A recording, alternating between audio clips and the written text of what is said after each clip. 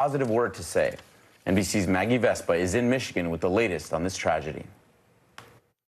Run! Terror on a college campus and another community shattered. I could hear gunshots like directly behind my head. I just grabbed my backpack and my phone.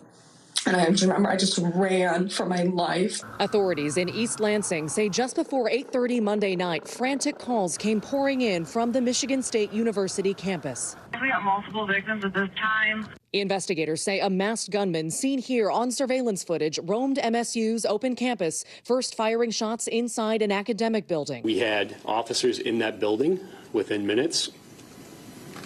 And in that building, they encountered several students who were injured. Minutes later, more gunfire in the nearby student union. We cannot keep living like this. In all, 8 students shot, 3 killed. Brian Frazier, Ariel Diamond Anderson, and Alexandria Verner, reportedly studying biology and anthropology. Her high school saying she exemplified kindness. The 5 wounded, in critical condition, doctors overwhelmed. Meanwhile, a manhunt was underway. Police working with the FBI releasing surveillance images of the suspect. 17 minutes later, the crucial tip. A citizen IDing the suspect as Anthony McRae, a 43-year-old with no known connection to MSU. Police say he took his own life hours after the shooting. His father telling NBC News McRae turned evil and mean after his mother's death. Investigators highlighting McRae's record, most recently pleading guilty to a misdemeanor weapons charge in 2021. He was ineligible to possess or purchase a firearm. So one of the things that we're going to need to know is, how did he get that weapon? In East Lansing, the horror still fresh. Tell me about the frat house. He came really close? Yeah. During the rampage, freshman Gage Tureau sheltered in his dorm room with a dozen others. A neighbor's camera capturing what appears to be the gunman walking near his fraternity house. Nobody knows how to digest this. People are walking around campus really, scared. Jackie Matthews knows that fear. A senior at MSU, she's from Newtown, Connecticut, and was inside a nearby middle school under lockdown during the Sandy Hook massacre. This needs to be more than a news story tomorrow. Unfortunately, multiple people reach out to me who have experienced other mass shootings who are at Michigan State, and there is nothing that will ever be okay about that. A generation all too accustomed to mass shootings, now the target of America's latest. Our thanks to Maggie for that report. The special counsel investigating Donald Trump's handling of classified documents is seeking testimony from a lawyer of the former president, according to a source familiar with the matter. Prosecutors allege they have evidence that some of Donald Trump's conversations with attorney Evan Corcoran were in furtherance of a crime. The source said special counsel Jack Smith has asked the judge to allow prosecutors to invoke the crime fraud exception, which would let them skirt prosecutions and protections of attorney-client privilege. NBC News has asked Corcoran and a spokesperson for the former president for comment. A one-time ally to former President Trump officially announced her challenge against him. Former South Carolina governor and U.S. ambassador to the United Nations, Nikki Haley, declaring that she is running for the Republican nomination for president. NBC's Bree Jackson joins us now from Washington with more. Bree, good morning. Safe to say the 2024 race has officially kicked off. That's right. Good morning, Philip. Well, as you just said, the former South Carolina governor and UN ambassador is the first prominent Republican to throw her hat in the ring for the 2024 election and challenge the presumed frontrunner, former President Donald Trump. Haley released a video alongside her announcement in which she touted her background and stated that it's time for a new generation of Republicans to step up. Take a listen. I was born and raised in South Carolina, so I have seen the very best of our country. The Washington establishment has failed us over and over and over again. It's time for a new generation of leadership. You should know this about me. I don't put up with bullies. And when you kick back, it hurts them more if you're wearing heels. I'm Nikki Haley, and I'm running for president. Now, though Haley served for almost 2 years in the Trump administration as UN ambassador, she's often had a contentious relationship with the former president. She condemned his actions following the January 6th attack on the U.S. Capitol, but later said that she would still support him if he were to run again in 2024. Mr. Trump posted on Truth Social on Tuesday saying, even though Nikki Haley said, I would never run against my president, he was a great president, the best president in my lifetime, I told her she should follow her heart and do what she wants to do. I wish her luck. Now, Haley might soon find that she's not the only South Carolinian running in this race. Republican Senator Tim Scott is expected to announce his candidacy in the coming weeks as well. So we'll hear more from Nikki Haley later today when she gives her in-person announcement in Charleston, South Carolina. Philip. So it begins. All right, Bree, thank you. A top White House official says that 3 unidentified flying objects might be commercial or benign. After attending a briefing, senators called out President Biden. President Biden owes the American people an explanation. I have a better understanding, but the American people need and deserve to know more. They can say what they know, what they don't know, and don't reveal sources and methods. The White House is considering having President Biden officially address the issue. Meanwhile, later today, the Senate Commerce Committee will hear from the acting FAA administrator, where questions about espionage will be addressed and about airspace will be addressed. Now to the latest in the Alec Murdaugh double murder trial. Jurors hearing emotional testimony from the sister of Alec's slain wife. She took the stand for the prosecution. NBC's Katie Beck is there. On the stand Tuesday with striking resemblance to Maggie Murdaugh, her older sister, Marion Proctor. Was that the last time you talked to her? Yes. Testifying through tears about the night she learned her sister and nephew were murdered. I didn't think it was true. I said there has to be a mistake. Recently released police body cam footage also shows Alec Murdaugh emotional that night, distraught and pacing when police arrive. It's official that they're dead? Yes, sir, that's what it looks like. Proctor recalls a conversation with Murdaugh in the days after the murders, when she says he oddly claimed his top priority was then to clear Paul's name in the boat crash case. Thought his priority should have been focusing on finding out who killed Maggie and Paul. She recalls Murdaugh's devastation, but says they never discussed a search for a killer, despite concern from the family that one was on the loose. I think everybody was afraid, and Alec didn't seem to be afraid. The defense questions focused on family dynamics, especially in the time just before the murders. Do you believe Alec's relationship with Maggie was? It was good. It wasn't perfect, but Maggie was happy. And I think she was happy. Our thanks to Katie for the update. Moving now to breaking news from New Mexico State University. The school's chancellor said in a statement he is firing men's basketball coach Greg Heyer days after the school canceled the remainder of the team's season. Chancellor Dan Arvizo added the school is working to understand what happened and put systems in place to ensure it doesn't happen again. Heyer was in his first season as the Aggies coach. The news comes days after the school suspended the rest of the men's basketball season following allegations of hazing in the program. A redacted NMSU police report alleged counts of false imprisonment, criminal sexual contact, and harassment against several team members.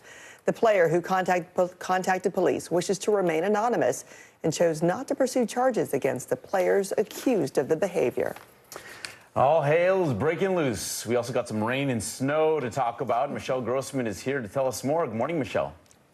Hey there, guys. Great to see you. Yeah, we're tracking some rain, some snow, some really gusty winds, and also the chance for severe storms, especially this evening into the overnight hours. That's going to extend into Thursday as well. So we have an area of low pressure. It's going to be intensifying today, tracking into the Central Plains, and that's where we're going to watch warm air kind of interacting with the storm, erupting some severe weather later on this evening. By tomorrow, that heavy snow is from the plains to the Great Lakes, and then widespread severe storms from Ohio all the way to Alabama. This will move off to the East Coast, bringing some wet weather on Friday. For the severe threat, especially this evening and overnight, 14 million people at risk. We're looking at the chance for tornadoes, and some could be intense. That's a look at the big weather story of the day. Here's a closer look at your day ahead. All right, another warm day in the Northeast and Mid-Atlantic. Portions of the Ohio Valley. Temperatures in the 60s and 70s, 73 today in Richmond. And we're warm, too, in the Southern Plains, 75 in Dallas, 81 in San Antonio. All right, continues to feel like spring in the east. We'll talk about those temperatures coming up. Okay, can't wait to hear it. Thank you, Michelle. Fast forwarding into your Wednesday, it is party time in Kansas City. For the second time in 4 years, the city will host a Chiefs Super Bowl parade. Patrick Mahomes and the Chiefs beat the Eagles in Super Bowl 57 on Sunday. Louis Vuitton named Grammy winner Pharrell Williams as its new creative director of menswear. His first collection will be revealed at Men's Fashion Week in June. Bruce Springsteen is driving down Thunder Road en route to 22 new tour dates in the U.S. and Canada. The new leg of the tour for Springsteen and the E Street Band will run from August to December. How many of you were up there? At least like 11. How real is this going back to the moon? How you doing, Lester?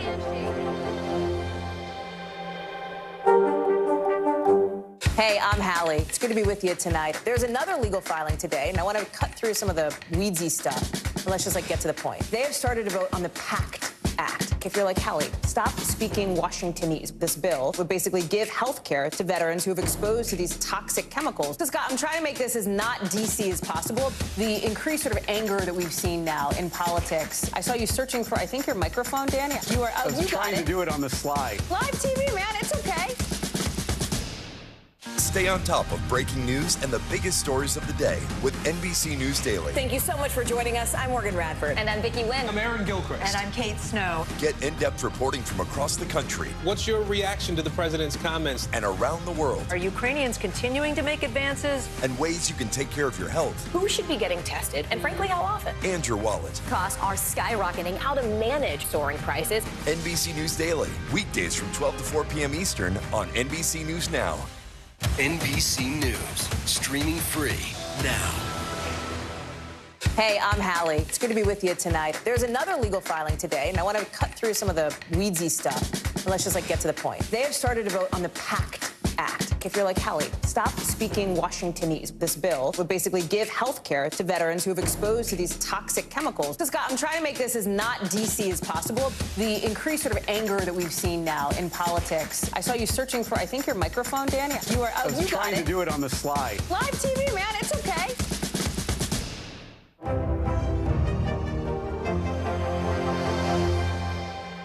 NBC News, streaming free now.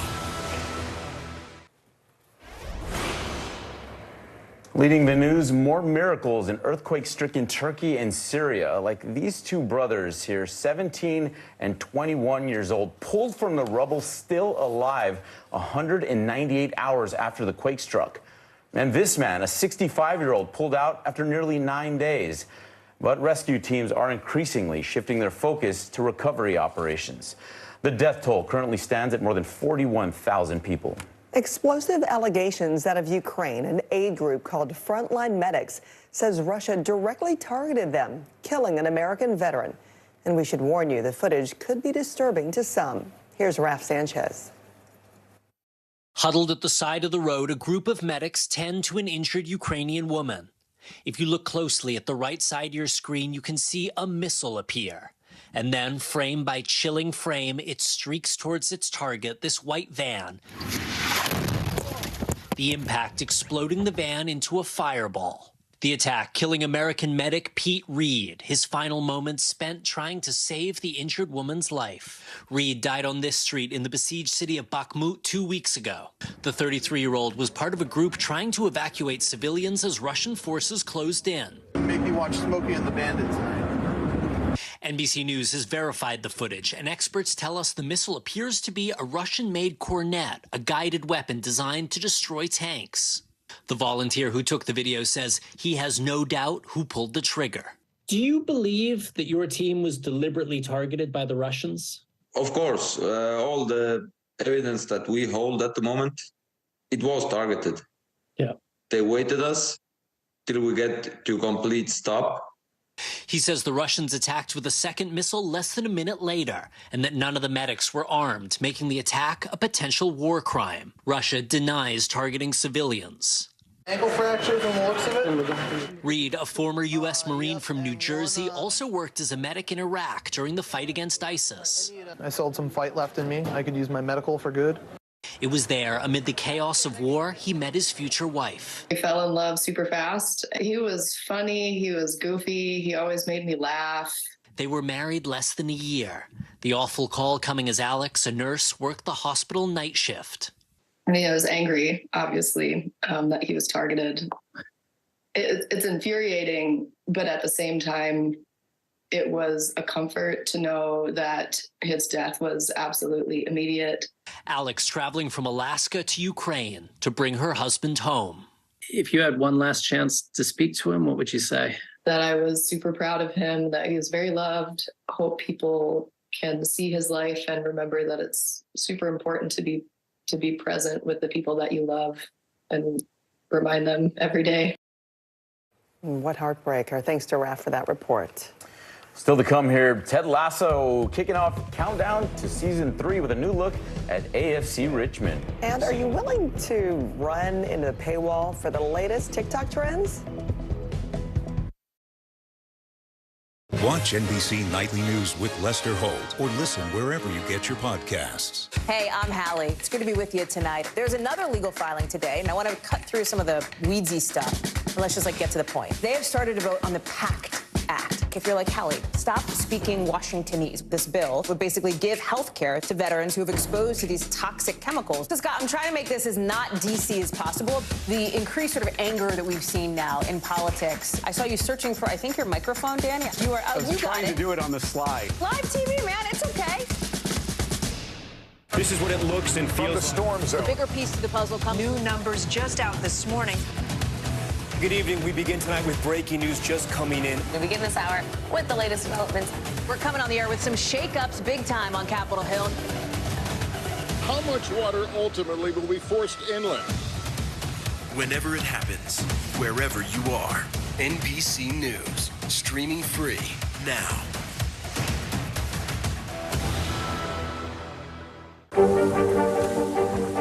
How many of you were up there? At least like 11. How real is this going back to the moons? How you doing, Lester?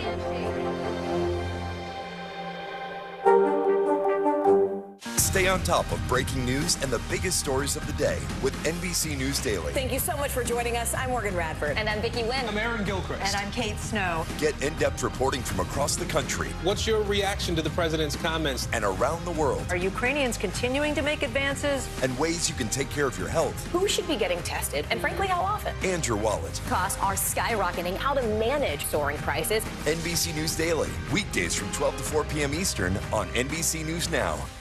We begin top story with that breaking news. This is just in. A lot of stories to get to. What do people need most right now? Did the state and or law enforcement drop the ball anywhere? Are we headed for a recession or a recovery? Migrant families now stranded in Mexico. What's the World Cup experience been like? The civilian effort is not just about fighting, it's also about helping. Every night, it's your news playlist. Top Story with Tom Llamas. Streaming weeknights at 7 on NBC News Now. NBC News, streaming free now. I feel like every single person is an inspirational leader or teacher in some way. What can I do in my life? What can I take from this person's story?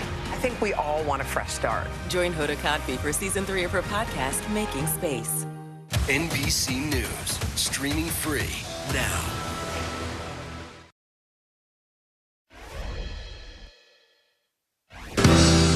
Well, if seeing is believing, I believe we've been seen.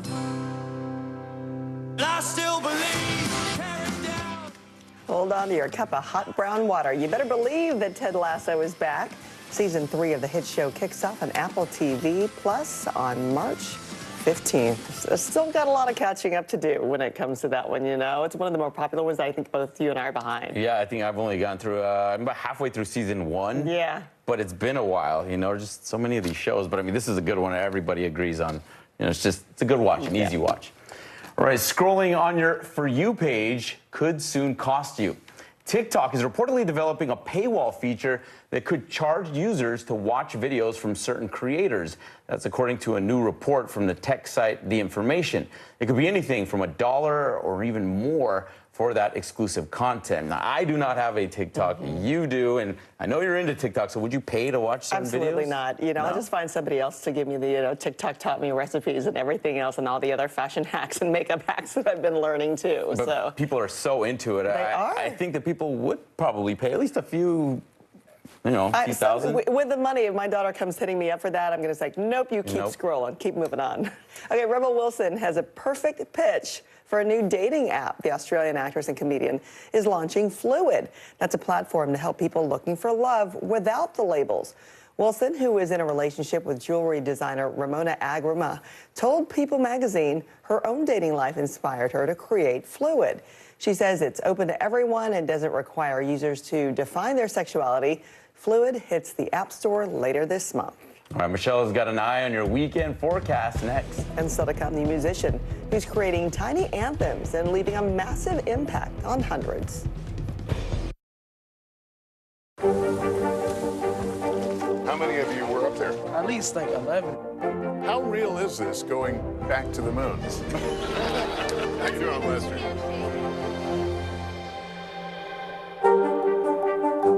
We begin tonight with breaking news just coming in. Whenever it happens, wherever you are, NBC News, streaming free now. The day's biggest political stories with trusted insight and expert analysis. A daily look at the politics behind the headlines. Meet the Press Now, streaming weekdays at 4 p.m. on NBC News Now. Hey, podcast fans, ready to unlock our true crime mysteries? Try Dateline Premium on Apple Podcasts. You'll get early access to originals, plus bonus content, and everything is ad-free. So head to Apple Podcasts now to subscribe. Stay on top of breaking news and the biggest stories of the day with NBC News Daily. Thank you so much for joining us. I'm Morgan Radford. And I'm Vicki Wynn. I'm Aaron Gilchrist. And I'm Kate Snow. Get in-depth reporting from across the country. What's your reaction to the president's comments? And around the world. Are Ukrainians continuing to make advances? And ways you can take care of your health. Who should be getting tested? And frankly, how often? And your wallet. Costs are skyrocketing. How to manage soaring prices. NBC News Daily. Weekdays from 12 to 4 p.m. Eastern on NBC News Now. Hey, I'm Hallie. It's good to be with you tonight. There's another legal filing today, and I want to cut through some of the weedsy stuff. And let's just get to the point. They have started to vote on the PACT Act. If you're like, Hallie, stop speaking Washingtonese. This bill would basically give health care to veterans who have exposed to these toxic chemicals. So, Scott, I'm trying to make this as not DC as possible. The increased sort of anger that we've seen now in politics. I saw you searching for, I think, your microphone, Dan. You are. I was trying to do it on the slide. Live TV, man. It's okay. We begin tonight with breaking news just coming in. Whenever it happens, wherever you are, NBC News, streaming free now. For Dateline Premium, subscribe now on Apple Podcasts. This is what it looks and feels the latest like. the bigger piece to the puzzle. We begin tonight with breaking news. How much water ultimately will be forced inland? Whenever it happens, wherever you are, NBC News, streaming free now. Watch NBC Nightly News with Lester Holt or listen wherever you get your podcasts. Welcome back on this Wednesday. Never too early to take a look at that weekend, and not a great start on the East Coast. We're looking at rain on Friday, also tumbling temperatures throughout the day, even seeing some snow in portions of upstate New York into northern New England. Colder behind that cold front that's moving through right now, so we're going to be colder in the Ohio Valley, where warmer air is going to be working in later on in the weekend. Bitter chills on Saturday. We'll be right back. The big variable, the storm surge. How much water will ultimately be pushed inland? How many of you were up there? At least like 11. How real is this going back to the moon? What our top story tonight? You guys okay? Yeah. Oh my goodness. What kind of training? How you doing, Lester? This is what it looks and feels From the like. storm zone. The bigger piece to the puzzle. New numbers just out this morning. We begin with breaking news just coming in. Russia has launched another round of attacks. What was it like when you came back and saw your neighborhood like this? They say that in modern war, there aren't any front lines anymore. Here, there certainly are. We begin with the breaking news. Hurricane Ian gaining in strength. We've had some of the strongest winds here. How many of you were up there? At least like 11. Now to the economy as Americans face the highest inflation rate in decades. How does this all impact your wallet? More fallout from Elon Musk's Twitter takeover. An urgent warning this hour about the flu. How does RSV specifically hit some kids so hard, and then it seems like it almost doesn't affect others? Can voters trust that you will be able to do this job? Why should voters believe you? This special election night. We love it. We live for this. We have a substantial team of NBC News correspondents fanned out. This is the first time we've not been able to call control of the House on election night. Tonight, we'll take an unflinching look at the resurgence of anti-Semitism in America. They're waiting until Title 42 is lifted before they decide whether to cross into the United States. What made you decide to go the medicinal healing route for what you're growing here? Who should be accountable? The city points the finger at the state at the city. Making news right now. We are live on the ground there. I want to show you an up-close look at what we're talking about here. The news continues right now.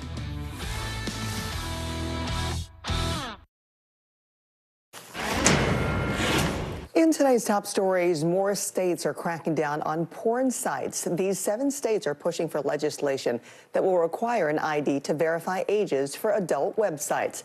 Louisiana passed a similar law last month by putting age verification in place. The bill aims to keep children off those sites. A bill in Arkansas passed the House this month, while a similar bill in Mississippi and Virginia are close to passing. Officials in South Carolina are pointing fingers after seizing over $15 million worth of fake championship rings. This happened at a collectibles store and involved counterfeit rings from several college and pro sports titles. The Secretary of State's office says the investigation continues. It is a perfect gift for that special someone. We're not talking about that leftover half-price Valentine's Day candy at the store, but a love song written just for them. Here's Scotty Schwartz. I think we know how this story begins. In a tiny basement studio in Portland, Oregon, there's something special about the lyrics floating in the air. They're still strangers at this point. This modern-day bard is writing ballads about ordinary, everyday people.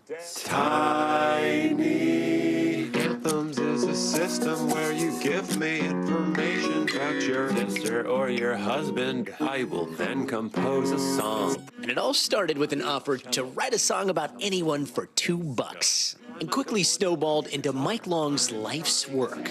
Today, Mike charges about $300 per song, putting more than 20 hours each into the composition.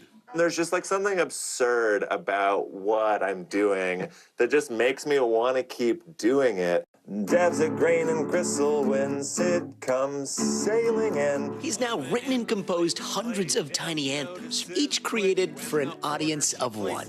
I've never experienced a gift like that before. For Dev Sirk and Sid Snyder, Tiny Anthems has become the soundtrack of their lives. There are very few people in this world that have a love song written about them. That is so true, and we have 3 of them. And Mike's creative process can be as unpredictable as his lyrics. His orchestra, just about anything that makes a sound. And watching him create music from thin air is simply magical.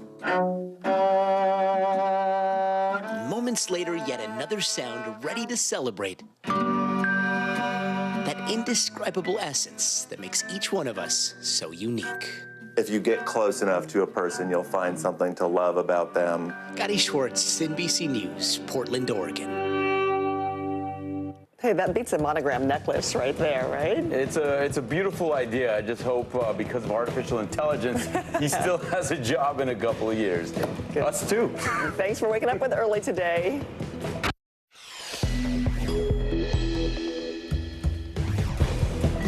Michigan State in mourning. The university holding vigils to remember the 3 students killed in a mass shooting as police investigate why the gunman targeted the school.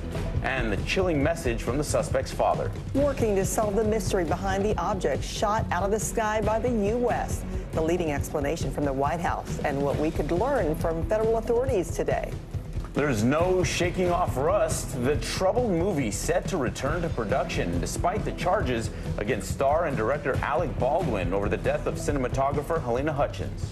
The race for the Republican ticket. Former South Carolina Governor Nikki Haley throws her hat in the ring for 2024, putting her on a collision course with Mr. Trump. Bringing the magic for Patrick Mahomes and the Chiefs. How Kansas City is gearing up to celebrate its Super Bowl champs today. It's Wednesday, February 15th. Early Today starts right now. Good morning, I'm Philip Mena. Glad you're with us. I'm Frances Rivera. New details are emerging about the man accused of killing 3 Michigan State University students. A citizen ID'd 43-year-old Anthony McCray after police released these surveillance photos. Michigan's Attorney General says McCray was ineligible to possess or purchase a firearm after he pleaded guilty to a misdemeanor weapons charge in 2021.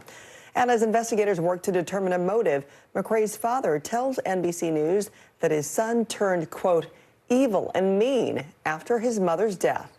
Our Chris Pallone is in Michigan with the latest. Videos posted on social media show the terror and fear gripping Michigan State University as a gunman roamed the campus. I thought that I was going to die. Claire Papulius was in Berkey Hall attending a night class just after 8 when the gunman walked in. 3 or 4, really, I could hear gunshots, directly behind my head. And I could see the smoke, like gunpowder or something from the weapon firing, and then I could smell, and immediately I dropped to the floor. She says students in the back helped the wounded as others broke open a window and helped survivors escape. I will never forget the screams of my classmates. Claire called her mother as the attack was still unfolding. I heard 3 gunshots and screaming, and we jumped in our car and drove up there. Hundreds of officers swarmed the campus. Police say the attacker killed 2 students in Berkey Hall before killing another near the student union just down the street. Then, after a short manhunt, police found the 43-year-old gunman dead. They say he shot himself. I'm enraged. I'm angry. Students' emotions boiling over from the constant threat of violence. It shouldn't be that we are having to protect ourselves by barricading doors, hiding in basements. We have to be calling our loved ones and not wanting to hang up the phone because we're not sure if it's the last time we'll talk to them. Now, as yet another American campus reels from the shock and grief of what should be the unthinkable, the search for answers is just getting underway. Chris Pallone, NBC News, East Lansing, Michigan. The hero who helped prevent bloodshed in Monterey Park, California, will be honored again today. 26-year-old Brandon Say made national headlines after he wrestled the gun away from a shooter who had killed 11 people at a dance studio. President Biden celebrated him at the State of the Union, and tonight, Say and first responders will be honored at a Monterey Park City Council meeting. A one-time ally to former President Trump officially announced her challenge against him. Former South Carolina governor and U.S. ambassador to the United Nations, Nikki Haley, declared she is running for the Republican nomination for president. NBC's Bree Jackson joins us now from Washington with more. And Bree, good morning. It's safe to say the 2024 race is officially kicked off after this, wouldn't it? Yeah, that's right. Good morning, Francis. Well, as you just said, the former South Carolina governor and UN ambassador is the first prominent Republican to throw her hat in the ring for 2024 election and challenge the presumed frontrunner, former President Trump. Haley released a video alongside her announcement in which she touted her background and stated that it's time for a new generation of Republicans to step up. Take a listen.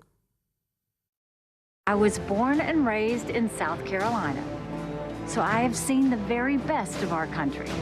The Washington establishment has failed us over and over and over again. It's time for a new generation of leadership. You should know this about me. I don't put up with bullies. And when you kick back, it hurts them more if you're wearing heels. I'm Nikki Haley, and I'm running for president. Now, although Haley served for almost 2 years in the Trump administration as UN ambassador, she's often had a contentious relationship with the former president. She condemned his actions following the January 6 attack on the U.S. Capitol, but later said that she would still support him if he were to run again in 2024. Mr. Trump said in a statement through his campaign spokesperson on Tuesday, even though Nikki Haley said, "I would never run against my president. He was a great president, the best president in my lifetime. I told her she should follow her heart and do what she wants to do. I wish her luck." Haley might soon find that she's not the only South Carolinian running in this race. Republican Senator Tim Scott is expected to announce his candidacy in the coming weeks as well. So we'll hear more from Nikki Haley later today when she gives her in-person announcement in Charleston, South Carolina. Francis. Okay, she's the first in line to go up against Trump. We'll see who follows suit after that in the days to come. Bree, thank you. The oldest member of the Senate says her time in the chamber is coming to an end. California Democrat Dianne Feinstein announced that she will retire from Congress after the 2024 election. The 89-year-old has been facing calls for years to step aside. Her eventual exit kickstarts what's expected to be a crowded race to replace her. House Democrats Adam Schiff and Katie Porter have already announced their bids for Feinstein's seat ahead of 2024. The special counsel investigating Donald Trump's handling of classified documents is seeking testimony from a lawyer of the former president. According to a source familiar with the matter, prosecutors allege they have evidence that some of Donald Trump's conversations with attorney Evan Corcoran were in furtherance of a crime.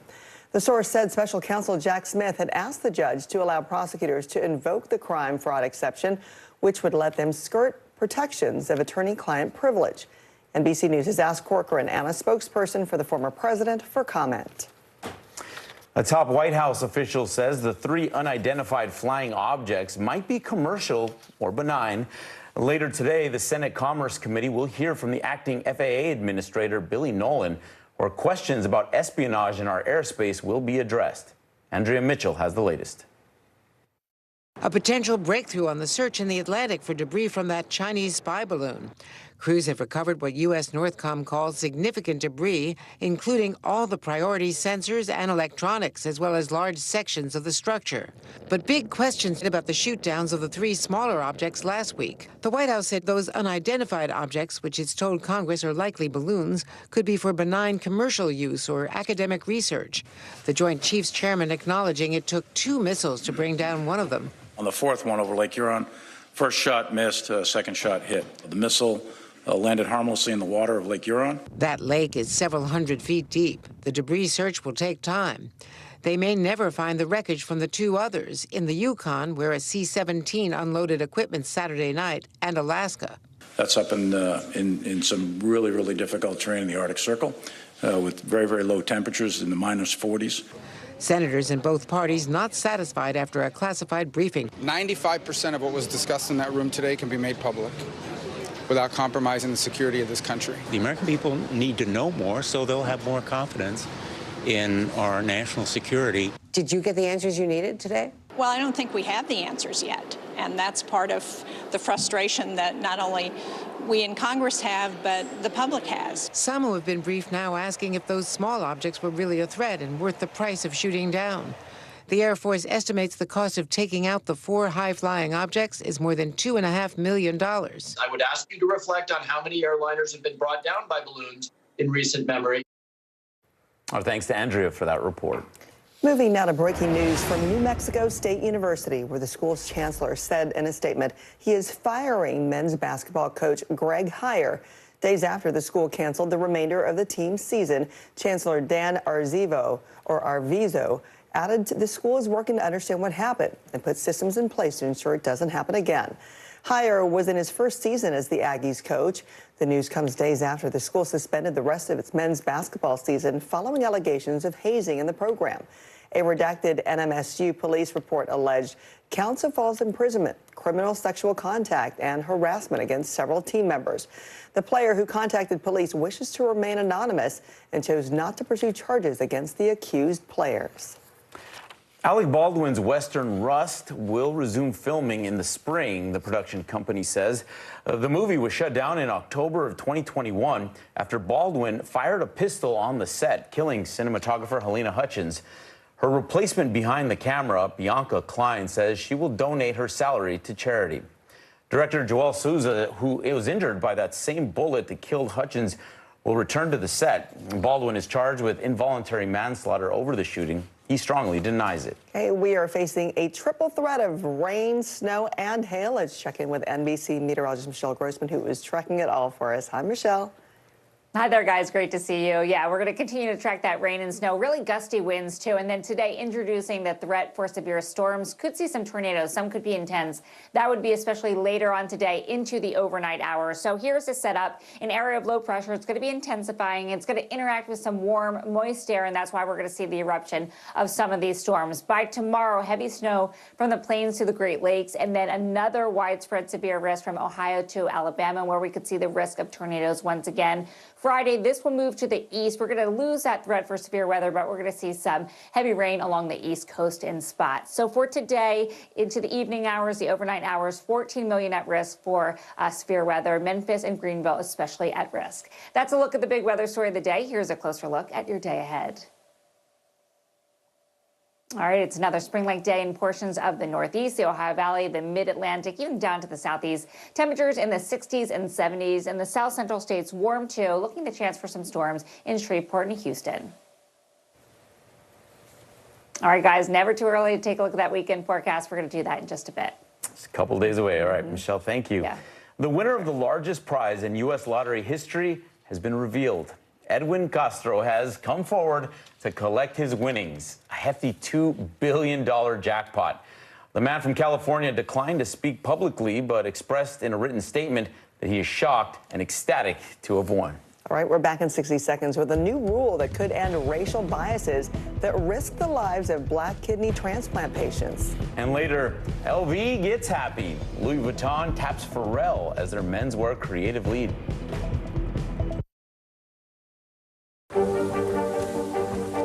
How many of you were up there? At least like 11. How real is this going back to the moon?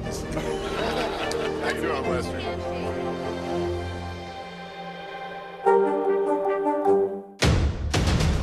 The day's biggest political stories with trusted insight and expert analysis.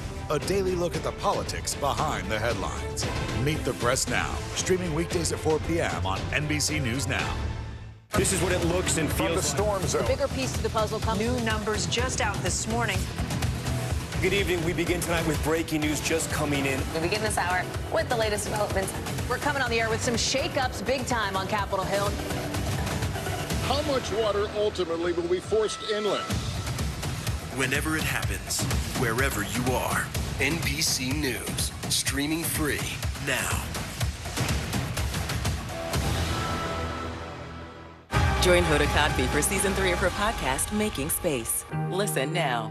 This is what it looks and feels. With the latest development. The bigger piece of the puzzle. We begin tonight with breaking news. How much water ultimately will be forced inland? Whenever it happens, wherever you are, NBC News, streaming free now. The big variable, the storm surge. How much water will ultimately be pushed inland? How many of you were up there? At least like 11. How real is this going back to the moon? What our top story tonight? You guys okay? Yeah. Oh my goodness. What kind of training? How you doing, Lester?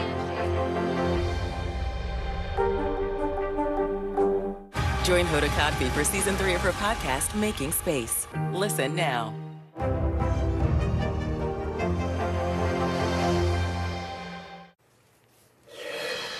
For those suffering from kidney failure, the wait for a transplant can be agonizing, and it can take even longer for black patients because of a test that many say is racially biased. But as Yamiche Alcindor reports, that is finally changing. Crystal Higgins developed kidney disease 13 years ago and got a transplant in 2012. But her disease returned, and for the last 6 years, she's been driving 40 miles 3 times a week to spend hours at dialysis. And the alternative is not being alive anymore. So I want to see my daughter grow up. I know it's hard on her to watch her mom. I've been sick her whole life. What's the hardest part of just living through this and waiting for a kidney transplant? The hardest part is the wait. Sometimes I get anxious when my phone rings because I don't know if it's a call for a transplant. So I feel like my heart races every time I I hear my phone ring. That call may come sooner for Higgins because of a national rule that will remove a test seen as racially biased in determining who gets a transplant. What's changing now is we have a growing awareness that inclusion of race variables is inaccurate to a large degree and also contributes to disparities in access to care. Historically, Black patients have had to wait longer for kidney transplants than other races, in part because of an outdated test that overestimated kidney function in African Americans. The nation's transplant system is now banning that test and instructing every kidney transplant program to credit affected Black patients with time. Black people are 4 times more likely to be diagnosed with kidney failure than white people. The median wait time for Black patients added in 2014 was 64 months compared to 37 months for white patients. Pavlakis says Black patients on the list should receive a letter from their transplant program, adding the average Black patient could get a kidney between 1 and 2 years sooner than before. We are hoping that this will be an example of a restorative justice in medicine. For Crystal Higgins, whose friend died in 2020 waiting for a kidney transplant, the change feels bittersweet. Do you worry this is coming too late? For some people, it definitely came too late. I'm really hoping to get a call any day now to come in for a kidney transplant. I packed a bag so that if I receive a call, I'm ready to go. Yamiche Alcindor, NBC News, Olive Branch, Mississippi. Still to come, her heart will go on in this new rom-com. Celine Dion back on the big screen for love again. Plus, digging through trash, they uncovered a treasure inside the quest to return signed Jordan jerseys to its owner.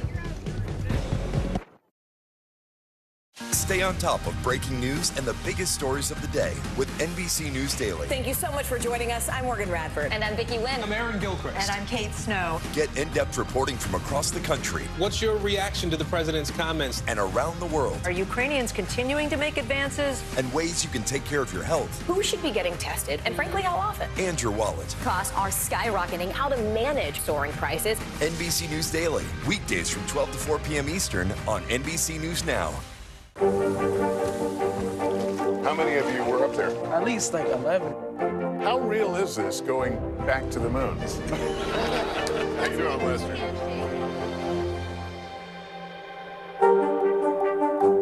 For Dateline Premium, subscribe now on Apple Podcasts. Stay on top of breaking news and the biggest stories of the day with NBC News Daily. Thank you so much for joining us. I'm Morgan Radford. And I'm Vicki Wynn. I'm Aaron Gilchrist. And I'm Kate Snow. Get in-depth reporting from across the country. What's your reaction to the president's comments? And around the world. Are Ukrainians continuing to make advances? And ways you can take care of your health. Who should be getting tested? And frankly, how often? And your wallet. Costs are skyrocketing. How to manage soaring prices. NBC News Daily. Weekdays from 12 to 4 p.m. Eastern on NBC News Now. Hey, podcast fans, ready to unlock our true crime mysteries? Try Dateline Premium on Apple Podcasts. You'll get early access to originals, plus bonus content, and everything is ad-free. So head to Apple Podcasts now to subscribe. We begin top story with that breaking news. This is just in, a lot of stories to get to. What do people need most right now? Did the state and or law enforcement drop the ball anywhere? Are we headed for a recession or a recovery? Migrant families now stranded in Mexico. What's the World Cup experience been like? The civilian effort is not just about fighting, it's also about helping. Every night, it's your news playlist. Top Story with Tom Llamas. Streaming weeknights at 7 on NBC News Now. How many of you were up there? At least like 11. How real is this going back to the moon? How you doing, Lester?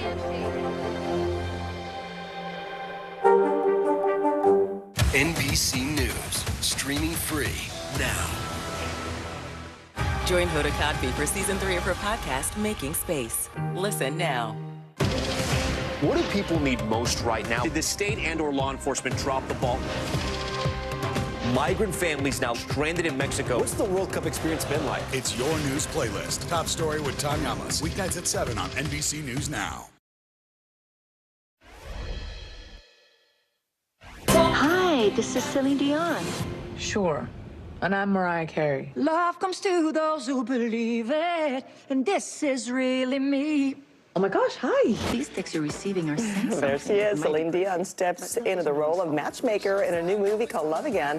It stars Priyanka Chopra Jonas and Sam Heughan. And there's also a cameo by Nick Jonas and new music from Celine Dion. It is coming to theaters in May. Volunteers were cleaning up trash from Hurricane Ian when they discovered some sports treasure. A group called Rebuild Southwest Florida found 2 signed Michael Jordan jerseys in Bonita Beach. So now they're trying to find the owner. They're even asking if anyone has connections to Jordan himself to see if maybe they can get those jerseys replaced. Anyone with information can contact the group through their Instagram page. I mean, it's very nice of them to try to reach out and find the owner there. I was going to say, so much of our buried treasure, a lot of people be like, hey, this is huge, it's mine, finders keepers. Finders keepers, yeah. I mean, unless it's signed personally to them, which I don't think that was, I think it would be okay with them donating, you know, maybe selling it and the proceeds go to the, you know, people who really need it over there. Really, really good people behind that. All right, Louis Vuitton is surely happy to announce their new menswear creative director. The fashion label tapped Grammy winner Pharrell Williams for the position previously held by the late Virgil Abloh. Williams' first collection for the brand will be revealed at Men's Fashion Week.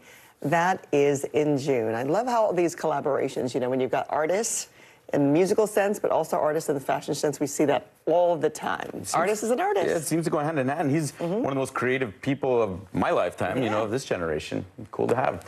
All right, coming up, Michelle's got an early look at our weekend forecast. And later, our top stories, including an update from actor Jeremy Renner, how he's using humor to recover from his snowplow accident. This is what it looks and feels. What's the latest? The bigger piece to the puzzle. We begin tonight with breaking news. How much water ultimately will be forced inland? Whenever it happens, wherever you are, NBC News, streaming free now. The big variable, the storm surge. How much water will ultimately be pushed inland? How many of you were up there? At least like 11. How real is this going back to the moon? What our top story tonight? You guys okay? Yeah. Oh my goodness. What kind of training? How you doing, Lester? We begin tonight with breaking news just coming in. Whenever it happens, wherever you are, NBC News, streaming free now. How many of you were up there? At least like 11. How real is this going back to the moon? How you doing, Lester?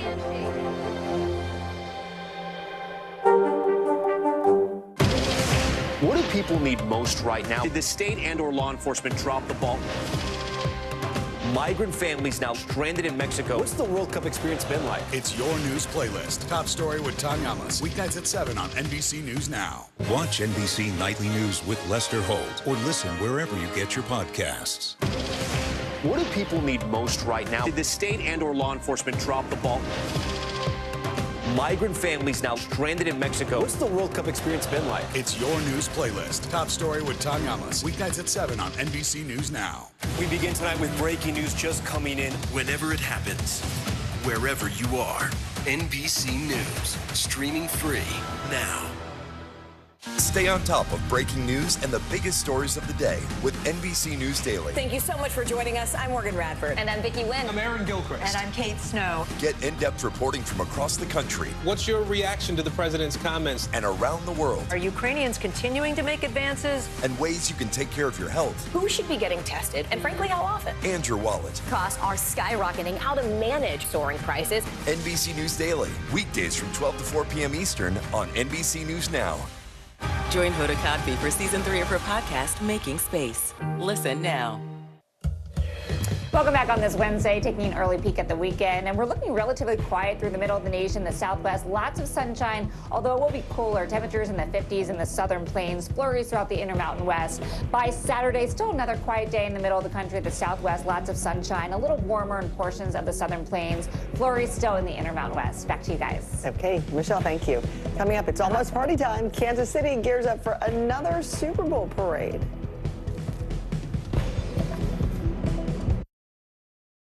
We begin tonight with breaking news just coming in. Whenever it happens, wherever you are, NBC News, streaming free now.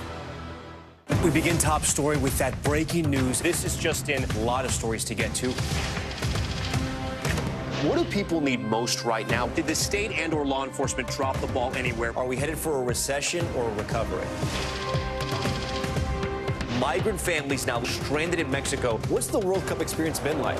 The civilian effort is not just about fighting, it's also about helping. Every night, it's your news playlist. Top Story with Tom Llamas, streaming weeknights at 7 on NBC News Now. The big variable, the storm surge. How much water will ultimately be pushed inland? How many of you were up there? At least like 11. How real is this going back to the moon? What our top story tonight? You guys okay? Yeah. Oh, my goodness. How you doing, Lester? We begin tonight with breaking news just coming in. Whenever it happens, wherever you are, NBC News, streaming free now. Stay on top of breaking news and the biggest stories of the day with NBC News Daily. Thank you so much for joining us. I'm Morgan Radford. And I'm Vicki Wynn. I'm Aaron Gilchrist. And I'm Kate Snow. Get in-depth reporting from across the country What's your reaction to the president's comments? and around the world, Are Ukrainians continuing to make advances? and ways you can take care of your health Who should be getting tested, and frankly, how often? and your wallet. Costs are skyrocketing. How to manage soaring prices. NBC News Daily, weekdays from 12 to 4 p.m. Eastern on NBC News Now. NBC News, streaming free now. For Dateline Premium, subscribe now on Apple Podcasts. In today's top stories, the Colorado Springs nightclub where a mass shooting claimed the lives of 5 people and injured 17 others will reopen. Club Q is set to open its doors this fall. The owner says it's redesigning the venue and will feature a permanent tribute to those who lost their lives 3 months ago. They want the club to continue being a safe haven for the LGBTQIA+ community. There is no stopping Jeremy Renner, the Marvel star, sharing a recovery update to Instagram while promoting his upcoming Disney Plus series, Renovations. The Hawkeye actor joked that he's, quote, in the shop now and working on himself. It's been over a month since his snowplow accident sent him to the ICU with more than 30 broken bones. Renner has been active on social media during his recovery, thanking fans for their patience and support. All right, it is almost time to celebrate in Kansas City. The Chiefs will be holding their second Super Bowl parade in 4 years in just a few hours. From our Kansas City affiliate, KSHB, Grant Stevens has a preview. Those thousands of fans are going to need somewhere to eat and drink. And we've got you covered on all of those. Record Bar and The Brick, both right off the parade's path, are learning from the last parade. What was that day of business like? Chaos, but in the best way possible. Roxy Danner at The Brick says they've streamlined their menu and schedule. Ben Gibson with Record Bar says people have already rented out the front patio space. Afterwards, people stay, they're still hanging out. We had to fight for our right to party! It's a huge day for the Chiefs, but it's also big for small businesses throughout the city. It's going to be a great day. I think a lot of people will be out. I think it's great for all the businesses down here. Gives us that extra little push that, you know, every business, especially after the pandemic, really appreciates. But Parade Day isn't just about the bottom line. Yes, it'll be busy, but it's also a chance for staff, for the city to come together and celebrate. Our staff really loves to celebrate, and we really love the Chiefs, and we just love our city. So any opportunity that we can come here and, I mean, work, but kind of not work, and just get to celebrate with the rest of the community, for us, that's a win in our books. Danner's got 4 final pieces of advice. Hydrate, Uber, eat something, but have a blast.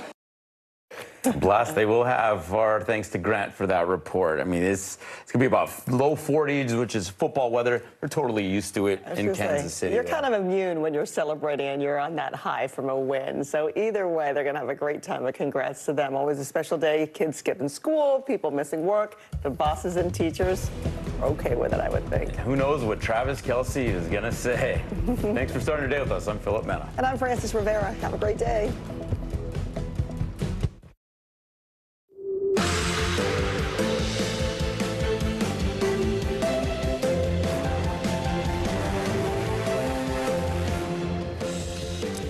Good morning. Good to have you with us. I'm Joe Fryer. And I'm Ellison Barber, in for Savannah Sellers.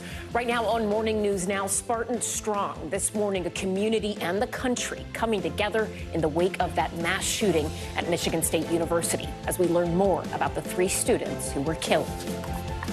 She was the best we have. She is going to be dearly missed. A piece of our community is gone. How the victims are being remembered this morning. Plus, new information about the gunman and the weapon used in the attack. A new challenger this morning. Signs of change in Washington as former Tea Party favorite turned governor Nikki Haley enters the Republican race for president against Donald Trump. And on Capitol Hill, longtime Senator Dianne Feinstein announces she's not running for re-election, marking the end of an era for Democrats. More on the jockeying already underway to replace her and what it all means for 2024. Plant power. Researchers giving us another reason to eat your greens. What a new study shows about the effects a plant-based diet could have on your health. And fashion forward, Pharrell sang it himself. It's not where he's been, but where he's about to go. This morning, music producer Pharrell Williams filling some big shoes as Louis Vuitton's new creative director for menswear, succeeding the late fashion icon Virgil Abloh. More on Pharrell's path to music, from music to art to fashion, and what it might mean for the future of the French luxury brand.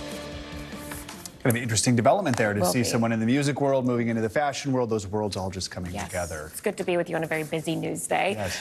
We begin this morning with the latest developments in the investigation into the Michigan State shooting. The school is still reeling, and investigators are still searching for a motive after a gunman went on a deadly rampage on campus Monday night. He opened fire at a residence hall and the student union. 3 students were killed in the violence. 5 others were injured. I do feel like it's going to be hard to recognize campus the same anymore. It's going to be hard to get used to it again.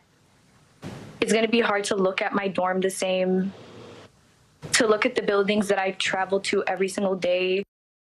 Police identified the students who were killed as Brian Frazier and Ariel Anderson, both sophomores, and Alexandria Verner, a junior. This morning, investigators are beginning to piece together evidence. They're also releasing new details about the suspected shooter, 43-year-old Anthony Dwayne McRae. They say he died off campus from a self-inflicted gunshot wound and that he had no ties to the school. The Michigan State community continues to mourn those who were killed, with vigils taking place across the state to honor the victims. The university is also planning to hold its own vigil tonight. NBC News correspondent Jesse Kirsch has the latest from East Lansing. This morning, another U.S. college town grieving after the nation's latest mass shooting. Michigan State University announcing sophomore Brian Frazier, junior Ariel Anderson, and junior Alexandria Verner were all killed when a gunman opened fire on campus Monday night. We would like to honor her. Verner honored late Tuesday at a vigil in her hometown, Clawson, Michigan. Her former high school principal describing her as an exemplary young person. You try to surround yourself with people that make you feel good as a human being. And that's what Al did to everyone. In a statement, Anderson's family saying in part the aspiring surgeon was passionate about helping her friends and family, assisting children, and serving people. Frazier was president of MSU's Phi Delta Theta chapter, the fraternity calling him a great friend to his Phi Delta brothers. I think all of us are numb to the whole situation. We have lived this our entire lives. 5 other students remain hospitalized. This fraternity surveillance video shared with NBC News appears to show the suspected shooter, Anthony Dwayne McRae, in the massacre's aftermath. McRae's father telling NBC News his son became reclusive, evil, and mean after his mother died 2 years ago.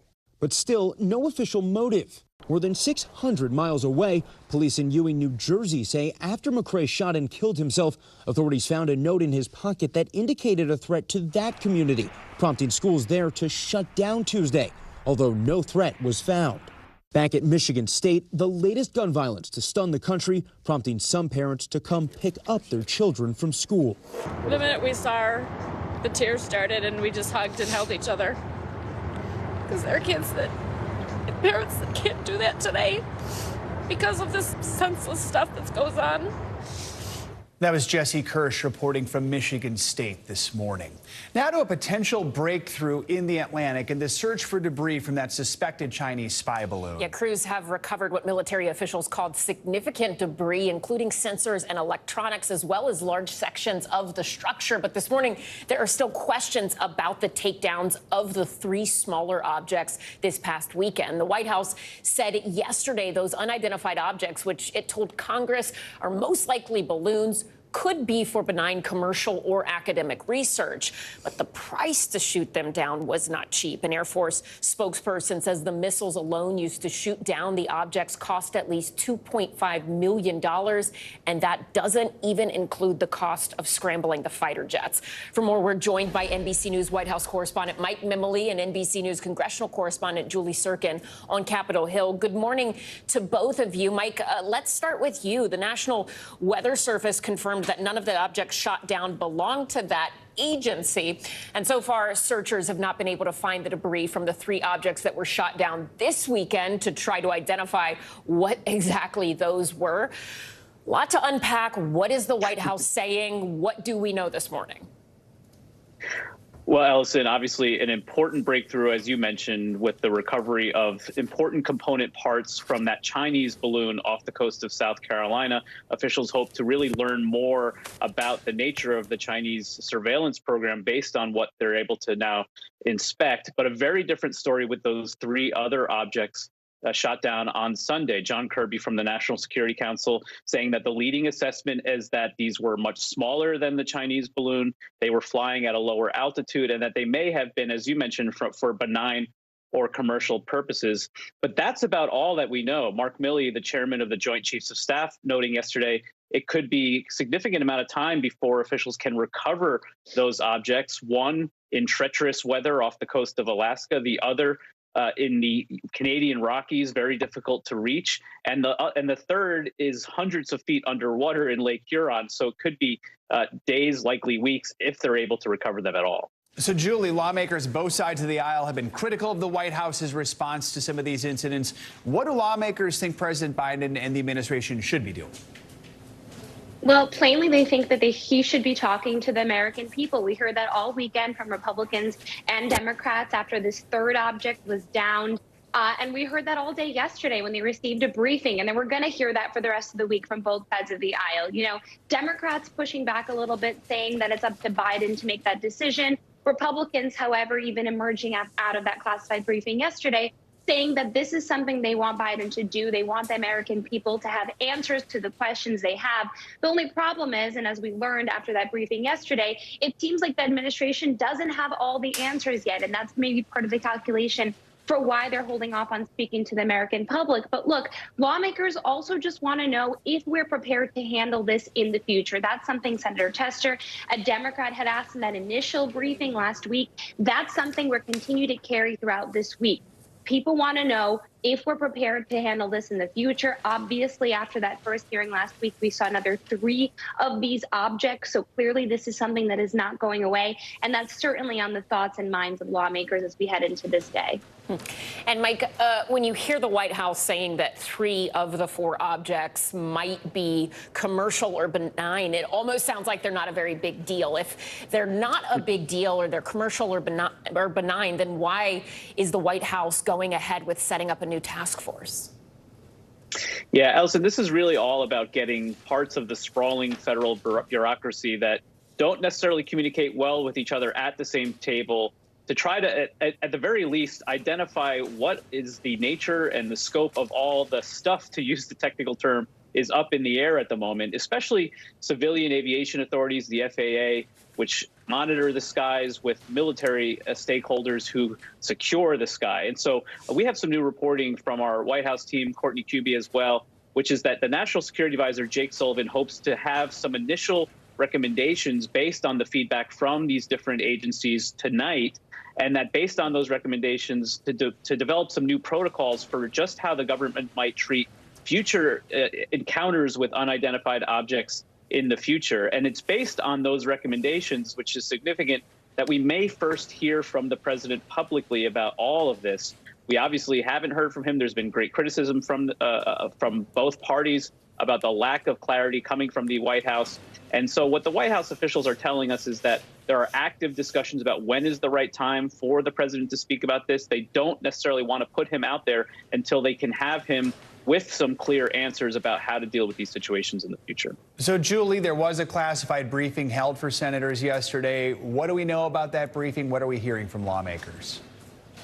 Look, we're hearing a lot more questions still than answers, but the good news is lawmakers emerged saying it's not alien, so at least that can be removed from the list. But at the same time, they don't know exactly what these objects are, and this is going to continue into the week. Just today, there's an unrelated hearing in the Commerce Committee with the acting FAA administrator on that system outage that I'm sure a lot of viewers are familiar with that grounded all those flights in the beginning of January. Well, this issue is still expected to come up there. Republicans on the committee, including Senator Marsha Blackburn, is planning to ask the FAA administrator about this, including why Pete Buttigieg, the transportation secretary, was not focused on this, she says. So you could see how Republicans particularly are going to tie this issue in to perhaps every other issue we see that sort of relates to this in any way in the coming weeks and days. And there's another classified briefing for all senators happening later today on China competitiveness with the U.S. in general, on the ground, in the sky, and technology. This is something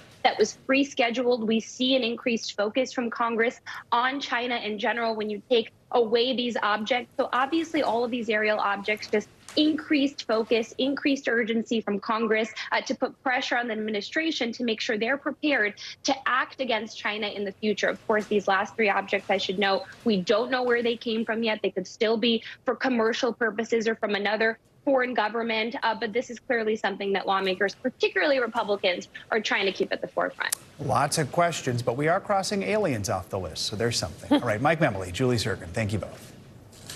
Right now to new developments this morning in the investigation into former President Donald Trump. The special counsel that's investigating Trump's handling of classified documents is trying to force a lawyer for the former president to testify before a grand jury. A source told NBC News that special counsel Jack Smith has asked a judge to allow prosecutors to invoke the so-called crime fraud exception and compel the attorney's testimony. The move would allow prosecutors to sidestep the attorney-client privilege between Trump and his lawyer, Evan Corcoran.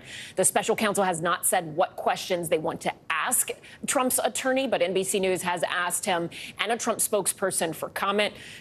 Former President Trump has previously called for the search for classified documents a witch hunt. Out of the race for the White House, Nikki Haley will be in Charleston, South Carolina this morning to kick off her presidential run with a campaign event there. The former South Carolina governor and U.S. ambassador to the UN officially announced her 2024 plans with this campaign video put out yesterday on social media. Haley is the first Republican to challenge former President Trump for the nomination. NBC's Ali Vitale joins us now from Charleston with a preview. Ali, good morning to you. So why did she announce her run now? And, I mean, was there any doubt she'd kick off her campaign anywhere other than South Carolina? Yeah, absolutely no doubt about it, Joe. She is South Carolina through and through, and she mentions that in the video that she put out yesterday, officially announcing, at least digitally, and now, of course, doing it here in person later this morning in the place that she has long called home and mentions in that video. Again, she's a former two-term governor here, and then, of course, went on to the world stage as part of the Trump administration. But for Haley, the thinking in announcing early is also just from a fundraising perspective, trying to make sure that she's got enough money coming in and can be clear and direct about her intentions for 2024 in the presidential to get enough money to actually make it for the long haul of this. I know that for some of us who do presidential politics, there's no such thing as getting into a race too early. But if you look at it on a calendar, she has to go for over a full calendar year if she wants to stretch this campaign into the primary and be able to beat not just Donald Trump, but the array of other people who we expect to also jump into this field. So fundraising and cash flow are going to be huge. That's part and parcel to this strategy as well. But look, she's getting out there today in person in South Carolina, a very important state on the presidential calendar. And then she'll go to some of the other ones that we often keep our eye on, New Hampshire and Iowa in the coming weeks, kicking her campaign off in true presidential fashion, hitting all the places that she's going to need to be spending a lot of time in. And I think by proxy, I will be spending a lot of time there as well, as usual. A lot of time for a long period of time. You know, I mean, it is not a huge surprise that Haley's running for president, but it is noteworthy notable that Trump is now officially facing some competition for the nomination. So now that she's in, do we think the floodgates are going to open up? Can we expect others to follow, like, say, Florida Governor Ron DeSantis? And look, that's a question that not just you are asking, but other reporters were asking yesterday in Florida, for example. I think we have that sound if you want to play it. Nikki Haley announced her presidential run today. Do you plan on following suit? Wouldn't you like to know?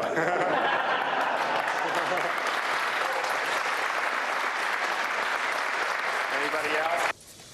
Now, to be clear, Joe, as someone who's following that presidential campaign, I would very much like to know if that's going to be a campaign that I'm going to be following. But look, if you look at the names that we often talk about of who could get into this field, yes, it's notable that Trump now officially has at least one challenger, and it's coming from within his own administration. Of course, Haley served with Trump. She's going to have to defend both the positions that she's taken for Trump and backing him, but also the comments that she's made against him over the years. Because I remember being in South Carolina in 2016, and Nikki Haley was not an endorser of Donald Trump. And if you look at the way that she's trying to turn the page now, she's making a sort of generational leadership argument, targeting Trump not on policy or his presidency, but on his age, something that is going to be a factor not just for Trump, but for Biden as well. And then if I think about some of the other names that could end up in this field, you got a lot of either former or present governors, so a lot of executive power likely to be on these debate stages, from New Hampshire Governor Chris Sununu to Florida Governor Ron DeSantis, a lot of other names like that potentially getting in the mix. But at this point, just a one-on-one battle between Haley and Trump, though that field's going to get a lot bigger. And Allie, very quickly, while I have you, Dianne Feinstein announcing she's going to finally retire. How's that race shaping up there? Yeah, we've been tracking this race really closely on Capitol Hill in my other day job. And for Feinstein, the open question had been, as other people were announcing their candidacies for California Senate, what her decision was going to be. It almost seemed like people were just assuming she would retire. Ultimately, that's what she announced she was going to do yesterday. What that means is now it is an open race for a seat that does not come open very often. We've already seen two members of the California House delegation, Adam Schiff and Katie Porter, announce their intentions. I'm told that by the end of this month, Congresswoman Barbara Lee is also going to be announcing her run. None of that is surprising. These are names that have been in the mix for a while, but that's going to be a really hot primary contest to watch. Most definitely. All right, Allie Vitale, lots to cover this morning. Thank you so much. Testimony continues today in the murder trial of former South Carolina attorney Alec Murdaugh, who is accused of killing his wife and youngest son. Yesterday, the jury heard new details about Murdaugh's behavior the day after the murders from his sister-in-law, Marion Proctor. While she was on the stand, she said that she found the comments Alec made after the killing to be strange. I just thought his priority should have been focusing on finding out who killed Maggie and Paul. And how do you know that wasn't a priority for him? We never talked about it. It was just odd. And we were sort of living in fear. Joining us now to discuss is NBC News correspondent Lindsay Reiser. Lindsay, good morning. Walk us through some of that testimony, what we heard from Maggie Murdaugh's sister on the stand. This is her only sibling, Maggie's only sibling. They were very close. They talked almost every day. And she thought it was strange that Alec's top priority seemed to be clearing Paul's name. Remember that boat crash that had happened prior to the murders? And she thought that was strange because her primary goal was finding out who did this to her sister and to Paul. She also testified about an addiction to pills that Maggie said Alec had, basically saying she would call Paul her little detective, making sure that there weren't pills in the house and that this happened all the way up to the murders. One thing that the jurors did not hear was an alleged affair from some 15 years ago that Marion Proctor said her sister said happened. Didn't think anything was still going on, but it still bothered her sister. The judge actually ruled that the jury would not hear that detail. So the jury also yesterday heard from Murdaugh's kennel handler, Dale Davis, in the state of the kennel the morning after the murders. What all did they hear there? So he testified he was very meticulous. He took care of the dogs, went there twice a day, every day for the last 4 years. And he talked about how meticulously he would put the hose back, how he would clean the kennels in a certain way so that water wouldn't pool in certain areas. And he was shown basically a photo from the night of the crime scene murders that showed water pooling in an area, insinuating he couldn't have done that. Again, insinuating that there might have been some sort of cleanup effort, but the prosecution hasn't shown any direct evidence of that. This dog handler would also testify that Alec and Maggie were sort of lovey-dovey, seemed to have a good relationship, and that there was actually a dog who was injured in one of the kennels. Let's listen to that exchange. One of the hunting dogs got hung up in one of the kennels. Yes. Choking to death. Yes. And the decision was made that Mercy to put the dog down, wasn't it? Yes. And Mr. Alec couldn't shoot that dog. He asked you to do it, didn't he? Yes. And did you do that? Yes. So in addition to that testimony, we also heard from a forensic accountant with the South Carolina Attorney General's office. He's been looking into finances. He said that the walls were closing in. He couldn't pay all of his debts. He was burning through cash. And remember, Ellison, you know this very well, that the prosecution is trying to show that Alec killed Maggie and Paul to cover up for financial crimes that were going to come crashing down. There have been so many witnesses from the prosecution side, but they previously said that they thought they might wrap up this week. Is that still what we expect to happen? When could the defense get this? We still think it could be sometime this week. We don't know. There's still some outstanding questions here on how much the jury is going to hear about. And stay with me here, because this is saga-esque. This roadside shooting that happened 3 months after Maggie and Paul were killed on a rural South Carolina road, in which Alex says he was shot in the head by cousin Eddie Smith. We're waiting to hear if we're going to, waiting to see if we're going to hear Eddie Smith testify potentially as early as today, sometime this week, about that. Essentially, there's an insurance suicide for hire, a separate allegation, separate investigation into that. So we're waiting to hear. And we're also waiting to see whether Murdaugh himself is going to testify in his own defense. Still a lot of outstanding questions in a case that just has layers upon layers and layers. Thank you so much for joining us, Lindsay. We appreciate it. All right, we got a little bit of everything from snow days by the Great Lakes to spring-like temperatures here on the East Coast. Time for your morning News Now forecast. Michelle Grossman is here with more details. Good morning, Michelle. Good morning, guys. Great to see you. Yeah, it's tale of two seasons. We have winter weather in the west. We have those spring-like temperatures in the east. That's going to continue for the next couple of days. And we're also watching the threat for severe weather by this evening and overnight hours. This is what it looks like on radar. You can see lots going on. Where you see the blue, that is the snow falling out west. You see some rain, that's in the green, and also some brighter colors. That's where the heavier rain is falling. So we do have 24 million Americans under a winter weather alert. A blizzard warning continues in portions of the upper Midwest. We have a winter storm warning stretching from the southwest through the Central Plains into portions of the Midwest as well. And we do have a winter storm watch in some spots. So wind alerts, we had really windy days the past 2 days. We're going to continue that today. 46 million people impacted by winds gusting over 60 miles per hour. That could bring down some trees, some power lines, and cause some power outages. And those wind alerts do stretch into portions of the Great Lakes as well. So this is the setup. We have a duo of storms. We've been watching these two storms all week long. And today we're going to see that intensifying low tracking into the Central Plains. That's going to bring some snow. Then it's going to encounter that really warm air we were just talking about, and that's going to erupt some severe storms later on this evening into the overnight hours. Again, particularly dangerous when this happens overnight. This is in the Mid-South. So that is today. Then tomorrow this moves off to the east, and we see an expansive area that could see some strong to severe storms stretching from Alabama all the way to Ohio. Also some really heavy rain along that front, and we could see some flash flooding as well. On the backside, where we're still seeing that cold air, heavy snow from the plains into the Great Lakes. By Friday, it slowly moves into the east. We're going to lose the threat for severe weather, but we're going to continue to see heavy rain falling. So starting out your Friday along the East Coast with some rain, even some snow in the northern parts of New England, upstate New York, and then those temperatures are going to come crashing down. So a big difference by this weekend. It's going to be kind of a wake-up call in the east this weekend. But today, we want to put this on your radar. We're looking at a severe threat, 14 million people at risk, especially where you see the orange, especially where you see the yellow. That's where we're expecting tornadoes. Some could be strong, EF2 or greater, winds gusty to 60 miles per hour, and also damaging hail. And then tomorrow, watch how this area just sort of expands and grows from the Gulf Coast to the Ohio Valley, even portions of the Northeast as well. 32 million people at risk for tornadoes, winds gusting once again to 60 miles per hour, causing some damage and also some hail. So Cincinnati, Nashville, Birmingham, and also Jackson, you could see some strong tornadoes. Back to you guys. All right, so a lot of things to watch this weekend. Michelle, thank you so much. Sure. And coming up on Morning News Now, rescue and recovery. Emergency crews in Syria and Turkey making their final efforts to find survivors of last week's devastating earthquakes. This is the death toll tops 40,000 and still counting. We'll bring you the latest from one of the areas hardest hit after the break.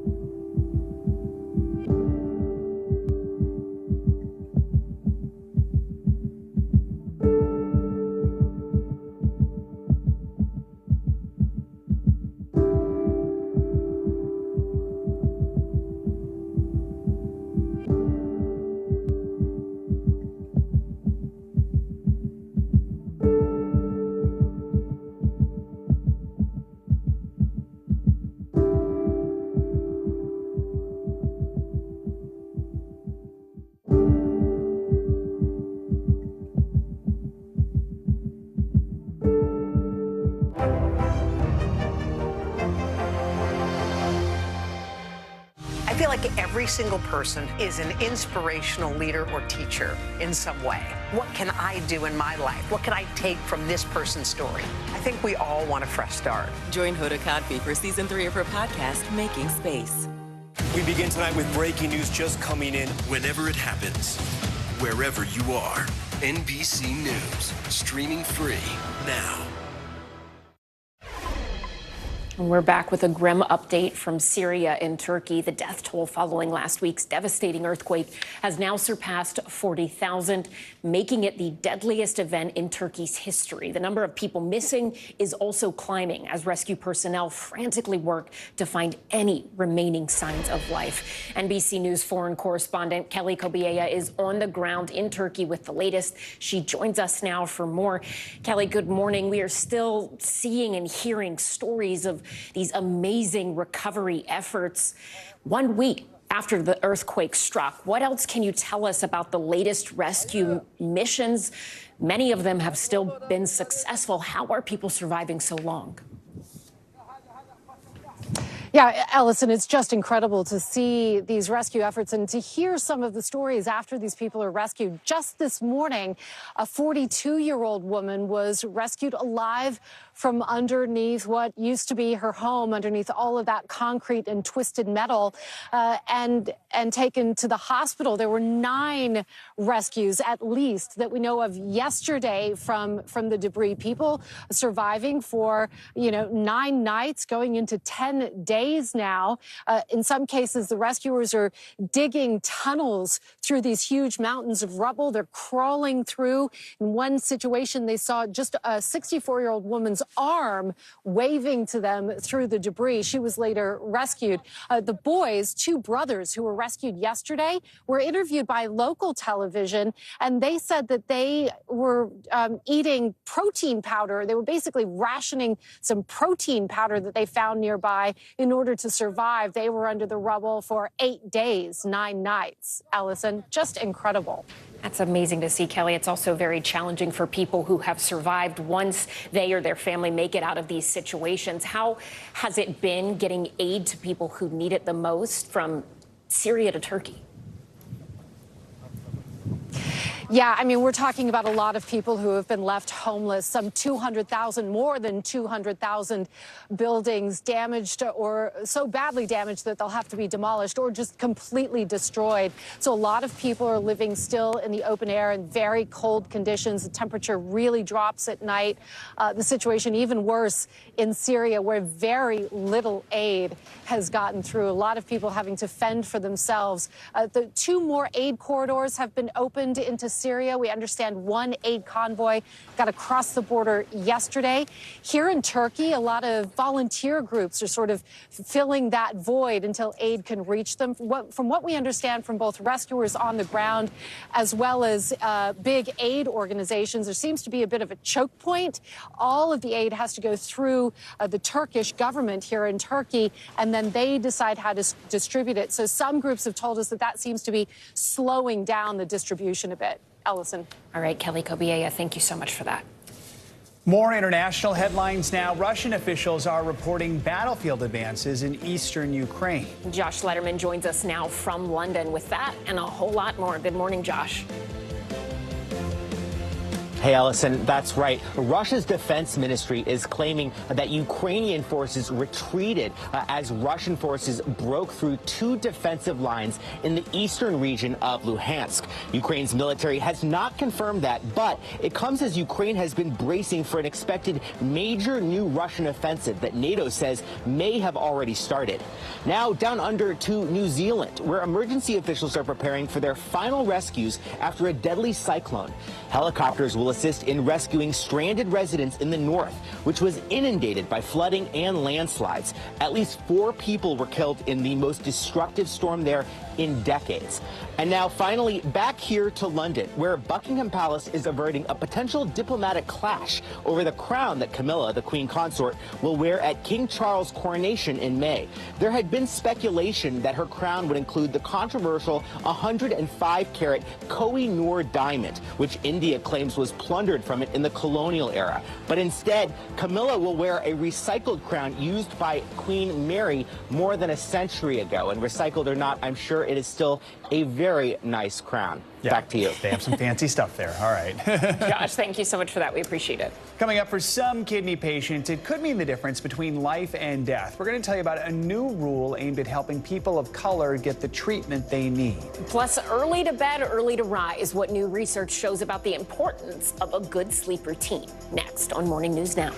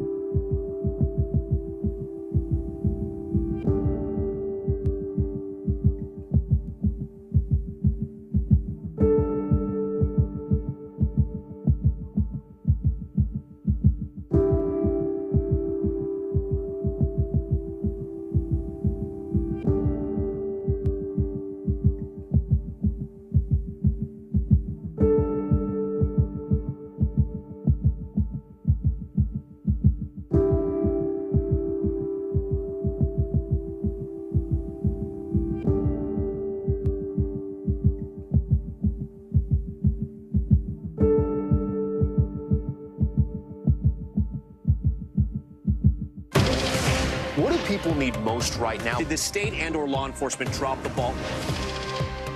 Migrant families now stranded in Mexico. What's the World Cup experience been like? It's your news playlist. Top story with Tom Yamas. Weeknights at 7 on NBC News Now. Hey, podcast fans. Ready to unlock our true crime mysteries? Try Dateline Premium on Apple Podcasts. You'll get early access to originals, plus bonus content, and everything is ad-free.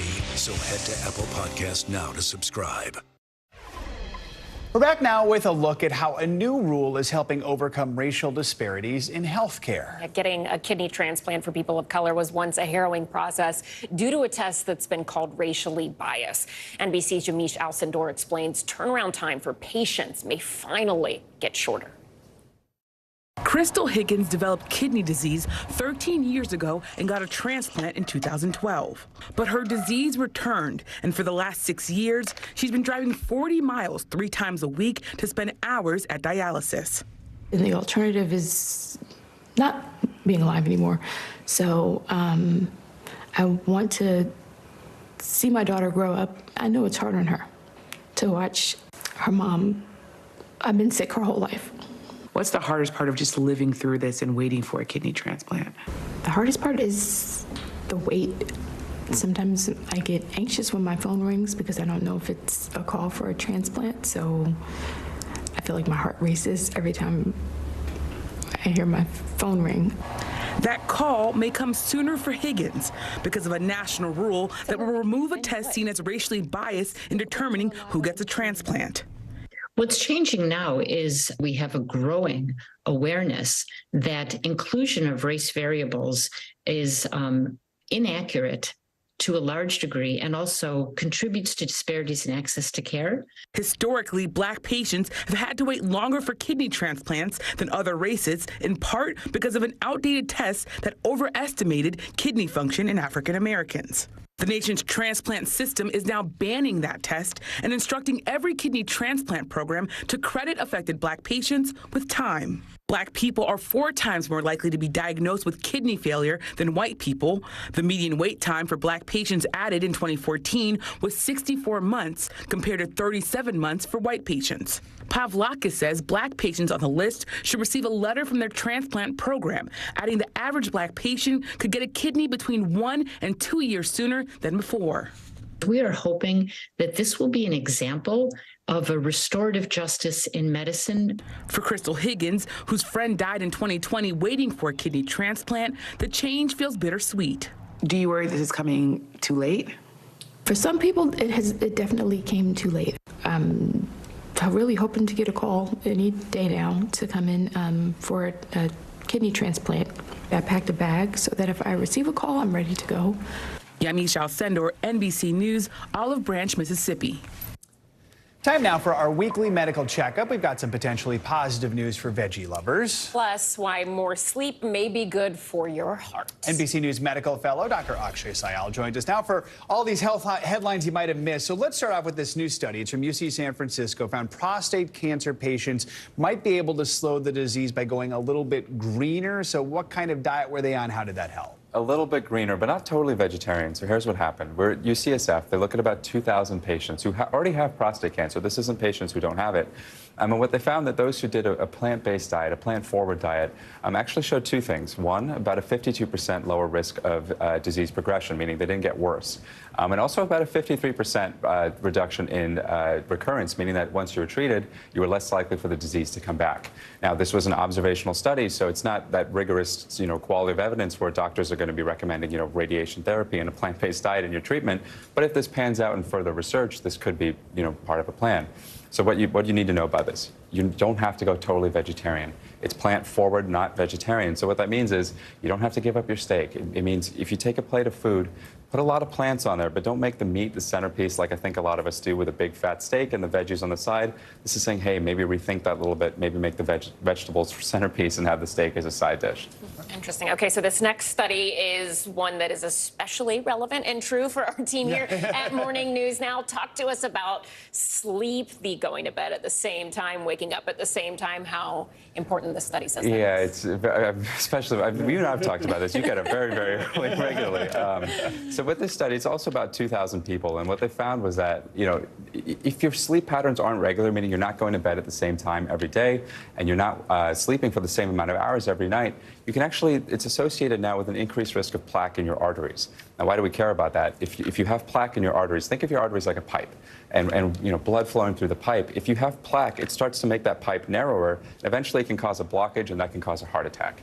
And so that's why we really want to make sure that we're, one, sleeping for the same amount of hours every night, and two, going to bed at the same time every night to lower that risk of heart disease, because I don't think a lot of people know about this association here. Yeah, it just seems like every study that comes out talks about sleep and the importance of getting enough, but also the consistency in the schedule, which is not easy with our job, certainly. Yeah, it's not easy, but consistency over amount, or whether you're a morning or night person, if you're consistent, that's the key. That's the key, yeah. All right, let's talk about sugar. Not all sugars are created equal, but there's a new study showing eating and drinking high amounts of sugar that can put you at risk for heart disease. That's not maybe super surprising, but what kinds of sugar are we talking about here? Yeah, so the study called them free sugars. There's free sugars and there's non-free sugars, and it sounds kind of obvious, but basically free sugars are things that aren't really found naturally in fruits and vegetables. They're added by the manufacturers to make things a little bit sweeter, make them taste better. But I think, when talking to patients, a lot of times they know that, eating sugar, eating a lot of diet high in sugar can cause obesity and it can cause weight gain. They don't often know the association between heart disease. So that's why I think this is really important. But basically, what they found was that, looked at about 110,000 people, and what they found was that those who were eating those diets higher in sugars were more likely to have a heart disease, high risk of heart disease, and a high risk of stroke. So the key here, what you really need to know is eat the fiber, meaning that if you eat a whole fruit, an apple, much better than an apple juice, because you don't spike your blood sugar, because the fiber helps slow the digestion. That ultimately is what we think is better for you. And better than, say, a candy bar or something like that. Of course. You're like, yes, Joe. Yes. All right. Good question. I thought it was an important question. Thank you. Good follow-up. All right, Dr. Akshay Syal, as always, thank you so much. All right, coming up, building a bridge to homeownership. When we come back, we're going to explore the challenges that Black families face when buying a home and how one woman is working to fix that. This is Morning News Now.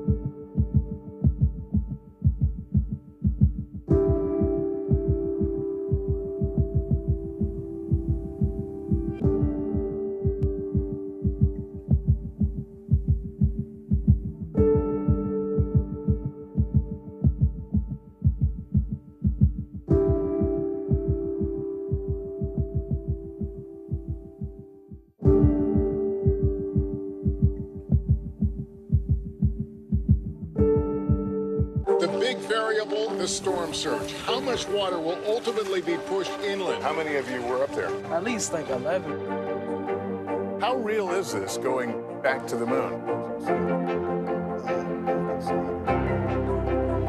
But our top story tonight. You guys okay? Yeah. Oh my goodness. How you doing, Lester?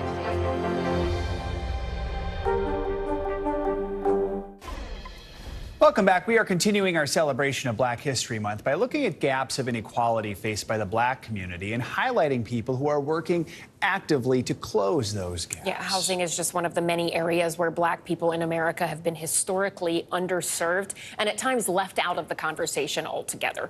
Here's NBC News' Maya Eaglin with one woman's pursuit for change. My grandpa bought this house in 1968.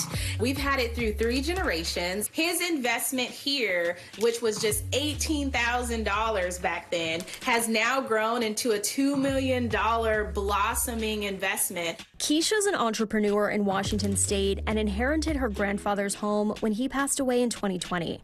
She's been documenting some of the challenges she's been facing as a Black woman homeowner on social. There's all these tactics that they use to try to scare you to feel like you are not able to stay in your land. Why is generational wealth important? As a Black American, we're only 100 and something years removed from slavery. So to even have generational wealth as an opportunity is such a valuable thing, because 100 and something years ago, we couldn't even own anything. You have families that have legacies and legacies and legacies of wealth, whereas Black families are still building. It's like a stairway. You know, if every generation continues to climb higher, your family gets higher and higher. If every time you're starting over, it's a more steep climb for everyone. One study estimates there's a $330 billion gap between Black and white families' annual flow of new wealth, and a $200 billion gap of inheritances each year. What are some of the challenges that have historically prevented Black families from obtaining generational wealth? Definitely access to capital, having jobs that are paying as much as other people are being paid in the same positions, going into banks, not being able to get loans. There's data on the systemic bias too. An analysis in 2021 found Black families were twice as likely to be denied for a home mortgage loan compared to white families. Do you think this can change, Keisha? I think it's going to take communication and education. So families never know where you're going to be taken and what those seeds planted are going to grow into. But you've got to get on your knees and plant some seeds, right? You got to get in the ground and you got to tend to some soil, because in spring something will bloom. Maya Eaglin, NBC News. The Justice Department established multi-million-dollar home ownership funds in the last year with lenders in at least 4 different states. The goal of those funds is to hopefully start the work of closing the racial home ownership gap. Our thanks to Maya Eaglin for that important report. Some more financial headlines now. Apple is looking at changing the criteria for their new Buy Now, Pay Later program. CNBC's Silvana Hanau joins us now with more on that and other news. Good morning. Ellis and Joe, good morning to you. Yes, so Apple is laying out the rules for how it will make lending decisions for its new Buy Now, Pay Later service. Now, Bloomberg reports it will evaluate a customer's creditworthiness based on a number of factors, including their spending history at Apple and what devices they own. The program, which lets shoppers pay for purchases in installments, will also look at whether customers have applied for an Apple credit card and other cards they have linked to their accounts. Apple Pay Later is currently being tested with Apple retail employees. Google is rolling out its fiber home internet service with 5 gigabyte speeds in 3 U.S. cities: Kansas City, Salt Lake City, and West Des Moines. Now, Google started testing the service for some customers in those areas last year. The new service will cost $125 a month and includes an optional Wi-Fi router and installation that can upgrade a home to be a 10 gigabyte ready.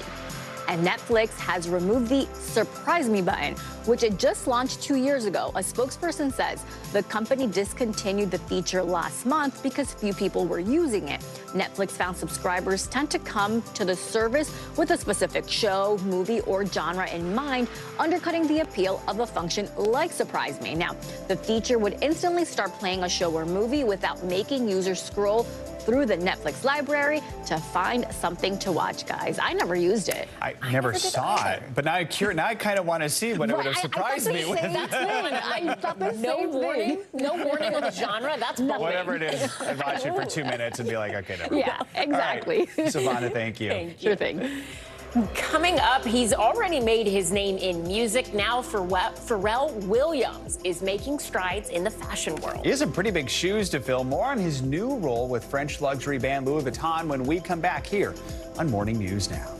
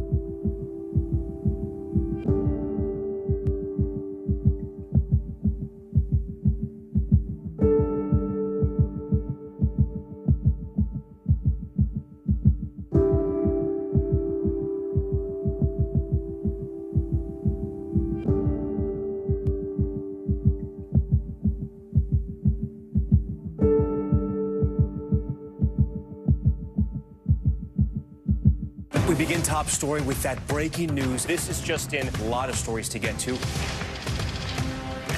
What do people need most right now? Did the state and/or law enforcement drop the ball anywhere? Are we headed for a recession or a recovery? Migrant families now stranded in Mexico. What's the World Cup experience been like? The civilian effort is not just about fighting, it's also about helping. Every night, it's your news playlist. Top story with Tom Llamas. Streaming weeknights at 7 on NBC News Now. This is what it looks and feels. With the latest film, the bigger piece to the puzzle. We begin tonight with breaking news. How much water ultimately will be forced inland? Whenever it happens, wherever you are, NBC News, streaming free now. Hey, podcast fans, ready to unlock our true crime mysteries? Try Dateline Premium on Apple Podcasts. You'll get early access to originals, plus bonus content, and everything is ad-free. So head to Apple Podcasts now to subscribe. Welcome back, and attention history buffs. A never before seen video of a dive through the wreckage of the Titanic is set to be released today. The footage is from 1986, and it features world-renowned explorer Robert Ballard leading a team of divers more than 12,000 feet below the surface of the North Atlantic. They became the first humans to ever set eyes on the ship after it tragically sunk more than a century ago now. The release, of course, comes with the award-winning Titanic celebrating its 25th anniversary. You can catch the new footage tonight at 7:30 p.m. Eastern on the Woods Hole Oceanographic Institution's YouTube channel. If I can spell it, I will get on that YouTube channel. I was about and to say, watch it. you might have to Google that to find it. It does look fascinating. It is. It's pretty cool. It's really pretty neat. cool. And people are still fascinated, of course, by that story. All right, the worlds of fashion and music are merging at Louis Vuitton. The famous fashion brand has appointed award-winning musician Pharrell Williams to succeed Virgil Abloh as the next creative director for menswear there. Yeah, in a statement, the French luxury brand said he is a, quote, visionary whose creative universes expand from music to art and to fashion, establishing himself as a cultural global icon. Joining us now to discuss is Wall Street Journal men's fashion columnist Jacob Gallagher. Jacob, good morning to you. Walk us through this process, how the company decided to go with Pharrell. So I think it's important to kind of start by noting this was the job that everyone kind of was wondering what was going to happen. Virgil died probably about a year and a half or so ago, just under that. And since that time, obviously, these jobs don't stay open for that long. They've stayed open for a little bit longer here and there at these conglomerates. There's been talk about independent designers. There's been talk about them doing a revolving door. We've heard a lot of rumors.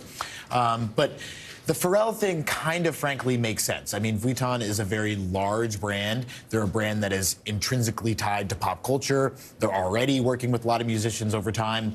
And what Pharrell kind of brings to the table, I believe, is this kind of continuation of what Virgil was doing, bringing in new consumers, kind of broadening the brand's pop cultural crossovers, and also just kind of appealing to perhaps a younger guy in a lot of ways. Of course, a guy that still has a lot of money to buy Louis Vuitton, but he's doing okay. He's, you know, I think that he fulfills a lot of those same things, but also, you know, it's important to note that Pharrell, as much as he's a musician, is also this kind of streetwear entrepreneur. He's had his own brand, Billionaire Boys Club, since 2003. And that brand has had a lot of impact kind of in that market. And what we're just seeing is the continued crossover of that streetwear market, if you will, for lack of a better term, into high fashion. So, I mean, I think this is surprising still for a lot of people that it wasn't someone who comes specifically from the design world. Is this sort of a trend we're seeing where these folks who are more in the celebrity world move into this sort of space? And what are the pros and cons of that? At LVMH, that's certainly true. And LVMH is, you know, it's Louis Vuitton, it's Dior, it's Kenzo and Loewe and brands of this nature. They're more kind of, it seems like that conglomerate is more willing, if you will, to bring in these celebrities and align with these celebrities, whether that's, you know, putting them in the front row or collaborating with them or even hiring them in this situation. Kering, which is kind of the other luxury juggernaut, if you will, which is Gucci, Balenciaga, Alexander McQueen, they're a little bit less keen on that, maybe. I mean, Balenciaga might be an outlier there in terms of Kim Kardashian and Kanye West back in the day, if you will. But, you know, now I think in terms of Vuitton, it does represent that you can't separate high fashion and celebrity anymore. I mean, this appointment is kind of the apex of that, if you will, but I think it's true kind of across a lot of luxury brands. So when could we see the first collection from Pharrell, and what do you expect to see within that?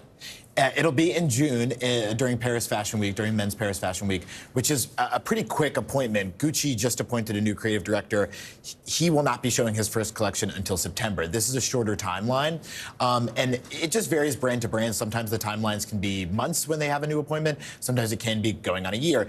We'll see what comes from this. It's very hard to gauge. I mean, there's been some Pharrell has worked with Vuitton in the past on sunglasses, on jewelry, and of course his own style might bring some hints. You know, he loves Chanel. He loves kind of this fusion of Comme des Garçons leather jackets with American blue jeans.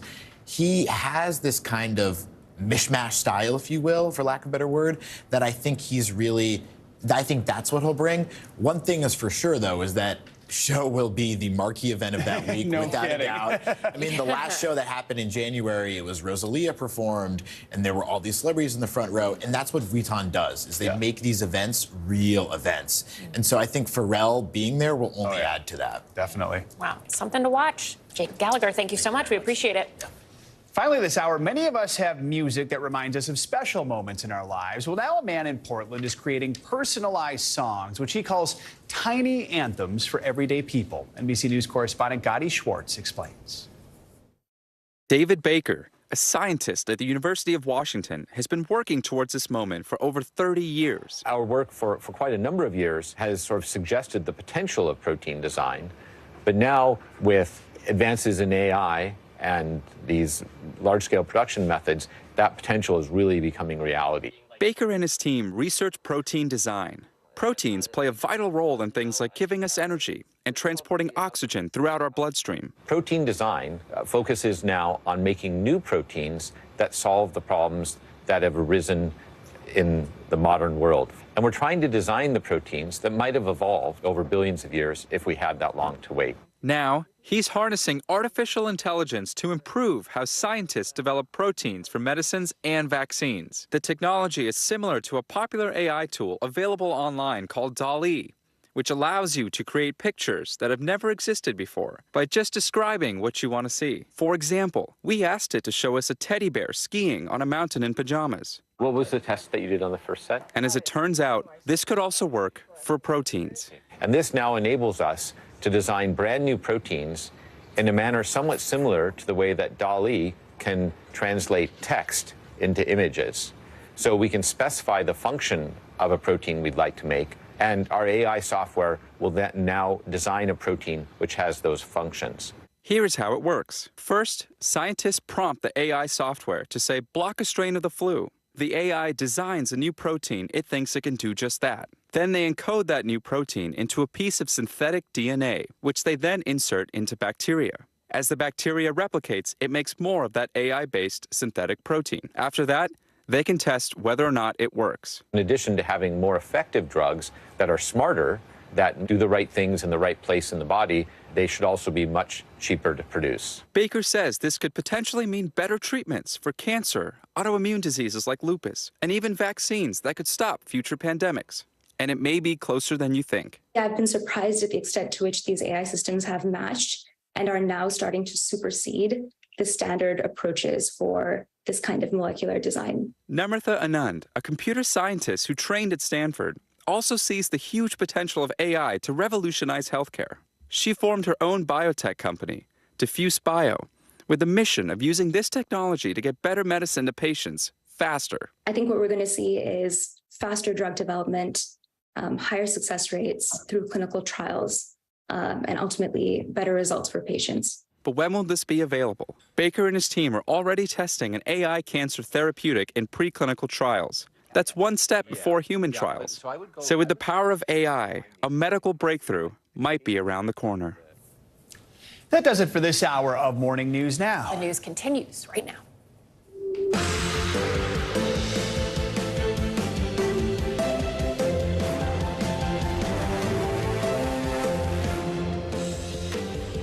Good morning, I'm Ellison Barber in for Savannah Sellers. And I'm Joe Fryer. Right now on Morning News Now, a campus shattered. Michigan State University students are mourning the loss of 3 students killed when a gunman opened fire on campus. 5 other students are still in the hospital this morning. Memorials are growing on the campus, which is now the scene of the country's latest school shooting. People are walking around campus really scared. Unfortunately, multiple people reach out to me who have experienced other mass shootings who are at Michigan State, and there is nothing that will ever be okay about that. What we're learning about the victims this morning, plus the new information we're learning about the gunman and the other threats he allegedly made. Call to safety. The FAA is taking action this morning after several dangerous close calls on passenger flights. The most recent one, a United Airlines flight that nearly slammed into the Pacific Ocean near Hawaii. The changes the FAA is calling for to keep you safe when you fly. Dangerous spike, a new warning about a potentially deadly side effect from COVID. Doctors say they're seeing more young people who've had an infection later suffering heart attacks, the symptoms that doctors say you should watch out for if you've had the virus. Also this morning, Making Waves, an organization is helping to change the face of surfing. We're going to introduce you to the group helping to get more black girls and women in the sport and the impact it's already having out of the water. It's always amazing to see the stories that we hear about and read about that talk about not just the physical benefits of surfing, but so often the mental impacts and the positive effects there. It's really good. We'll delve into that a little later. We are going to begin this hour with the latest developments in the investigation into the Michigan State shooting. Right, investigators are searching for a motive behind Monday night's deadly rampage that left 3 students dead and 5 others injured. And we're beginning to learn more about the suspected gunman. Police identified him as a 43-year-old named Anthony Dwayne McRae. They say he died off campus from a self-inflicted gunshot wound. Meanwhile, the community is honoring the victims, Brian Frazier, Ariel Anderson, and Alexandria Werner, with vigils and memorials on campus and across the state. Alex was the epitome of a high school student athlete. She was the best we have. She is going to be dearly missed. And this morning, classes remain closed at Michigan State as students and staff come to grips with the tragedy that happened there on what was supposed to be a normal day of the spring semester. NBC News correspondent Jesse Kirsch has all the latest. Morning to you. You can see behind us here at the campus's iconic Spartan statue, the memorials growing this morning for the 3 students who lost their lives. We now know the names of those 3 people who were killed in this shooting rampage. Michigan State University is identifying the 3 victims as sophomore Brian Frazier, junior Ariel Anderson, and junior Alexandria Verner, saying all 3 were killed in the attack on Monday night on campus. We're also learning more about suspect Anthony McCrae, including that in 2019, he faced weapons charges, both a felony charge and a misdemeanor charge. He pleaded guilty to the misdemeanor charge and served probation. And as all this is unfolding here in Michigan, we've also learned that there was a potential threat in New Jersey, hundreds of miles away. Apparently, when authorities found the suspect who had, according to them, shot and killed himself, they found a note that implicated a threat potentially on a school district in New Jersey. Thankfully, those threats, according to police,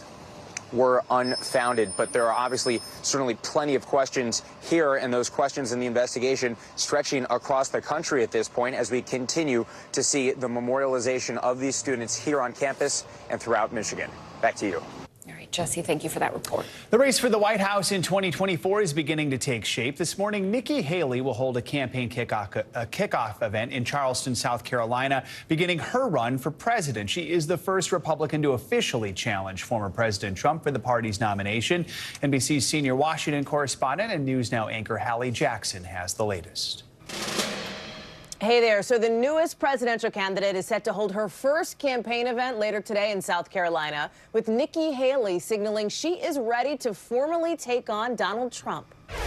I'm Nikki Haley, and I'm running for president. 2024 taking shape this morning with former UN Ambassador Nikki Haley jumping into the Republican race. It's time for a new generation of leadership. Coming from the 51-year-old, that argument's a swipe at both current President Joe Biden, who's 80, and former President Donald Trump, who's 76. After serving as governor of South Carolina, Haley joined the Trump administration, her former boss, now her current competition, as she signals she's not backing down from any kind of fight. China and Russia are on the march.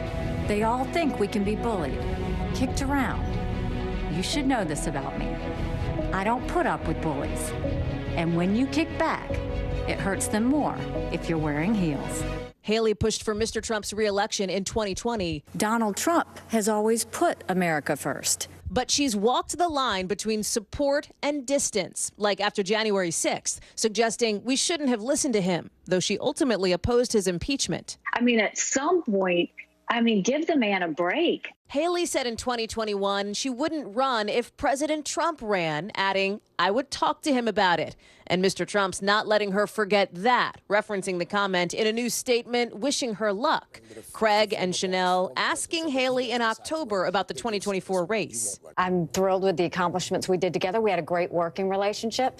But right now, we'll see what he does. Haley may be Mr. Trump's first formal opponent in the Republican primary, but she won't be his last, with Florida Republican Governor Ron DeSantis widely expected to jump in, although he's dodging for now on his plans. Nikki Haley announced her presidential run today. Do you plan on following suit? Wouldn't you like to know? Anybody else? Former Vice President Mike Pence visiting Iowa today, laying the groundwork for his own potential run. Sources familiar with his thinking suggest any formal announcement probably wouldn't come for several months. And South Carolina Senator Tim Scott set to hold events in his home state and in Iowa over the next week.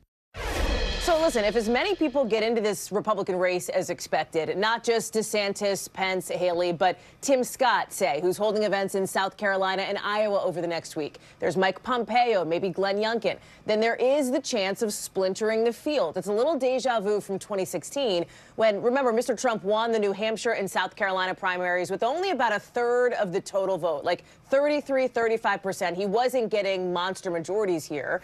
That is because there were so many candidates in the field. There is no limiting of the field. As many people can get in as they want. Now, keep in mind, the former president is still popular with a lot of Republicans, but he is less popular than he used to be, which is why some opponents see an opening. Right now, early polling shows it's basically him and Ron DeSantis at the top of the field, and then there's everyone else who trails, but it's still early. We'll see how these numbers shake out, especially as more and more candidates like Nikki Haley make it official. Back to you. All right, Hallie, thank you so much. And turning now to the dire situation in Turkey and Syria, time is running out to find survivors more than a week after those devastating earthquakes shattered the region. This morning, the death toll surpassed 40,000, making it the worst disaster in Turkey's history. But international rescue crews aren't giving up hope despite the exhaustion and bitter cold conditions. NBC News foreign correspondent Kelly Kobiea joins us now from Turkey. Kelly, you have been on the ground since the beginning. What are you seeing there today? Yeah, Ellison, well, sadly, that death toll will continue to climb just based on what we've seen with rubble scattered across the disaster region. You can actually see the power of those two earthquakes nearly 10 days ago now, right at my feet, where the earth literally broke open when those quakes hit. But even today, there are still small miracles. This morning, clinging to hope, this 42-year-old woman carried to safety almost 10 days after the deadly earthquake. Searchers and survivors refusing to give up. At least 9 people freed from the mountains of concrete and twisted metal that used to make up their homes Tuesday. These rescuers finding the outstretched hand of a 65-year-old survivor, later pulled out after nearly 9 days. Rescue crews digging long tunnels to reach them, many exhausted, some sleeping on piles of debris. More than 200,000 homes in Turkey were destroyed or so badly damaged they'll have to be demolished. Turkey's president saying more than 35,000 have died in this country alone. Close to the fault line, the quakes changing the landscape. This used to be a single olive grove, now separated by a deep canyon 1.5 miles long. Tens of thousands are homeless and hungry. These volunteers feeding 1,000 people a day. There was no food, no water, no help. Amid so much destruction, incredible stories of survival. But just some incredible stories of how people survived as well. Those 2 brothers who were pulled from the rubble yesterday, they're recovering in the hospital today. One of the brothers said they stayed alive by sharing protein powder. Ellison. Kelly Kobiea, thank you so much. This morning, the head of the FAA is issuing a call to action when it comes to safety. This follows several high-profile close calls on runways and a United Airlines plane that nearly slammed into the Pacific Ocean near Hawaii. NBC News correspondent Tom Costello joins us now. And Tom, sounds like the FAA is getting concerned about all this. This is a pretty serious call to action. The acting FAA chief says we are in the safest period of aviation, but we've had several high-profile close calls. They should serve as an important safety reminder that we can't become complacent. You know, hundreds of lives are on the line every time an airliner is in the sky. And now the FAA will convene a safety summit in March, looking hard at recent incidents to see, is there any connecting trend that needs to be fixed to avoid a tragedy? The message from the FAA this morning: we must not become complacent. The acting chief, who will appear before Congress looking into the FAA's massive computer outage last month, issuing a safety call to action, writing to staff, now is the time to stare into the data and ask hard questions. The order comes after several very close calls. Delta 1943, cancel takeoff clearance. At JFK Airport in January, a Delta Airlines flight forced to abandon its takeoff after an American Airlines flight taxied across the same runway, a potential collision just seconds away. The American pilots had been subpoenaed to appear before NTSB investigators on Friday after originally declining the interview since it's audio recorded. It's only recently that we've been encountering the crew's refusal to be recorded. Like we said, we've been doing this for decades. In Austin, Texas, this month, another close call. Southwest aboard. FedEx is on the go.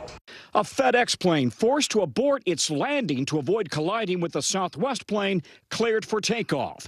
And a very serious close call, a United flight on December 18th in Hawaii.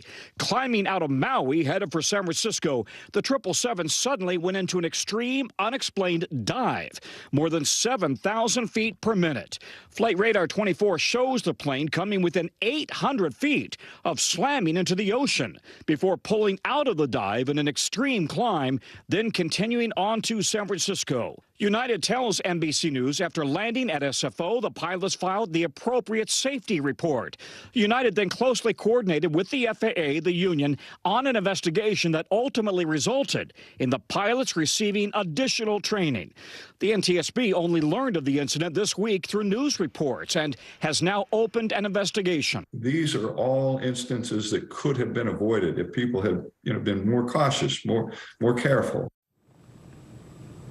Hearing on Capitol Hill today on last month's massive computer outage, which grounded thousands of flights. What can we expect to hear from the FAA to make sure we don't see something like that again? Yeah, that really is the original focus of this hearing today. That you may recall that computer went down on January 11th, the first national shutdown since 9/11. The FAA blamed contractors for accidentally deleting computer files, and as you know, it was a ground stop that lasted for hours. We've now learned, though, that the problems run much deeper than that. It's built on a 30-year-old system. It's archaic. It needs to be upgraded and updated. So Congress is going to be asking about that. They'll probably be asking about those balloons we've been chasing, and they'll be asking about these very close calls on runways and this call to action from the FAA chief. All right, Tom Costello. Tom, thank you so much. Time to get a check on your morning news now weather. Michelle Grossman joins us now with what to expect in today's forecast. Good morning, Michelle. Good morning, guys. Well, it's a little bit of everything. We're looking at winter weather in the west and then spring-like temperatures, feeling like May in the east with temperatures into the mid-60s in some spots, 70s in others. But we're talking snow in the Four Corners into the Central Plains, and we're going to see blizzard conditions with winds gusting up to 50, 60 miles per hour. Also blizzard-like conditions continuing in portions of the upper Great Lakes, the upper Midwest with really windy conditions. We're not going to accumulate a lot of snow there as we go throughout the rest of the day. And then we're also watching the chance for severe storms. That's mainly in the mid-south into the lower Mississippi Valley. Record highs once again in the east. That will be today, also tomorrow, and then we're going to see those temperatures really tumble on Friday. So in terms of the winter weather, we're looking at 24 million people impacted by winter alerts. A blizzard warning still does remain for Fargo. Also, winter storm warnings stretch from the southwest into the Central Plains, the Midwest as well. And we're going to see up to a foot of snow in some spots in the Four Corners. So here's your setup. We have two areas of low pressures that's bringing the wicked weather today. So an intensifying low tracking into the Central Plains. That's going to bring the snow. On the warm side, we're going to see those severe storms, and we could see pretty strong storms and a few tornadoes as well. That could be this evening into the overnight hours. By tomorrow, heavy snow from the plains to the Great Lakes, and then widespread severe risk from Ohio to Alabama. So that severe risk really does expand and encompasses a lot of people by Thursday. We lose that risk on Friday, but still seeing heavy rain along the East Coast, cold air rushing in behind that cold front. So a big difference in terms of the temperatures. It's going to be a bit of a wake-up call by this weekend in the east. In terms of the severe weather today, 14 million people at risk. Tornadoes are likely. A few will be intense. Winds gusting up to 60 miles per hour. Could see damaging hail up to golf ball size hail. Memphis, Greenwood, you're likely going to see some very strong storms. And then tomorrow we're going to see that expanding. Back to you guys. All right, Michelle, thank you so much. Sure. Coming up, the prosecution could wrap up its case this week in the Alec Murdaugh trial. He's accused of killing his wife and son, but will he take the stand? A legal expert explains what could happen next. Plus, a toxic threat in one Ohio town. Nearly 2 weeks after a train derailment, there are still concerns about the chemicals being released from the crash scene. But we know about this tense situation later this hour. This is Morning News Now.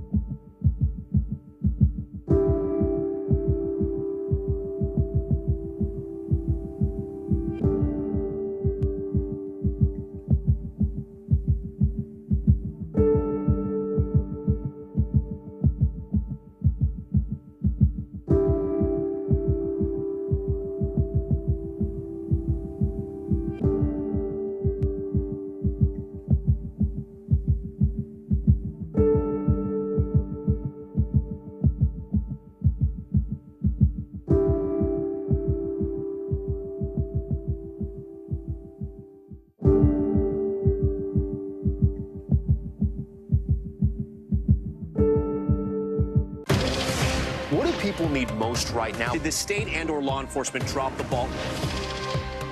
Migrant families now stranded in Mexico. What's the World Cup experience been like? It's your news playlist. Top Story with Tom Yamas. Weeknights at 7 on NBC News Now. I feel like every single person is an inspirational leader or teacher in some way. What can I do in my life? What can I take from this person's story? I think we all want a fresh start. Join Hoda Kotb for season 3 of her podcast, Making Space. Welcome back. The Alec Murdaugh trial is now in its 4th week. The former attorney is accused of murdering his wife and youngest son. The prosecution is expected to wrap up its case this week. Yesterday, the courtroom flooded with emotion as Maggie Murdaugh's older sister took the stand. NBC's Katie Beck joins us now from the courthouse in Walterboro, South Carolina. Good morning, Katie. Yeah, good morning, Ellison. Maggie Murdaugh's family has largely stayed out of the spotlight. You rarely see them in interviews or in court appearances. That wasn't until yesterday when the jury heard from Maggie's sister on the stand, talking about the hours before that murder when she spoke to her sister by phone. On Tuesday, the jury hearing compelling and heartfelt testimony. She was just a really, really good person. Maggie Murdaugh's older sister, Marion Proctor, describing shock and anguish the night she learned her sister and nephew had been brutally murdered. I just couldn't believe it. I didn't think it was true. And then her fear after the crime that a cold-blooded killer could be on the loose. I think everybody was afraid, and Alec didn't seem to be afraid. Proctor says a short time after the murders, she asked Alec if he believed Maggie and Paul suffered, saying he assured her they did not, something she now says is hard to believe. Also in the days after the murders, she testified, Alec was oddly focused on the deadly 2019 boat crash case involving his youngest son, Paul, but never talked with her about a search for the killer. He said that number one goal was clearing Paul's name. And I thought that was so strange because my number one goal was to find out who killed my sister and Paul. The defense trying to paint a different picture of the Murdaughs, introducing a seemingly happy photo of the family about 2 weeks before the murders, even having Maggie's sister describe Alec and Maggie's marriage. It was good. It wasn't perfect, but Maggie was happy. Proctor also explaining how she learned of Alec's alleged financial crimes and testifying that Maggie knew about her husband's addiction to opioids. And what specifically was the concern? Pills, prescription pain pills. Also taking the stand Tuesday, Roger Dale Davis Jr., who looked after the Murdaughs' dogs, describing them as a close family. I've never seen that man even raise his voice at his wife or kids, or his wife. I've never seen him even, none of them argue. Now, the big court battle this morning will be over witness Eddie Smith. He is the man accused of helping Alec Murdaugh orchestrate a suicide for hire plot. Now, prosecutors have not definitively said whether they will call him to the stand. Defense attorneys yesterday telling the judge that they welcome the opportunity to question him. Guys. All right, Katie Beck, thank you so much. Let's bring in our legal analyst, Danny Savalos, for more on this. Let's pick it up right there. This alleged suicide for hire plot that we could hear testimony about. What's your take on that? The plot thickens. Why is there a dispute about calling cousin Eddie? Now, on the one hand, the prosecution's theory is pretty straightforward. Hey, the defendant hired cousin Eddie to shoot him because he had this guilt. And then if they call cousin Eddie, they'll tell the judge, hey, we want an instruction to the jury that this is consciousness of guilt evidence. But again, I wonder if the state is trying a little too hard. And by engaging in overkill, they open themselves up to attack. And this is what I mean. If they stick just to the circumstantial evidence, they've got a decent circumstantial evidence case. But by calling cousin Eddie, now you're introducing evidence that Murdaugh supposedly hired someone to kill him. Might the jury also conclude that that is just somebody who is struck by grief and wants to simply get an insurance policy for his remaining child because he knows the walls are closing in. He knows he's probably going to be prosecuted for his financial crimes.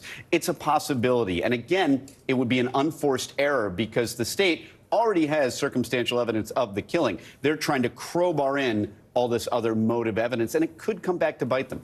I mean, this case so far for the prosecution has been about 4 weeks long. They're expected to possibly rest this week. But in terms of just timeline here, has this been the normal amount of time you would expect on a case like this? There is no such thing as a normal timeline, especially in a murder case and especially in a high-profile murder case. I've handled cases like this, and what happens is, and it's happened in this case, is that along the way, you get an issue that pops up. And sure enough, remember the financial crimes thing? That took 2 or 3 days out of the trial while they sent the jury out and battled over these financial crimes pieces of evidence. And that's because allegedly or supposedly the defense opened the door. And that means that they may have stepped in a minefield, evidence speaking, that they shouldn't have. And now we have to deal with this issue out of the hearing of the jury. So there's really no way to know. Generally speaking, trials like this will last longer than predicted. I think the prosecution had 200 witnesses, something like that. Not sure if they called all of them, but this was always going to be a relatively long trial.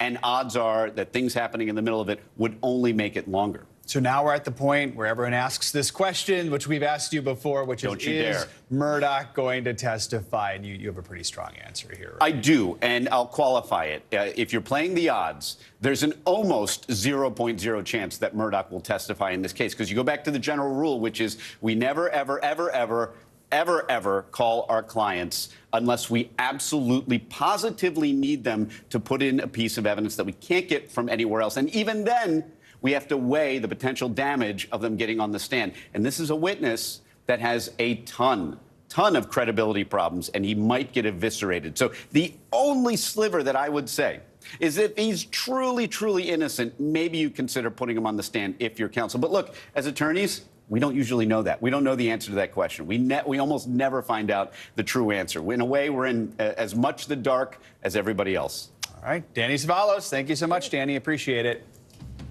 Now to international headlines and a shocking resignation announcement from the Scottish First Minister this morning. NBC's Josh Letterman joins us from London with that and other world news. Josh, good morning. Hey, Joe, good morning. Nicola Sturgeon is the first woman to hold the office of First Minister in Scotland and the longest serving person to serve in that role. She took office back in 2014. In a hastily arranged news conference this morning in Edinburgh, Sturgeon called it the best job in the world. She said her decision didn't stem from her recent political struggles over transgender issues, but she said she knows in her heart it's time to go. Now to India, where tax officials raided the BBC's offices in Mumbai and in Delhi. The raid comes weeks after a BBC documentary about Indian Prime Minister Narendra Modi that criticized his alleged role in deadly anti-Muslim riots about 2 decades ago. India banned the documentary, and now the BBC says it's fully cooperating with authorities there. And finally, over to Poland, where one mother got a whole lot more than just roses for Valentine's Day. She gave birth to premature quintuplets, 2 boys and 3 girls, adding to a growing family of 7 previous children. The quintuplets all needed incubators and breathing support, but doctors over in Poland say all the babies are doing just fine. Back to you. It's good to hear. Quite the Valentine's Day gift there. What a surprise. Josh, thank you so much for that. Coming up, using AI to stop the next pandemic. How the growing field of artificial intelligence could help quickly create treatments and vaccines. You're watching Morning News Now.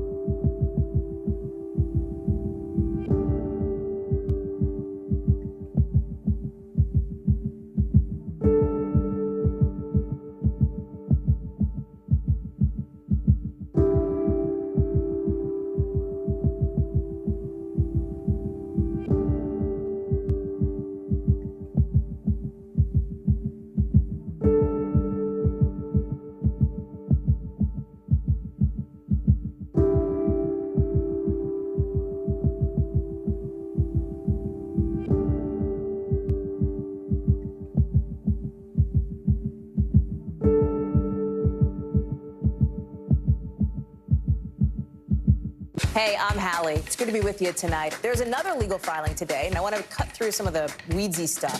And let's just get to the point. They have started to vote on the PACT Act. If you're like, Hallie, stop speaking Washingtonese. This bill would basically give health care to veterans who have exposed to these toxic chemicals. So, Scott, I'm trying to make this as not DC as possible. The increased sort of anger that we've seen now in politics. I saw you searching for, I think, your microphone, Dan. You were. I was trying to do it on the slide. Live TV, man. It's okay. We're back with new details about that massive toxic chemical fire in eastern Ohio that was caused by a trail derailment earlier this month. Yeah, now nearly 2 weeks later, there's growing concern from the people who live in the town of East Palestine about their health and safety as state officials try to reassure them the air and water are safe. NBC News correspondent Ron Allen joins us now with the latest. Good morning, Ron. Good morning. It's a very emotional situation, and state and local officials insist they've been carefully monitoring and testing the environment since the derailment. But at the same time, there have been reports of residents complaining about health problems like sore throats and headaches, and some even claiming that pets, farm animals, and wildlife have died because of potential contamination. It's been 12 days since the fiery derailment of a train carrying hazardous chemicals through East Palestine, Ohio, and the plant burned to prevent a potentially catastrophic explosion. Residents worry about what's still in the air, soil, and water of their rural community. Don't tell me it's safe. Something's going on if the fish are floating in the creek. Ohio officials confirming some 3,500 fish died in local waters in the days after the derailment, but insist extensive testing shows there's no threat to other wildlife or humans. They say there's only anecdotal evidence of residents getting sick and no confirmed connection to the hazardous chemicals aboard the train. I definitely have a right to know what was on that train. Still, for the first time, state officials suggested residents returning to the evacuation zone use bottled water, especially if they have a private well, while testing continues. The governor was asked if he would return home if he lived near the crash site. I think that I would be drinking the bottled water. I would be alert and concerned, but I would probably be back in my house. An answer leaving some residents with mixed emotions. I feel about 80% safe. Ben Ratner and his family live half a mile from the crash site. Their kids are back in school after being out for a week. It sounds like you're still worried. I think more so worried for the long term. Meanwhile, residents have filed multiple class action lawsuits seeking damages for the rail operator Norfolk Southern, including free health monitoring and screening. The company has said it has already paid residents more than $1 million in assistance and that it's committed to cleaning up any contamination that's there. All right, Ron Big Allen. town hall meeting tonight. All right, we'll see what happens. I'm sure there'll be a lot of people making their voices heard there. Ron, thank you so much. Now to a new warning this morning for younger people who have had COVID. A recent survey revealed that since the start of the pandemic, more young adults have been dying from heart attacks. According to this study from Cedars-Sinai Hospital, by the second year of COVID, the rate of observed heart attacks, deaths increased more than 29% for people ages 25 to 44. Joining us now to discuss is board-certified cardiologist and preventative physician, Dr. Dave Montgomery. Dr. Montgomery, good morning. Thank you for joining us. Talk to us about this study's findings. Why are we seeing this spike in heart attack deaths among young adults, and what role did the pandemic play in the increase? Yeah, good morning to both of you. Yeah, this is quite shocking. This is a group that we don't expect to have heart attacks in general, and certainly not to die from heart attacks. And the way that I parse it out is when you look at the actual numbers for the rates of COVID infections, this group, 25 to 45, is the group that leads the infections. They have more infections even today than any other group. And this is also a group that you might say was having more high-risk behaviors at that time, right? So less masking, more getting together, especially in the thick of the pandemic, more getting together in groups. So they had more infections. So that might explain why they got more heart attacks, because we know COVID-19 can cause more heart attacks, okay? But why did they die? And I think that has at least in part to do with the fact that we just were in general less likely to go seek medical attention, but certainly this group. Well, how likely is a 35-year-old to go to an emergency room in the middle of the pandemic? And it's very, very unlikely. So, Dr. Montgomery, another survey found that survivors of COVID are at risk of developing a heart condition even a year after they've been infected. So why do we think that is? And does the severity of your COVID symptoms impact if you do develop an issue with your heart? Fantastic question, Joe. I think that's what's, sort of boggling the minds of a lot of researchers and doctors today, that the severity of your acute infection is what we call it, when you're infected with it, does not necessarily bear out in terms of what the long-term effects are going to be. So we see people who have mild clinical course just like more severe. Here's what we think is partially happening. We think that there is at least the idea that your immune system is still revved up. It's hyperactivated, and all of the mechanisms that the immune system is trying to use to fight the virus still last throughout that period of time. We know that one can have literal virus and virus particles hiding in sort of, harbors, if you will, is what the scientists call it. And the immune system's still active, although, for example, if I took a test, I couldn't see it. So there's a lot of complexity here and a lot of reason for us still to be thinking, how can I be safe from COVID-19 even today? Let's talk a little more about how people can be safe. What do they need to watch out for? And is there anything they can do to try and prevent this? Yeah, I mean, perfect month to do it, Heart Month.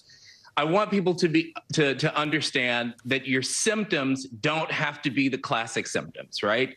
Whether you're male or female, it doesn't matter. If you've got a symptom that is unusual for you, I want you to seek medical attention. If you've got something that's prolonged but not so unusual, it's lasting a longer time, I want you to seek medical attention. If it's severe, go to an emergency room. And those are the keys, right? It can be chest pain. It could be all these different things. Go seek medical attention, whether you've had COVID or not. Good reminders, great advice. Dr. Dave Montgomery, thank you so much. And if you can believe it, it has been more than 3 years since the CDC first confirmed the presence of the coronavirus here in the U.S., changing life as we know it. As of February 3rd, roughly 104 million Americans have been infected by the virus, with that number obviously continuing to climb. But luckily, thanks to new research using artificial intelligence, we may soon be able to stop the next pandemic and a whole host of other diseases. NBC News medical fellow Dr. Akshay Sal has that story for us. Doctor, good morning. Good morning, guys. Well, you may have heard of an online AI tool called DALL-E, which lets you generate fake photos by telling it exactly what you want to see. Well, now researchers are using that same technology in hopes to create better treatments for cancer, autoimmune disease, and even vaccines. We visited a lab leading the charge to make this a reality. David Baker, a scientist at the University of Washington, has been working towards this moment for over 30 years. Our work for quite a number of years has sort of suggested the potential of protein design. But now, with advances in AI and these large-scale production methods, that potential is really becoming reality. Baker and his team research protein design. Proteins play a vital role in things like giving us energy and transporting oxygen throughout our bloodstream. Protein design focuses now on making new proteins that solve the problems that have arisen in the modern world. And we're trying to design the proteins that might have evolved over billions of years if we had that long to wait. Now, he's harnessing artificial intelligence to improve how scientists develop proteins for medicines and vaccines. The technology is similar to a popular AI tool available online called DALL-E, which allows you to create pictures that have never existed before by just describing what you want to see. For example, we asked it to show us a teddy bear skiing on a mountain in pajamas. What was the test that you did on the first set? And as it turns out, this could also work for proteins. And this now enables us to design brand new proteins in a manner somewhat similar to the way that DALL-E can translate text into images. So we can specify the function of a protein we'd like to make, and our AI software will then now design a protein which has those functions. Here's how it works. First, scientists prompt the AI software to say, block a strain of the flu. The AI designs a new protein it thinks it can do just that. Then they encode that new protein into a piece of synthetic DNA, which they then insert into bacteria. As the bacteria replicates, it makes more of that AI-based synthetic protein. After that, they can test whether or not it works. In addition to having more effective drugs that are smarter, that do the right things in the right place in the body, they should also be much cheaper to produce. Baker says this could potentially mean better treatments for cancer, autoimmune diseases like lupus, and even vaccines that could stop future pandemics. And it may be closer than you think. Yeah, I've been surprised at the extent to which these AI systems have matched and are now starting to supersede the standard approaches for this kind of molecular design. Namratha Anand, a computer scientist who trained at Stanford, also sees the huge potential of AI to revolutionize healthcare. She formed her own biotech company, Diffuse Bio, with the mission of using this technology to get better medicine to patients faster. I think what we're going to see is faster drug development, higher success rates through clinical trials, and ultimately better results for patients. But when will this be available? Baker and his team are already testing an AI cancer therapeutic in preclinical trials. That's one step before human trials. So with the power of AI, a medical breakthrough might be around the corner. Yeah, so we're talking about not only faster medicines, but more accurate, potentially, medicines here, just because of the way AI is able to specifically target those new proteins. Now, when will this be available? The million-dollar question. Dr. Baker tells us he's already received some preclinical results from an AI-designed protein, hoping to start human trials in the coming years. All right. It's fascinating to see how quickly all this is moving. So, all right, Dr. Sayal, thank you so much. Appreciate it. And coming up on Morning News Now, Surf's Up.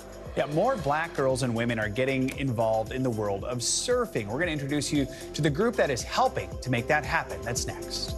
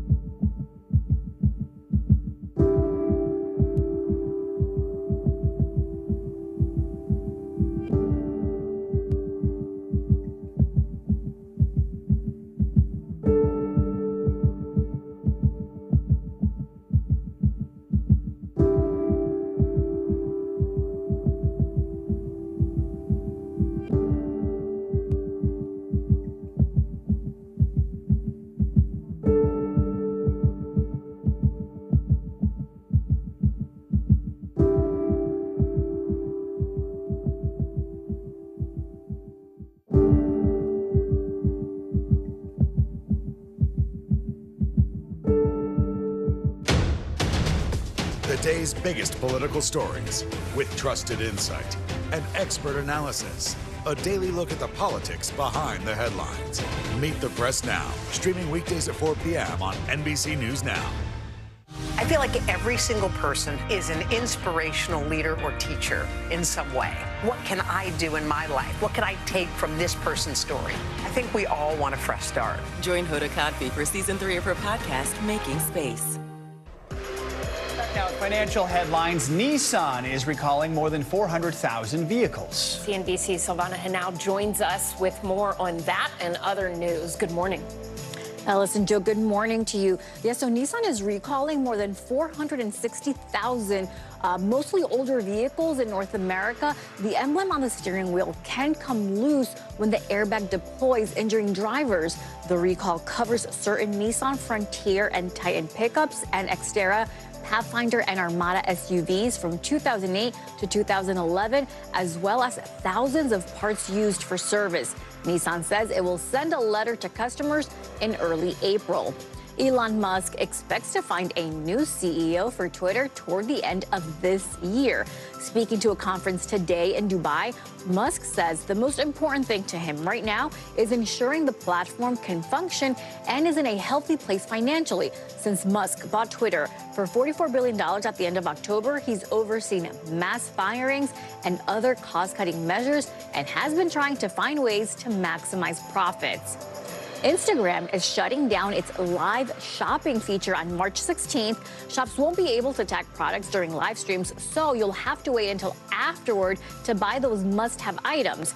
Instagram and parent company Meta explained the move as a way to help them focus on core features. It also comes as Instagram is removing the shopping tab from the home screen and months after Facebook got rid of live shopping and started pointing stores towards Reels, guys. So lots of changes. Can't say I've ever shopped on social media before. No. That must be why. All right, Silvana, thank you so much. Sure, thank you. All month, we're celebrating Black history, and today we are celebrating a Black history maker. Today, we're meeting Rhonda Harper. She is a Coast Guard veteran and founder of the nonprofit Black Girls Surf. Harper has dedicated her life to inclusivity in the water and helping teach Black and brown girls and women how to surf. And Rhonda Harper joins us now. We are so lucky to have you with us, Rhonda. Thank you for being with us. First of all, just tell us a little bit about yourself. I mean, you're a veteran originally from Kansas, so how did you get into surfing, especially at a time when, as you've said, there weren't a lot of people who looked like you paddling out there? That's true. I got into surfing watching Beach Blanket Bingo and How to Stuff a Wild Bikini back in the 70s.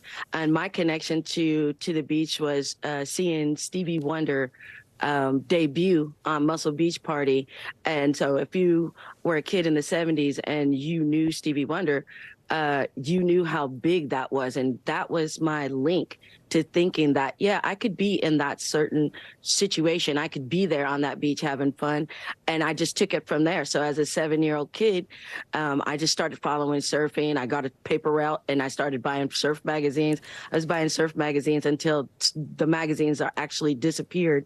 So I've been, a fan of surfing for a long time. And then I realized while I was doing a little bit of journalism that I was the only one pretty much that was out there. I learned how to surf when I was 15 on the North Shore of Hawaii. And I for like 30 years, I didn't see anybody that was out there that looked like me. I mean, I'd see a couple of people here and there, but not, in like mainstream, videos and advertisements. And so I decided with the lack of diversity and the lack of representation within the surfing industry, I started Black Girls Surf just out of the need of needing participants for a certain contest that we were throwing over in Africa. So that's basically how I got started. It was How to Stuff a Wild Bikini, Beach Blanket Bingo. So I can thank Frankie Avalon and Annette Funicello for those wonderful movies. And I actually got to meet some of the people who were the subjects of those movies along the way in my travels. So it's just been a great experience. You can hear and feel your passion for this sport. Talk to us about what has been sort of the best moment for you running this organization. What makes you think it is worth continuing doing this, even when life, everything else might get so busy? So I was trapped in Senegal during COVID for 2 years. And you'll see some of the pictures. That's South Africa right there. There was a day where we invited the girls from Crossroads Township to the beach for just one day, just to surf. And as the buses pulled up, there was we thought medium-sized buses. 63 girls from the township came out to learn how to surf. It was an absolutely beautiful day. I think that was the best day of my career yet, just knowing that you take these girls out of their conditions, put them on the beach, and that water was freezing, and they had not one care in the world. They enjoyed it. It was literally hard getting off the beach that day. It's amazing when you see people who've never tried something before or never even think that they can do it, and they see someone that looks like them, and automatically they fall in love. We only have about 30 seconds left here, but in your mind, what does the future of surfing look like? diverse, thanks to groups like me and Intersection Surf and SoFly. And there's so many people now that have come on board to start helping diversify this lineup. And professionally, what we do here at Black Girl Surf is we develop girls to compete. So once you get them in the competition circuit and the series, that's going to be a mainstream thing going through. So the future looks like the Olympics is going to be diverse. I'm not going to say 2024, but let's say LA 28. Definitely have diversity. That is a good goal. And we love to see those pictures and all the smiles that you are bringing to all of those young women and girls. Rhonda Harper, thanks so much for joining us this morning. Thank you. Thank you for having me. Nice to be here. Coming up, a one-on-one with one of Hollywood's most beloved stars. Savannah Guthrie talks to Paul Rudd about his new Ant-Man movie and watching, of course, his beloved Kansas City Chiefs win the Super Bowl with his son. That's next.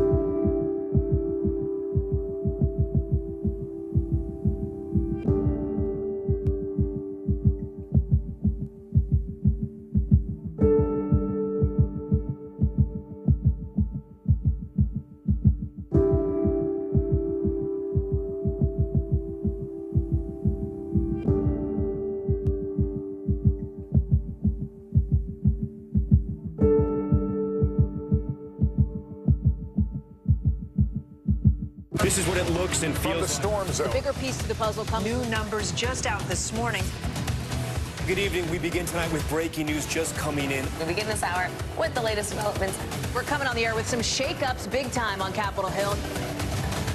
How much water ultimately will be forced inland? Whenever it happens, wherever you are, NBC News, streaming free now.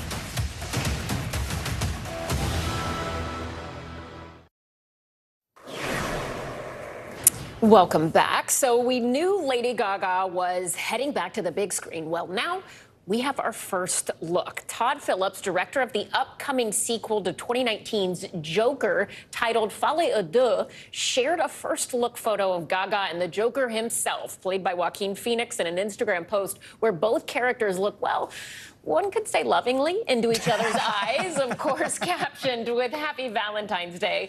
Gaga also posted the photo to Twitter, and fans are speculating she'll play Harley Quinn, Joker's love interest. But for right now, that's not been confirmed. The film is set to be released October 4th, 2024. I love all things Lady Gaga acting. I do too. I don't know if that's what lovingly looks like. I mean, it's a little maybe for them, for the Joker and company. All right. Yes, it depends on the people around. If it's the Joker, for them, that's yes. love. For Joaquin Phoenix as the Joker, it is love. All right, let's keep the entertainment theme going here. Finally this hour, today co-anchor Savannah Guthrie sat down with the Ant-Man himself, Paul Rudd. They talked about his new movie and why everyone's buzzing about an interview he did with his son after the Super Bowl. It is not easy to make people laugh one minute and save the world the next, but if anyone can do it, it is Paul Rudd. He is back as Scott Lang, a.k.a. Ant-Man, in Marvel's highly anticipated Ant-Man and the Wasp: Quantumania. And this time, Scott finds himself taking on a new villain and showing his daughter how to use their oh-so-powerful shrinking suits. Take a look. Look, momentum, right? Jump, tap, right? One move, jump, tap. I know how to do it, Dad. Oh, do you? Yes. Really? Because it didn't look like it from my end. I messed up on the timing. Jump!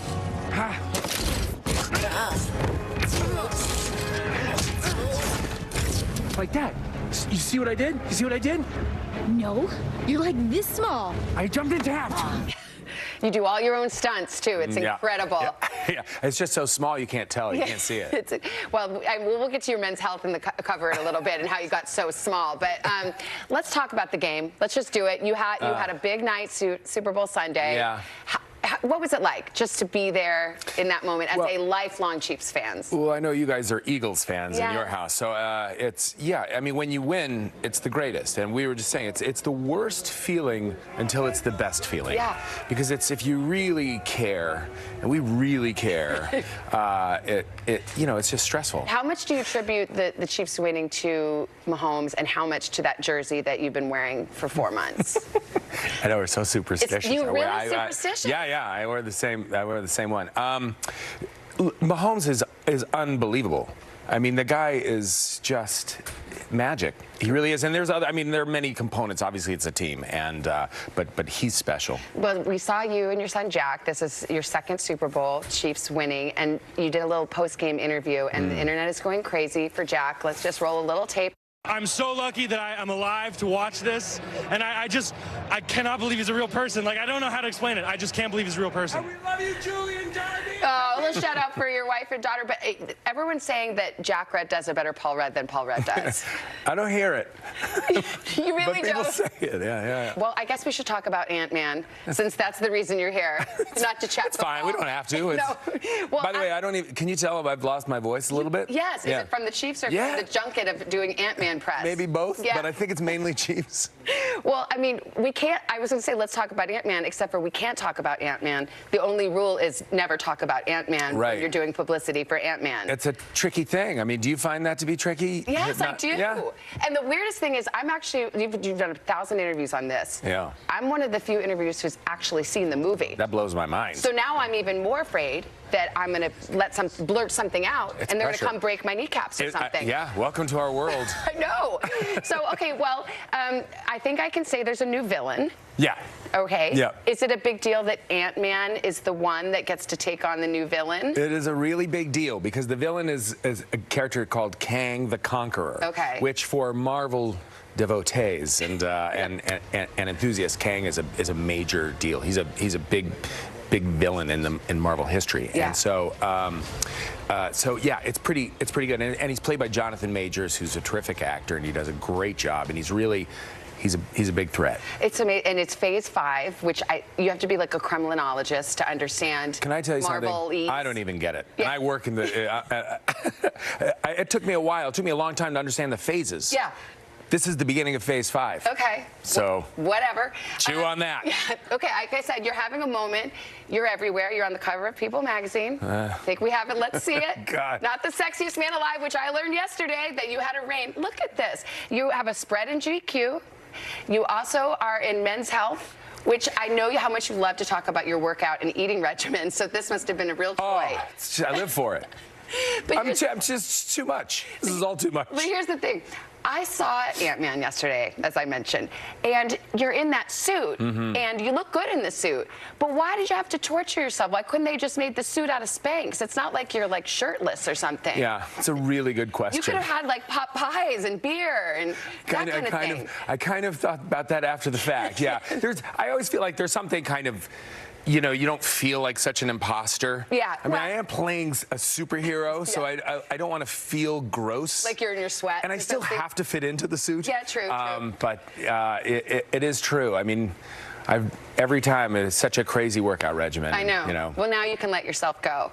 Yeah, well, I'm trying a little bit, slowly but surely entering the human race again. And then finally, I had to ask you about, did you see the Super Bowl commercial of Clueless? No, but I saw. You have not seen it? I was there. I missed all the commercials. Okay, but I did see a little clip. I did see a picture. It's incredible. You have to watch it. Everyone that you know from the cast, they're all in it. Really? Except for they're all hanging out without you. Oh, look at this. I know. Do you know the guy that shot Quantumania, Bill Pope, also shot Clueless? You're kidding. Yep, he's same cinematographer. Oh my God, that is such a And I think maybe he might have done this commercial again. Wow. That was Christian Siriano. This made me want to be you to do like Clueless 2. Even more clueless. You know, it's everyone. More clueless too. Cluelesser. Yeah. Nice. Yeah. Okay, well, just, think about it. Thank you so much, Paul. Thank you. Great to catch up with you. You too. And you can Thank catch Ant-Man and the Wasp, Quantumania, in Friday theaters. The wait is over. Just want to watch Paul Rudd watch commercials. Yeah, it was very endearing. Exactly. Thank you to Savannah and to Paul Rudd. That does it for this hour of Morning News Now. The news continues right now.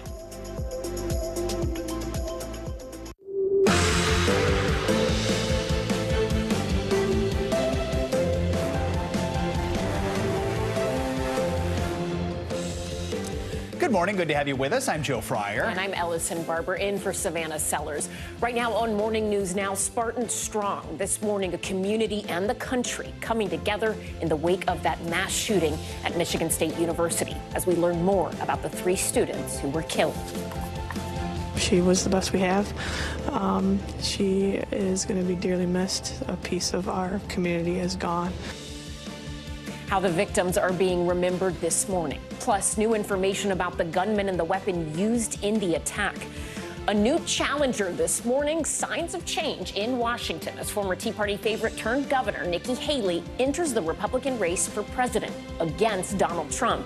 And on Capitol Hill, longtime Senator Dianne Feinstein announces she's not running for re-election, marking the end of an era for Democrats. More on the jockeying already underway to replace her and what it all means for 2024.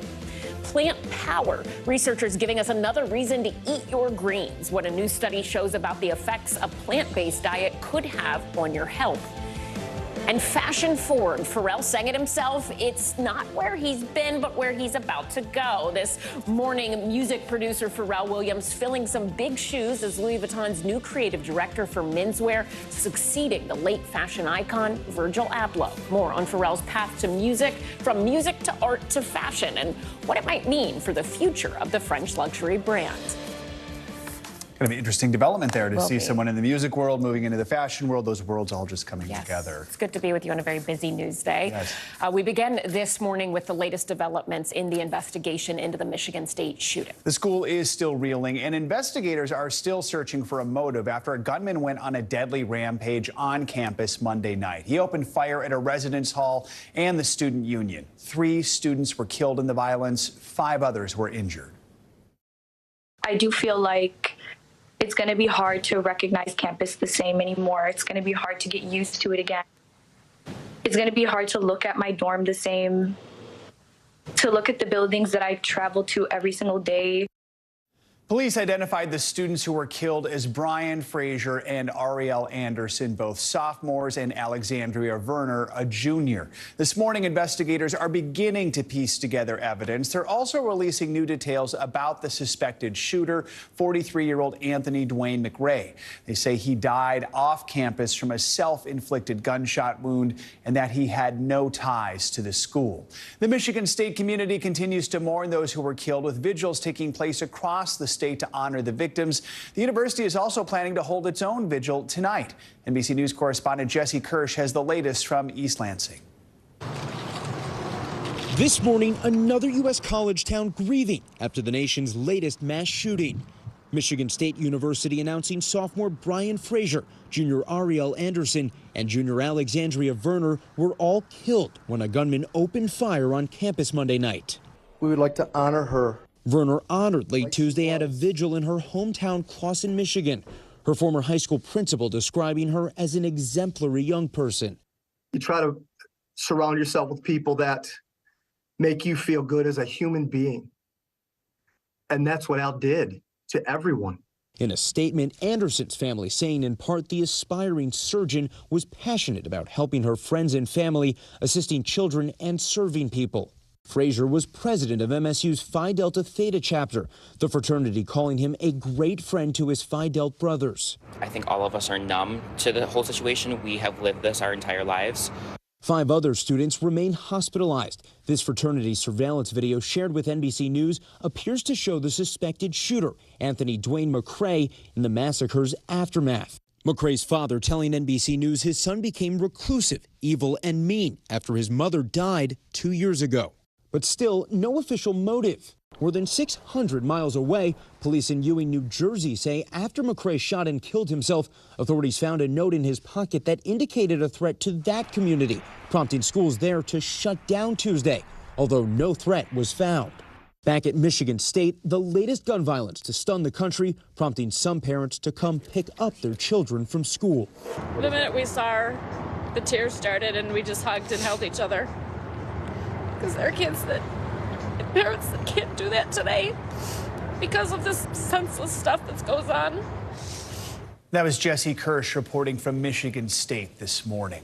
Now to a potential breakthrough in the Atlantic and the search for debris from that suspected Chinese spy balloon. Yeah, crews have recovered what military officials called significant debris, including sensors and electronics, as well as large sections of the structure. But this morning, there are still questions about the takedowns of the 3 smaller objects this past weekend. The White House said yesterday those unidentified objects, which it told Congress are most likely balloons, could be for benign commercial or academic research. But the price to shoot them down was not cheap. An Air Force spokesperson says the missiles alone used to shoot down the objects cost at least $2.5 million, and that doesn't even include the cost of scrambling the fighter jets.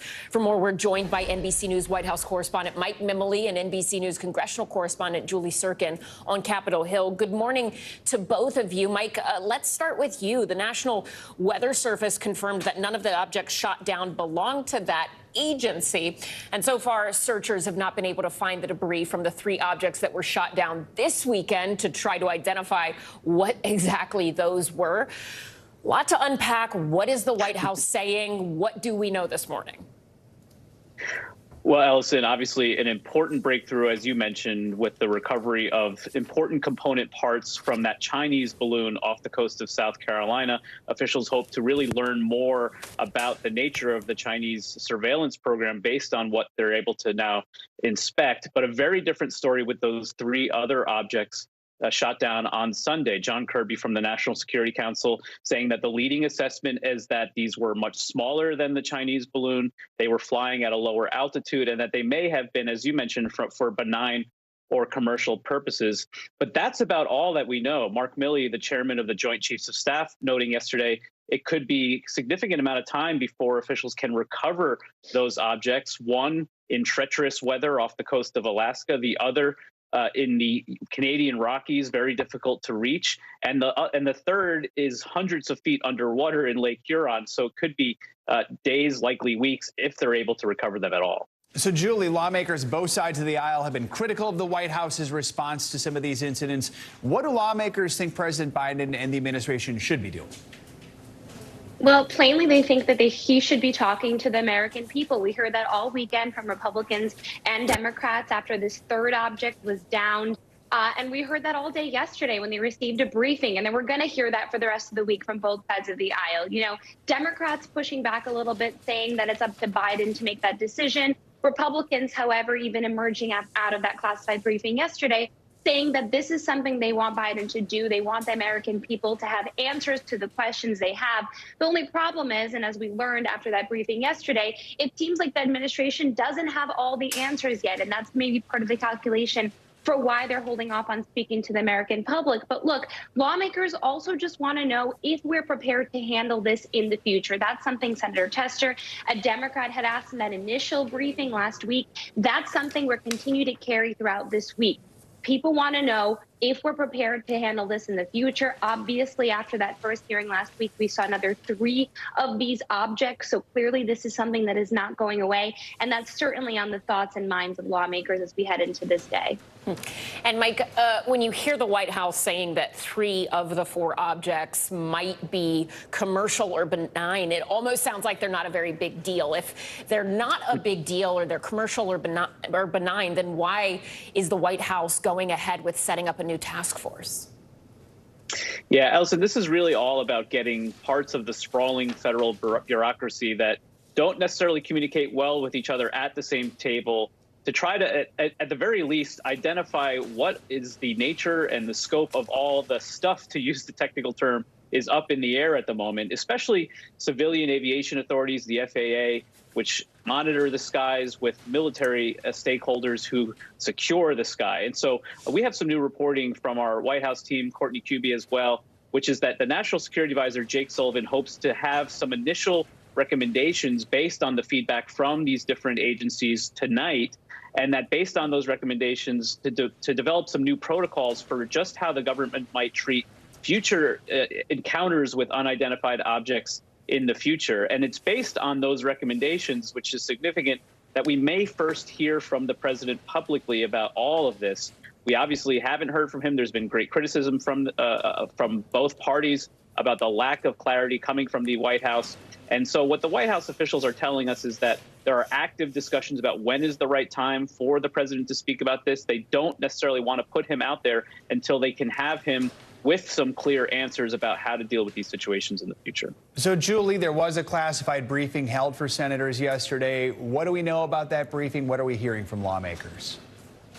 Well, look, we're hearing a lot more questions still than answers, but the good news is lawmakers emerged saying it's not alien, so at least that can be removed from the list. But at the same time, they don't know exactly what these objects are, and this is going to continue into the week. Just today, there's an unrelated hearing in the Commerce Committee with the acting FAA administrator on that system outage that I'm sure a lot of viewers are familiar with, that grounded all those flights in the beginning of January. Well, this issue is still expected to come up there. Republicans on the committee, including Senator Marsha Blackburn, is planning to ask the FAA administrator about this, including why Pete Buttigieg, the transportation secretary, was not focused on this, she says. So you could see how Republicans particularly are going to tie this issue in to perhaps every other issue we see that sort of relates to this in any way in the coming weeks and days. And there's another classified briefing for all senators happening later today on China competitiveness with the U.S. in general, on the ground, in the sky, in technology. This is something that was pre-scheduled. We see an increased focus from Congress on China in general when you take away these objects. So obviously all of these aerial objects just increased focus, increased urgency from Congress to put pressure on the administration to make sure they're prepared to act against China in the future. Of course, these last three objects, I should note, we don't know where they came from yet. They could still be for commercial purposes or from another foreign government, but this is clearly something that lawmakers, particularly Republicans, are trying to keep at the forefront. Lots of questions, but we are crossing aliens off the list, so there's something. All right, Mike Memoli, Julie Serkin, thank you both. Right now to new developments this morning in the investigation into former President Donald Trump. The special counsel that's investigating Trump's handling of classified documents is trying to force a lawyer for the former president to testify before a grand jury.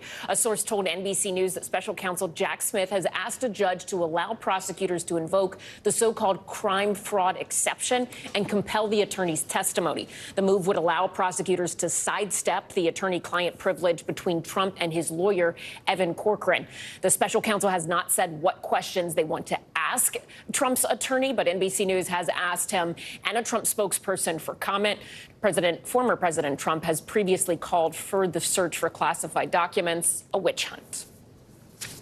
Out of the race for the White House, Nikki Haley will be in Charleston, South Carolina this morning to kick off her presidential run with a campaign event there. The former South Carolina governor and U.S. ambassador to the UN officially announced her 2024 plans with this campaign video put out yesterday on social media. Haley is the first Republican to challenge former President Trump for the nomination. NBC's Ali Vitale joins us now from Charleston with a preview. Ali, good morning to you. So why did she announce her run now? And, I mean, was there any doubt she'd kick off her campaign anywhere other than South Carolina?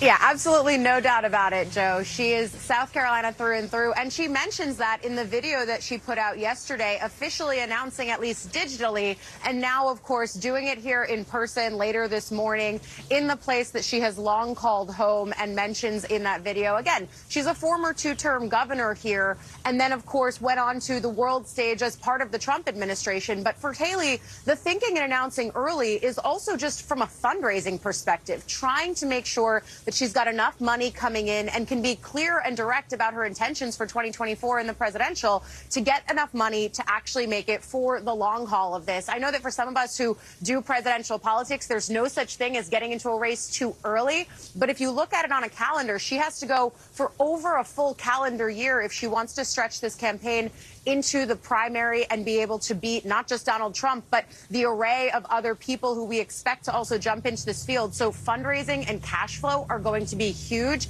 That's part and parcel to this strategy as well. But look, she's getting out there today in person in South Carolina, a very important state on the presidential calendar. And then she'll go to some of the other ones that we often keep our eye on, New Hampshire and Iowa in the coming weeks, kicking her campaign off in true presidential fashion, hitting all the places that she's going to need to be spending a lot of time in. And I think by proxy, I will be spending a lot of time there as well, as usual. A lot of time for a long period of time. You know, I mean, it is not a huge surprise that Haley's running for president, but it is notable that Trump is now officially facing some competition for the nomination. So now that she's in, do we think the floodgates are going to open up? Can we expect others to follow, like, say, Florida Governor Ron DeSantis? And look, that's a question that not just you are asking, but other reporters were asking yesterday in Florida, for example. I think we have that sound if you want to play it. Nikki Haley announced her presidential run today. Do you plan on following suit? Wouldn't you like to know?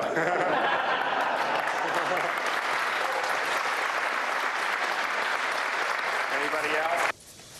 Now, to be clear, Joe, as someone who's following that presidential campaign, I would very much like to know if that's going to be a campaign that I'm going to be following. But look, if you look at the names that we often talk about of who could get into this field, yes, it's notable that Trump now officially has at least one challenger, and it's coming from within his own administration. Of course, Haley served with Trump. She's going to have to defend both the positions that she's taken for Trump and backing him, but also the comments that she's made against him over the years. Because I remember being in South Carolina in 2016, and Nikki Haley was not an endorser of Donald Trump. And if you look at the way that she's trying to turn the page now, she's making a sort of generational leadership argument, targeting Trump not on policy or his presidency, but on his age, something that is going to be a factor not just for Trump, but for Biden as well. And then if I think about some of the other names that could end up in this field, you got a lot of either former or present governors, so a lot of executive power likely to be on these debate stages, from New Hampshire Governor Chris Sununu to Florida Governor Ron DeSantis. A lot of other names like that potentially getting in the mix. But at this point, just a one-on-one battle between Haley and Trump, though that field's going to get a lot bigger. And Allie, very quickly, while I have you, Dianne Feinstein announcing she's going to finally retire.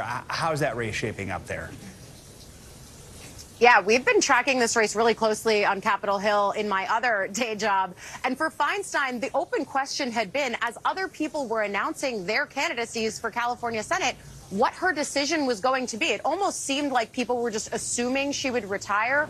Ultimately, that's what she announced she was going to do yesterday. What that means is now it is an open race for a seat that does not come open very often. We've already seen two members of the California House delegation, Adam Schiff and Katie Porter, announce their intentions. I'm told that by the end of this month, Congresswoman Barbara Lee is also going to be announcing her run. None of that is surprising. These are names that have been in the mix for a while, but that's going to be a really hot primary contest to watch. Most definitely. All right, Allie Vitale, lots to cover this morning. Thank you so much.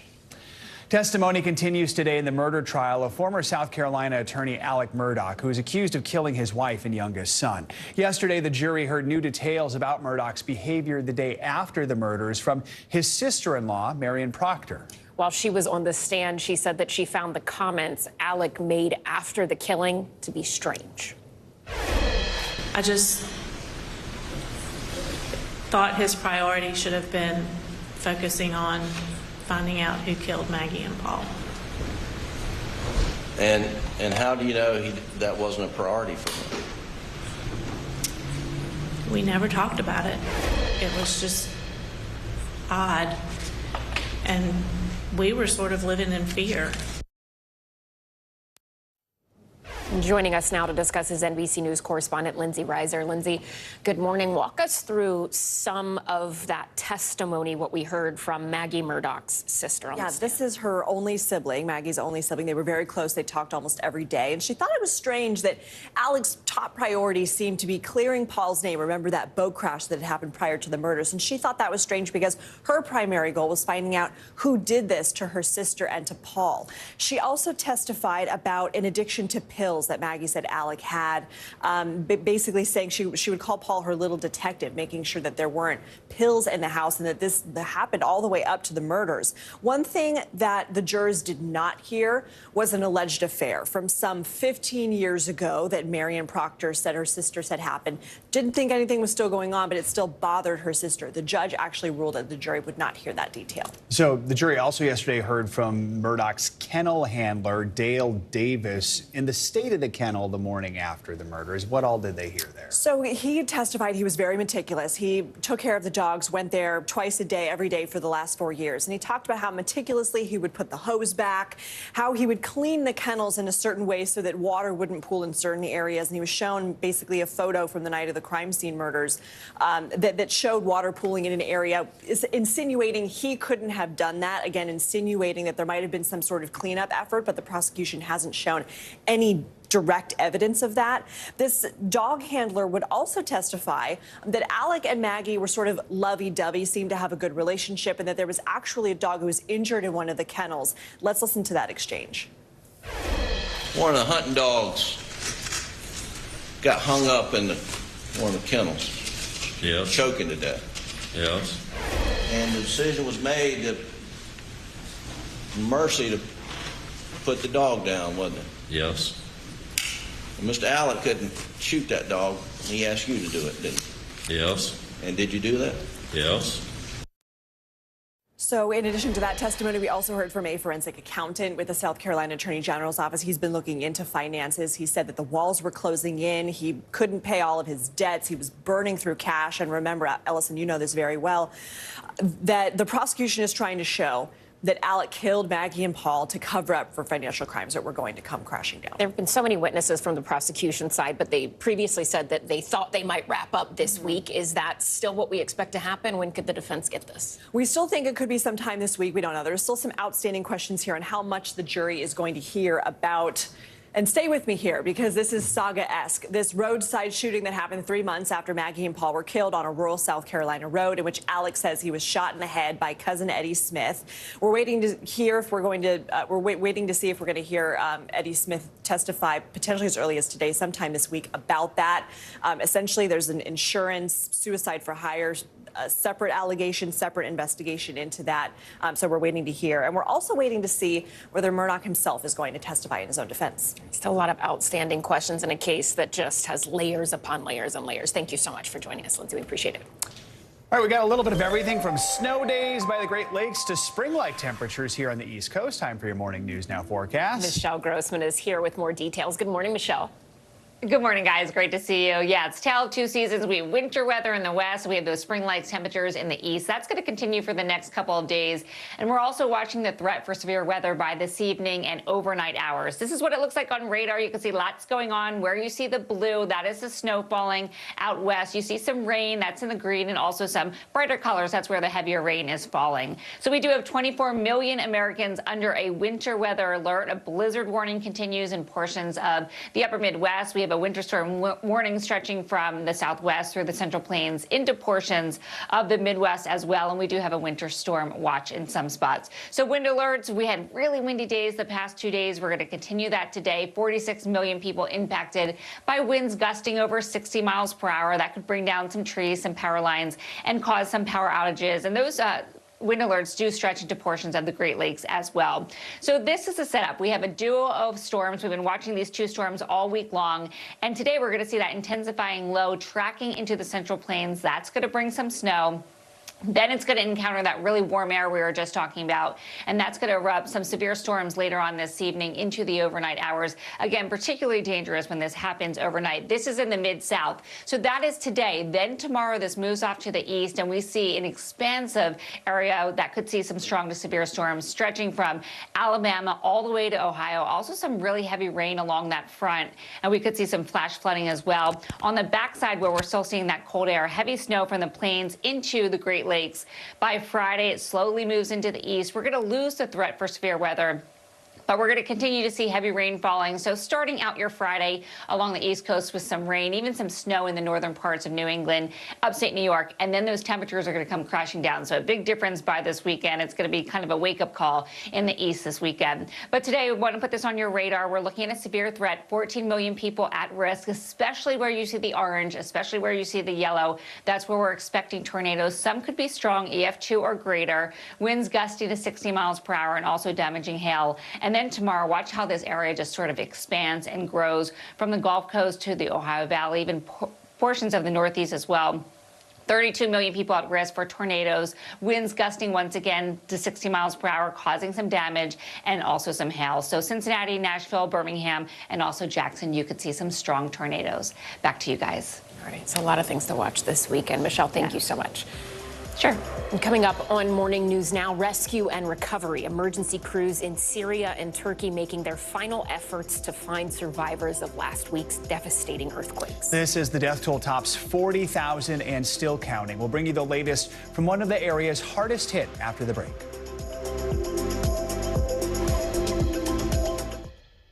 The big variable, the storm surge. How much water will ultimately be pushed inland? How many of you were up there? At least like 11. How real is this going back to the moon? What our top story tonight? You guys okay? Yeah. Oh my goodness. What kind of training? How you doing, Lester? Stay on top of breaking news and the biggest stories of the day with NBC News Daily. Thank you so much for joining us. I'm Morgan Radford. And I'm Vicki Wynn. I'm Aaron Gilchrist. And I'm Kate Snow. Get in-depth reporting from across the country. What's your reaction to the president's comments? And around the world. Are Ukrainians continuing to make advances? And ways you can take care of your health. Who should be getting tested, and frankly, how often? And your wallet. Costs are skyrocketing. How to manage soaring prices. NBC News Daily. Weekdays from 12 to 4 p.m. Eastern on NBC News Now. Watch NBC Nightly News with Lester Holt or listen wherever you get your podcasts. We begin tonight with breaking news just coming in. Whenever it happens, wherever you are, NBC News, streaming free now. Stay on top of breaking news and the biggest stories of the day with NBC News Daily. Thank you so much for joining us. I'm Morgan Radford. And I'm Vicki Wynn. I'm Aaron Gilchrist. And I'm Kate Snow. Get in-depth reporting from across the country. What's your reaction to the president's comments? And around the world. Are Ukrainians continuing to make advances? And ways you can take care of your health. Who should be getting tested, and frankly, how often? And your wallet. Costs are skyrocketing. How to manage soaring prices. NBC News Daily. Weekdays from 12 to 4 p.m. Eastern on NBC News Now. Hey, podcast fans, ready to unlock our true crime mysteries? Try Dateline Premium on Apple Podcasts. You'll get early access to originals, plus bonus content, and everything is ad-free. So head to Apple Podcasts now to subscribe. Watch NBC Nightly News with Lester Holt or listen wherever you get your podcasts. We begin top story with that breaking news. This is just in, a lot of stories to get to. What do people need most right now? Did the state and/or law enforcement drop the ball anywhere? Are we headed for a recession or a recovery? Migrant families now stranded in Mexico. What's the World Cup experience been like? The civilian effort is not just about fighting, it's also about helping. Every night, it's your news playlist. Top Story with Tom Llamas. Streaming weeknights at 7 on NBC News Now. How many of you were up there? At least like 11. How real is this going back to the moon? How you doing, Lester?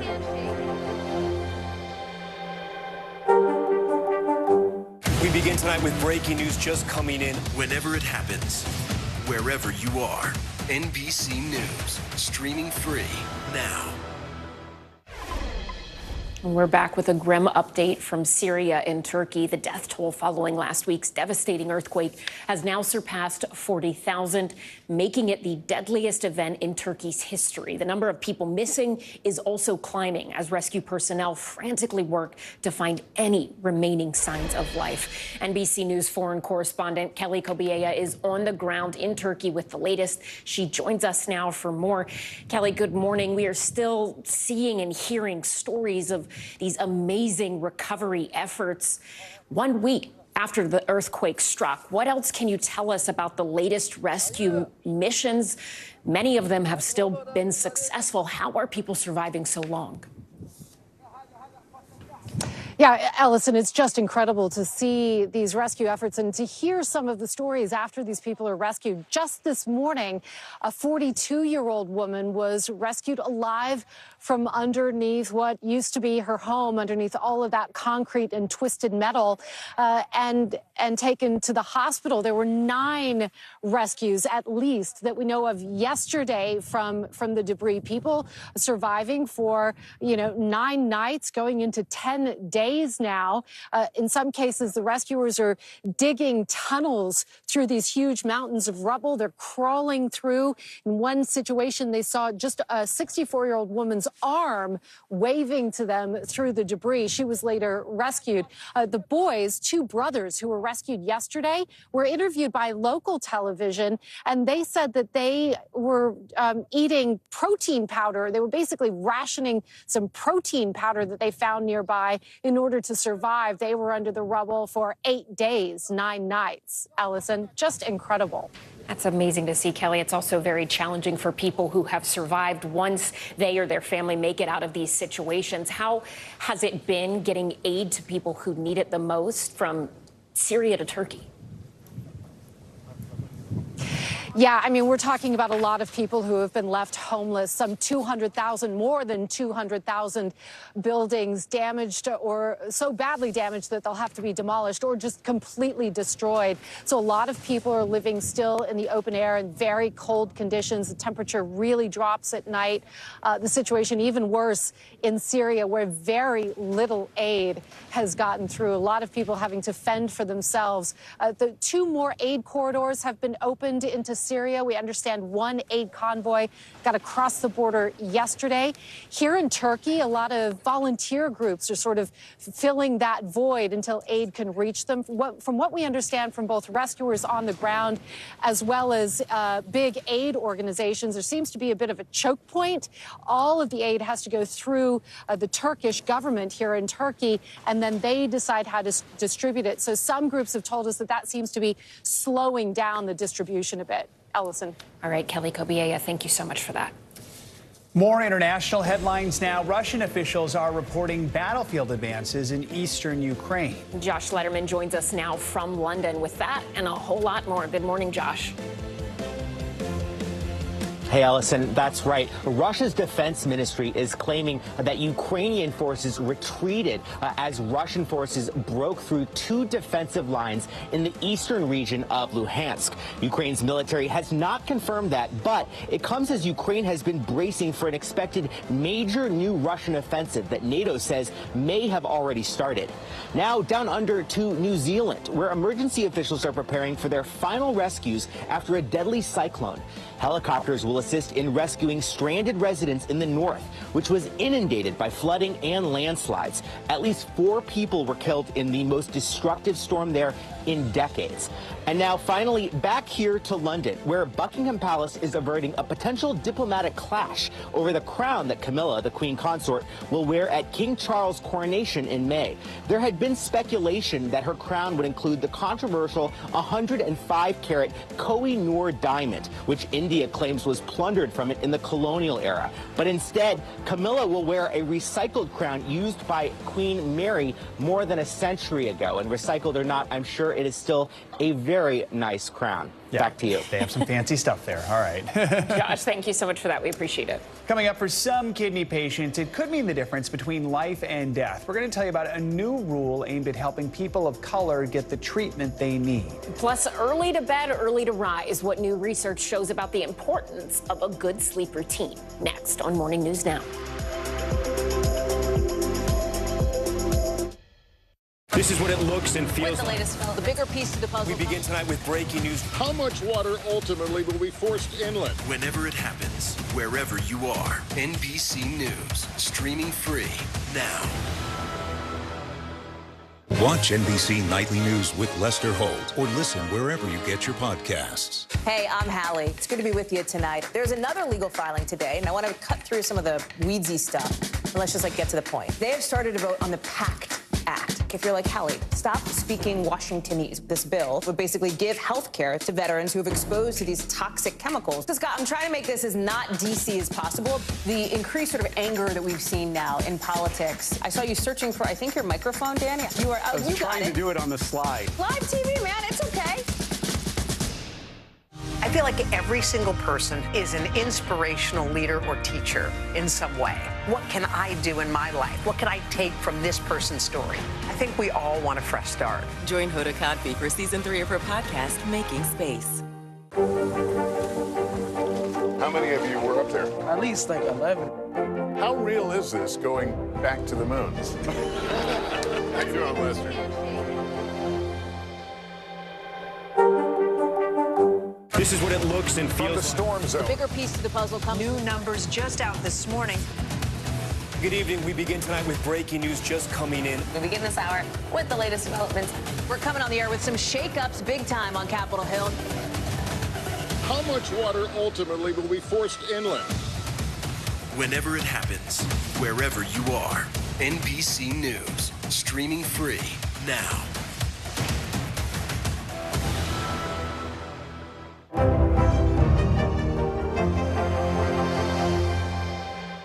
Join Hoda Kotb for season 3 of her podcast, Making Space. Listen now. We're back now with a look at how a new rule is helping overcome racial disparities in healthcare. Getting a kidney transplant for people of color was once a harrowing process due to a test that's been called racially biased. NBC's Jamish Alcindor explains turnaround time for patients may finally get shorter. Crystal Higgins developed kidney disease 13 years ago and got a transplant in 2012. But her disease returned, and for the last 6 years, she's been driving 40 miles 3 times a week to spend hours at dialysis. And the alternative is not being alive anymore. So I want to see my daughter grow up. I know it's hard on her to watch her mom. I've been sick her whole life. What's the hardest part of just living through this and waiting for a kidney transplant? The hardest part is the wait. Sometimes I get anxious when my phone rings because I don't know if it's a call for a transplant. So I feel like my heart races every time I hear my phone ring. That call may come sooner for Higgins because of a national rule that will remove a test seen as racially biased in determining who gets a transplant. What's changing now is we have a growing awareness that inclusion of race variables is inaccurate to a large degree and also contributes to disparities in access to care. Historically, Black patients have had to wait longer for kidney transplants than other races, in part because of an outdated test that overestimated kidney function in African Americans. The nation's transplant system is now banning that test and instructing every kidney transplant program to credit affected Black patients with time. Black people are 4 times more likely to be diagnosed with kidney failure than white people. The median wait time for Black patients added in 2014 was 64 months compared to 37 months for white patients. Pavlakis says Black patients on the list should receive a letter from their transplant program, adding the average Black patient could get a kidney between 1 and 2 years sooner than before. We are hoping that this will be an example of a restorative justice in medicine. For Crystal Higgins, whose friend died in 2020 waiting for a kidney transplant, the change feels bittersweet. Do you worry this is coming too late? For some people, it definitely came too late. I'm really hoping to get a call any day now to come in for a kidney transplant. I packed a bag so that if I receive a call, I'm ready to go. Yamish Alcindor, NBC News, Olive Branch, Mississippi. Time now for our weekly medical checkup. We've got some potentially positive news for veggie lovers. Plus, why more sleep may be good for your heart. NBC News medical fellow Dr. Akshay Syal joins us now for all these health headlines you might have missed. So let's start off with this new study. It's from UC San Francisco. Found prostate cancer patients might be able to slow the disease by going a little bit greener. So what kind of diet were they on? How did that help? A little bit greener, but not totally vegetarian. So here's what happened. We're at UCSF. They look at about 2,000 patients who already have prostate cancer. This isn't patients who don't have it. And what they found that those who did a plant-based diet, a plant-forward diet, actually showed two things. One, about a 52% lower risk of disease progression, meaning they didn't get worse. And also about a 53% reduction in recurrence, meaning that once you were treated, you were less likely for the disease to come back. Now, this was an observational study, so it's not that rigorous, quality of evidence where doctors are going to be recommending, radiation therapy and a plant-based diet in your treatment. But if this pans out in further research, this could be, part of a plan. So what you need to know about this, you don't have to go totally vegetarian. It's plant forward, not vegetarian. So what that means is you don't have to give up your steak. It means if you take a plate of food, put a lot of plants on there, but don't make the meat the centerpiece like I think a lot of us do with a big fat steak and the veggies on the side. This is saying, hey, maybe rethink that a little bit, maybe make the vegetables for centerpiece and have the steak as a side dish. Interesting. Okay, so this next study is one that is especially relevant and true for our team here at Morning News Now. Talk to us about sleep, the going to bed at the same time, waking up at the same time, how important this study says that Yeah, is. it's especially, you and I have talked about this. You get up very, very regularly. So with this study, it's also about 2,000 people, and what they found was that, if your sleep patterns aren't regular, meaning you're not going to bed at the same time every day, and you're not sleeping for the same amount of hours every night, you can actually, it's associated now with an increased risk of plaque in your arteries. Now, why do we care about that? If you have plaque in your arteries, think of your arteries like a pipe, and blood flowing through the pipe. If you have plaque, it starts to make that pipe narrower, and eventually it can cause a blockage, and that can cause a heart attack. And so that's why we really want to make sure that we're, one, sleeping for the same amount of hours every night, and two, going to bed at the same time every night to lower that risk of heart disease, because I don't think a lot of people know about this association here. Yeah, it just seems like every study that comes out talks about sleep and the importance of getting enough, but also the consistency in the schedule, which is not easy with our jobs, certainly. Yeah, it's not easy, but consistency over amount, or whether you're a morning or night person, if you're consistent, that's the key. That's the key, yeah. All right, let's talk about sugar. Not all sugars are created equal, but there's a new study showing eating and drinking high amounts of sugar, that can put you at risk for heart disease. That's not maybe super surprising, but what kinds of sugar are we talking about here? Yeah, so the study called them free sugars. There's free sugars and there's non-free sugars, and it sounds kind of obvious, but basically free sugars are things that aren't really found naturally in fruits and vegetables. They're added by the manufacturers to make things a little bit sweeter, make them taste better. But I think, when talking to patients, a lot of times they know that, eating sugar, eating a lot of diet high in sugar can cause obesity and it can cause weight gain. They don't often know the association between heart disease. So that's why I think this is really important. But basically, what they found was that, looked at about 110,000 people, and what they found was that those who were eating those diets higher in sugars were more likely to have a heart disease, high risk of heart disease, and a high risk of stroke. So the key here, what you really need to know is eat the fiber, meaning that if you eat a whole fruit, an apple, much better than an apple juice, because you don't spike your blood sugar, because the fiber helps slow the digestion. That ultimately is what we think is better for you. And better than, say, a candy bar or something like that. You're like, yes, Joe. Yes. All right. Good question. I think it's an important question. Thank you. Good follow-up. All right, Dr. Akshay Sayal, as always, thank you so much. All right, coming up, building a bridge to homeownership. When we come back, we're going to explore the challenges that black families face when buying a home and how one woman is working to fix that. This is Morning News Now.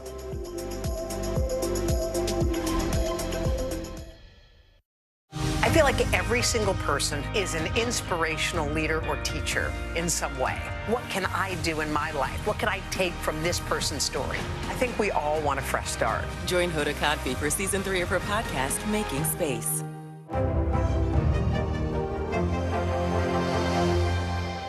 This is what it looks and feels What's the latest, Phil? The bigger piece to the puzzle. We begin tonight with breaking news. How much water ultimately will be forced inland? Whenever it happens, wherever you are, NBC News, streaming free now.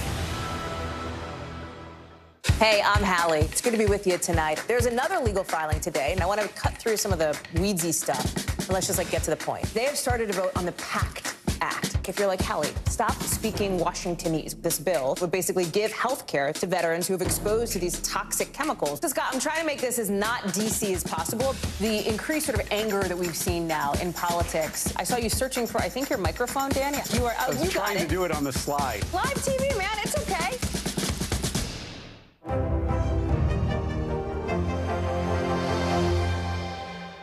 Stay on top of breaking news and the biggest stories of the day with NBC News Daily. Thank you so much for joining us. I'm Morgan Radford. And I'm Vicki Wynn. I'm Aaron Gilchrist. And I'm Kate Snow. Get in-depth reporting from across the country. What's your reaction to the president's comments? And around the world. Are Ukrainians continuing to make advances? And ways you can take care of your health. Who should be getting tested, and frankly, how often? And your wallet. Costs are skyrocketing. How to manage soaring prices. NBC News Daily. Weekdays from 12 to 4 p.m. Eastern on NBC News Now.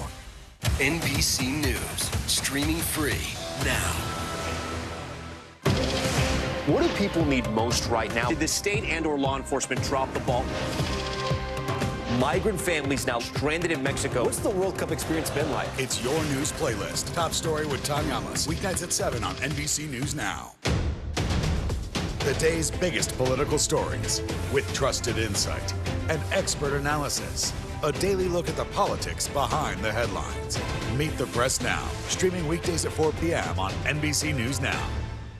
I feel like every single person is an inspirational leader or teacher in some way. What can I do in my life? What can I take from this person's story? I think we all want a fresh start. Join Hoda Kotb for season 3 of her podcast, Making Space. We begin tonight with breaking news just coming in whenever it happens, wherever you are. NBC News, streaming free now. What do people need most right now? Did the state and/or law enforcement drop the ball? Migrant families now stranded in Mexico. What's the World Cup experience been like? It's your news playlist. Top story with Tanya Amos. Weeknights at 7 on NBC News Now. NBC News, streaming free now. Welcome back. We are continuing our celebration of Black History Month by looking at gaps of inequality faced by the Black community and highlighting people who are working actively to close those gaps. Yeah, housing is just one of the many areas where Black people in America have been historically underserved and at times left out of the conversation altogether. Here's NBC News' Maya Eaglin with one woman's pursuit for change. My grandpa bought this house in 1968. We've had it through 3 generations. His investment here, which was just $18,000 back then, has now grown into a $2 million blossoming investment. Keisha's an entrepreneur in Washington State and inherited her grandfather's home when he passed away in 2020. She's been documenting some of the challenges she's been facing as a Black woman homeowner on social. There's all these tactics that they use to try to scare you to feel like you are not able to stay in your land. Why is generational wealth important? As a Black American, we're only 100 and something years removed from slavery. So to even have generational wealth as an opportunity is such a valuable thing because 100 and something years ago, we couldn't even own anything. You have families that have legacies and legacies and legacies of wealth, whereas Black families are still building. It's like a stairway. You know, if every generation continues to climb higher, your family gets higher and higher. If every time you're starting over, it's a more steep climb for everyone. One study estimates there's a $330 billion gap between Black and white families' annual flow of new wealth and a $200 billion gap of inheritances each year. What are some of the challenges that have historically prevented Black families from obtaining generational wealth? Definitely access to capital, having jobs that are paying as much as other people are being paid in the same positions, going into banks, not being able to get loans. There's data on the systemic bias too. An analysis in 2021 found Black families were twice as likely to be denied for a home mortgage loan compared to white families. Do you think this can change, Keisha? I think it's going to take communication and education. So families never know where you're going to be taken and what those seeds planted are going to grow into. But you got to get on your knees and plant some seeds, right? You got to get in the ground and you got to tend to some soil because in spring, something will bloom. Maya Eaglin, NBC News. The Justice Department established multi-million-dollar home ownership funds in the last year with lenders in at least 4 different states. The goal of those funds is to hopefully start the work of closing the racial home ownership gap. Our thanks to Maya Eaglin for that important report. Some more financial headlines now. Apple is looking at changing the criteria for their new Buy Now, Pay Later program. CNBC's Silvana Henao joins us now with more on that and other news. Good morning. Ellis and Joe, good morning to you. Yeah, so Apple is laying out the rules for how it will make lending decisions for its new Buy Now, Pay Later service. Now, Bloomberg reports it will evaluate a customer's creditworthiness based on a number of factors, including their spending history at Apple and what devices they own. The program, which lets shoppers pay for purchases in installments, will also look at whether customers have applied for an Apple credit card and other cards they have linked to their accounts. Apple Pay Later is currently being tested with Apple retail employees. Google is rolling out its fiber home internet service with 5 gigabit speeds in 3 U.S. cities: Kansas City, Salt Lake City, and West Des Moines. Now, Google started testing the service for some customers in those areas last year.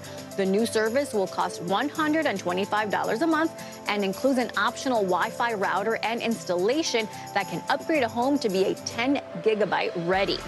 And Netflix has removed the Surprise Me button, which it just launched 2 years ago. A spokesperson says the company discontinued the feature last month because few people were using it. Netflix found subscribers tend to come to the service with a specific show, movie, or genre in mind, undercutting the appeal of a function like Surprise Me. Now, the feature would instantly start playing a show or movie without making users scroll through the Netflix library to find something to watch, guys. I never used it. I never saw it, but now I kind of want to see what it would have surprised me with. I thought no warning, no warning of the genre. That's nothing. Whatever it is, I'd watch it for 2 minutes and be like, okay, never mind. Yeah, exactly. All right. Savannah, thank you. Thank you. Sure thing.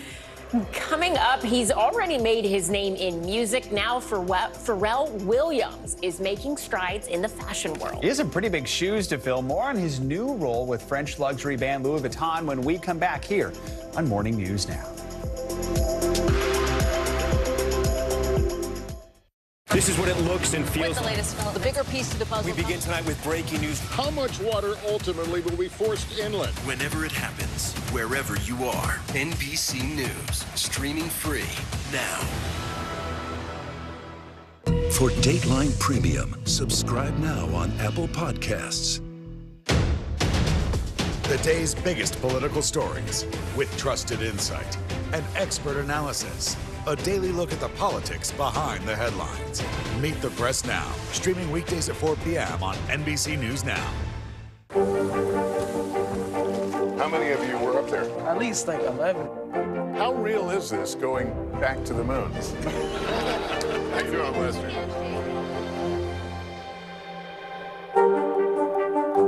We begin top story with that breaking news. This is just in, a lot of stories to get to. What do people need most right now? Did the state and or law enforcement drop the ball anywhere? Are we headed for a recession or a recovery? Migrant families now stranded in Mexico. What's the World Cup experience been like? The civilian effort is not just about fighting, it's also about helping. Every night, it's your news playlist. Top Story with Tom Llamas, streaming weeknights at 7 on NBC News Now. Join Hoda Kotb for season 3 of her podcast, Making Space. Listen now.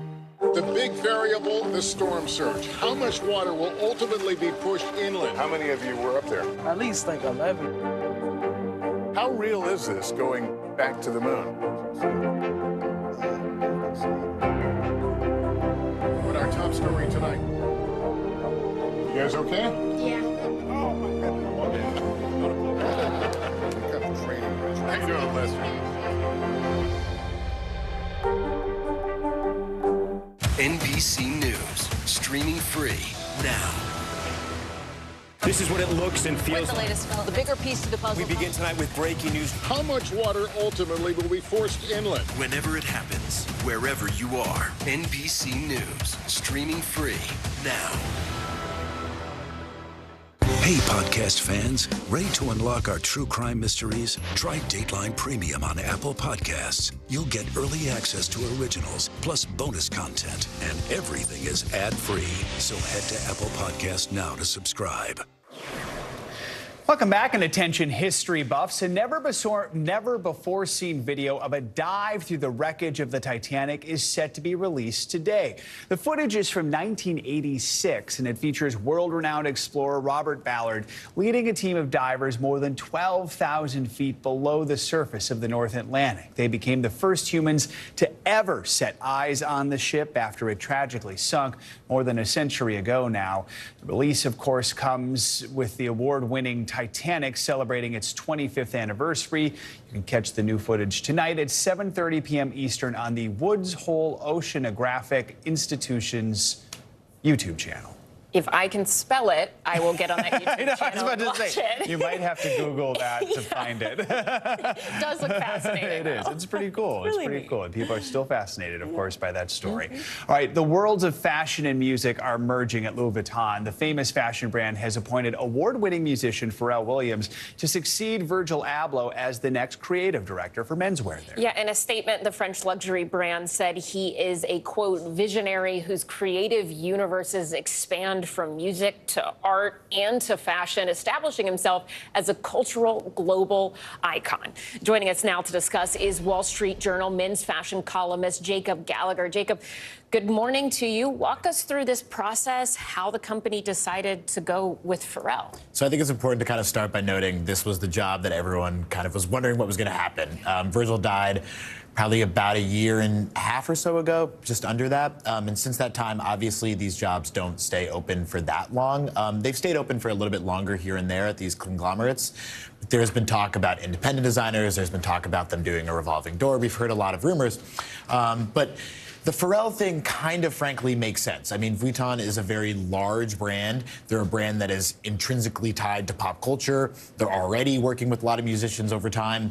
And what Pharrell kind of brings to the table, I believe, is this kind of continuation of what Virgil was doing, bringing in new consumers, kind of broadening the brand's pop cultural crossovers, and also just kind of appealing to perhaps a younger guy in a lot of ways. Of course, a guy that still has a lot of money to buy Louis Vuitton, but he's doing okay. I think that he fulfills a lot of those same things, but also, it's important to note that Pharrell, as much as he's a musician, is also this kind of streetwear entrepreneur. He's had his own brand, Billionaire Boys Club, since 2003.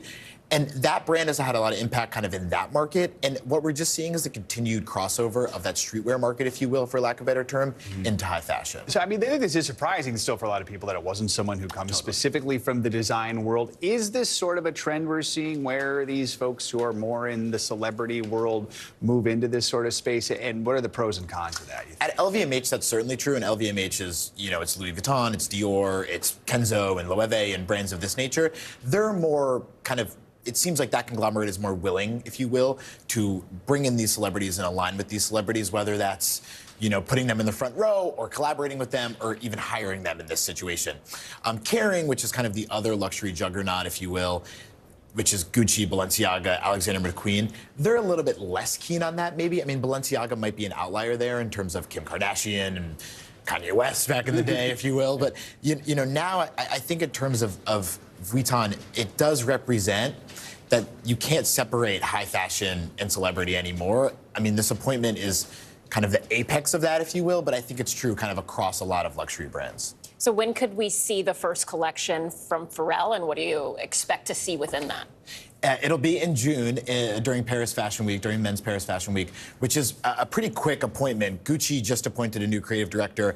He will not be showing his first collection until September. This is a shorter timeline, and it just varies brand to brand. Sometimes the timelines can be months when they have a new appointment. Sometimes it can be going on a year. We'll see what comes from this. It's very hard to gauge. I mean, there's been Pharrell has worked with Vuitton in the past on sunglasses, on jewelry, and of course, his own style might bring some hints. He loves Chanel. He loves kind of this fusion of Comme des Garçons leather jackets with American blue jeans. He has this kind of mishmash style, if you will, for lack of a better word, that I think I think that's what he'll bring. One thing is for sure, though, is that show will be the marquee event of that week, without a doubt. I mean, the last show that happened in January, it was Rosalia performed, and there were all these celebrities in the front row, and that's what Vuitton does, is they make these events real events. And so I think Pharrell being there will only add to that. Definitely. Wow, something to watch. Jacob Gallagher, thank you so much. We appreciate it. Finally this hour, many of us have music that reminds us of special moments in our lives. Well, now a man in Portland is creating personalized songs, which he calls tiny anthems for everyday people. NBC News correspondent Gotti Schwartz explains. I think we know how this story begins. In a tiny basement studio in Portland, Oregon, I'll Social decorum is abandoned at sea, 'cause though the place is empty, she moors next to Dev's seat. There's something special about the lyrics floating in the air. They're still strangers at this point, though they've been here 1,000 times. This modern-day bard is writing ballads about ordinary, everyday people. Tiny Anthems is a system where you give me information about your sister or your husband or your cousin Greg. Ugh, Greg. And based on what you tell me, I will then compose a song. And it all started with an offer to write a song about anyone for $2. First, you turn on this light, you set the switch to dwell, then you turn these switches up to 10, and then, well, this one's actually a washing machine. And quickly snowballed into Mike Long's life's work. Today, Mike charges about $300 per song, putting more than 20 hours each into the composition. There's just like something absurd about what I'm doing that just makes me want to keep doing it. Dev's a grain and gristle when Sid comes sailing in. He's now written and composed hundreds of tiny anthems, each created for an audience of one. I've never experienced a gift like that before in my life, and I imagine I may not ever again. Incredible, one of a kind. It's all downhill from here. For Dev Sirk and Sid Snyder, Tiny Anthems has become the soundtrack of their lives. There are very few people in this world that have a love song written about them. That is so true, and we have 3 of them. And Mike's creative process can be as unpredictable as his lyrics. His orchestra, just about anything that makes a sound. And watching him create music from thin air is simply magical. Moments later, yet another sound ready to celebrate that indescribable essence that makes each one of us so unique. If you get close enough to a person, you'll find something to love about them. Gotti Schwartz, NBC News, Portland, Oregon. That does it for this hour of Morning News Now. The news continues right now.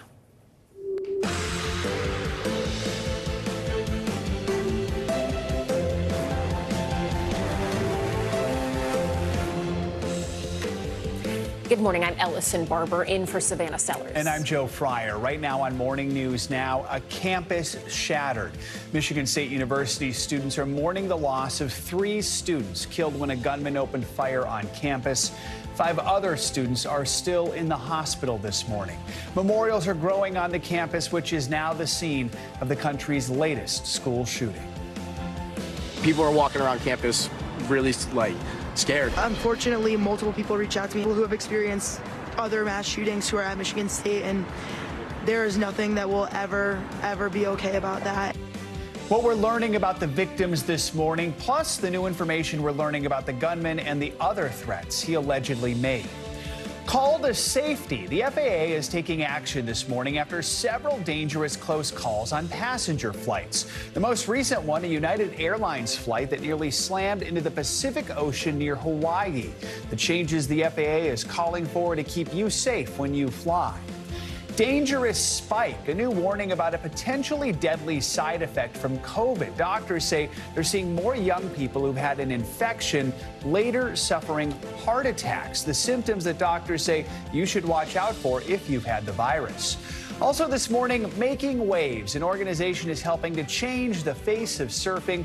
We're going to introduce you to the group helping to get more black girls and women in the sport and the impact it's already having out of the water. It's always amazing to see the stories that we hear about and read about that talk about not just the physical benefits of surfing, but so often the mental impacts and the positive effects there. It's really good. We'll delve into that a little later. We are going to begin this hour with the latest developments in the investigation into the Michigan State shooting. Right, investigators are searching for a motive behind Monday night's deadly rampage that left 3 students dead and 5 others injured.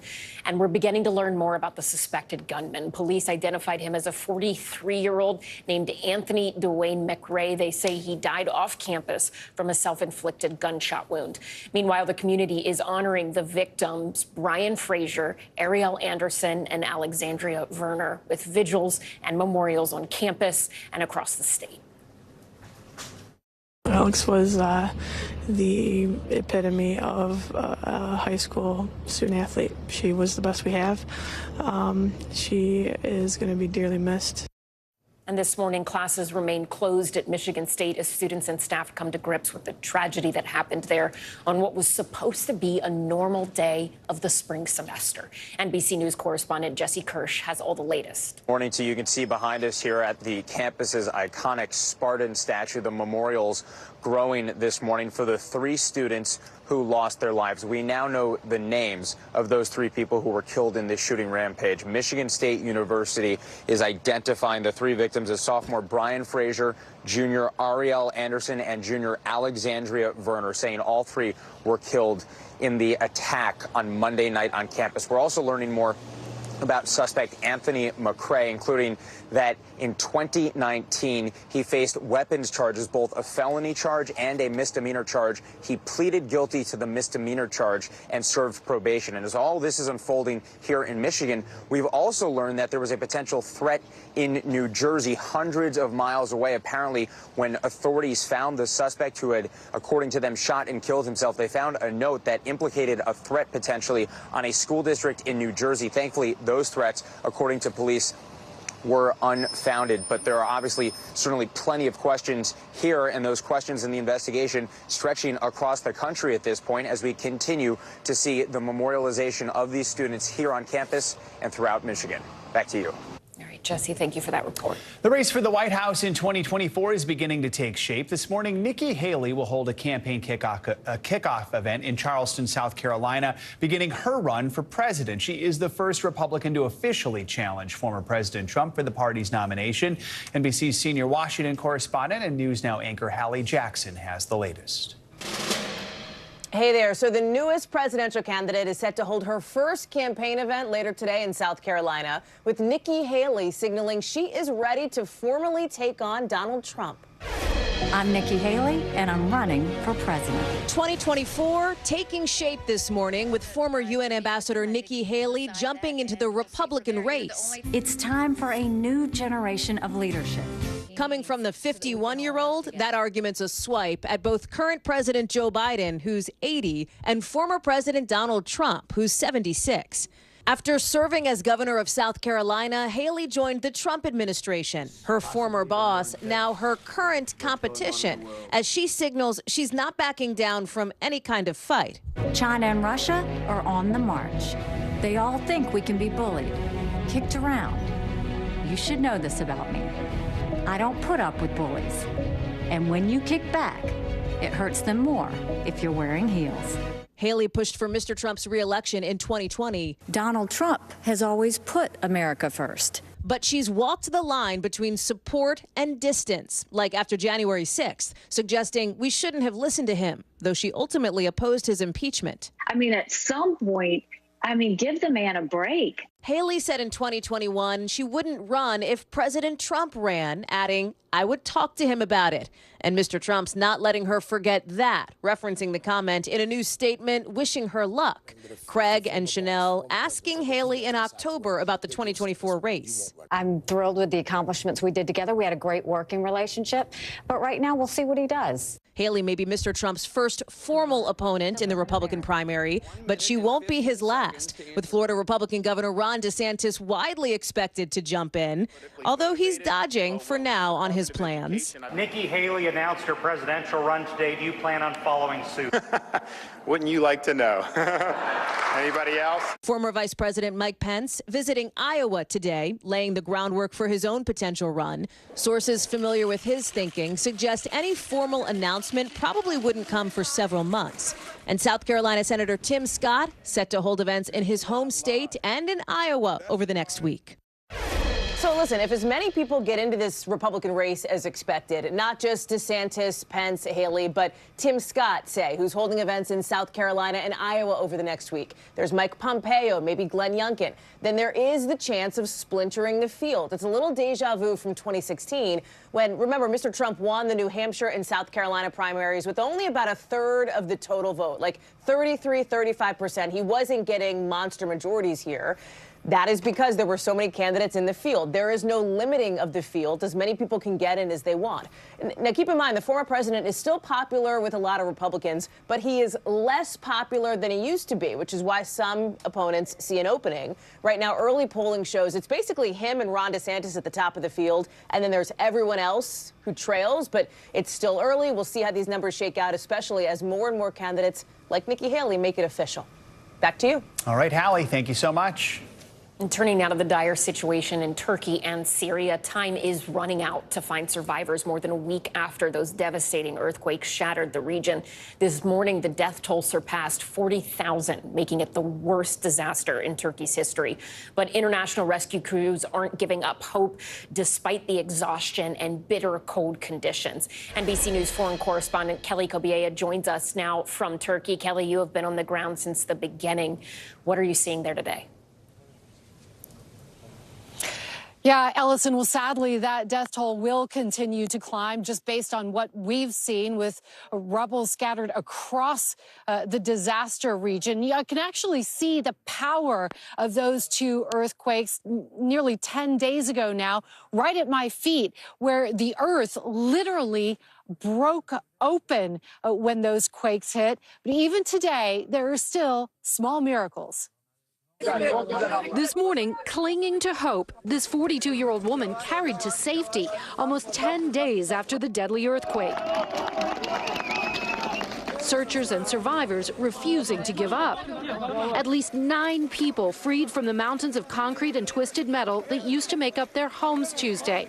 These rescuers finding the outstretched hand of a 65-year-old survivor, later pulled out after nearly 9 days. Rescue crews digging long tunnels to reach them, many exhausted, some sleeping on piles of debris. More than 200,000 homes in Turkey were destroyed or so badly damaged they'll have to be demolished. Turkey's president saying more than 35,000 have died in this country alone. Close to the fault line, the quakes changing the landscape. This used to be a single olive grove, now separated by a deep canyon 1.5 miles long. Tens of thousands are homeless and hungry. These volunteers feeding 1,000 people a day. There was no food, no water, no help. Amid so much destruction, incredible stories of survival. But just some incredible stories of how people survived as well. Those 2 brothers who were pulled from the rubble yesterday, they're recovering in the hospital today. One of the brothers said they stayed alive by sharing protein powder. Ellison. Kelly Kobiea, thank you so much. This morning, the head of the FAA is issuing a call to action when it comes to safety. This follows several high-profile close calls on runways and a United Airlines plane that nearly slammed into the Pacific Ocean near Hawaii. NBC News correspondent Tom Costello joins us now. And Tom, sounds like the FAA is getting concerned about all this. This is a pretty serious call to action. The acting FAA chief says we are in the safest period of aviation, but we've had several high-profile close calls. They should serve as an important safety reminder that we can't become complacent. You know, hundreds of lives are on the line every time an airliner is in the sky. And now the FAA will convene a safety summit in March, looking hard at recent incidents to see, is there any connecting trend that needs to be fixed to avoid a tragedy?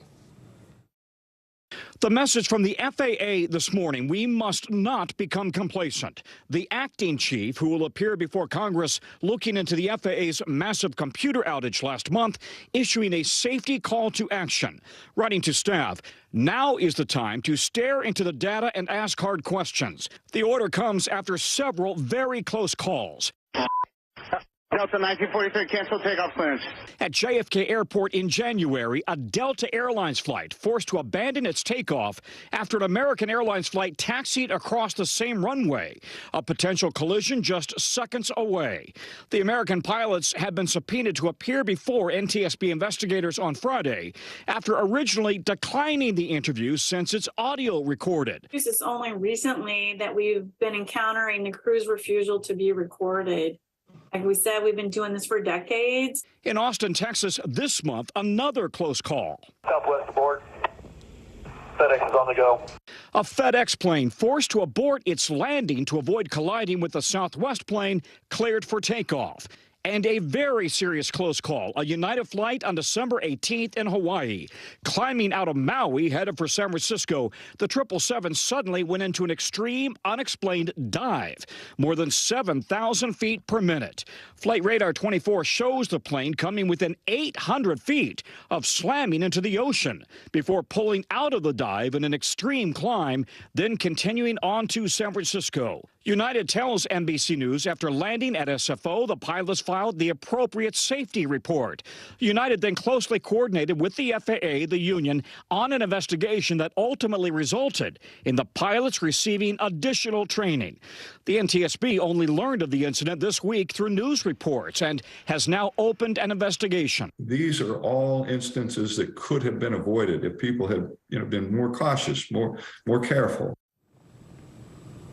Hearing on Capitol Hill today on last month's massive computer outage, which grounded thousands of flights. What can we expect to hear from the FAA to make sure we don't see something like that again? Yeah, that really is the original focus of this hearing today. That you may recall that computer went down on January 11th, the first national shutdown since 9/11. The FAA blamed contractors for accidentally deleting computer files. And as you know, it was a ground stop that lasted for hours.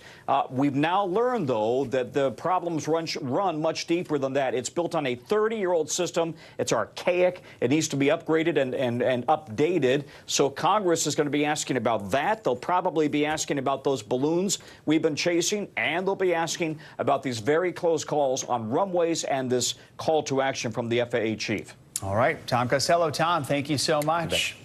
Time to get a check on your Morning News Now weather. Michelle Grossman joins us now with what to expect in today's forecast. Good morning, Michelle. Good morning, guys. Well, it's a little bit of everything. We're looking at winter weather in the west and then spring-like temperatures, feeling like May in the east with temperatures into the mid-60s in some spots, 70s in others. But we're talking snow in the Four Corners into the Central Plains, and we're going to see blizzard conditions with winds gusting up to 50, 60 miles per hour. Also blizzard-like conditions continuing in portions of the upper Great Lakes, the upper Midwest with really windy conditions. We're not going to accumulate a lot of snow there as we go throughout the rest of the day.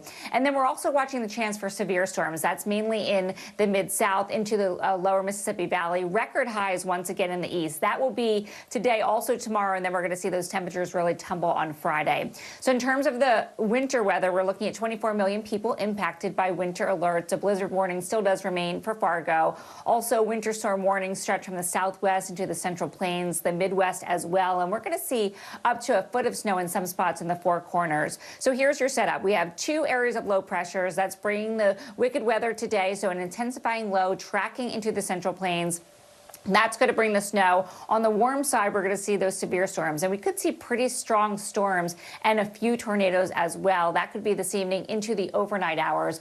By tomorrow, heavy snow from the plains to the Great Lakes, and then widespread severe risk from Ohio to Alabama. So that severe risk really does expand and encompasses a lot of people by Thursday. We lose that risk on Friday, but still seeing heavy rain along the East Coast, cold air rushing in behind that cold front. So a big difference in terms of the temperatures. It's going to be a bit of a wake-up call by this weekend in the east. In terms of the severe weather today, 14 million people at risk. Tornadoes are likely. A few will be intense. Winds gusting up to 60 miles per hour. Could see damaging hail up to golf ball size hail. Memphis, Greenwood, you're likely going to see some very strong storms.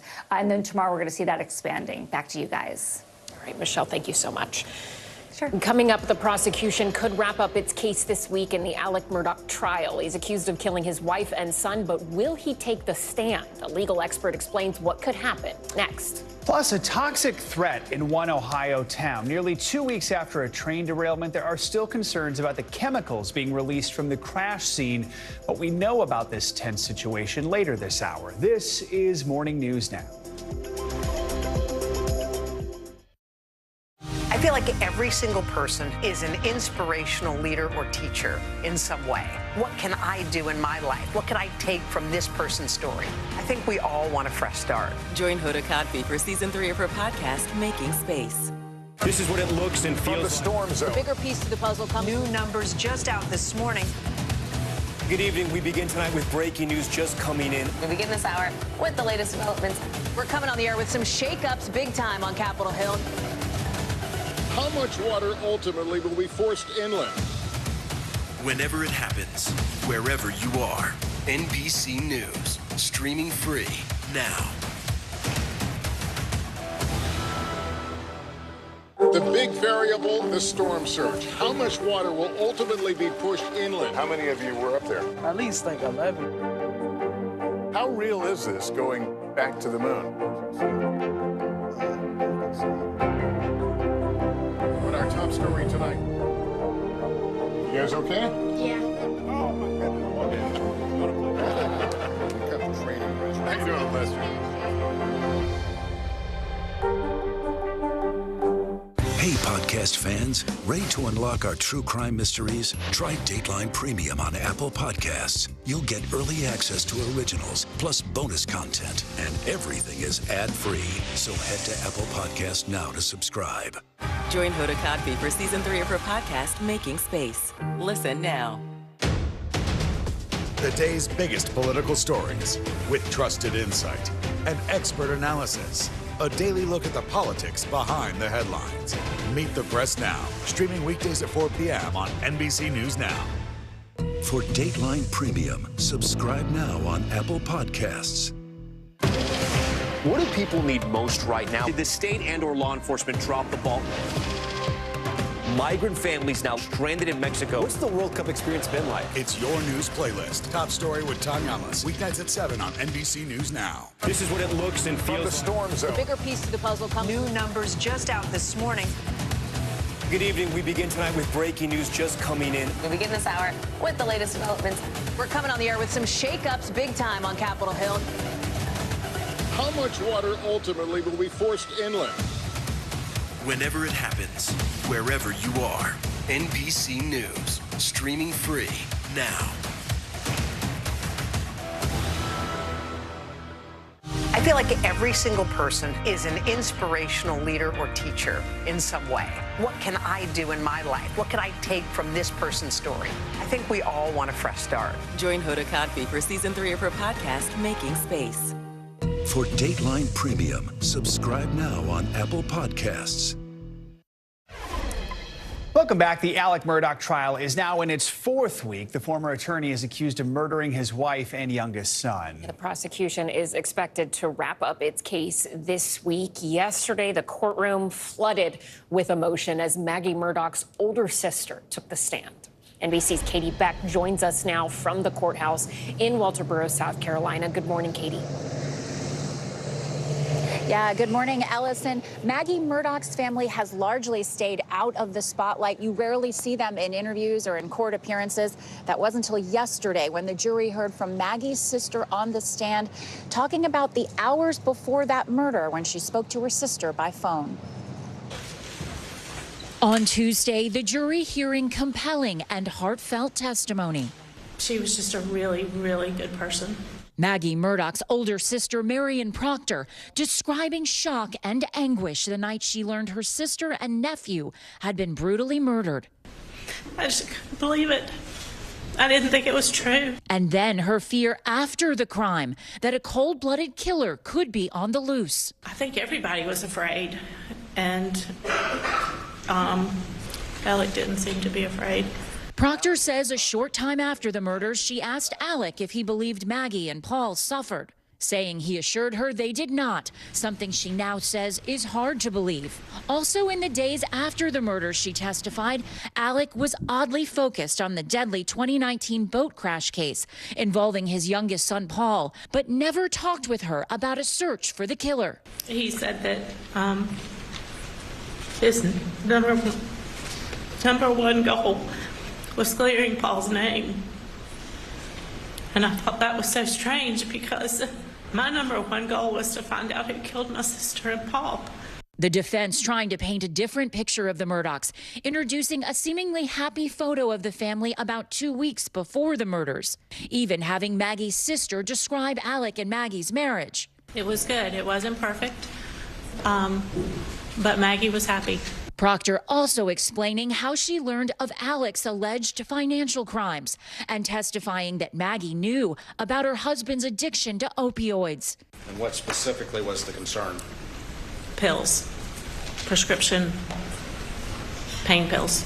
Also taking the stand Tuesday, Roger Dale Davis Jr., who looked after the Murdoch's dogs, describing them as a close family. I've never seen that man even raise his voice at his wife or kids, or his wife. I've never seen him even, none of them argue. Now, the big court battle this morning will be over witness Eddie Smith. He is the man accused of helping Alec Murdoch orchestrate a suicide for hire plot. Now, prosecutors have not definitively said whether they will call him to the stand. Defense attorneys yesterday telling the judge that they welcome the opportunity to question him. Guys. All right, Katie Beck, thank you so much. Let's bring in our legal analyst, Danny Ceballos, for more on this. So let's pick it up right there. This alleged suicide for hire plot that we could hear testimony about. What's your take on that? The plot thickens. Why is there a dispute about calling cousin Eddie? Now, on the one hand, the prosecution's theory is pretty straightforward. Hey, the defendant hired cousin Eddie to shoot him because he had this guilt. And then if they call cousin Eddie, they'll tell the judge, hey, we want an instruction to the jury that this is consciousness of guilt evidence. But again, I wonder if the state is trying a little too hard. And by engaging in overkill, they open themselves up to attack. And this is what I mean.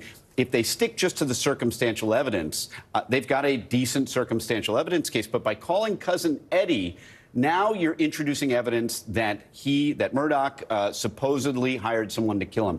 Might the jury also conclude that that is just somebody who is struck by grief and wants to simply get an insurance policy for his remaining child because he knows the walls are closing in. He knows he's probably going to be prosecuted for his financial crimes. It's a possibility. And again, it would be an unforced error because the state already has circumstantial evidence of the killing. They're trying to crowbar in all this other motive evidence, and it could come back to bite them. I mean, this case so far for the prosecution has been about 4 weeks long. They're expected to possibly rest this week. But in terms of just timeline here, has this been the normal amount of time you would expect on a case like this? There is no such thing as a normal timeline, especially in a murder case and especially in a high-profile murder case. I've handled cases like this, and what happens is, and it's happened in this case, is that along the way, you get an issue that pops up. And sure enough, remember the financial crimes thing? That took 2 or 3 days out of the trial while they sent the jury out and battled over these financial crimes pieces of evidence. And that's because allegedly or supposedly the defense opened the door. And that means that they may have stepped in a minefield, evidence speaking, that they shouldn't have. And now we have to deal with this issue out of the hearing of the jury. So there's really no way to know.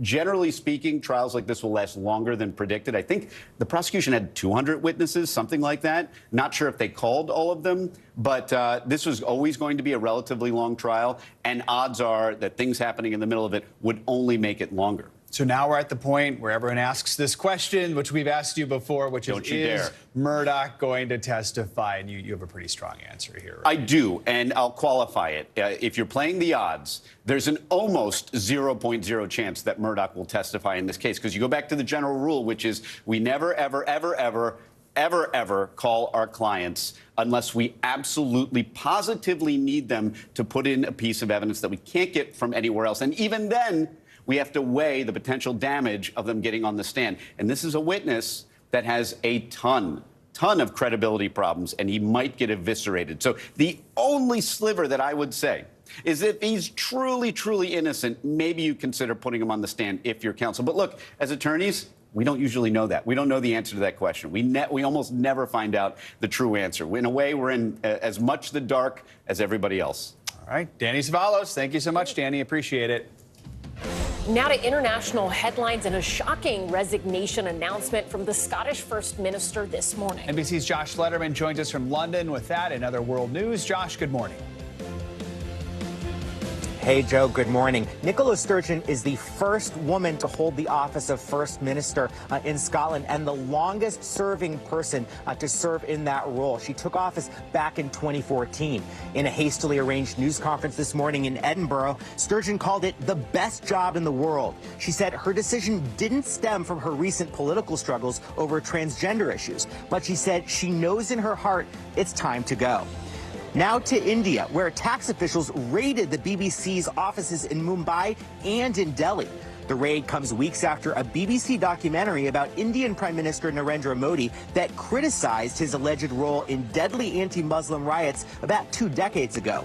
India banned the documentary, and now the BBC says it's fully cooperating with authorities there. And finally, over to Poland, where one mother got a whole lot more than just roses for Valentine's Day. She gave birth to premature quintuplets, 2 boys and 3 girls, adding to a growing family of 7 previous children. The quintuplets all needed incubators and breathing support, but doctors over in Poland say all the babies are doing just fine.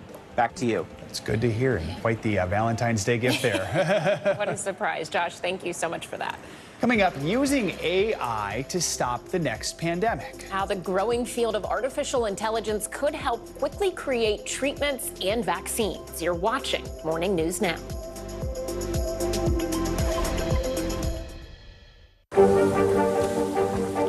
How many of you were up there? At least like 11. How real is this going back to the moon? How you doing, Lester?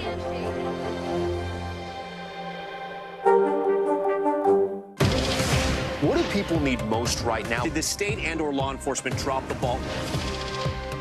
Migrant families now stranded in Mexico. What's the World Cup experience been like? It's your news playlist. Top story with Tom Yamas. Weeknights at 7 on NBC News Now. We begin tonight with breaking news just coming in. Whenever it happens, wherever you are, NBC News, streaming free now. Hey, I'm Hallie. It's good to be with you tonight. There's another legal filing today, and I want to cut through some of the weedsy stuff. And let's just get to the point. They have started to vote on the PACT Act. If you're like, Hallie, stop speaking Washingtonese. This bill would basically give health care to veterans who have exposed to these toxic chemicals. So, Scott, I'm trying to make this as not DC as possible. The increased sort of anger that we've seen now in politics. I saw you searching for, I think, your microphone, Danny. You are. I was trying to do it on the slide. Live TV, man. It's okay. Stay on top of breaking news and the biggest stories of the day with NBC News Daily. Thank you so much for joining us. I'm Morgan Radford. And I'm Vicki Wynn. I'm Aaron Gilchrist. And I'm Kate Snow. Get in-depth reporting from across the country. What's your reaction to the president's comments? And around the world. Are Ukrainians continuing to make advances? And ways you can take care of your health. Who should be getting tested? And frankly, how often? And your wallet. Costs are skyrocketing. How to manage soaring prices. NBC News Daily. Weekdays from 12 to 4 p.m. Eastern on NBC News Now. What do people need most right now? Did the state and/or law enforcement drop the ball? Migrant families now stranded in Mexico. What's the World Cup experience been like? It's your news playlist. Top story with Tom Yamas. Weeknights at 7 on NBC News Now. Join Hoda Kotb for season 3 of her podcast, Making Space. Listen now. We're back with new details about that massive toxic chemical fire in eastern Ohio that was caused by a trail derailment earlier this month. Yeah, now nearly 2 weeks later, there's growing concern from the people who live in the town of East Palestine about their health and safety as state officials try to reassure them the air and water are safe. NBC News correspondent Ron Allen joins us now with the latest. Good morning, Ron. Good morning. It's a very emotional situation, and state and local officials insist they've been carefully monitoring and testing the environment since the derailment. But at the same time, there have been reports of residents complaining about health problems like sore throats and headaches, and some even claiming that pets, farm animals, and wildlife have died because of potential contamination. It's been 12 days since the fiery derailment of a train carrying hazardous chemicals through East Palestine, Ohio, and the plan burned to prevent a potentially catastrophic explosion. Residents worry about what's still in the air, soil, and water of their rural community. Don't tell me it's safe. Something's going on if the fish are floating in the creek. Ohio officials confirming some 3,500 fish died in local waters in the days after the derailment, but insist extensive testing shows there's no threat to other wildlife or humans. They say there's only anecdotal evidence of residents getting sick and no confirmed connection to the hazardous chemicals aboard the train. I definitely have a right to know what was on that train. Still, for the first time, state officials suggested residents returning to the evacuation zone use bottled water, especially if they have a private well, while testing continues. The governor was asked if he would return home if he lived near the crash site. I think that I would be drinking the bottled water. I would be alert and concerned, but I would probably be back in my house. An answer leaving some residents with mixed emotions. I feel about 80% safe. Ben Ratner and his family live half a mile from the crash site. Their kids are back in school after being out for a week. It sounds like you're still worried. I think more so worried for the long term. Meanwhile, residents have filed multiple class action lawsuits seeking damages from the rail operator Norfolk Southern, including free health monitoring and screening. The company has said it has already paid residents more than $1 million in assistance and that it's committed to cleaning up any contamination that's there. All right, Ron Big Allen. town hall meeting tonight. All right, we'll see what happens. I'm sure there'll be a lot of people making their voices heard there. Ron, thank you so much. Now to a new warning this morning for younger people who have had COVID. A recent survey revealed that since the start of the pandemic, more young adults have been dying from heart attacks. According to this study from Cedars-Sinai Hospital, by the second year of COVID, the rate of observed heart attacks, deaths increased more than 29% for people ages 25 to 44. Joining us now to discuss is board-certified cardiologist and preventative physician, Dr. Dave Montgomery. Dr. Montgomery, good morning. Thank you for joining us. Talk to us about this study's findings. Why are we seeing this spike in heart attack deaths among young adults, and what role did the pandemic play in the increase?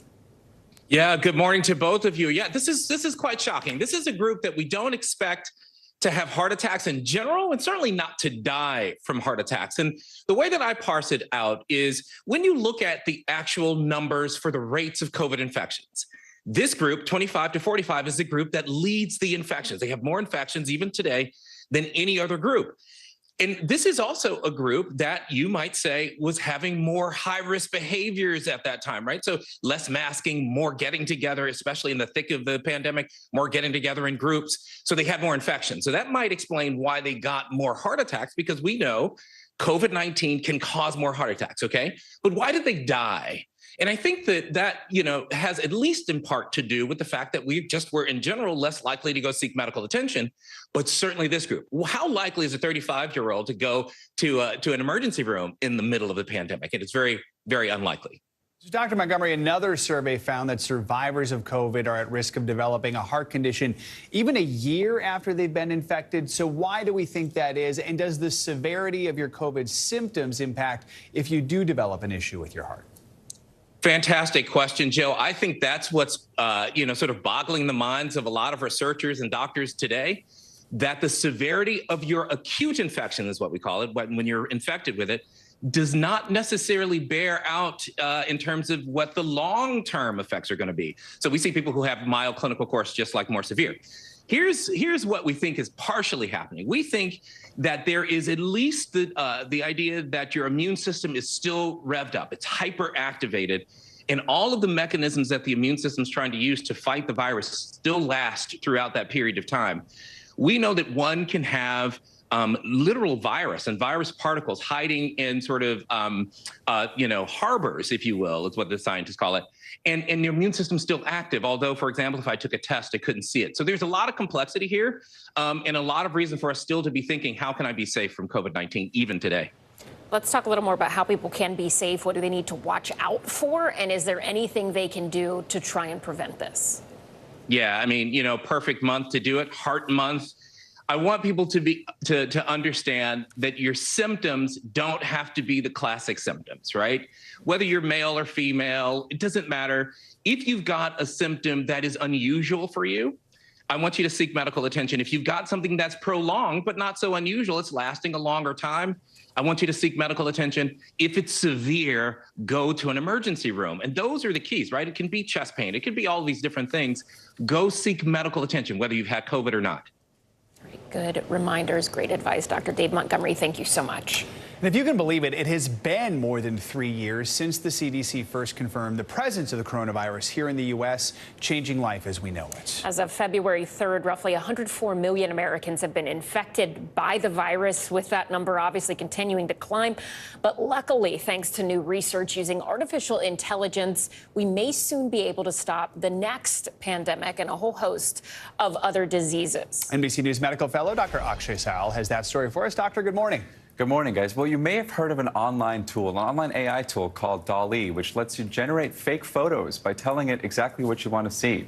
Well, now researchers are using that same technology in hopes to create better treatments for cancer, autoimmune disease, and even vaccines. We visited a lab leading the charge to make this a reality. David Baker, a scientist at the University of Washington, has been working towards this moment for over 30 years. Our work for quite a number of years has sort of suggested the potential of protein design. But now, with advances in AI and these large-scale production methods, that potential is really becoming reality. Baker and his team research protein design. Proteins play a vital role in things like giving us energy and transporting oxygen throughout our bloodstream. Protein design focuses now on making new proteins that solve the problems that have arisen in the modern world. And we're trying to design the proteins that might have evolved over billions of years if we had that long to wait. Now, he's harnessing artificial intelligence to improve how scientists develop proteins for medicines and vaccines. The technology is similar to a popular AI tool available online called DALL-E, which allows you to create pictures that have never existed before by just describing what you want to see. For example, we asked it to show us a teddy bear skiing on a mountain in pajamas. What was the test that you did on the first set? And as it turns out, this could also work for proteins. And this now enables us to design brand new proteins in a manner somewhat similar to the way that DALL-E can translate text into images. So we can specify the function of a protein we'd like to make, and our AI software will then now design a protein which has those functions. Here's how it works. First, scientists prompt the AI software to say, block a strain of the flu. The AI designs a new protein it thinks it can do just that. Then they encode that new protein into a piece of synthetic DNA, which they then insert into bacteria. As the bacteria replicates, it makes more of that AI-based synthetic protein. After that, they can test whether or not it works. In addition to having more effective drugs that are smarter, that do the right things in the right place in the body, they should also be much cheaper to produce. Baker says this could potentially mean better treatments for cancer, autoimmune diseases like lupus, and even vaccines that could stop future pandemics. And it may be closer than you think. I've been surprised at the extent to which these AI systems have matched and are now starting to supersede the standard approaches for this kind of molecular design. Namratha Anand, a computer scientist who trained at Stanford, also sees the huge potential of AI to revolutionize healthcare. She formed her own biotech company, Diffuse Bio, with the mission of using this technology to get better medicine to patients faster. I think what we're going to see is faster drug development, higher success rates through clinical trials, and ultimately better results for patients. But when will this be available? Baker and his team are already testing an AI cancer therapeutic in preclinical trials. That's one step before human trials. So with the power of AI, a medical breakthrough might be around the corner. Yeah, so we're talking about not only faster medicines, but more accurate, potentially, medicines here, just because of the way AI is able to specifically target those new proteins. Now, when will this be available? The million-dollar question. Dr. Baker tells us he's already received some preclinical results from an AI-designed protein, hoping to start human trials in the coming years. All right. It's fascinating to see how quickly all this is moving. So, all right, Dr. Sayal, thank you so much. Appreciate it. And coming up on Morning News Now, Surf's Up. Yeah, more black girls and women are getting involved in the world of surfing. We're going to introduce you to the group that is helping to make that happen. That's next.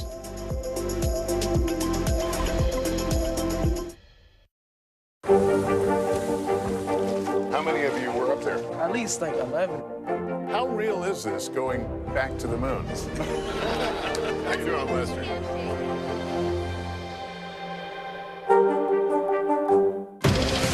What do people need most right now? Did the state and/or law enforcement drop the ball?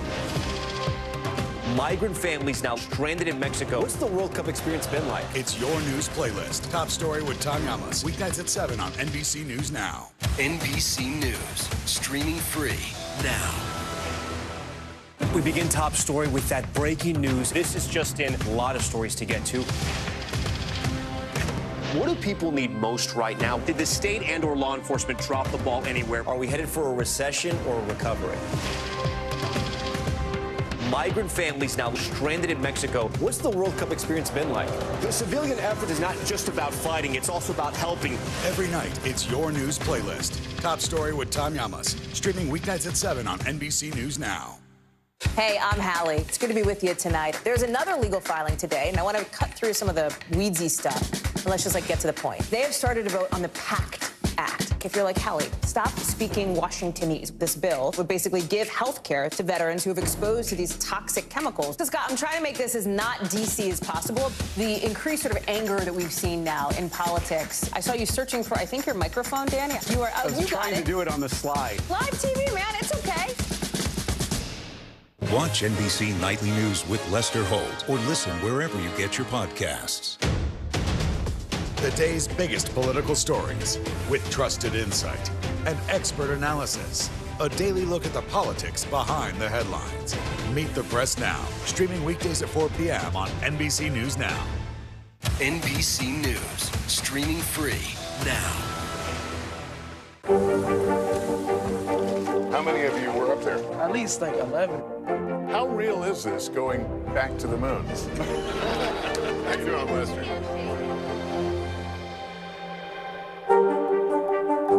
NBC News, streaming free now. Stay on top of breaking news and the biggest stories of the day with NBC News Daily. Thank you so much for joining us. I'm Morgan Radford. And I'm Vicki Wynn. I'm Aaron Gilchrist. And I'm Kate Snow. Get in-depth reporting from across the country What's your reaction to the president's comments? and around the world, Are Ukrainians continuing to make advances? and ways you can take care of your health Who should be getting tested? And frankly, how often? and your wallet. Costs are skyrocketing. How to manage soaring prices. NBC News Daily, weekdays from 12 to 4 p.m. Eastern on NBC News Now. Watch NBC Nightly News with Lester Holt or listen wherever you get your podcasts. NBC News, streaming free now.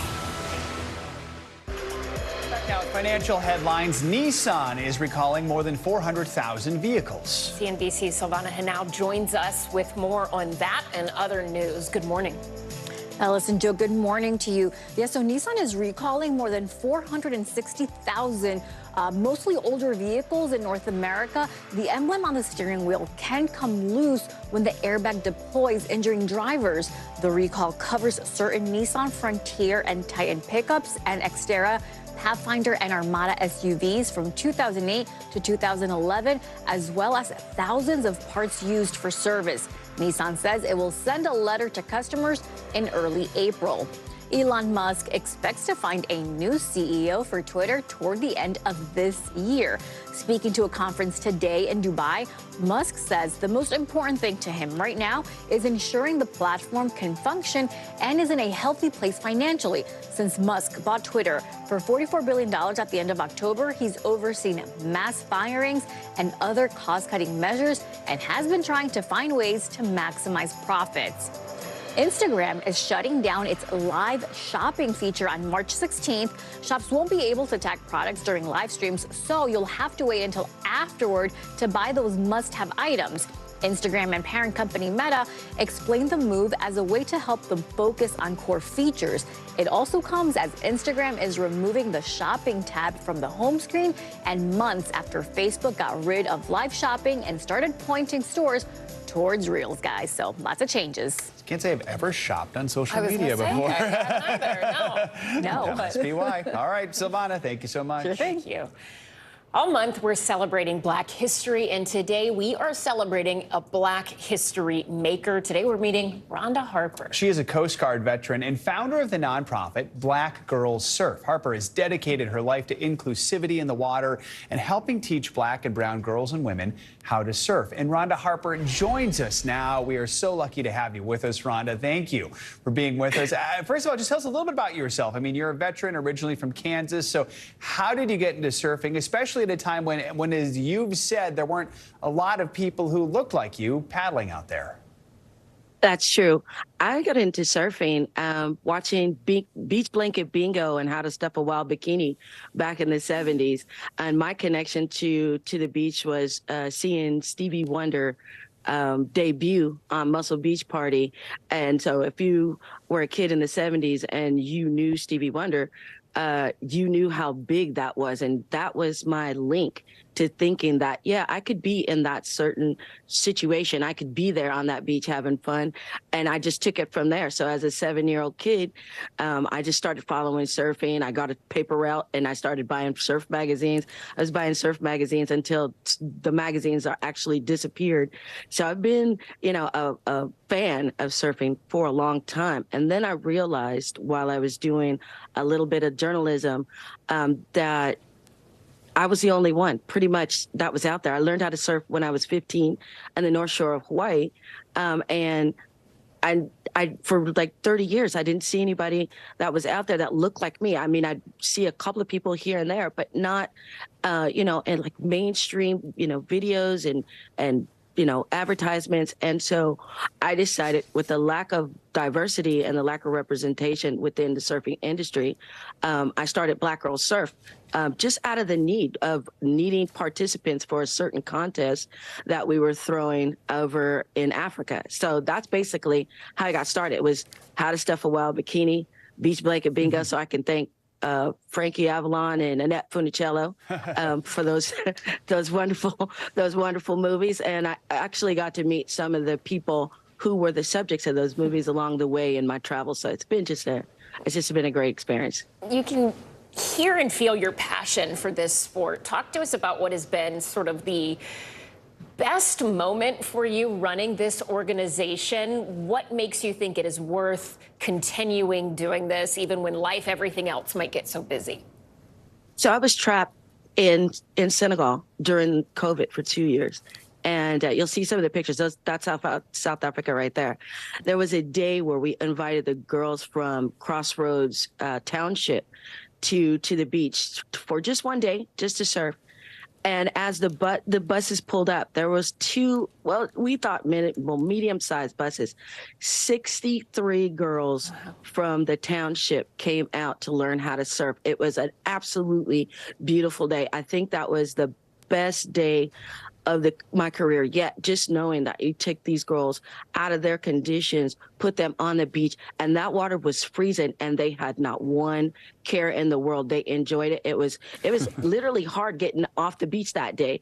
It's amazing when you see people who've never tried something before or never even think that they can do it, and they see someone that looks like them, and automatically they fall in love. We only have about 30 seconds left here, but in your mind, what does the future of surfing look like? Diverse, thanks to groups like me and Intersection Surf and SoFly. And there's so many people now that have come on board to start helping diversify this lineup. And professionally, what we do here at Black Girl Surf is we develop girls to compete. So once you get them in the competition circuit and the series, that's going to be a mainstream thing going through. So the future looks like the Olympics is going to be diverse. I'm not going to say 2024, but let's say LA 28. Definitely have diversity. That is a good goal. And we love to see those pictures and all the smiles that you are bringing to all of those young women and girls. Rhonda Harper, thanks so much for joining us this morning. Thank you. Thank you for having me. Nice to be here. Coming up, a one-on-one with one of Hollywood's most beloved stars. Savannah Guthrie talks to Paul Rudd about his new Ant-Man movie and watching, of course, his beloved Kansas City Chiefs win the Super Bowl with his son. That's next.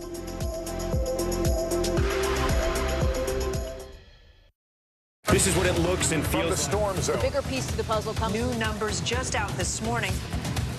Good evening. We begin tonight with breaking news just coming in. We begin this hour with the latest developments. We're coming on the air with some shakeups big time on Capitol Hill. How much water ultimately will be forced inland? Whenever it happens, wherever you are, NBC News, streaming free now.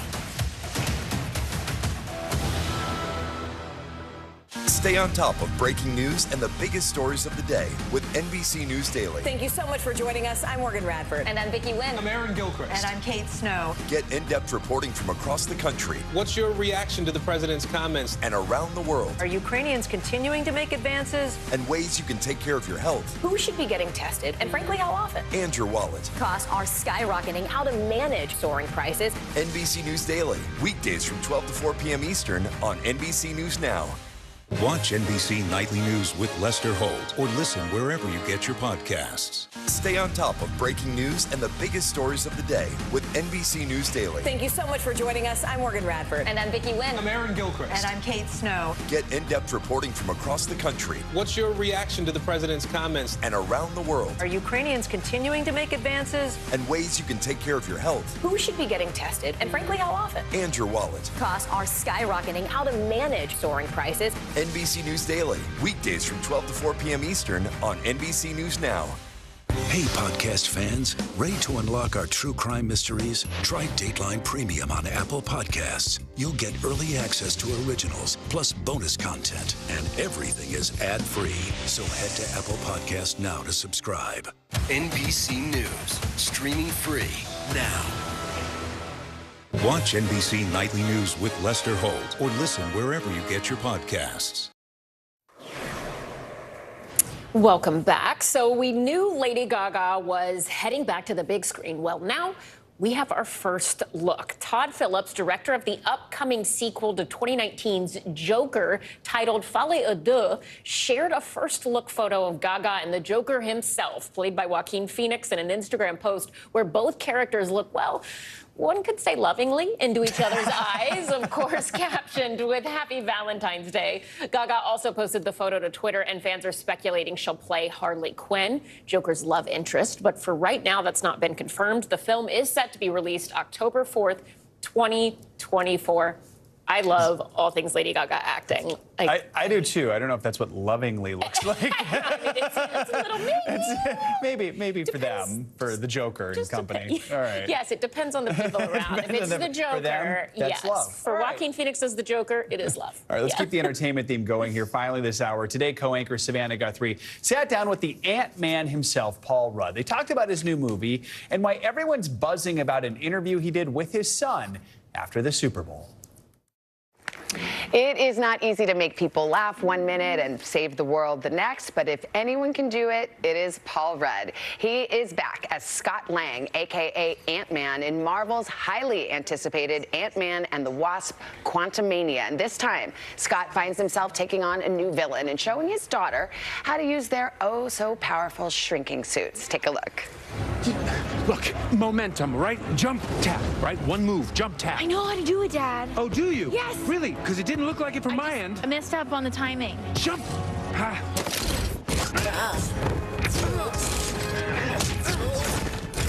Like that. You see what I did? You see what I did? No, you're like this small. I jumped and tapped. You do all your own stunts, too. It's incredible.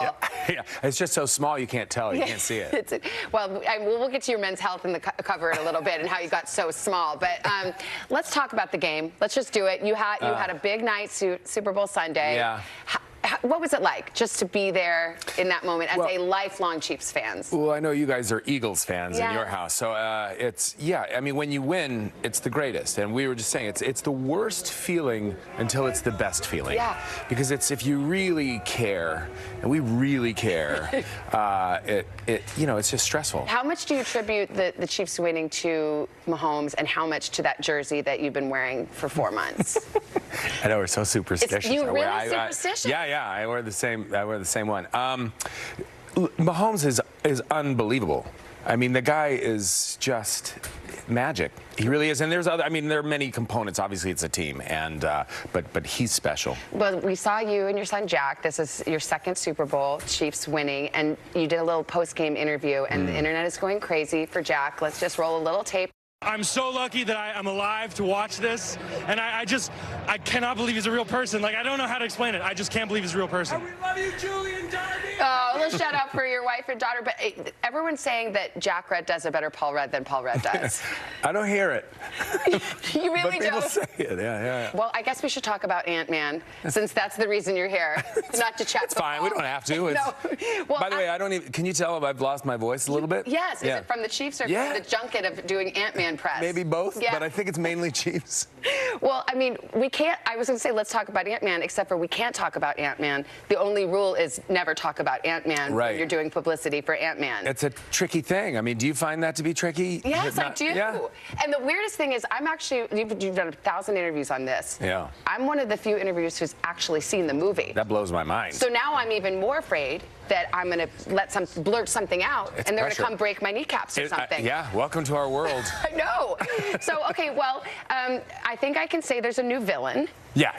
Okay. Yeah. Is it a big deal that Ant-Man is the one that gets to take on the new villain? It is a really big deal because the villain is a character called Kang the Conqueror. Okay. Which for Marvel devotees and enthusiasts. Kang is a major deal. He's a big villain in Marvel history. Yeah. And so yeah, it's pretty good. And he's played by Jonathan Majors, who's a terrific actor, and he does a great job. And he's a big threat. It's amazing, and it's Phase 5, which you have to be like a criminologist to understand. Can I tell you something? Marvel-y. I don't even get it. Yeah. And I work in the. It took me a while. It took me a long time to understand the phases. Yeah. This is the beginning of Phase 5. Okay. So. Whatever. Chew on that. Yeah. Okay. Like I said, you're having a moment. You're everywhere. You're on the cover of People magazine. I think we have it. Let's see it. God. Not the sexiest man alive, which I learned yesterday that you had a reign. Look at this. You have a spread in GQ. You also are in Men's Health, which I know how much you love to talk about your workout and eating regimen. So this must have been a real joy. Oh, I live for it. I'm just too much. This is all too much. But here's the thing.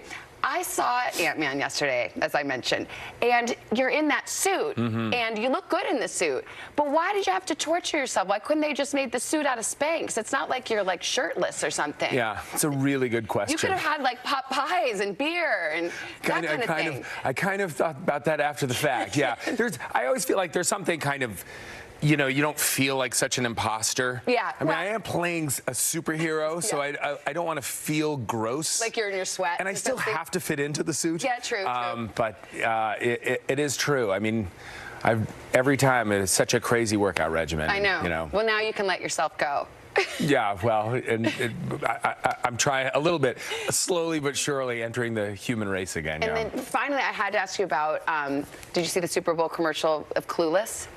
No, but I saw. You have not seen it? I was there. I missed all the commercials. Okay, but I did see a little clip. I did see a picture. It's incredible. You have to watch it. Everyone that you know from the cast, they're all in it. Really? Except for they're all hanging out without you. Oh, look at this. I know. Do you know the guy that shot Quantumania, Bill Pope, also shot Clueless? You're kidding. Yep, he's same cinematographer. Oh my God, that is such a And I think maybe he might have done this commercial again. Wow. That was Christian Siriano. This made me want to be you to do like Clueless 2. Even more clueless. You know, it's not everyone. More clueless too. Cluelesser. Yeah. Nice. Yeah. Okay. Well, just think about it. Thank you so much, Paul. Thank you. Great to catch up with you. You too. And you can catch Ant-Man and the Wasp: Quantumania in Friday theaters. The wait is over. Just want to watch Paul Rudd watch commercials. Yeah, it was very endearing. Exactly. Thank you to Savannah and to Paul Rudd. That does it for this hour of Morning News Now. The news continues right now.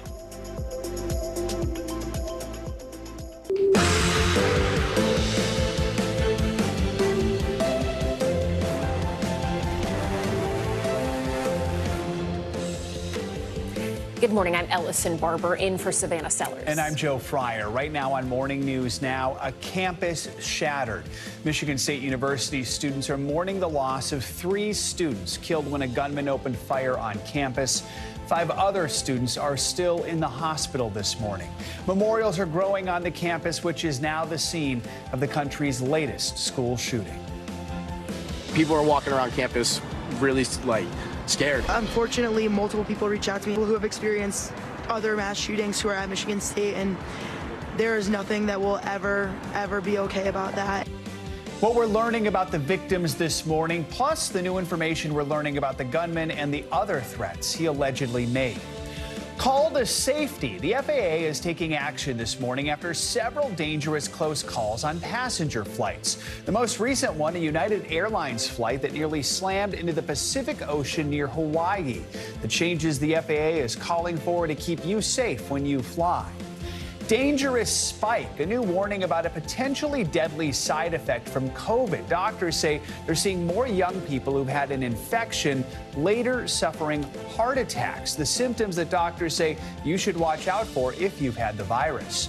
Also this morning, Making Waves, an organization is helping to change the face of surfing. We're going to introduce you to the group helping to get more black girls and women in the sport and the impact it's already having. out of the water. It's always amazing to see the stories that we hear about and read about that talk about not just the physical benefits of surfing, but so often the mental impacts and the positive effects there. It's really good. We'll delve into that a little later. We are going to begin this hour with the latest developments in the investigation into the Michigan State shooting. Right, investigators are searching for a motive behind Monday night's deadly rampage that left 3 students dead and 5 others injured. And we're beginning to learn more about the suspected gunman. Police identified him as a 43-year-old named Anthony Dwayne McRae. They say he died off campus from a self-inflicted gunshot wound. Meanwhile, the community is honoring the victims, Brian Frazier, Ariel Anderson, and Alexandria Werner, with vigils and memorials on campus and across the state. Alex was the epitome of a high school student athlete. She was the best we have. She is going to be dearly missed. And this morning, classes remain closed at Michigan State as students and staff come to grips with the tragedy that happened there on what was supposed to be a normal day of the spring semester. NBC News correspondent Jesse Kirsch has all the latest. Morning to you. You can see behind us here at the campus's iconic Spartan statue, the memorials growing this morning for the 3 students who lost their lives. We now know the names of those 3 people who were killed in this shooting rampage. Michigan State University is identifying the 3 victims as sophomore Brian Frazier, junior Ariel Anderson, and junior Alexandria Werner, saying all 3 were killed in the attack on Monday night on campus. We're also learning more about suspect Anthony McRae, including that in 2019, he faced weapons charges, both a felony charge and a misdemeanor charge. He pleaded guilty to the misdemeanor charge and served probation. And as all this is unfolding here in Michigan, we've also learned that there was a potential threat in New Jersey, hundreds of miles away. Apparently, when authorities found the suspect who had, according to them, shot and killed himself, they found a note that implicated a threat potentially on a school district in New Jersey. Thankfully, those threats, according to police, were unfounded. But there are obviously certainly plenty of questions here, and those questions in the investigation stretching across the country at this point as we continue to see the memorialization of these students here on campus and throughout Michigan. Back to you. All right, Jesse, thank you for that report. The race for the White House in 2024 is beginning to take shape. This morning, Nikki Haley will hold a campaign kickoff event in Charleston, South Carolina, beginning her run for president. She is the first Republican to officially challenge former President Trump for the party's nomination. NBC's senior Washington correspondent and News Now anchor Hallie Jackson has the latest. Hey there. So the newest presidential candidate is set to hold her first campaign event later today in South Carolina, with Nikki Haley signaling she is ready to formally take on Donald Trump. I'm Nikki Haley, and I'm running for president. 2024 taking shape this morning with former UN Ambassador Nikki Haley jumping into the Republican race. It's time for a new generation of leadership. Coming from the 51-year-old, that argument's a swipe at both current President Joe Biden, who's 80, and former President Donald Trump, who's 76.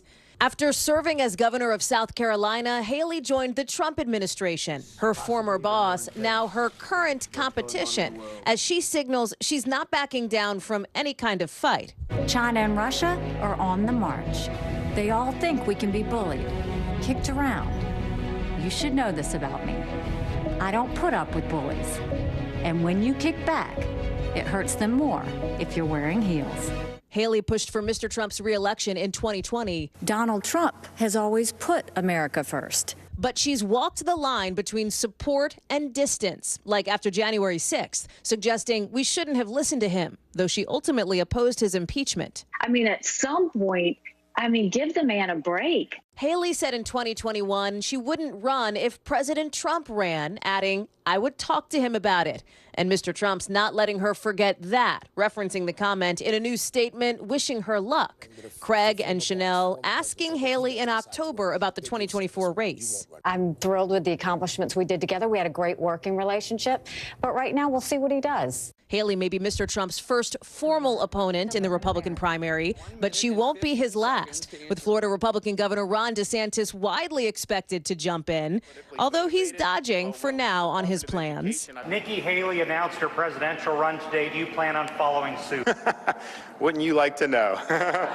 Anybody else? Former Vice President Mike Pence visiting Iowa today, laying the groundwork for his own potential run. Sources familiar with his thinking suggest any formal announcement probably wouldn't come for several months. And South Carolina Senator Tim Scott set to hold events in his home state and in Iowa over the next week. So listen, if as many people get into this Republican race as expected, not just DeSantis, Pence, Haley, but Tim Scott, say, who's holding events in South Carolina and Iowa over the next week. There's Mike Pompeo, maybe Glenn Youngkin. Then there is the chance of splintering the field. It's a little deja vu from 2016 when, remember, Mr. Trump won the New Hampshire and South Carolina primaries with only about a third of the total vote, like 35%. He wasn't getting monster majorities here. That is because there were so many candidates in the field. There is no limiting of the field. As many people can get in as they want. Now, keep in mind, the former president is still popular with a lot of Republicans, but he is less popular than he used to be, which is why some opponents see an opening. Right now, early polling shows it's basically him and Ron DeSantis at the top of the field, and then there's everyone else who trails, but it's still early. We'll see how these numbers shake out, especially as more and more candidates like Nikki Haley make it official. Back to you. All right, Hallie, thank you so much. And turning now to the dire situation in Turkey and Syria, time is running out to find survivors more than a week after those devastating earthquakes shattered the region. This morning, the death toll surpassed 40,000, making it the worst disaster in Turkey's history. But international rescue crews aren't giving up hope despite the exhaustion and bitter cold conditions. NBC News foreign correspondent Kelly Kobiea joins us now from Turkey. Kelly, you have been on the ground since the beginning. What are you seeing there today? Yeah, Ellison, well, sadly, that death toll will continue to climb just based on what we've seen with rubble scattered across the disaster region. You can actually see the power of those two earthquakes nearly 10 days ago now, right at my feet, where the earth literally broke open when those quakes hit. But even today, there are still small miracles. This morning, clinging to hope, this 42-year-old woman carried to safety almost 10 days after the deadly earthquake. Searchers and survivors refusing to give up. At least 9 people freed from the mountains of concrete and twisted metal that used to make up their homes Tuesday. These rescuers finding the outstretched hand of a 65-year-old survivor, later pulled out after nearly 9 days. Rescue crews digging long tunnels to reach them, many exhausted, some sleeping on piles of debris. More than 200,000 homes in Turkey were destroyed or so badly damaged they'll have to be demolished. Turkey's president saying more than 35,000 have died in this country alone. Close to the fault line, the quakes changing the landscape. This used to be a single olive grove, now separated by a deep canyon 1.5 miles long. Tens of thousands are homeless and hungry. These volunteers feeding 1,000 people a day. There was no food, no water, no help. Amid so much destruction, incredible stories of survival. But just some incredible stories of how people survived as well. Those 2 brothers who were pulled from the rubble yesterday, they're recovering in the hospital today. One of the brothers said they stayed alive by sharing protein powder. Ellison. Kelly Kobiea, thank you so much. This morning, the head of the FAA is issuing a call to action when it comes to safety. This follows several high-profile close calls on runways and a United Airlines plane that nearly slammed into the Pacific Ocean near Hawaii. NBC News correspondent Tom Costello joins us now. And Tom, sounds like the FAA is getting concerned about all this. This is a pretty serious call to action. The acting FAA chief says we are in the safest period of aviation, but we've had several high-profile close calls. They should serve as an important safety reminder that we can't become complacent. You know, hundreds of lives are on the line every time an airliner is in the sky. And now the FAA will convene a safety summit in March, looking hard at recent incidents to see, is there any connecting trend that needs to be fixed to avoid a tragedy? The message from the FAA this morning: we must not become complacent. The acting chief, who will appear before Congress looking into the FAA's massive computer outage last month, issuing a safety call to action, writing to staff, now is the time to stare into the data and ask hard questions. The order comes after several very close calls. Delta 1943, cancel takeoff clearance. At JFK Airport in January, a Delta Airlines flight forced to abandon its takeoff after an American Airlines flight taxied across the same runway, a potential collision just seconds away. The American pilots had been subpoenaed to appear before NTSB investigators on Friday after originally declining the interview since it's audio recorded. It's only recently that we've been encountering the crew's refusal to be recorded. Like we said, we've been doing this for decades. In Austin, Texas, this month, another close call. Southwest aboard. FedEx is on the go. A FedEx plane forced to abort its landing to avoid colliding with the Southwest plane cleared for takeoff. And a very serious close call, a United flight on December 18th in Hawaii. Climbing out of Maui, headed for San Francisco, the 777 suddenly went into an extreme, unexplained dive, more than 7,000 feet per minute. Flight Radar 24 shows the plane coming within 800 feet of slamming into the ocean before pulling out of the dive in an extreme climb, then continuing on to San Francisco. United tells NBC News after landing at SFO, the pilots filed the appropriate safety report. United then closely coordinated with the FAA, the union, on an investigation that ultimately resulted in the pilots receiving additional training. The NTSB only learned of the incident this week through news reports and has now opened an investigation. These are all instances that could have been avoided if people had, been more cautious, more careful.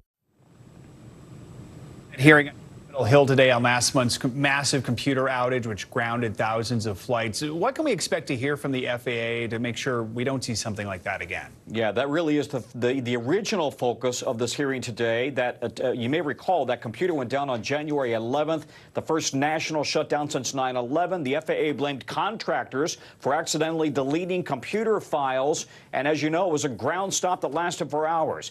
We've now learned, though, that the problems run much deeper than that. It's built on a 30-year-old system. It's archaic. It needs to be upgraded and updated. So Congress is going to be asking about that. They'll probably be asking about those balloons we've been chasing, and they'll be asking about these very close calls on runways and this call to action from the FAA chief. All right, Tom Costello. Tom, thank you so much. Time to get a check on your morning news now weather. Michelle Grossman joins us now with what to expect in today's forecast. Good morning, Michelle. Good morning, guys. Well, it's a little bit of everything. We're looking at winter weather in the west and then spring-like temperatures, feeling like May in the east with temperatures into the mid-60s in some spots, 70s in others. But we're talking snow in the Four Corners into the Central Plains, and we're going to see blizzard conditions with winds gusting up to 50, 60 miles per hour. Also blizzard-like conditions continuing in portions of the upper Great Lakes, the upper Midwest with really windy conditions. We're not going to accumulate a lot of snow there as we go throughout the rest of the day. And then we're also watching the chance for severe storms. That's mainly in the mid-south into the lower Mississippi Valley. Record highs once again in the east. That will be today, also tomorrow, and then we're going to see those temperatures really tumble on Friday. So in terms of the winter weather, we're looking at 24 million people impacted by winter alerts. A blizzard warning still does remain for Fargo. Also, winter storm warnings stretch from the southwest into the Central Plains, the Midwest as well. And we're going to see up to a foot of snow in some spots in the Four Corners. So here's your setup. We have two areas of low pressures. That's bringing the wicked weather today. So an intensifying low tracking into the Central Plains. That's going to bring the snow. On the warm side, we're going to see those severe storms, and we could see pretty strong storms and a few tornadoes as well. That could be this evening into the overnight hours. By tomorrow, heavy snow from the plains to the Great Lakes, and then widespread severe risk from Ohio to Alabama. So that severe risk really does expand and encompasses a lot of people by Thursday. We lose that risk on Friday, but still seeing heavy rain along the East Coast, cold air rushing in behind that cold front. So a big difference in terms of the temperatures. It's going to be a bit of a wake-up call by this weekend in the east. In terms of the severe weather today, 14 million people at risk. Tornadoes are likely. A few will be intense. Winds gusting up to 60 miles per hour. Could see damaging hail up to golf ball size hail. Memphis, Greenwood, you're likely going to see some very strong storms. And then tomorrow we're going to see that expanding. Back to you guys. All right, Michelle, thank you so much. Sure. Coming up, the prosecution could wrap up its case this week in the Alec Murdaugh trial. He's accused of killing his wife and son, but will he take the stand? A legal expert explains what could happen next. Plus, a toxic threat in one Ohio town. Nearly 2 weeks after a train derailment, there are still concerns about the chemicals being released from the crash scene. But we know about this tense situation later this hour. This is Morning News Now. NBC News, streaming free now.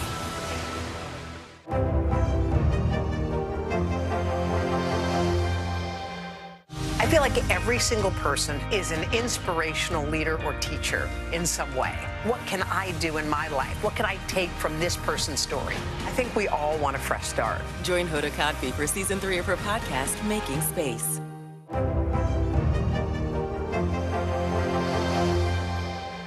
Stay on top of breaking news and the biggest stories of the day with NBC News Daily. Thank you so much for joining us. I'm Morgan Radford. And I'm Vicki Wynn. I'm Aaron Gilchrist. And I'm Kate Snow. Get in-depth reporting from across the country. What's your reaction to the president's comments? And around the world. Are Ukrainians continuing to make advances? And ways you can take care of your health. Who should be getting tested, and frankly, how often? And your wallet. Costs are skyrocketing. How to manage soaring prices. NBC News Daily. Weekdays from 12 to 4 p.m. Eastern on NBC News Now.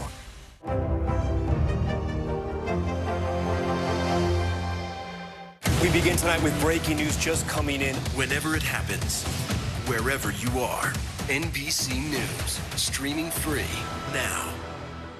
Hey, I'm Hallie. It's good to be with you tonight. There's another legal filing today, and I want to cut through some of the weedsy stuff, and let's just get to the point. They have started to vote on the PACT Act. If you're like, Hallie, stop speaking Washingtonese. This bill would basically give health care to veterans who have exposed to these toxic chemicals. So, Scott, I'm trying to make this as not DC as possible. The increased sort of anger that we've seen now in politics. I saw you searching for, I think, your microphone, Dan. You are out. I was trying to do it on the slide. Live TV, man. It's okay. The big variable, the storm surge. How much water will ultimately be pushed inland? How many of you were up there? At least like 11. How real is this going back to the moon? But our top story tonight. You guys okay? Yeah. Oh, my goodness. How you doing, Lester? Hey, podcast fans, ready to unlock our true crime mysteries? Try Dateline Premium on Apple Podcasts. You'll get early access to originals, plus bonus content, and everything is ad-free. So head to Apple Podcasts now to subscribe. Stay on top of breaking news and the biggest stories of the day with NBC News Daily. Thank you so much for joining us. I'm Morgan Radford. And I'm Vicki Wynn. I'm Aaron Gilchrist. And I'm Kate Snow. Get in-depth reporting from across the country. What's your reaction to the president's comments? And around the world. Are Ukrainians continuing to make advances? And ways you can take care of your health. Who should be getting tested, and frankly, how often? And your wallet. Costs are skyrocketing. How to manage soaring prices. NBC News Daily. Weekdays from 12 to 4 p.m. Eastern on NBC News Now. Welcome back. The Alec Murdaugh trial is now in its 4th week. The former attorney is accused of murdering his wife and youngest son. The prosecution is expected to wrap up its case this week. Yesterday, the courtroom flooded with emotion as Maggie Murdaugh's older sister took the stand. NBC's Katie Beck joins us now from the courthouse in Walterboro, South Carolina. Good morning, Katie. Yeah, good morning, Ellison. Maggie Murdaugh's family has largely stayed out of the spotlight. You rarely see them in interviews or in court appearances. That wasn't until yesterday when the jury heard from Maggie's sister on the stand, talking about the hours before that murder when she spoke to her sister by phone. On Tuesday, the jury hearing compelling and heartfelt testimony. She was just a really, really good person. Maggie Murdaugh's older sister, Marion Proctor, describing shock and anguish the night she learned her sister and nephew had been brutally murdered. I just couldn't believe it. I didn't think it was true. And then her fear after the crime that a cold-blooded killer could be on the loose. I think everybody was afraid, and Alec didn't seem to be afraid. Proctor says a short time after the murders, she asked Alec if he believed Maggie and Paul suffered. saying he assured her they did not, something she now says is hard to believe. Also, in the days after the murders, she testified, Alec was oddly focused on the deadly 2019 boat crash case involving his youngest son, Paul, but never talked with her about a search for the killer. He said that his number one goal was clearing Paul's name. And I thought that was so strange because my number one goal was to find out who killed my sister and Paul.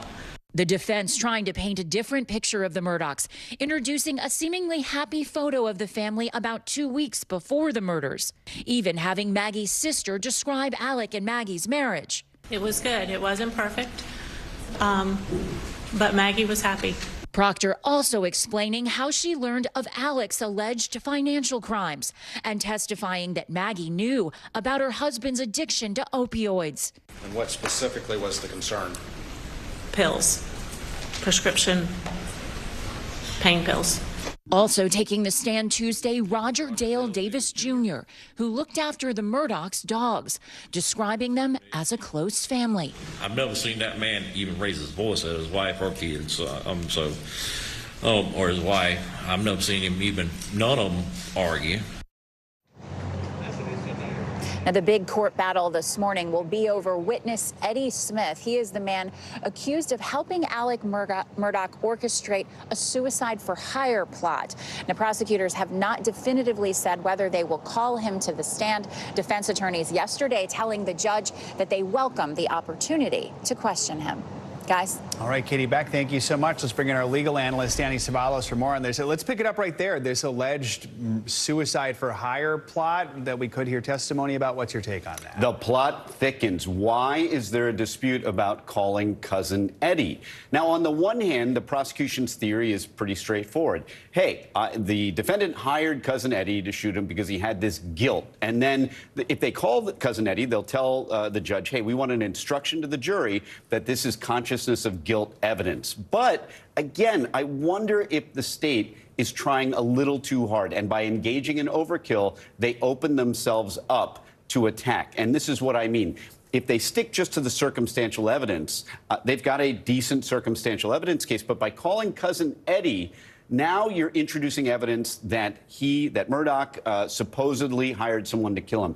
Might the jury also conclude that that is just somebody who is struck by grief and wants to simply get an insurance policy for his remaining child because he knows the walls are closing in. He knows he's probably going to be prosecuted for his financial crimes. It's a possibility. And again, it would be an unforced error because the state already has circumstantial evidence of the killing. They're trying to crowbar in all this other motive evidence, and it could come back to bite them. I mean, this case so far for the prosecution has been about 4 weeks long. They're expected to possibly rest this week. But in terms of just timeline here, has this been the normal amount of time you would expect on a case like this? There is no such thing as a normal timeline, especially in a murder case and especially in a high-profile murder case. I've handled cases like this, and what happens is, and it's happened in this case, is that along the way, you get an issue that pops up. And sure enough, remember the financial crimes thing? That took 2 or 3 days out of the trial while they sent the jury out and battled over these financial crimes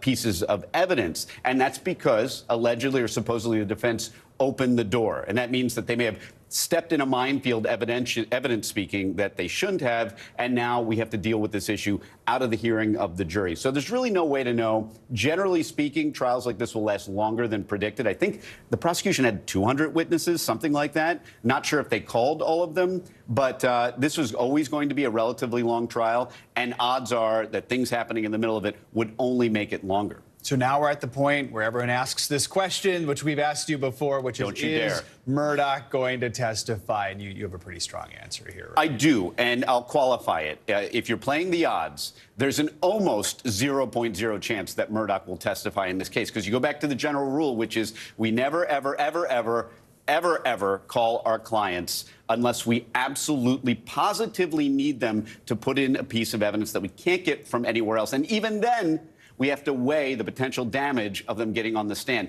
And this is a witness that has a ton of credibility problems, and he might get eviscerated. So the only sliver that I would say is if he's truly, truly innocent, maybe you consider putting him on the stand if you're counsel. But look, as attorneys, We don't usually know that. We don't know the answer to that question. We almost never find out the true answer. In a way, we're in as much the dark as everybody else. All right, Danny Savalos, thank you so much, Danny. Appreciate it. Now to international headlines and a shocking resignation announcement from the Scottish First Minister this morning. NBC's Josh Letterman joins us from London with that and other world news. Josh, good morning. Hey, Joe, good morning. Nicola Sturgeon is the first woman to hold the office of First Minister in Scotland and the longest serving person to serve in that role. She took office back in 2014. In a hastily arranged news conference this morning in Edinburgh, Sturgeon called it the best job in the world. She said her decision didn't stem from her recent political struggles over transgender issues, but she said she knows in her heart it's time to go. Now to India, where tax officials raided the BBC's offices in Mumbai and in Delhi. The raid comes weeks after a BBC documentary about Indian Prime Minister Narendra Modi that criticized his alleged role in deadly anti-Muslim riots about 2 decades ago. India banned the documentary, and now the BBC says it's fully cooperating with authorities there. And finally, over to Poland, where one mother got a whole lot more than just roses for Valentine's Day. She gave birth to premature quintuplets, 2 boys and 3 girls, adding to a growing family of 7 previous children. The quintuplets all needed incubators and breathing support, but doctors over in Poland say all the babies are doing just fine. Back to you. It's good to hear. And quite the Valentine's Day gift there. What a surprise. Josh, thank you so much for that. Coming up, using AI to stop the next pandemic. How the growing field of artificial intelligence could help quickly create treatments and vaccines. You're watching Morning News Now. This is what it looks and feels From the like. storm zone. The bigger piece to the puzzle, new numbers just out this morning. We begin with breaking news just coming in. Russia has launched another round of attacks. What was it like when you came back and saw your neighborhood like this? They say that in modern war, there aren't any front lines anymore. Here, there certainly are. And we begin with the breaking news. Hurricane Ian gaining in strength. We've had some of the strongest winds here. How many of you were up there? At least like 11. Now to the economy as Americans face the highest inflation rate in decades. How does this all impact your wallet? More fallout from Elon Musk's Twitter takeover. An urgent warning this hour about the flu. How does RSV specifically hit some kids so hard, and then it seems like it almost doesn't affect others? Can voters trust that you will be able to do this job? Why should voters believe you? This special election night. We love it. We live for this. We have a substantial team of NBC News correspondents fanned out. This is the first time we've not been able to call control of the House on election night. Tonight, we'll take an unflinching look at the resurgence of anti-Semitism in America. They're waiting until Title 42 is lifted before they decide whether to cross into the United States. What made you decide to go the medicinal healing route for what you're growing here? Who should be accountable? The city points the finger at the state, state at the city. Making news right now. We are live on the ground there. I want to show you an up-close look at what we're talking about here. The news continues right now. The big variable, the storm surge. How much water will ultimately be pushed inland? How many of you were up there? At least like 11. How real is this going back to the moon? What our top story tonight? You guys okay? Yeah. How you doing, Lester?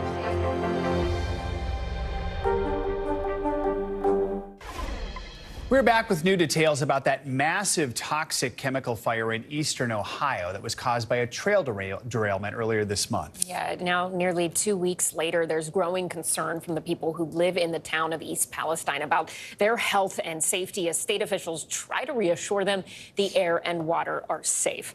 NBC News correspondent Ron Allen joins us now with the latest. Good morning, Ron. Good morning. It's a very emotional situation, and state and local officials insist they've been carefully monitoring and testing the environment since the derailment. But at the same time, there have been reports of residents complaining about health problems like sore throats and headaches, and some even claiming that pets, farm animals, and wildlife have died because of potential contamination. It's been 12 days since the fiery derailment of a train carrying hazardous chemicals through East Palestine, Ohio, and the plan burned to prevent a potentially catastrophic explosion. Residents worry about what's still in the air, soil, and water of their rural community. Don't tell me it's safe. Something's going on if the fish are floating in the creek. Ohio officials confirming some 3,500 fish died in local waters in the days after the derailment, but insist extensive testing shows there's no threat to other wildlife or humans. They say there's only anecdotal evidence of residents getting sick and no confirmed connection to the hazardous chemicals aboard the train. I definitely have a right to know what was on that train. Still, for the first time, state officials suggested residents returning to the evacuation zone use bottled water, especially if they have a private well, while testing continues. The governor was asked if he would return home if he lived near the crash site. I think that I would be drinking the bottled water. I would be alert and concerned, but I would probably be back in my house. An answer leaving some residents with mixed emotions. I feel about 80% safe. Ben Ratner and his family live half a mile from the crash site. Their kids are back in school after being out for a week. It sounds like you're still worried. I think more so worried for the long term. Meanwhile, residents have filed multiple class action lawsuits seeking damages from the rail operator Norfolk Southern, including free health monitoring and screening. The company has said it has already paid residents more than $1 million in assistance and that it's committed to cleaning up any contamination that's there. All right, Ron Big Allen. town hall meeting tonight. All right, we'll see what happens. I'm sure there'll be a lot of people making their voices heard there. Ron, thank you so much. Now to a new warning this morning for younger people who have had COVID. A recent survey revealed that since the start of the pandemic, more young adults have been dying from heart attacks. According to this study from Cedars-Sinai Hospital, by the second year of COVID, the rate of observed heart attacks, deaths increased more than 29% for people ages 25 to 44. Joining us now to discuss is board-certified cardiologist and preventative physician, Dr. Dave Montgomery. Dr. Montgomery, good morning. Thank you for joining us. Talk to us about this study's findings. Why are we seeing this spike in heart attack deaths among young adults, and what role did the pandemic play in the increase? Yeah, good morning to both of you. Yeah, this is quite shocking. This is a group that we don't expect to have heart attacks in general, and certainly not to die from heart attacks. And the way that I parse it out is when you look at the actual numbers for the rates of COVID infections, this group, 25 to 45, is the group that leads the infections. They have more infections even today than any other group. And this is also a group that you might say was having more high-risk behaviors at that time, right? So less masking, more getting together, especially in the thick of the pandemic, more getting together in groups. So they had more infections. So that might explain why they got more heart attacks, because we know COVID-19 can cause more heart attacks, okay? But why did they die? And I think that has at least in part to do with the fact that we just were in general less likely to go seek medical attention, but certainly this group. How likely is a 35-year-old to go to an emergency room in the middle of the pandemic? And it's very, very unlikely. So Dr. Montgomery, another survey found that survivors of COVID are at risk of developing a heart condition even a year after they've been infected. So why do we think that is? And does the severity of your COVID symptoms impact if you do develop an issue with your heart? Fantastic question, Joe. I think that's what's, sort of boggling the minds of a lot of researchers and doctors today, that the severity of your acute infection is what we call it, when you're infected with it, does not necessarily bear out in terms of what the long-term effects are going to be. So we see people who have mild clinical course just like more severe. Here's what we think is partially happening. We think that there is at least the idea that your immune system is still revved up. It's hyperactivated, and all of the mechanisms that the immune system is trying to use to fight the virus still last throughout that period of time. We know that one can have literal virus and virus particles hiding in sort of, harbors, if you will, is what the scientists call it. And the immune system's still active, although, for example, if I took a test, I couldn't see it. So there's a lot of complexity here and a lot of reason for us still to be thinking, how can I be safe from COVID-19 even today? Let's talk a little more about how people can be safe. What do they need to watch out for? And is there anything they can do to try and prevent this? Yeah, I mean, perfect month to do it, Heart Month. I want people to understand that your symptoms don't have to be the classic symptoms, right?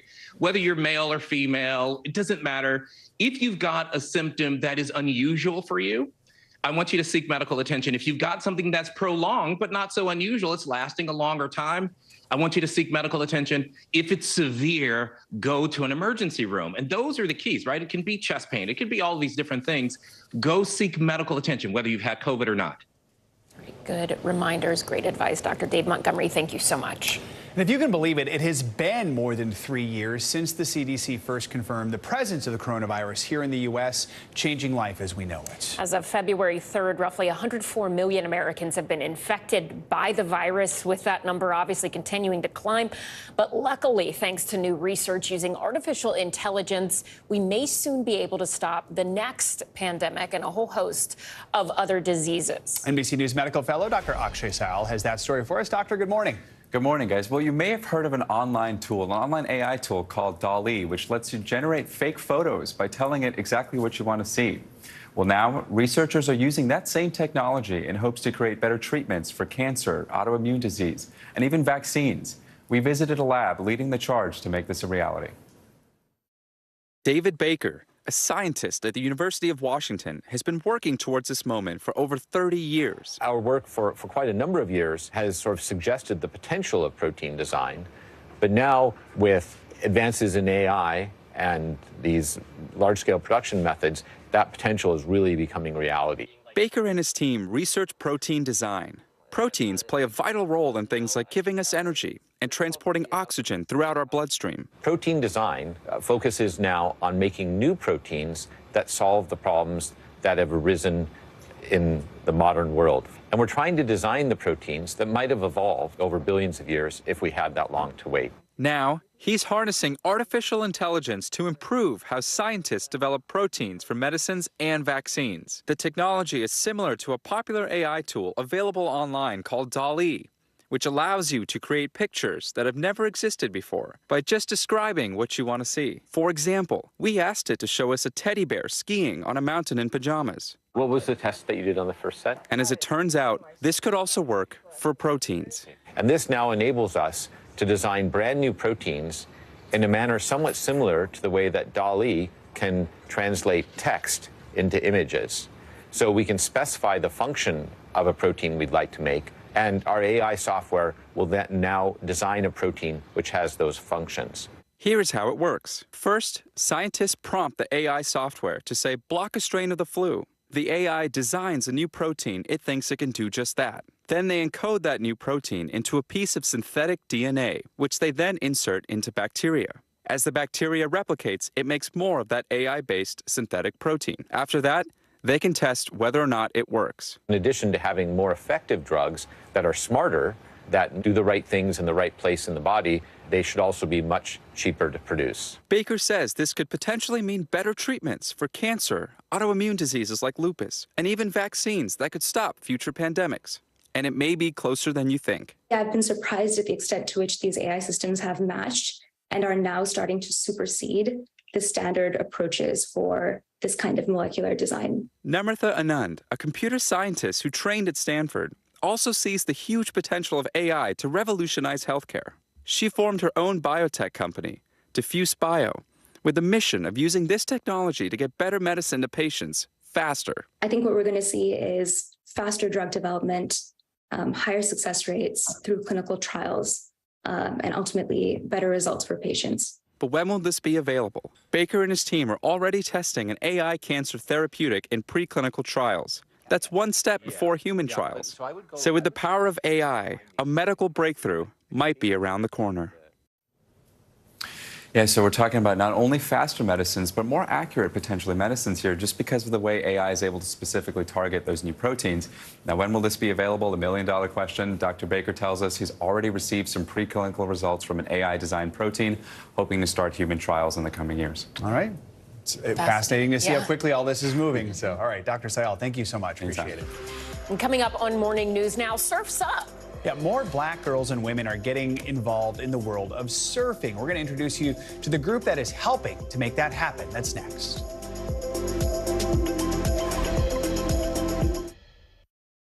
The big variable variable the storm surge? How much water will ultimately be pushed inland? How many of you were up there? At least like 11. How real is this going back to the moon?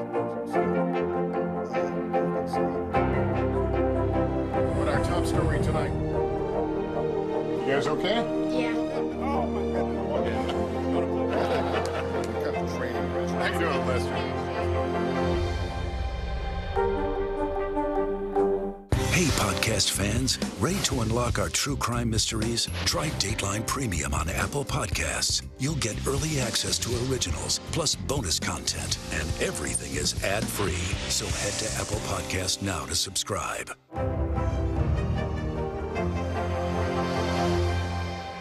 This is what it looks and feels What's the latest film? The bigger piece to the puzzle. We begin tonight with breaking news. How much water ultimately will be forced inland? Whenever it happens, wherever you are, NBC News, streaming free now.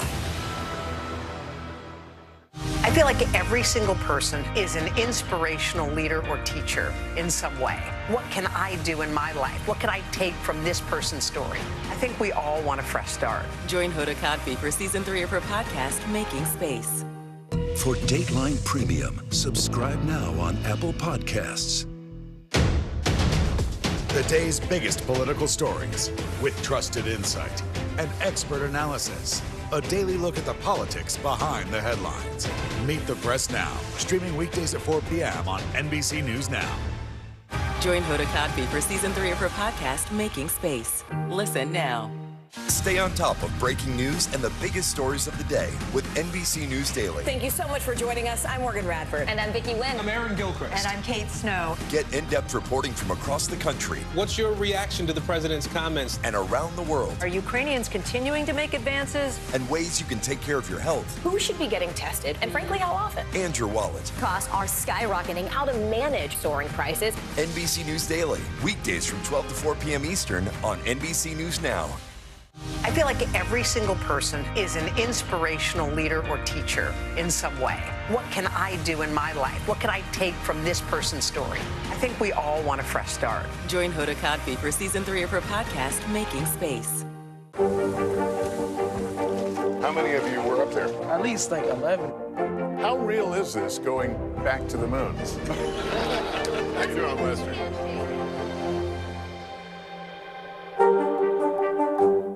I feel like every single person is an inspirational leader or teacher in some way. What can I do in my life? What can I take from this person's story? I think we all want a fresh start. Join Hoda Kotb for season 3 of her podcast, Making Space. Now, financial headlines. Nissan is recalling more than 400,000 vehicles. CNBC's Silvana Henao joins us with more on that and other news. Good morning. Alice and Joe, good morning to you. Yes, so Nissan is recalling more than 460,000 mostly older vehicles in North America. The emblem on the steering wheel can come loose when the airbag deploys, injuring drivers. The recall covers certain Nissan Frontier and Titan pickups and Xterra, Pathfinder and Armada SUVs from 2008 to 2011, as well as thousands of parts used for service. Nissan says it will send a letter to customers in early April. Elon Musk expects to find a new CEO for Twitter toward the end of this year. Speaking to a conference today in Dubai, Musk says the most important thing to him right now is ensuring the platform can function and is in a healthy place financially. Since Musk bought Twitter for $44 billion at the end of October, he's overseen mass firings and other cost-cutting measures and has been trying to find ways to maximize profits. Instagram is shutting down its live shopping feature on March 16th. Shops won't be able to tag products during live streams, so you'll have to wait until afterward to buy those must-have items. Instagram and parent company Meta explained the move as a way to help them focus on core features.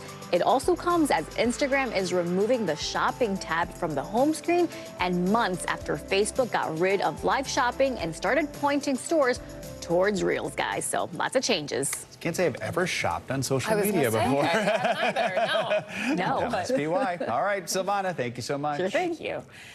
All month, we're celebrating Black history, and today we are celebrating a Black history maker. Today, we're meeting Rhonda Harper. She is a Coast Guard veteran and founder of the nonprofit Black Girls Surf. Harper has dedicated her life to inclusivity in the water and helping teach Black and brown girls and women how to surf. And Rhonda Harper joins us now. We are so lucky to have you with us, Rhonda. Thank you for being with us.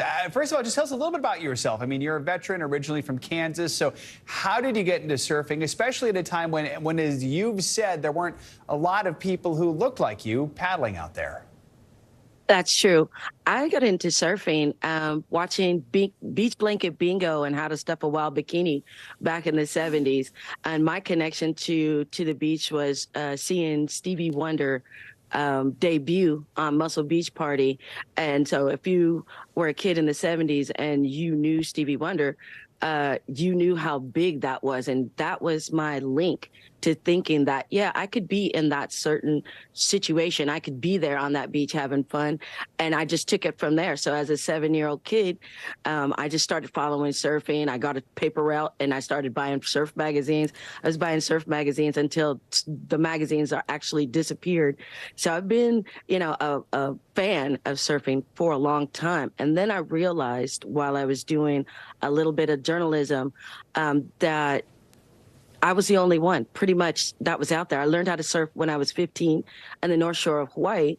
And I for like 30 years, I didn't see anybody that was out there that looked like me. I mean, I'd see a couple of people here and there, but not, in like mainstream, videos and advertisements. And so I decided with the lack of diversity and the lack of representation within the surfing industry, I started Black Girls Surf just out of the need of needing participants for a certain contest that we were throwing over in Africa. So that's basically how I got started. It was How to Stuff a Wild Bikini, Beach Blanket Bingo. So I can thank Frankie Avalon and Annette Funicello for those wonderful movies. And I actually got to meet some of the people who were the subjects of those movies along the way in my travels. So it's just been a great experience. You can hear and feel your passion for this sport. Talk to us about what has been sort of the best moment for you running this organization. What makes you think it is worth continuing doing this, even when everything else might get so busy? So I was trapped in Senegal during COVID for 2 years. And you'll see some of the pictures. That's South Africa right there. There was a day where we invited the girls from Crossroads Township to the beach for just one day, just to surf. And as the buses pulled up, there was we thought medium-sized buses. 63 girls from the township came out to learn how to surf. It was an absolutely beautiful day. I think that was the best day of my career yet, just knowing that you take these girls out of their conditions, put them on the beach, and that water was freezing and they had not one care in the world. They enjoyed it. It was literally hard getting off the beach that day. It's amazing when you see people who've never tried something before or never even think that they can do it, and they see someone that looks like them, and automatically they fall in love. We only have about 30 seconds left here, but in your mind, what does the future of surfing look like? Diverse, thanks to groups like me and Intersection Surf and SoFly. And there's so many people now that have come on board to start helping diversify this lineup. And professionally, what we do here at Black Girls Surf is we develop girls to compete. So once you get them in the competition circuit and the series, that's going to be a mainstream thing going through. So the future looks like the Olympics is going to be diverse. I'm not going to say 2024, but let's say LA 28. Definitely have diversity. That is a good goal. And we love to see those pictures and all the smiles that you are bringing to all of those young women and girls. Rhonda Harper, thanks so much for joining us this morning. Thank you. Thank you for having me. Nice to be here. Coming up, a one-on-one with one of Hollywood's most beloved stars. Savannah Guthrie talks to Paul Rudd about his new Ant-Man movie and watching, of course, his beloved Kansas City Chiefs win the Super Bowl with his son. That's next.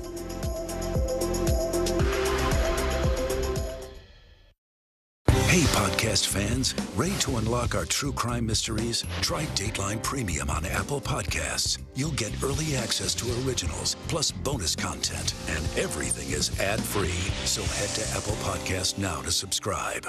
Hey, I'm Hallie. It's good to be with you tonight. There's another legal filing today, and I want to cut through some of the weedsy stuff. But let's just get to the point. They have started to vote on the PACT Act. If you're like Hallie, stop speaking Washingtonese. This bill would basically give health care to veterans who have exposed to these toxic chemicals. So, Scott, I'm trying to make this as not DC as possible. The increased sort of anger that we've seen now in politics. I saw you searching for, I think, your microphone, Danny. You are. I was trying to do it on the slide. Live TV, man. It's okay. How many of you were up there? At least like 11. How real is this going back to the moon? How you doing, Lester? This is what it looks and feels The latest, the bigger piece to the puzzle. We begin tonight with breaking news. How much water ultimately will be forced inland? Whenever it happens, wherever you are, NBC News, streaming free now. I feel like every single person is an inspirational leader or teacher in some way. What can I do in my life? What can I take from this person's story? I think we all want a fresh start. Join Hoda Kotb for season 3 of her podcast, Making Space. The big variable, the storm surge. How much water will ultimately be pushed inland? How many of you were up there? At least like 11. How real is this going back to the moon?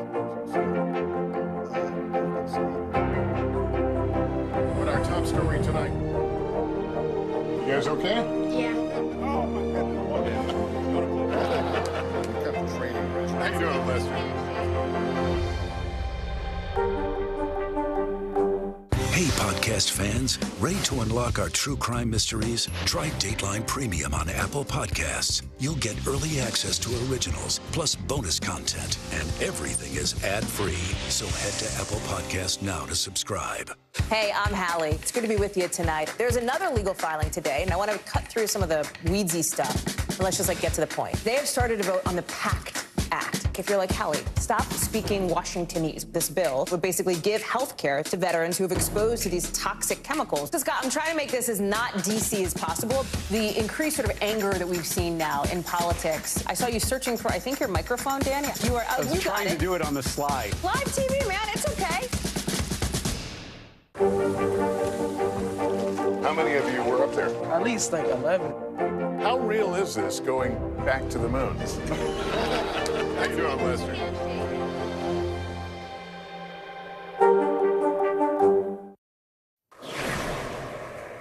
Welcome back. So we knew Lady Gaga was heading back to the big screen. Well, now we have our first look. Todd Phillips, director of the upcoming sequel to 2019's Joker, titled Folie à Deux, shared a first look photo of Gaga and the Joker himself, played by Joaquin Phoenix, in an Instagram post where both characters look, well, one could say lovingly into each other's eyes, of course, captioned with Happy Valentine's Day. Gaga also posted the photo to Twitter, and fans are speculating she'll play Harley Quinn, Joker's love interest. But for right now, that's not been confirmed. The film is set to be released October 4th, 2024. I love all things Lady Gaga acting. I do too. I don't know if that's what lovingly looks like. I mean, it's a little maybe for them, for the Joker and company. All right. Yes, it depends on the people around. If it's the Joker, for them, that's yes. love. For Joaquin Phoenix as the Joker, it is love. All right, let's keep the entertainment theme going here. Finally, this hour, today, co-anchor Savannah Guthrie sat down with the Ant-Man himself, Paul Rudd. They talked about his new movie and why everyone's buzzing about an interview he did with his son after the Super Bowl. It is not easy to make people laugh one minute and save the world the next, but if anyone can do it, it is Paul Rudd. He is back as Scott Lang, a.k.a. Ant-Man, in Marvel's highly anticipated Ant-Man and the Wasp: Quantumania. And this time, Scott finds himself taking on a new villain and showing his daughter how to use their oh-so-powerful shrinking suits. Take a look. Look, momentum, right? Jump, tap, right? One move, jump, tap. I know how to do it, Dad. Oh, do you? Yes. Really? Because it didn't look like it from my end. I messed up on the timing. Jump!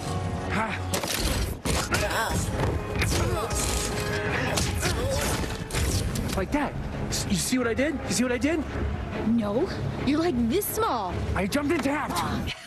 You do all your own stunts, too. It's incredible. Yeah. It's just so small you can't tell. You can't see it. Well, we'll get to your men's health in the cover in a little bit and how you got so small. But let's talk about the game. Let's just do it. You had a big night, Super Bowl Sunday. Yeah. What was it like just to be there in that moment as a lifelong Chiefs fans? Well, I know you guys are Eagles fans in your Yes. house, so I mean, when you win, it's the greatest. And we were just saying, it's the worst feeling until it's the best feeling. Yeah. Because it's if you really care, and we really care, it's just stressful. How much do you attribute the Chiefs winning to Mahomes, and how much to that jersey that you've been wearing for 4 months? I know we're so superstitious. You really superstitious? Yeah, I wear the same one. Mahomes is unbelievable. I mean, the guy is just magic. He really is. And there are many components. Obviously, it's a team, and but he's special. Well, we saw you and your son Jack. This is your second Super Bowl, Chiefs winning, and you did a little post-game interview, and the internet is going crazy for Jack. Let's just roll a little tape.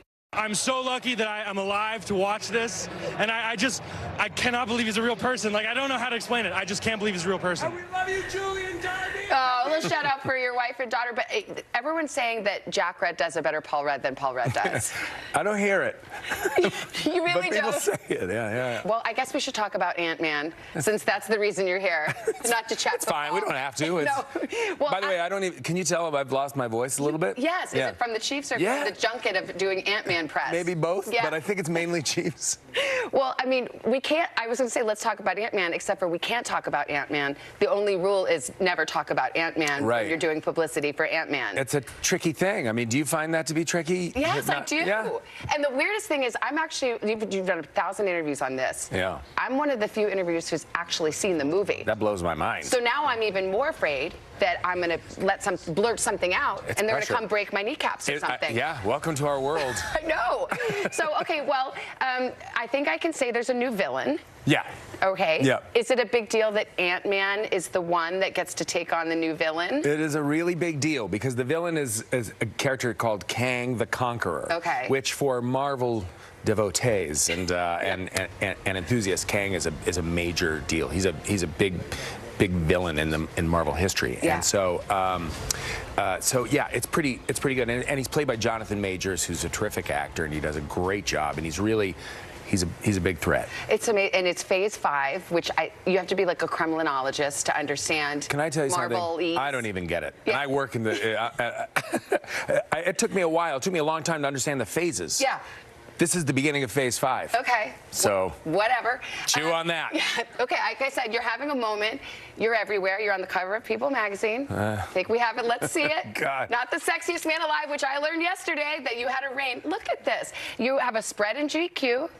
You also are in Men's Health, which I know how much you love to talk about your workout and eating regimen. So this must have been a real joy. Oh, I live for it. I'm just too much. This is all too much. But here's the thing. I saw Ant-Man yesterday, as I mentioned, and you're in that suit, and you look good in the suit. But why did you have to torture yourself? Why couldn't they just made the suit out of Spanx? It's not like you're like shirtless or something. Yeah, it's a really good question. You could have had like pot pies and beer and that kind of thing. I kind of thought about that after the fact. Yeah, I always feel like there's something kind of. You don't feel like such an imposter. Yeah. I mean, I am playing a superhero, so I don't want to feel gross. Like you're in your sweat. And I still have to fit into the suit. Yeah, true.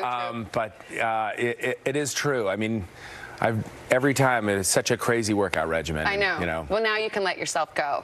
Yeah, well, I'm trying a little bit, slowly but surely entering the human race again. And then finally, I had to ask you about, did you see the Super Bowl commercial of Clueless?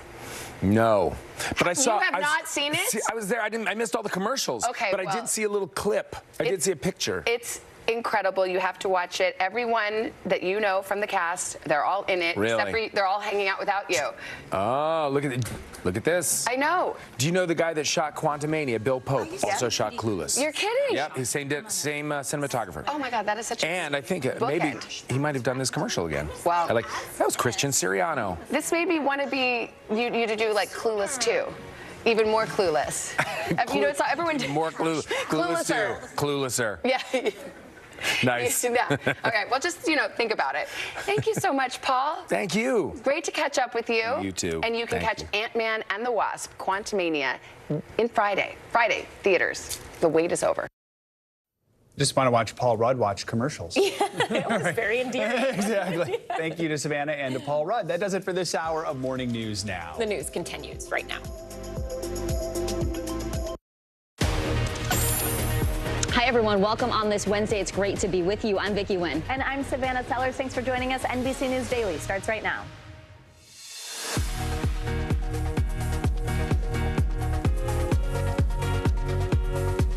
Today is Wednesday, February 15th, Campus in Mourning. We are learning more about the 3 young Michigan State University students who were killed in a mass shooting on Monday. This as the school is left to grapple with the aftermath.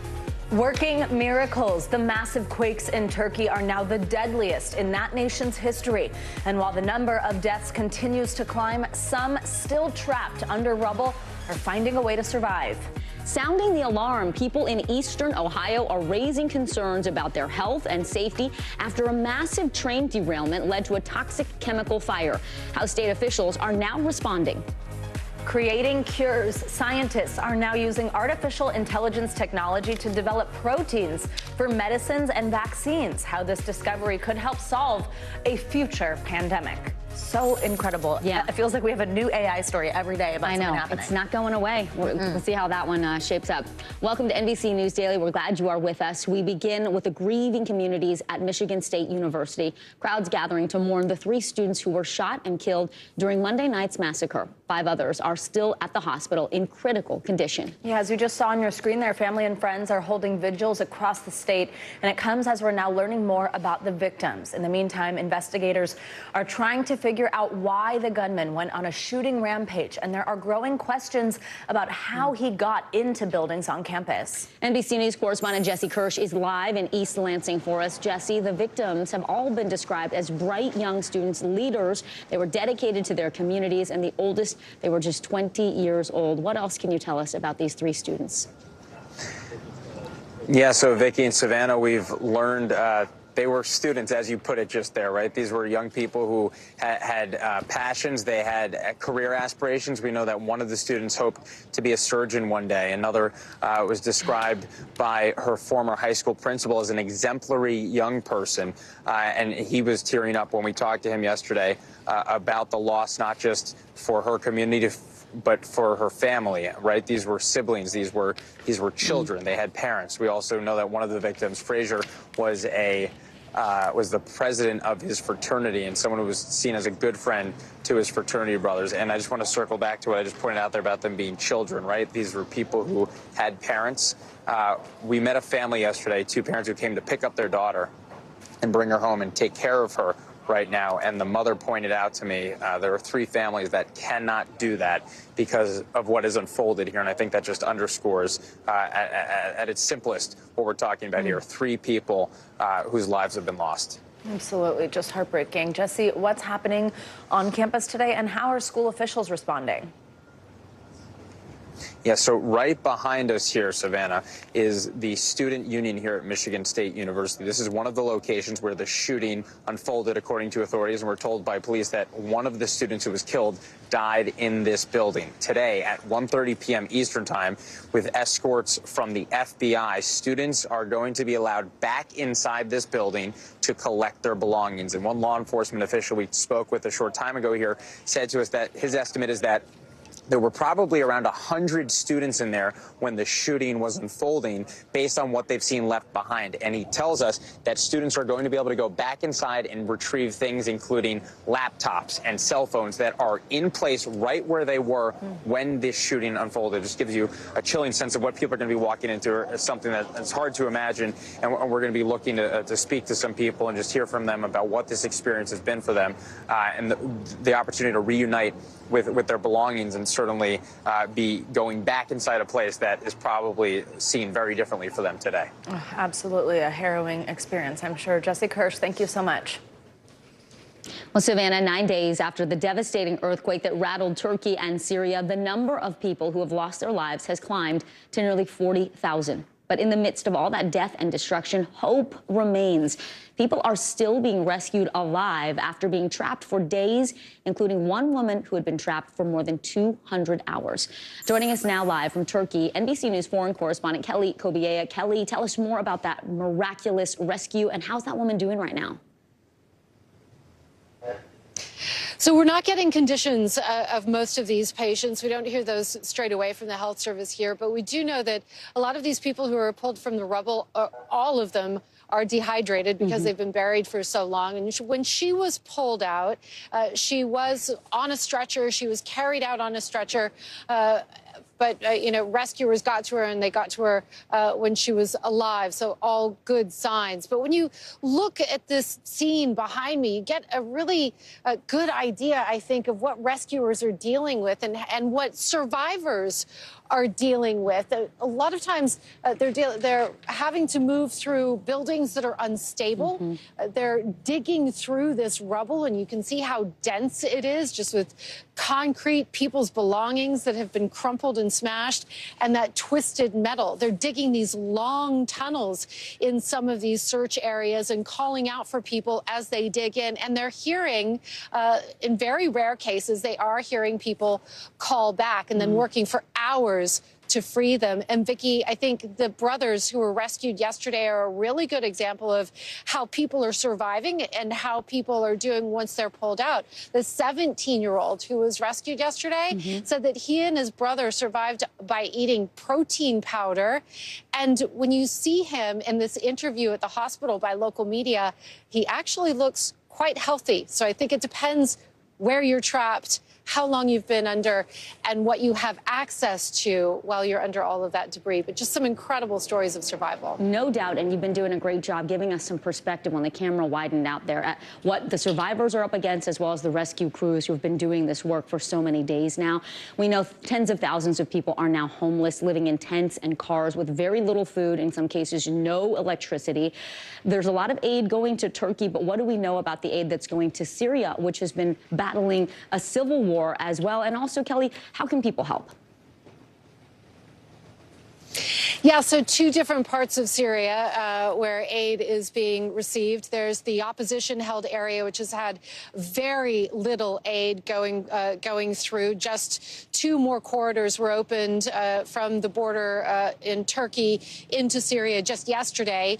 We understand convoys are getting in now. People in Turkey are also really struggling. Good ways to help: find an aid organization that's trustworthy, that's already on the ground, and give cash instead of material goods, because things change so quickly. People on the ground need to be able to have that flexibility to give people what they need. Your tremendous reporting. NBC News foreign correspondent Kelly Kobiea, thank you so much, live from Turkey for us today. Well, the Federal Aviation Administration says there's never been a safer time to fly, despite several high-profile close calls here in U.S. airports. NBC News correspondent Tom Costello explains how the FAA is now looking for any trend behind several mishaps and what to do to fix it. The message from the FAA this morning: we must not become complacent. The acting chief, who will appear before Congress looking into the FAA's massive computer outage last month, issuing a safety call to action, writing to staff, now is the time to stare into the data and ask hard questions. The order comes after several very close calls. Delta 1943, cancel takeoff clearance. At JFK Airport in January, a Delta Airlines flight forced to abandon its takeoff after an American Airlines flight taxied across the same runway. A potential collision just seconds away. The American pilots had been subpoenaed to appear before NTSB investigators on Friday after originally declining the interview since it's audio recorded. It's only recently that we've been encountering the crew's refusal to be recorded. Like we said, we've been doing this for decades. In Austin, Texas, this month, another close call. Southwest aboard. FedEx is on the go. A FedEx plane forced to abort its landing to avoid colliding with the Southwest plane cleared for takeoff.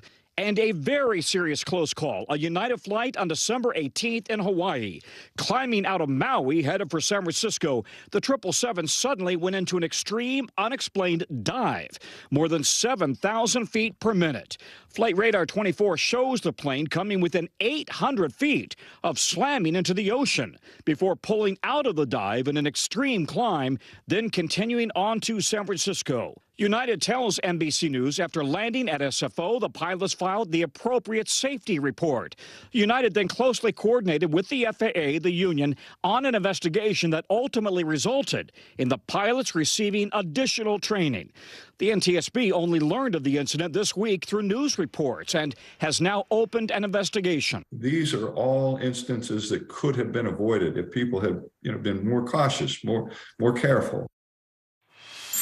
Back now to that hearing on Capitol Hill today. It's all about that FAA computer system that went down on January 11th, a NOTAM computer system. It was the first national shutdown, ground stop, since 9/11. The FAA blamed contractors for accidentally deleting critical computer files during an upgrade.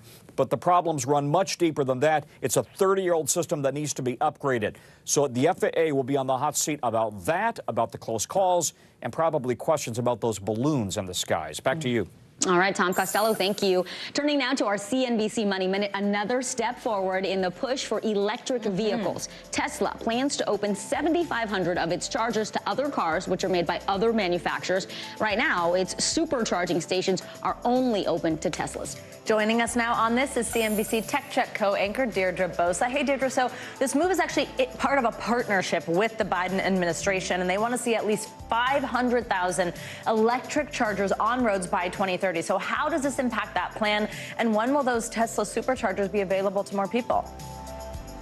Hey, Vicky and Savannah. Well, the commitment from Tesla is set to take effect by 2024. It will include at least 3,500 of its faster superchargers, which are located along key highways. So that'll shorten charging time for drivers of all electric vehicles. Tesla also said it would triple the number of superchargers in the U.S. The Biden administration also made deals with companies like Ford and General Motors to install thousands of fast chargers. Also today, guys, Internet Explorer, where millions of people first got online, is no more. Microsoft has permanently disabled the desktop browser on some versions of Windows 10. So now when users try to access the service, they will be redirected to its newer browser, Microsoft Edge. And with that, guys, I say goodbye to a key part of my childhood. Right? We all do, yeah. Wow. I know. It's just gone. We won't be able, you will click on it and it just won't show up. Wow. Okay, the Edge. All right. Deirdre Bosa, thank you so much. Well, people who live near the Ohio train derailment and toxic chemical fire are sounding the alarm. Straight ahead, their new concerns about contamination. You're watching NBC News Daily.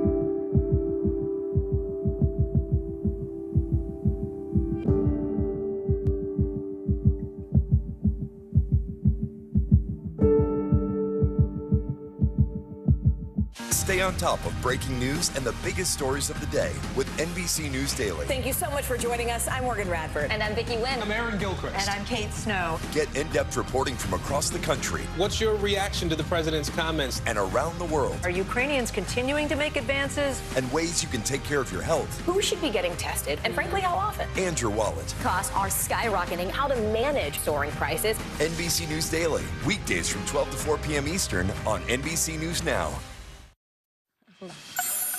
Well, nearly 2 weeks after that massive train derailment and toxic chemical fire in eastern Ohio, there is growing concern from locals about their health and safety. Yeah, but state officials are insisting the air and water are safe.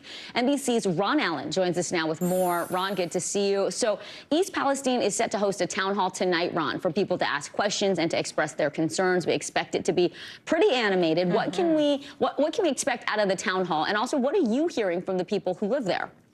There's a lot of concern. There's a lot of anxiety. There's a lot of worry, not just about the here and now, but the future of the town, because so many times we hear about these sort of chemical accidents, leak spills, and then years later there seems to be a problem in the town, a health problem of some sort. So residents are trying to learn everything they possibly can at this meeting tonight and in the coming days. As you said, state, federal officials continue to say that they're testing, monitoring the soil, the water, the air, and so far everything that they've found is not of a concern. There are no levels of toxins that they say are of concern. However, there are reports circulating around the community that people have spotted dead fish in the waterways and farm animals and wildlife, and people are complaining about headaches and nausea and so forth. Yesterday, the state health officials said that these reports of health problems are anecdotal, and they have not been able to confirm that any are directly linked to the chemical spill. They do say that there were some 3,500 fish that were killed in the waterways nearby in the days after the crash, but they say there's been no other proof of evidence or evidence connecting any other animal deaths, wildlife to this chemical spill. So you have this uncertainty, you have this doubt. You have a lot of residents who are just concerned. And remember, we're talking about a very small town of 5,000 residents in a rural part of the state, and these trains, these freight trains, come barreling through here. There was 150 cars on this train. Remember, this accident happened at 9 o'clock at night. We've seen the pictures of the huge dark clouds of smoke and fire that were there when the train crashed, and then later when they did this controlled release and burn.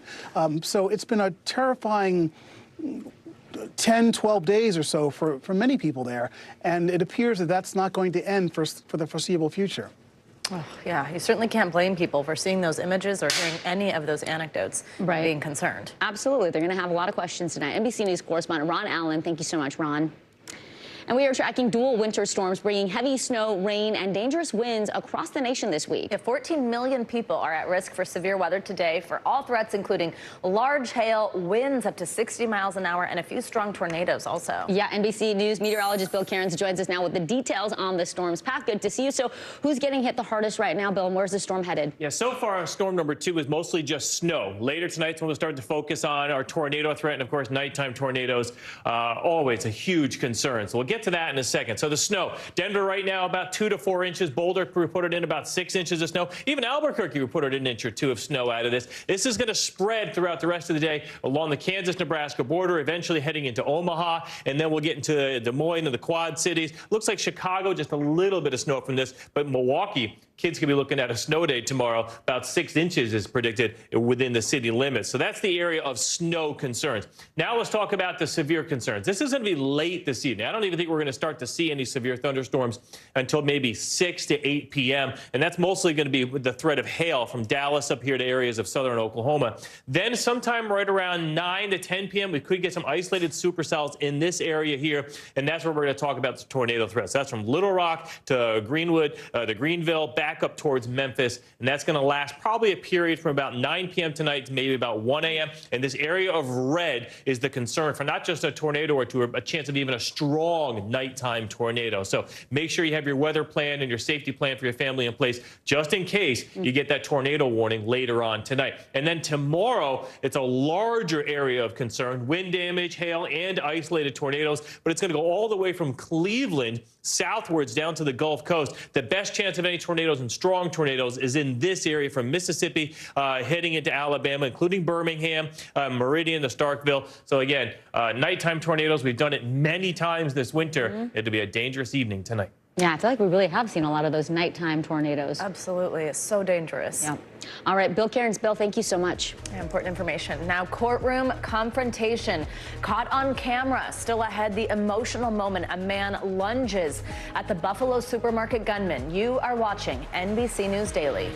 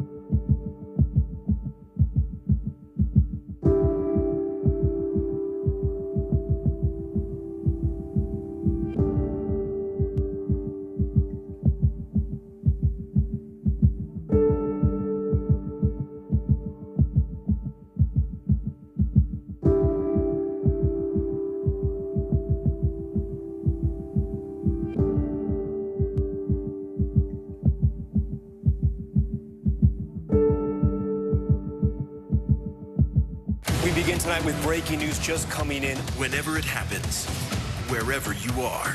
NBC News, streaming free now. Hey, podcast fans, ready to unlock our true crime mysteries? Try Dateline Premium on Apple Podcasts. You'll get early access to originals, plus bonus content, and everything is ad-free. So head to Apple Podcasts now to subscribe.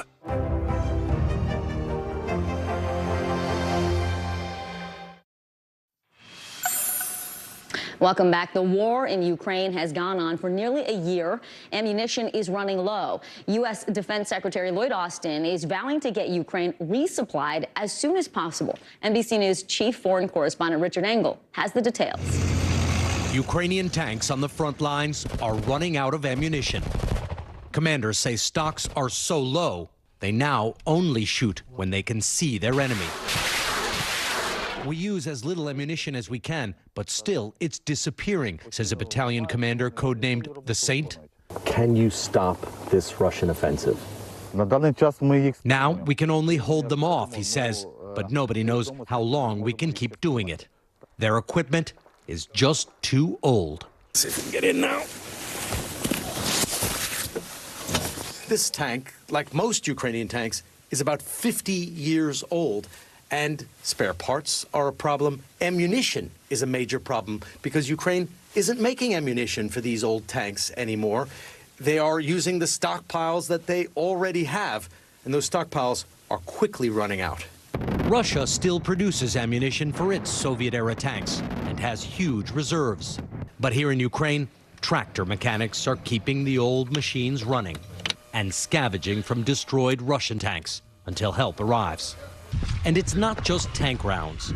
NATO is now warning Ukraine is using so much ammunition of all types that Western allies cannot provide it fast enough, with new orders taking up to 2 years to deliver. Richard Engel, NBC News. As always, our thanks to Richard. Now, tensions are high between the U.S. and China as the investigation into the spy balloon continues to unfold. While we get more accusations than answers, China is moving on to other business with American adversaries. NBC's Janice Mackey-Frayer has more on its high-profile meeting with Iran's president this week to talk oil and other business deals. The diplomatic rift between China and the U.S. over that down Chinese balloon is getting deeper. A U.S. official confirms for NBC News that U.S. intelligence knows, quote, definitively that the balloon did take off from China. Satellite images from Planet Labs show the probable launch site being on Hainan Island, though there is a second known site in Inner Mongolia. According to the Washington Post, by the time the balloon was shot down, U.S. intelligence had been tracking it for a week. They say the flight path was over Guam. Then the balloon took a sharp turn north, got caught up in strong winds, and blew into American airspace. Now, whether that was accidental, as China says, or intentional still isn't clear. U.S. recovery crews are finding key pieces of debris like sensors and other technology. That's all being analyzed by the FBI. Meanwhile, here, Chinese officials are on the offensive, again accusing the U.S. of flying high-altitude balloons in Chinese airspace, including over Xinjiang and Tibet. Now, the Ministry of Foreign Affairs isn't offering any evidence, nor are they saying why these alleged incursions, which started in May of last year, they're only talking about them now. China is, though, getting on with business. They have a very high-profile visit here by Iran's president, Ebrahim Raisi.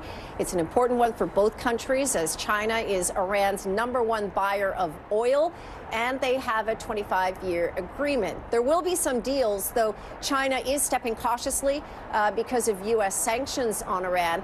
The two countries are happy to align, though, and it also comes ahead of an expected visit to Moscow by Chinese President Xi Jinping, showing that as relations with the U.S. deteriorate, China is looking to fortify its ties elsewhere.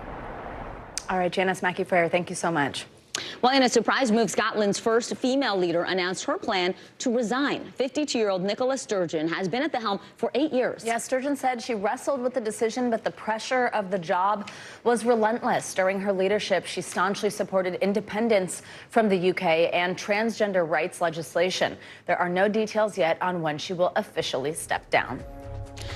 Will he or won't he? Straight ahead, the courtroom questions about whether an accused hitman will take the stand in the Alec Murdaugh double murder trial. You're watching NBC News Daily. You can also watch us for free 24/7 on our streaming network, NBC News Now, wherever you stream. That includes YouTube, Hulu, Roku, of course, Peacock, and all of those places. Savannah loves to watch it on her smart TV at home. I do. It's true. The news Share my continues. viewing habits. Yes, the news continues right after this.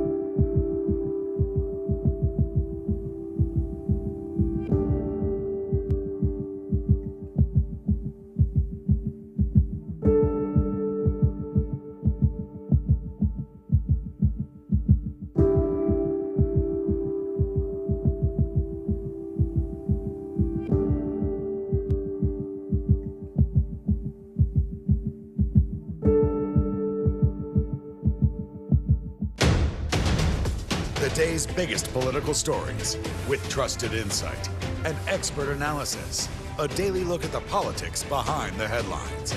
Meet the Press Now, streaming weekdays at 4 p.m. on NBC News Now. I feel like every single person is an inspirational leader or teacher in some way. What can I do in my life? What can I take from this person's story? I think we all want a fresh start. Join Hoda Kotb for season 3 of her podcast, Making Space.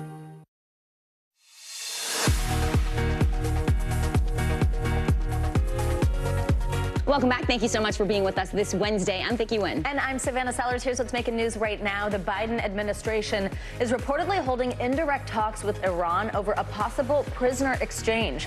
The U.S. is looking to secure the release of American citizens imprisoned in Iran, using Qatar and the U.K. as intermediaries. It comes after negotiations to revive a 2015 nuclear deal stalled, and the U.S. announced sanctions against Tehran over its delivery of drones to Russia.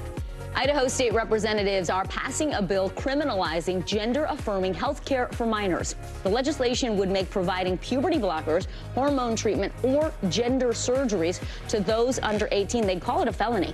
Opponents say the bill would likely increase teen suicide rates. And a federal appeals court is hearing a challenge to Connecticut's transgender athlete policy. 4 cisgender runners say they were unfairly forced to race against transgender athletes in high school competitions. They initially filed a lawsuit against the state's high school sports governing body in 2020, seeking to bar enforcement of the state's policy and to remove records set by transgender athletes from the books. The Alec Murdaugh double murder trial continues in a South Carolina courtroom. Murdaugh's sister-in-law, Marion Proctor, taking the stand for the first time, detailing conversations with Alec after his wife and son were killed. Proctor recalling Murdaugh's, quote, odd comments and lack of concern for finding their killer. NBC News correspondent Katie Beck has been following this trial. She joins us again from Walterboro, South Carolina. Hey, Katie, so what are we hearing from Murdaugh's sister-in-law? Give us some of these details, some of those odd comments she says he made. Yeah, this was some big, important testimony for prosecutors, specifically because we really haven't heard from Maggie Murdaugh's family. They sort of keep a low profile and stay out of the spotlight of this case. Yesterday, the jury heard her describing what a great person her sister was, how this was her only sibling, someone she was very close to, and even spoke to hours before she arrived at that hunting property on the night of the murders. She did say several comments that Alec made in the wake of these murders stood out to her as being odd.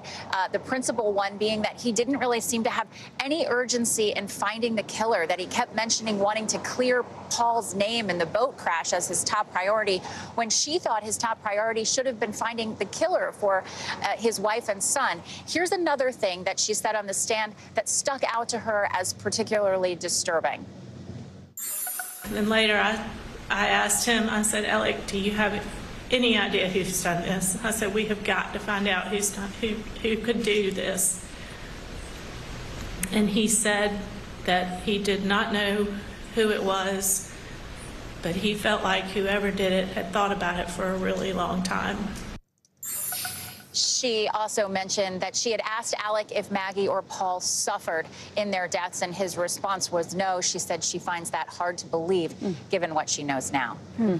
Katie, we also heard testimony from the man who took care of the dog kennel on Murdaugh's property about what he saw there after the murders. What did he say? And also tell us about the testimony he gave on the way Alec Murdaugh handled those family guns. Yeah, so he was a particularly, I don't know, I would say soft witness for the prosecution, because he did lend to the fact that Alec was a good guy, loved his family. He never heard him raise his voice to Maggie or Paul. But at the same time, he detailed those kennels very meticulously, and he discussed how he wrapped a hose a certain way every day, how he put things back a certain way, how he kept the kennels in a meticulous order. And when he came back the morning after the murders, he found that things were not as he left them. He noted that to investigators. The hose was wrapped up in a different way. There was water in the base of the kennels. Things were not as they usually are there. So again, the prosecution planting dots, but not necessarily connected dots yet. Katie, also today, the judge denied the prosecution's request to present testimony about Alec Murdaugh's failed roadside shooting that happened after the 2 murders. Tell us what happened there and how much of a loss that is for them. It's a huge win for the defense. There's no question about it. And they haven't had a lot of wins on these rulings. This judge has been pretty fair-handed in his decisions and pretty even-keeled about not making this about him. Some judges in these high-profile trials tend to bring their personalities into it. This judge does not. He said very clearly this morning that he thought this new evidence about the roadside shooting was a bridge too far and was not material evidence to motive because it happened so long after the murders. It really did not pertain to the prosecution's motive theory. So that is why he said it simply will not be allowed. A lot of twists and turns. NBC News correspondent Katie Beck in South Carolina for us. Katie, thank you. Well, just moments ago, the gunman in a deadly, racially motivated shooting at a Buffalo supermarket was sentenced to life without parole. That's right. 19-year-old Peyton Gendron admitted to being a white supremacist and to planning the shooting in May of last year, where 10 people were killed. Joining us now is NBC News correspondent Rahema Ellis. Hey there. So before the sentence was passed, Gendron had to be rushed out of his hearing unexpectedly. This is that video we played for you just a little bit ago. Tell us about this incident. Well, what was happening is one of the relatives of one of the victims was presenting an emotional and passionate, strong impact statement. And then, as you can see, a man came rushing out toward Gendron and wanted to get to him. There was a lot of emotion in this courtroom today, very tense emotion, and very painful statements were made about what people were feeling. And this one, for this particular person, it couldn't be contained, and that's when he lunged at Gendron. And as you see, the officers surrounded him, and Gendron was then taken out of the courtroom to be brought back a little bit later. Oh, Rahema, thank you for describing what we just saw there. And can you expand on that? You said obviously emotions were already raw. What were some of the remarks that the relatives of the victims made during this hearing? They were very thoughtful, some talking about how they wanted him to be forgiven, but not to remember that or think that he would ever get out of prison.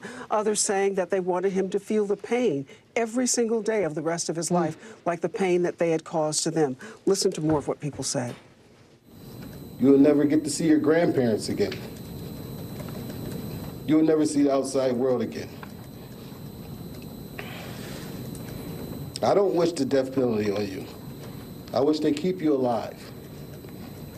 So you have to suffer with the thought of what you did for the rest of your life. And there were statements after statement after statement very similar to that. One woman said that she hoped that when he closes his eyes, and he'll be able to hear the screams of the victims who he shot that day. Also, Rahema, now that the gunman's been sentenced on these state charges, there's also federal charges. What happens there? Yeah, for sure. The court proceeding is not over for this young man. He will face federal charges, and he's being charged with several counts of hate crimes. And these federal charges that he is going to face, for which he has pled not guilty in this case on the federal charges, unlike what he's just been sentenced to, he actually pled guilty to those charges.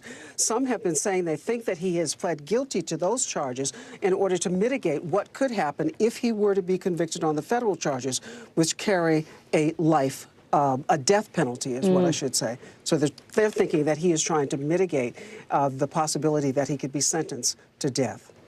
But he will spend life in prison on those state charges. NBC News correspondent Rahema Ellis with those impactful victim statements for us. Rahema, thank you. Now we turn to a potential revolutionary development in science. Researchers are now attempting to use artificial intelligence, AI technology, to develop proteins for medicines and vaccines. Why not? NBC News medical fellow Dr. Akshay Syal explains how this technology could be the answer to the next pandemic and a host of other diseases.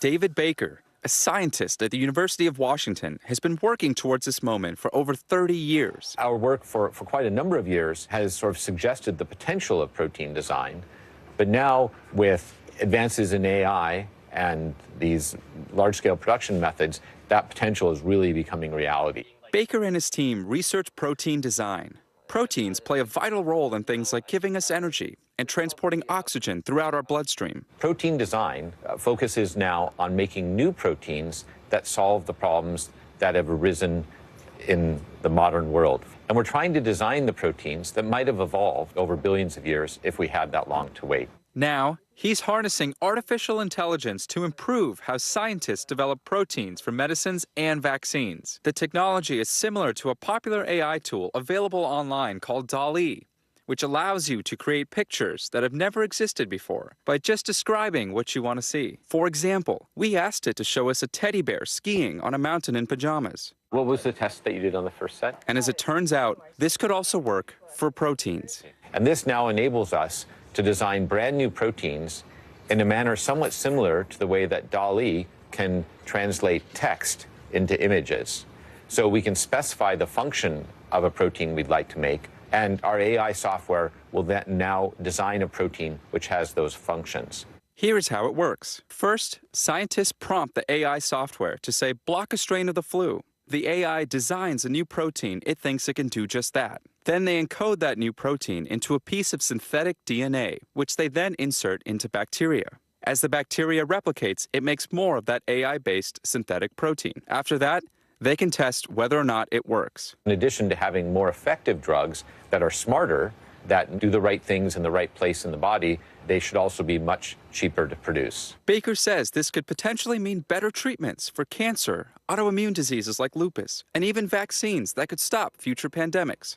And it may be closer than you think. I've been surprised at the extent to which these AI systems have matched and are now starting to supersede the standard approaches for this kind of molecular design. Namratha Anand, a computer scientist who trained at Stanford, also sees the huge potential of AI to revolutionize healthcare. She formed her own biotech company, Diffuse Bio, with the mission of using this technology to get better medicine to patients faster. I think what we're going to see is faster drug development, higher success rates through clinical trials, and ultimately better results for patients. But when will this be available? Baker and his team are already testing an AI cancer therapeutic in preclinical trials. That's one step before human trials. So with the power of AI, a medical breakthrough might be around the corner. And Dr. Akshay Syal joins us now. Yeah, it is very cool, Dr. Syal. So how long? The question is always like, so when? When are we going to see this actually working? The million-dollar question, really. So, you know, to start, this is going to come, what we're looking at is better, not only more accurate products, but potentially faster development. And so when will we see this? What he's doing, Dr. Baker, who you just saw, he's talking about the preclinical development, meaning for drugs to get to market, you have to prove they work in a lab, and then you have to test them in humans. So what he's doing is really cutting down on that lab development time drastically, so he can get things into human products. And he's already got results from a preclinical AI cancer drug that he's hoping to start trials for soon. Oh, great. The next generation of products he thinks are all going to be AI developed, hopefully within the next decade. I mean, this is coming fast and furious, it feels like, generally AI. I feel like we talk about how it can be used in bad ways to cheat on exams or to do these other things. But when it comes to medicine, having this kind of sped up process could really help a lot of people. You talk about cancer medications. Millions of people suffer from cancer. Cancer medications, autoimmune disease like lupus, vaccines for the flu, for COVID. So a lot of exciting things here. Okay, AI. And that's not one you could just plug in on the internet like a lot of these AI things. No, exactly. You know, it's like really next level. Doctor, thank you so much. Always great to see you. Well, a setback makes for a great comeback. Straight ahead, expert advice on bouncing back after a job loss. More NBC News Daily right after this.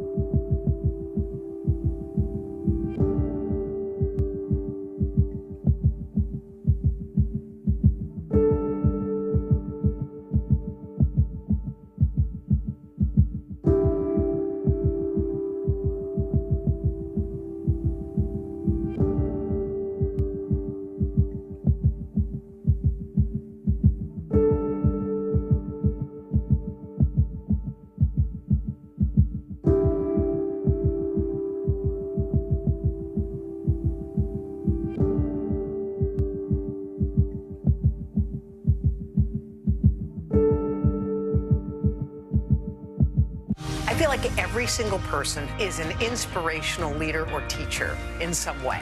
What can I do in my life? What can I take from this person's story? I think we all want a fresh start. Join Hoda Kotb for season 3 of her podcast, Making Space. For Dateline Premium, subscribe now on Apple Podcasts. We begin tonight with breaking news just coming in whenever it happens, wherever you are. NBC News, streaming free now. All right, well, 61% of business leaders say they will have to lay off people in 2023, while 7 out of 10 companies say they are going to have to roll out hiring freezes this year as well. Yeah, well, while more people are feeling essentially sucker punched by life, whether it's you lose a job or a failed venture or even a devastating heartbreak like we talked about yesterday, these grim numbers make it hard to think positively about the future sometimes. So how do we keep our head up? Well, here is some advice on that is host of the Brave Table podcast and best-selling author, Dr. Neeta Bhushan. Dr. Neeta, thank you so much for joining us. Oh my gosh. I mean, thank you for having me. Such an important conversation. I think it is so helpful to people to hear some of this advice. So you have this book called That Sucked, Now What? Yes. I mean, what a title. It's all about making the best of these sucky situations. Many people go through these life-changing situations, though, without a playbook on how to deal with this. How do you cope? What's next? Walk us through some of that. Oh, gosh. Okay, well, the worst thing in worst-case scenario happened. And I think a lot of times we want to either deny our feelings, we want to not embrace the suck. I'm actually giving you permission to actually embrace the suck. Grieve that loss. Grieve it like you would a heartbreak, because we would give that time to the heartbreak. But if it's a job loss, allow it, because and many times, you know, we're thinking of these negative emotions in our head to just actually say, you know what, identify that feeling and say, I am feeling frustrated, or I am feeling resentful right now. I am feeling angry. And when we actually say that out loud, we actually release that pressure. And then we get to the now what piece. And the now what can be this golden opportunity to seize the moment, because many times we're on this rat race. We don't have that time to actually, you know, ponder and think and go into self-reflection. And I think that's the time. If you're actually there, seize the moment. Okay, Dr. Bhushan, when you have embraced the suck, you have wallowed in it, how do you take that setback and turn it into a comeback? Oof, yes, okay. Especially if you're like a major wallower. It feels better that way. Okay, for all of the wallowers there, yes, victim mode is definitely a thing. I've definitely been there too many, many times, and it's easy because it feels safe. And many times we can wallow in our resentment, in our, shame, in our anger. And I think that there are, there's 4 pillars that I talk about in my book called, the bounce factor. And really what it's all about, it's how to build unshakable resilience. And the first part of that is, making peace with the past. Many times, we want to move forward. The shoulda, woulda, coulda. Well, this is the time where we actually make peace with what we couldn't control, what was actually out of our control. The next part of that is, let's not deny our feelings. What we don't feel, it persists. What we resist persists, right? Whoa. And so, and that third part is, let's invite, the ability to do good stress. Actually invite good stress. So if you are out of a job right now, if you've just, gone through something really big, why don't we actually say yes to the things that scare us? Maybe a new, communications course, or a new book that is probably on your shelf, but you haven't actually read it yet. So this is the time that we can actually begin to focus on self-improvement. Invest in yourself. Yeah. Absolutely. Yeah. Absolutely. Which sometimes you need a kick to do that. How much do we let that kind of fall by the wayside? Right. You mentioned you've been there. Are there any kind of personal experiences that you went through that drove you to writing this book? Oh my gosh, absolutely. Divorce, many types of losses, including my parents and my brother before I was 19, and even getting fired from my very first job. And literally, for anybody that's in it right now, I think for me, I definitely wallowed in the suck and sat in it, but it actually gave me the space to breathe so that, I started to journal, and 4 months later, I got a loan and I actually opened up my own business, and that started my journey of entrepreneurship. Wow. Well, this is all really great advice. Is there, real quick before we let you go, like a time for you to embrace the suck? Do you say do it for a week, do it for a month? Question. There's is there an expiration date? This is a great question. Okay. So, it's all personal. Okay. Some people will say, okay, I'm going to take a weekend. Yeah. I'm going to take a week. Okay. I'm going to take 2 weeks. you don't want to take 6 months. Okay. All right. Stick to one of Very good. Very good. Dr. Neetha, thank you very much. Yes, author, podcast, and emotional health advocate. Thank you. And you are watching NBC News Daily.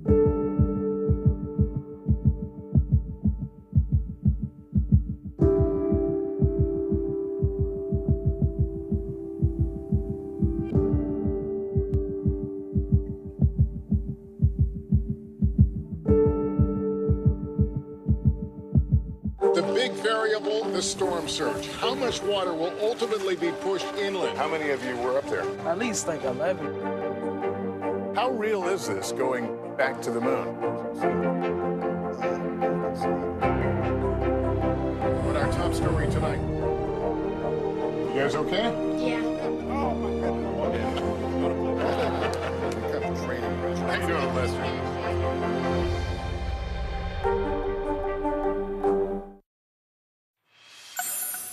Welcome back. Well, it's one of the most famous addresses in the world, especially for kids. 123 Sesame Street, and it's now officially welcoming its newest resident. Today's show co-anchor Al Roker introduces us to the newest member of the show, the puppet and the puppeteer. As the song goes, can you tell me how to get to Sesame Street? We found out from their newest puppeteer, Megan Pifus-Peace, who's been blazing trails, just like the show always has. Well, we're here sitting on the stoop at 123 Sesame Street. What are your early memories of this program? All of the characters here were my friends. I watched them every day. I had a personal connection with the street. When I was 3 years old, I had a Sesame Street birthday party. We had a Sesame Street cake, and an Elmo walk-around character came out, and Big Bird. Those friends would help her find her passion. When I was 10 years old, I had just changed to a new elementary school and had to make new friends. I was super shy. I went to a puppetry conference with a few members from my church. I was exposed to women ventriloquists, and I saw myself being able to open up just like them and make something come alive in that moment. So I went home, I told my parents I wanted to become a ventriloquist. Megan's mom checking out VHS tapes from the library for her daughter, and Megan watched them over and over, starting to mimic them. I took my puppets to school and was cracking jokes during lunch break, and my teachers noticed and asked if I would perform in front of the whole school. That was my very first performance, and what made me know in that moment that that's what I wanted to do forever, to hold the attention of kids anywhere from 3 years old to 12 and make them laugh and smile. That became my joy. That joy continuing as she performed, seeing an opportunity to express herself. You're the valedictorian. That means you're the first to go. You're so little, you don't go very slow. Becoming known as the valedictorian ventriloquist. We all will go far, if we are willing. And go far she did. even taking her act on America's Got Talent. A few stolen moments is all that we share. After graduating from Vanderbilt with degrees in economics and finance, she spent 7 years in commercial real estate until I found the Instagram page of the performer who does Abby Kadabi, Leslie Carrera Rudolph, and I just fangirled. I said, oh my God, I love your character and what you do with her. She DM'd me and said, you are a gift. What was it like when you first heard from Megan? There was something super warm and heartfelt about it. And so I went and I Googled her and I was blown away. I just felt like it was magic. I know that sounds really corny, but I do feel like it was a meeting of the hearts. Leslie was so impressed with Megan's talents, she became her mentor, sharing her material with Sesame's producer, who invited Megan to audition.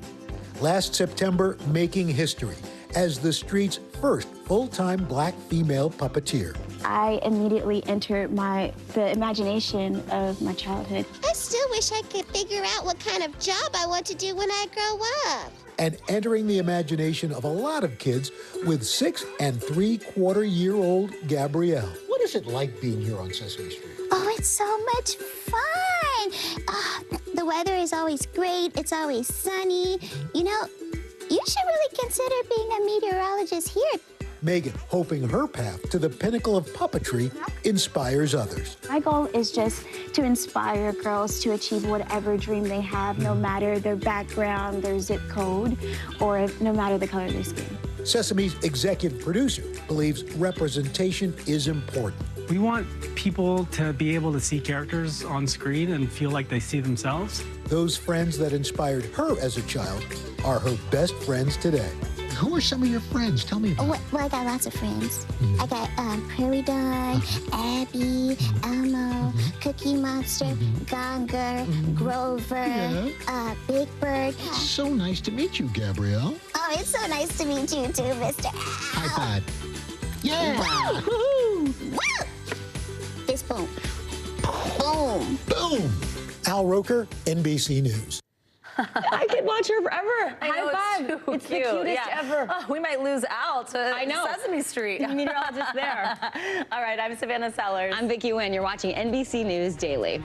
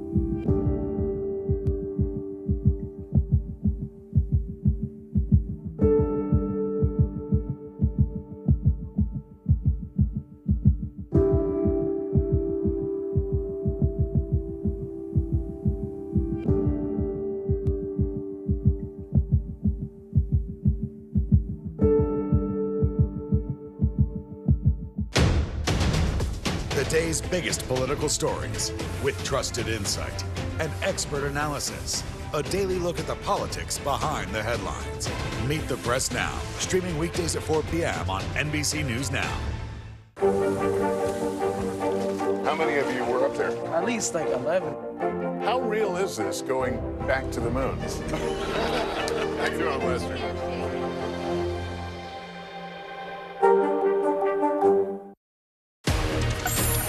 Hey everyone, thanks so much for joining us this Wednesday. I'm Savannah Sellers. I'm Vicki Wynn. NBC News Daily starts right now.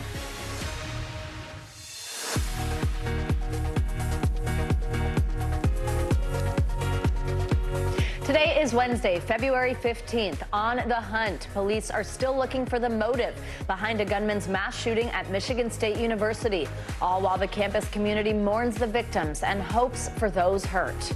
High alert. Tens of millions of Americans are at risk for severe weather today and tomorrow. A dual storm system could cause heavy snow, rain, and dangerous winds across the country. Getting a taste. We've reported on the possible side effects associated with the diabetes drug Ozempic. But now we'll hear what it's like to be on it and what happens when you stop taking it. Down and out, being let down or disappointed, that is a fundamental part of growing up. So how do we inspire our kids to learn and grow during those times of distress? We have some tools to help your children cope. Welcome to NBC News Daily. We start with growing calls for answers at Michigan State University after a gunman went on a shooting rampage, killing 3 students. 5 others are still in critical condition. Today, community members are planning more vigils and memorials, and this all comes as we are learning new details about the people who were killed. The 2 oldest, just 20 years old. Right now, police say they are searching for a motive behind this mass shooting, but the Michigan Attorney General says the suspect was not even legally allowed to have a gun because of his prior charges. NBC News correspondent Jesse Kirsch is live for us in East Lansing. Hey, Jesse, so tell us, what do we know at this point about the 3 victims? Yeah, Savannah and Vicki, good to be with you. So we know, as you mentioned, their ages. We know their names. Their names are Brian Frazier, Ariel Anderson, and Alexandria Verner. These are the 3 young people, students at Michigan State University, who were killed Monday night. We know that Verner was described as an exemplary young person by her former principal from high school, who we spoke with yesterday. Anderson had aspirations of becoming a surgeon, according to her family, and Frazier was the president of his fraternity chapter here and described as a great friend to his fraternity brothers here at Michigan State. And just gives you an idea of what was lost. We also know that there are 5 students who, at last word, were in critical condition, still in the hospital recovering from their injuries. And obviously, we're on a campus of about 50,000 people who are not in class right now. Classes have been suspended, and we're looking to next week when they will potentially be back in class.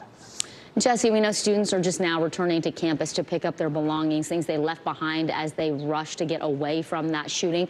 We also know that the gunman died. Police officers say he died by a self-inflicted gunshot wound. So what are law enforcement officials there saying now, and what are they focused on at this point? Yeah, so we still don't have an explanation for why this happened. We do not have a motive. And this afternoon, students who were inside the student union when the gunfire broke out, and this is the building where one of the 3 students killed died, according to officials. Students will be able to go back in here to retrieve their items with the help of teams from the FBI. The special agent in charge here from the Detroit area described to us what this experience is going to be like for students going in there. Here's part of what he shared. Wherever you left your items, they will be exactly where you left them. So we have victim specialists from the FBI. We brought them in from around the country to provide the mental health support to the students that are going to come to get their things, and to bring them in one by one, recover their items, and to provide them support that they need. So it will be a very emotional morning and afternoon for everybody involved in that. The FBI special agent said that there are cell phones, there are laptops, there are backpacks left exactly as they were when students fled for their lives. So you can imagine what that experience might be like for someone who's going to be reuniting with their items. And based on what he's seen in there and in the other building, special agent estimates that there were dozens of people, he would say, inside this building, fewer people in Berkey Hall, the academic building down the street where the first shooting scene was to be determined, according to officials. So we're looking at dozens of people potentially who could be coming through here to gather their belongings, and what you can only imagine would be an emotional and unimaginable reunion. Back to you guys. Good to know they have mental health experts there to help those students. NBC's Jesse Kirsch. Jesse, thank you. Now, the judge in the Alec Murdaugh double murder trial has barred the prosecution from presenting new testimony about Murdaugh's alleged $11 million insurance fraud scheme. It involves a wild moment with Murdaugh's cousin, who's accused of shooting Murdaugh 3 times in the head. NBC News correspondent Katie Beck has been following this trial. She's with us now from Walterboro, South Carolina. Katie, so tell us exactly more details about this scam and why the judge is not allowing any of this testimony during this trial. Well, this was a big controversy in court this morning as the judge weighed whether or not this actually would prejudice the jury or if it had probative value to the theory of Alec's motive, which the prosecution has laid out. They are saying this testimony from Eddie Smith, who was the man that was suspected of helping Alec conduct a suicide plot on the side of the road, a failed suicide plot on the side of the road. In the end, the judge determined was not a material witness for the jury to hear, saying that this would confuse them and that this was a bridge too far. It just wasn't evidence that spoke to motive, being that it happened in September and these murders happened in June. So ruling pretty definitively on the side of the defense, which has been rare so far in this case.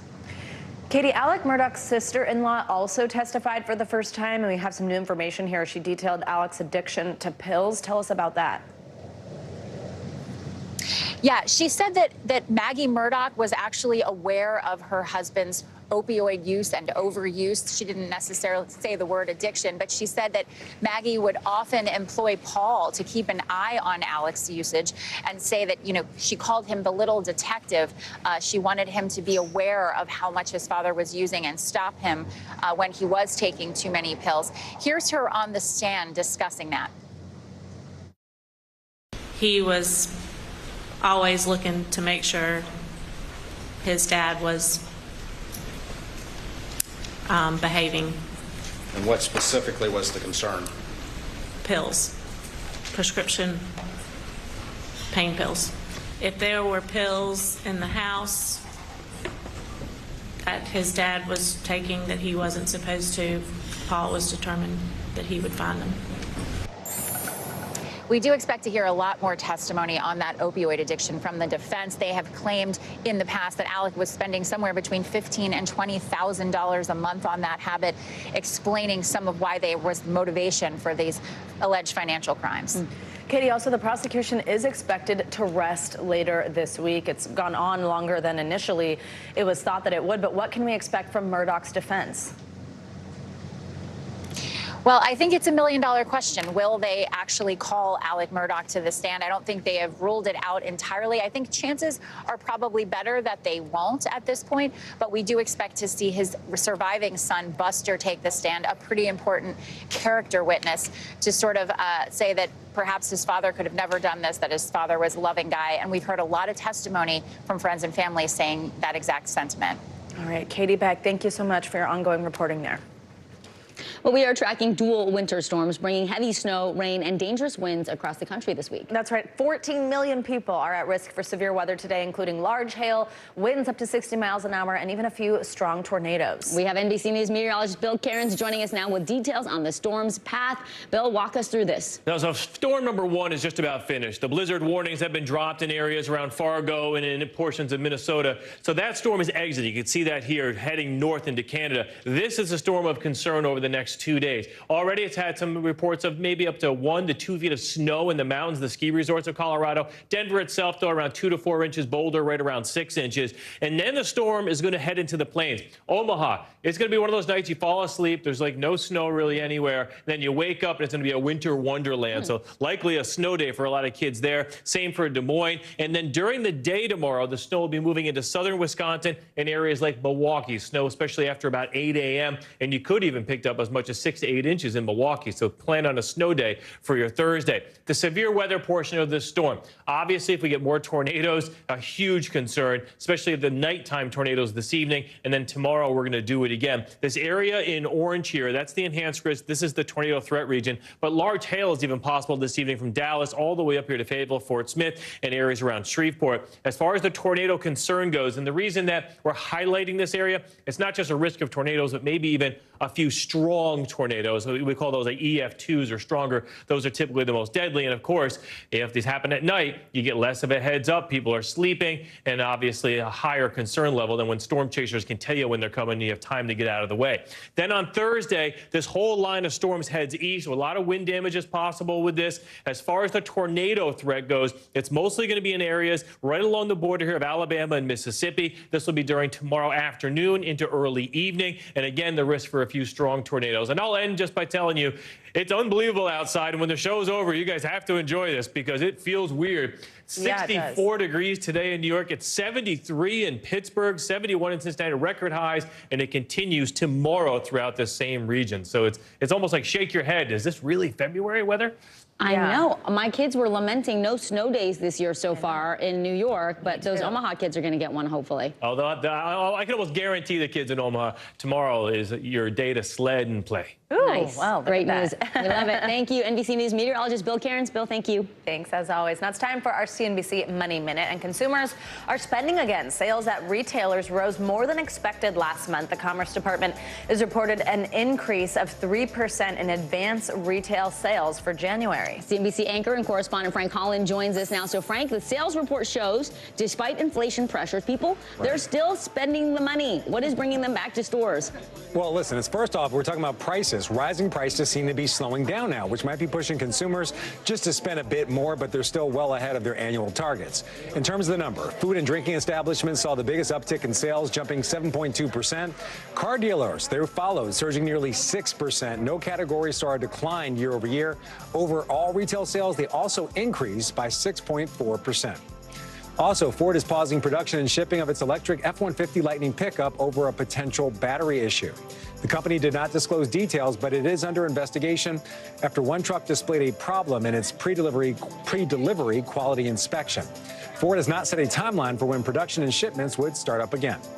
Also, Internet Explorer, where millions of people first got online, now it's no more. Microsoft has permanently disabled the desktop browser version on some versions of Windows 10. Now when users try to access the service, they will be redirected to its newer browser, Microsoft Edge. So the end of an era.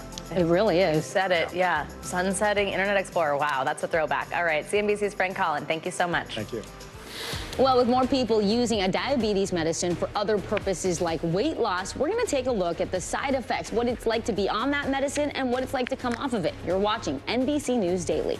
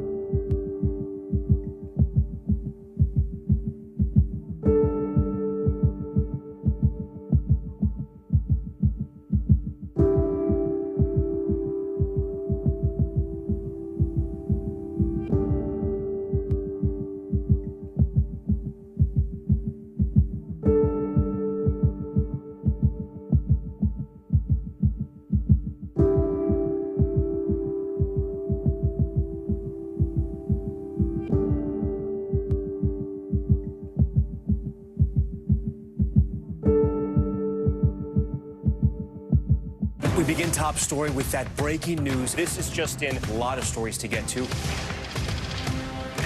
What do people need most right now? Did the state and/or law enforcement drop the ball anywhere? Are we headed for a recession or a recovery? Migrant families now stranded in Mexico. What's the World Cup experience been like? The civilian effort is not just about fighting, it's also about helping. Every night, it's your news playlist. Top Story with Tom Llamas. Streaming weeknights at 7 on NBC News Now. Welcome back. Headaches, nausea, and loss of appetite. Those are just some of the possible side effects associated with the popular drug Ozempic. It is a prescription drug for diabetes patients, but it has gained popularity for its off-label use, which is weight loss. So what is it actually like to be on Ozempic, and what happens when you stop it? I spoke with some people who have a firsthand experience. I wanted pizza, a lot of empty carbs. I gained some weight that I lost back. Everything that you took it to hide comes back. Those cravings, everything. 3 women sharing their stories about life on Ozempic. Shay Murray is a single mom and type 2 diabetic. Ebony Wiggins also has diabetes. And Danielle Baker, who was prescribed the drug to lose weight. Even though the company says it's not a weight loss drug, 2 of the 3 women did lose some pounds, an outcome mentioned in the ads. Oh, up to 12 pounds. Part of that weight loss comes from the way Ozempic works. It mimics a hormone that makes you feel full longer, reduces food cravings, and suppresses your appetite. How did you feel about food when you were on Ozempic? Didn't even think of it. Looking at a bag of Doritos was kind of looking at a pair of socks. Shay says if she overate, she would feel nauseated, a side effect Ebony also had. No matter how little I seemed to eat in that sitting, I would get nauseous or I would throw it up. So I definitely ate less. I just didn't feel good. Even just drinking water would kind of upset my stomach and make me feel a little nauseous. While not everyone experiences side effects, Danielle says in addition to the daily nausea, she also felt constant headaches. The discomfort made her stop taking Ozempic after 3 months. She says she didn't expect what happened next. Everything came back full force, right? Like all the crazy cravings that I've struggled with for the sweets, the junk food, felt like I was overcompensating. Danielle's weight didn't drop. She says she gained 8 pounds while on Ozempic, and after stopping, her weight climbed 20 pounds. Shay says she hoped Ozempic would put her type 2 diabetes into remission. But after 2.5 months, her insurance coverage changed, and she lost access to the drug. What happened when you stopped taking Ozempic? For the first, I'd say, week and a half, you still had that numbness to food cravings.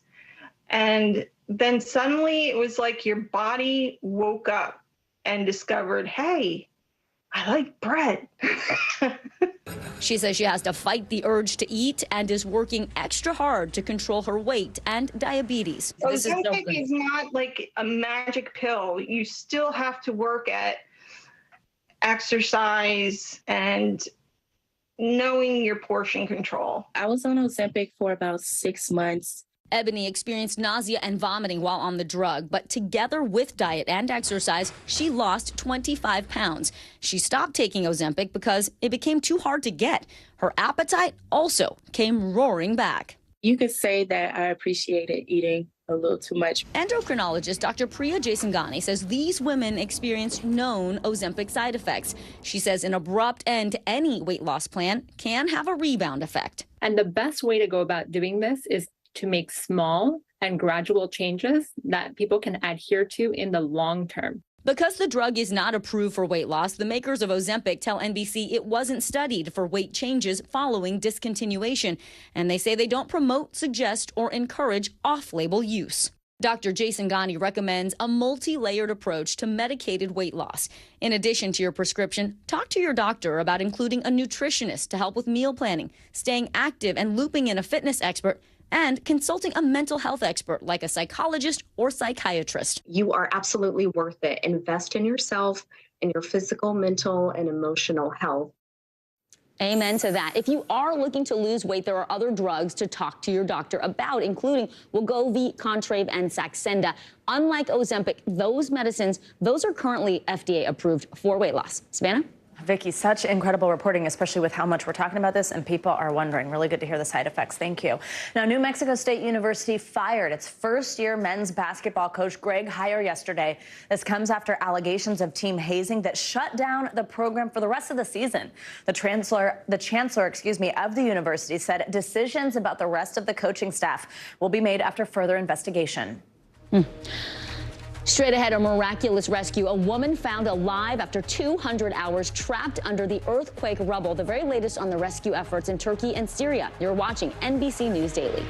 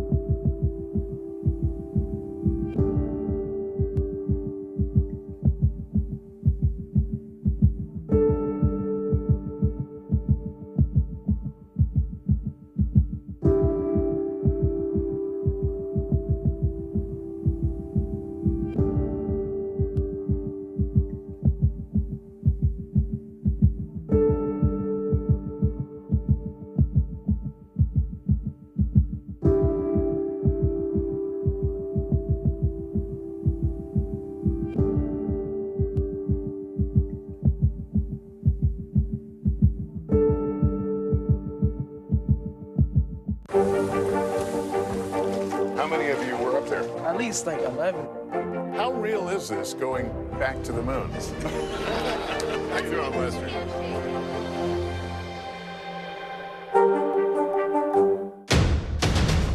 The day's biggest political stories with trusted insight and expert analysis. A daily look at the politics behind the headlines. Meet the Press Now, streaming weekdays at 4 p.m. on NBC News Now. Welcome back. Well, the Federal Aviation Administration says there's never been a safer time to fly, despite all these high-profile close calls at U.S. airports. NBC News correspondent Tom Costello gives us the details on a new FAA investigation to prevent it from happening again. The message from the FAA: we must not become complacent. The acting chief, who will appear before Congress looking into the FAA's massive computer outage last month, issuing a safety call to action, writing to staff, now is the time to stare into the data and ask hard questions. The order comes after several very close calls. Delta 1943, cancel takeoff clearance. At JFK Airport in January, a Delta Airlines flight forced to abandon its takeoff after an American Airlines flight taxied across the same runway. A potential collision just seconds away. The American pilots had been subpoenaed to appear before NTSB investigators on Friday after originally declining the interview since it's audio recorded. It's only recently that we've been encountering the crew's refusal to be recorded. Like we said, we've been doing this for decades. In Austin, Texas, this month, another close call. Southwest aboard. FedEx is on the go. A FedEx plane forced to abort its landing to avoid colliding with the Southwest plane cleared for takeoff. And a very serious close call. A United flight on December 18th in Hawaii. Climbing out of Maui, headed for San Francisco, the 777 suddenly went into an extreme, unexplained dive. More than 7,000 feet per minute.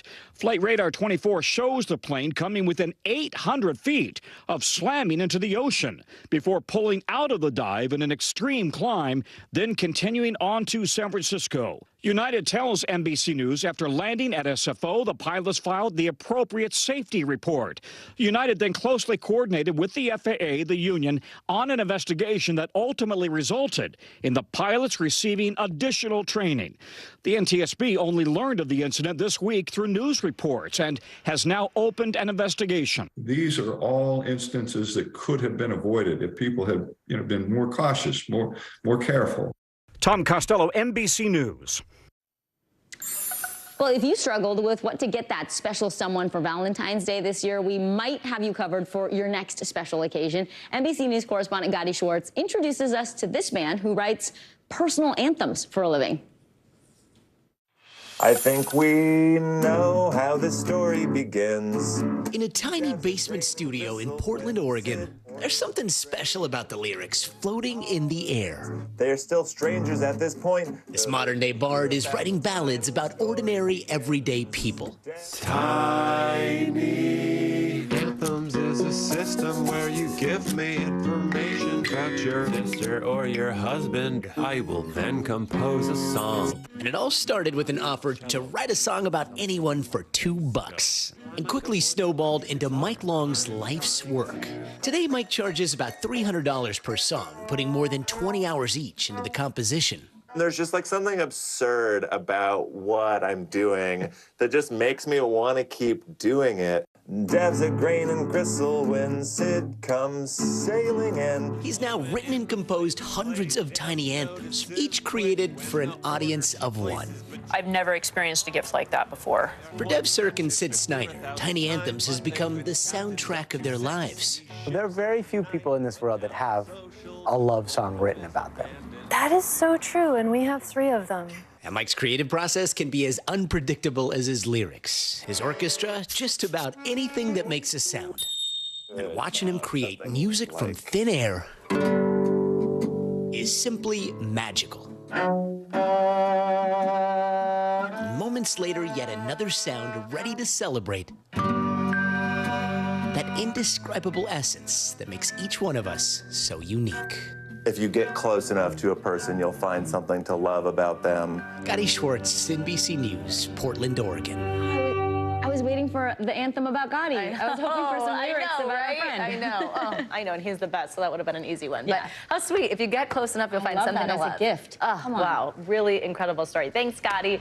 Now, as we mark a year of the war in Ukraine, Defense Secretary Lloyd Austin is talking to NBC News. What he is saying about the future of U.S. involvement. That's when we come back. You're watching NBC News Daily, and stream us anytime on NBC News Now. The news continues after this.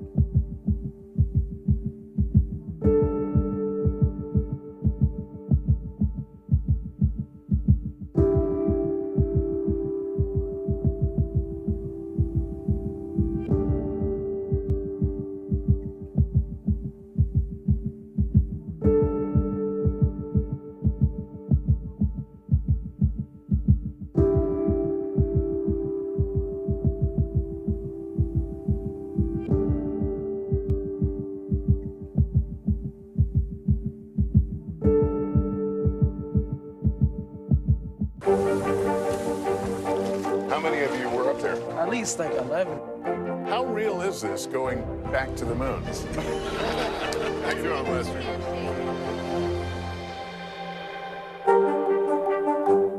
Join Hoda Kotb for season 3 of her podcast, Making Space. Listen now.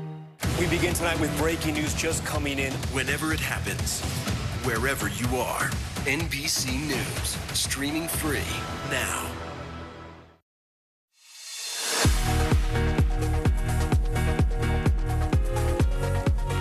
Welcome back, and thanks for joining us. I'm Savannah Sellers. It is great to be with you. I'm Vicki Wynn. Making news right now. Religious leaders and activists are marching in Florida today to push back on the state's ban on AP African American history. Reverend Al Sharpton is set to be one of the keynote speakers at this rally. It comes just days after Governor Ron DeSantis said the state will reevaluate its relationship with the College Board. He is moving to block the course for including topics like Black queer studies.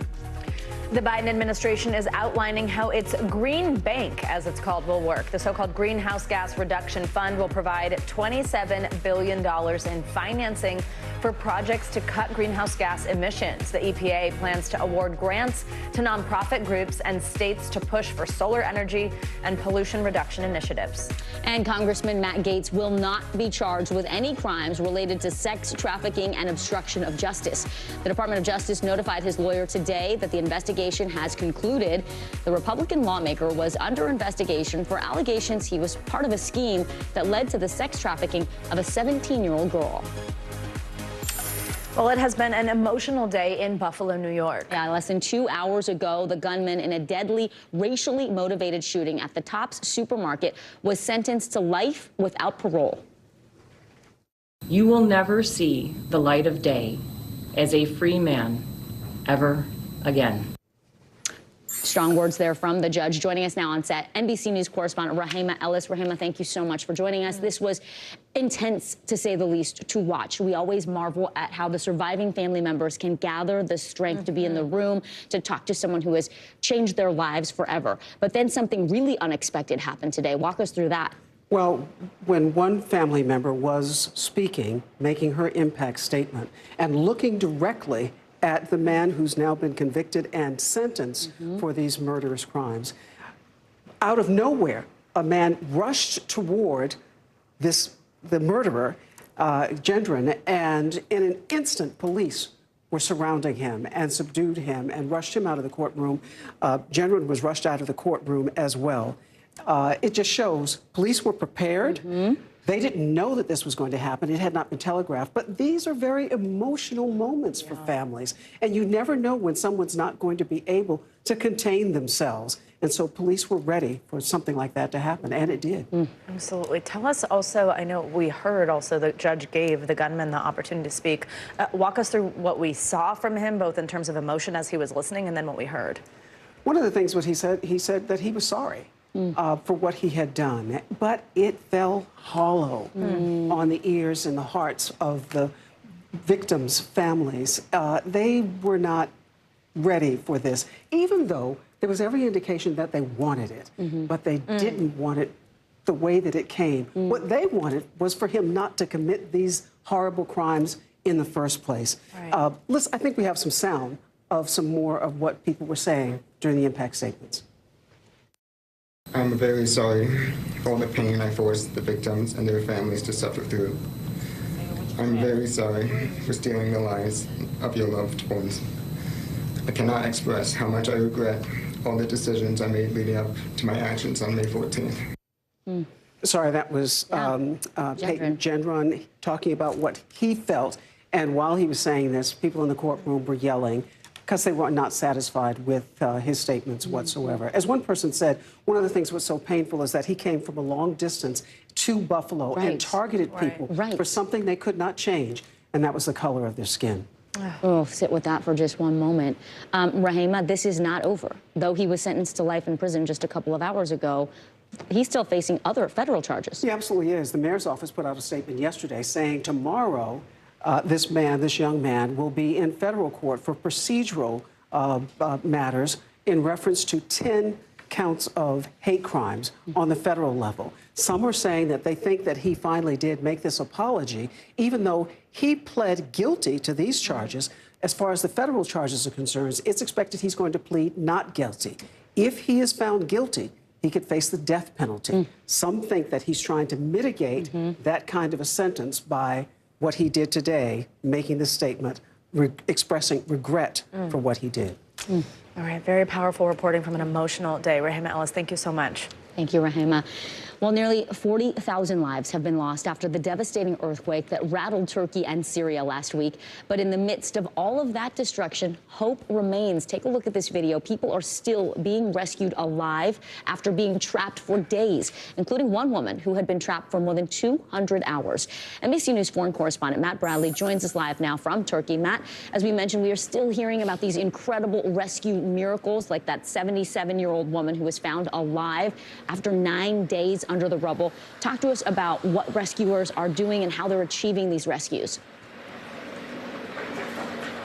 Yeah, I mean, we've witnessed actually some of these rescues, not the ones that happened today, those shockingly delayed rescues where we're talking about feats of human endurance that is just unimaginable. 9 days after that earthquake, trapped underground without food or water and enduring sub-zero temperatures for 9 straight nights. But we have witnessed some that were a couple of days ago. And, you know, it is incredible to watch. At one point, we actually saw some miners who were brought in to dig what looked like a mine. And that was very effective. It was one of the more effective rescues that we've seen.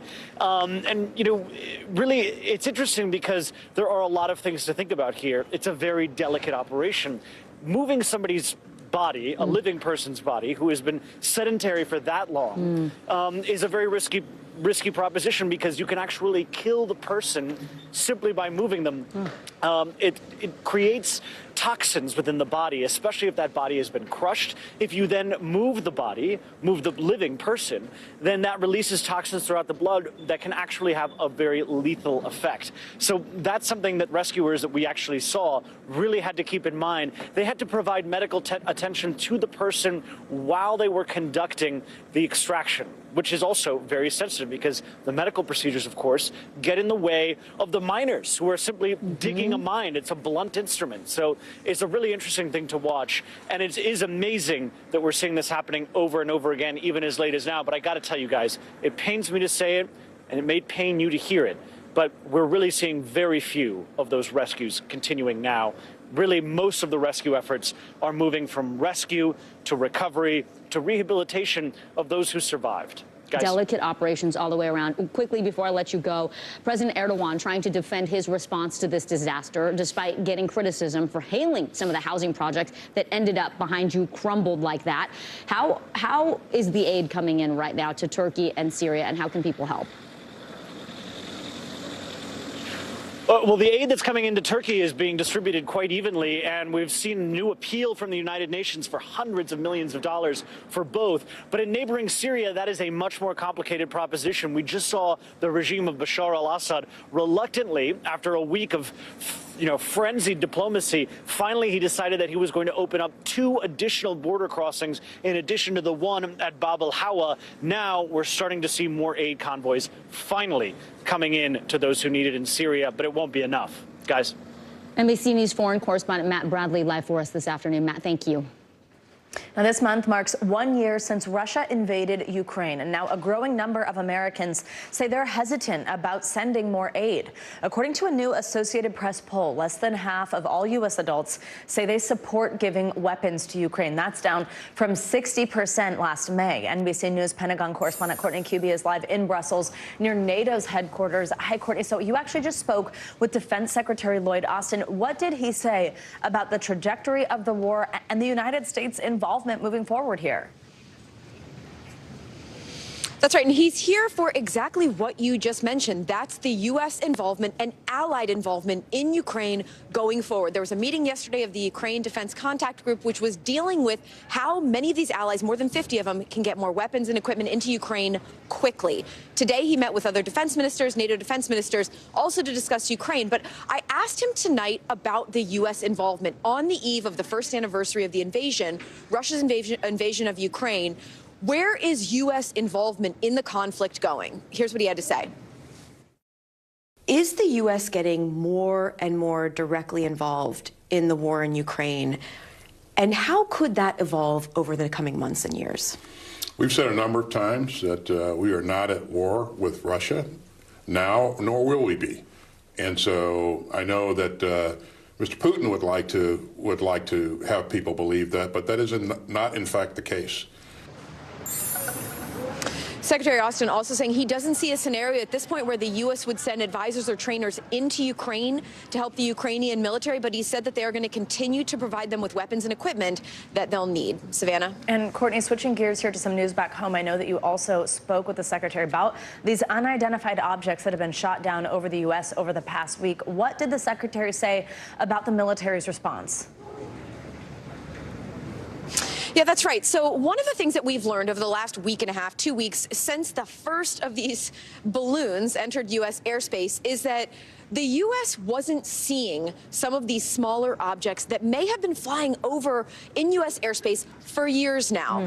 Because of that, they have adjusted their radars at Northcom to try to see more things that may have been identified in the past as clutter or not seen at all. So I asked the Secretary about that. I asked him whether Americans may have been at danger all this time because of what the U.S. didn't know was flying over U.S. airspace. Here's what he had to say. The fact that the U.S. military didn't know about these until recently, is that an intelligence failure? Was that a military failure? No, it's how you use your radars.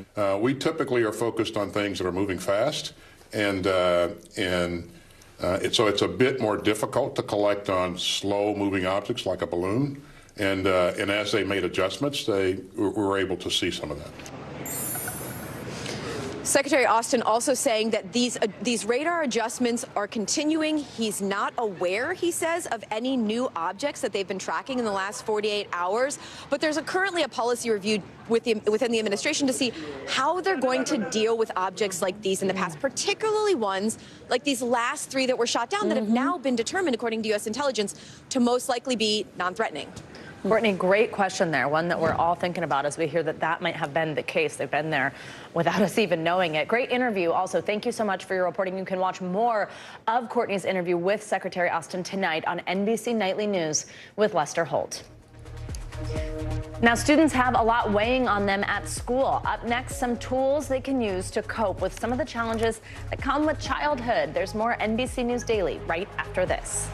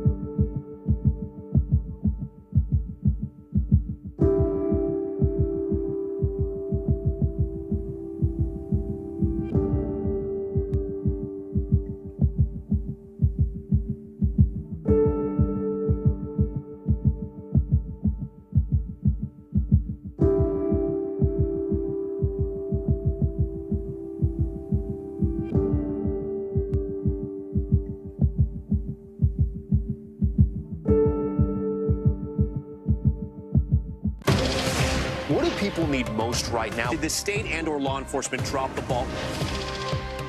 Migrant families now stranded in Mexico. What's the World Cup experience been like? It's your news playlist. Top story with Tom Yamas. Weeknights at 7 on NBC News Now.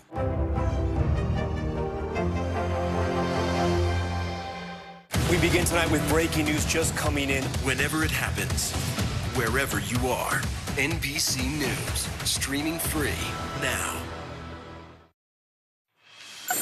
Welcome back. Well, kids are constantly dealing with disappointment, whether it's not making a sports team or getting left out from a classmate's birthday party, or maybe getting a bad grade on a test. But there are some tools to help your child cope in those situations that could also help them learn and grow. Clinical social worker and therapist Jody Baumstein joins us now. Jody, great to see you. Thanks for being with us. So we've all been there as a parent, right? Your kid comes home, they're looking like they had a rough day, they're looking dejected. How do you talk to them? What kinds of questions can you ask to help get that information out of them, and then what do you do with it once they tell you what went wrong?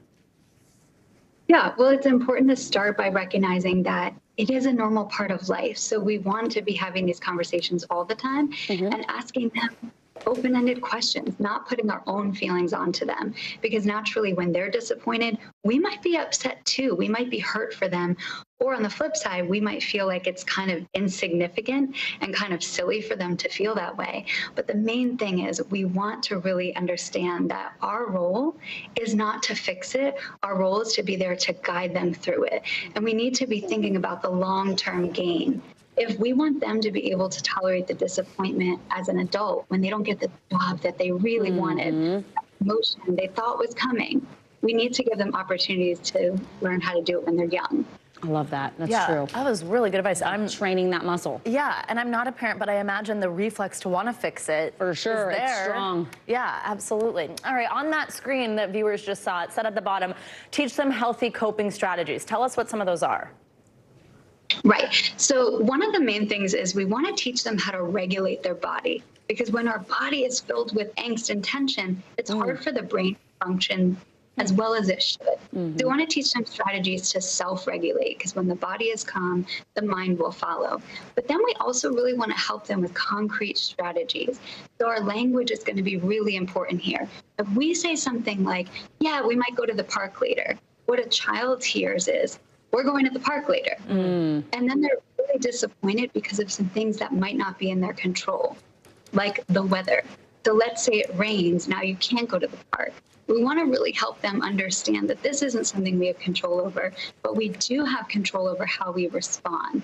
And so this is going to require a lot of restraint on our part, because you're going to want to jump in and fix it. You see that they're upset, they can't go, but in these moments, we want to step back, name their feeling. I get that you're disappointed we can't go to the park. This is so hard. I wonder what you think we could do. What are some ideas you have instead, since we can't go to the park? And what you're doing in this moment is you're really showing them excitement around the fact that they're capable of problem solving. And this goes a long way for building their confidence and showing them that they're capable of handling tough emotions.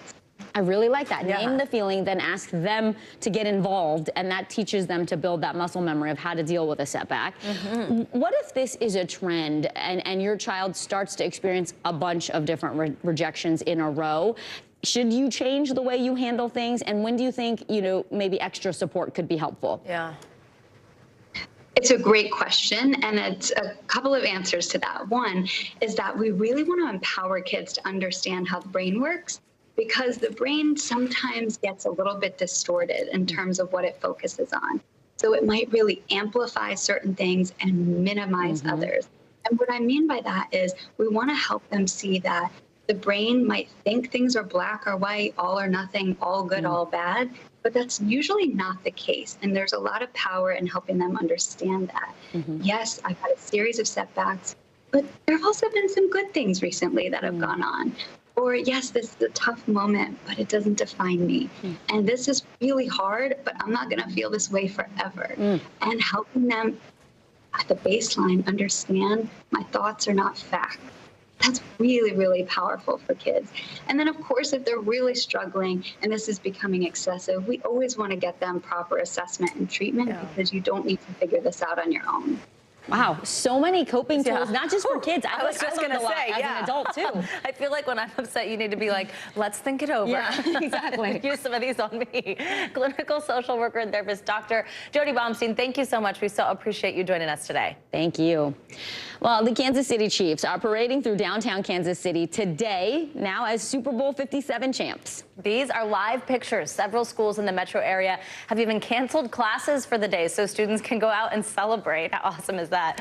The parade started a little less than an hour ago. Hundreds of thousands of fans have flooded the city cheering on the team's second Super Bowl win in 3 years, and small business owners say it's great for them, especially because of those setbacks during the pandemic. Of course. I mean, look at that. What a fun place to be right now. Cool, right? The place to be. All right, you're watching NBC News Daily.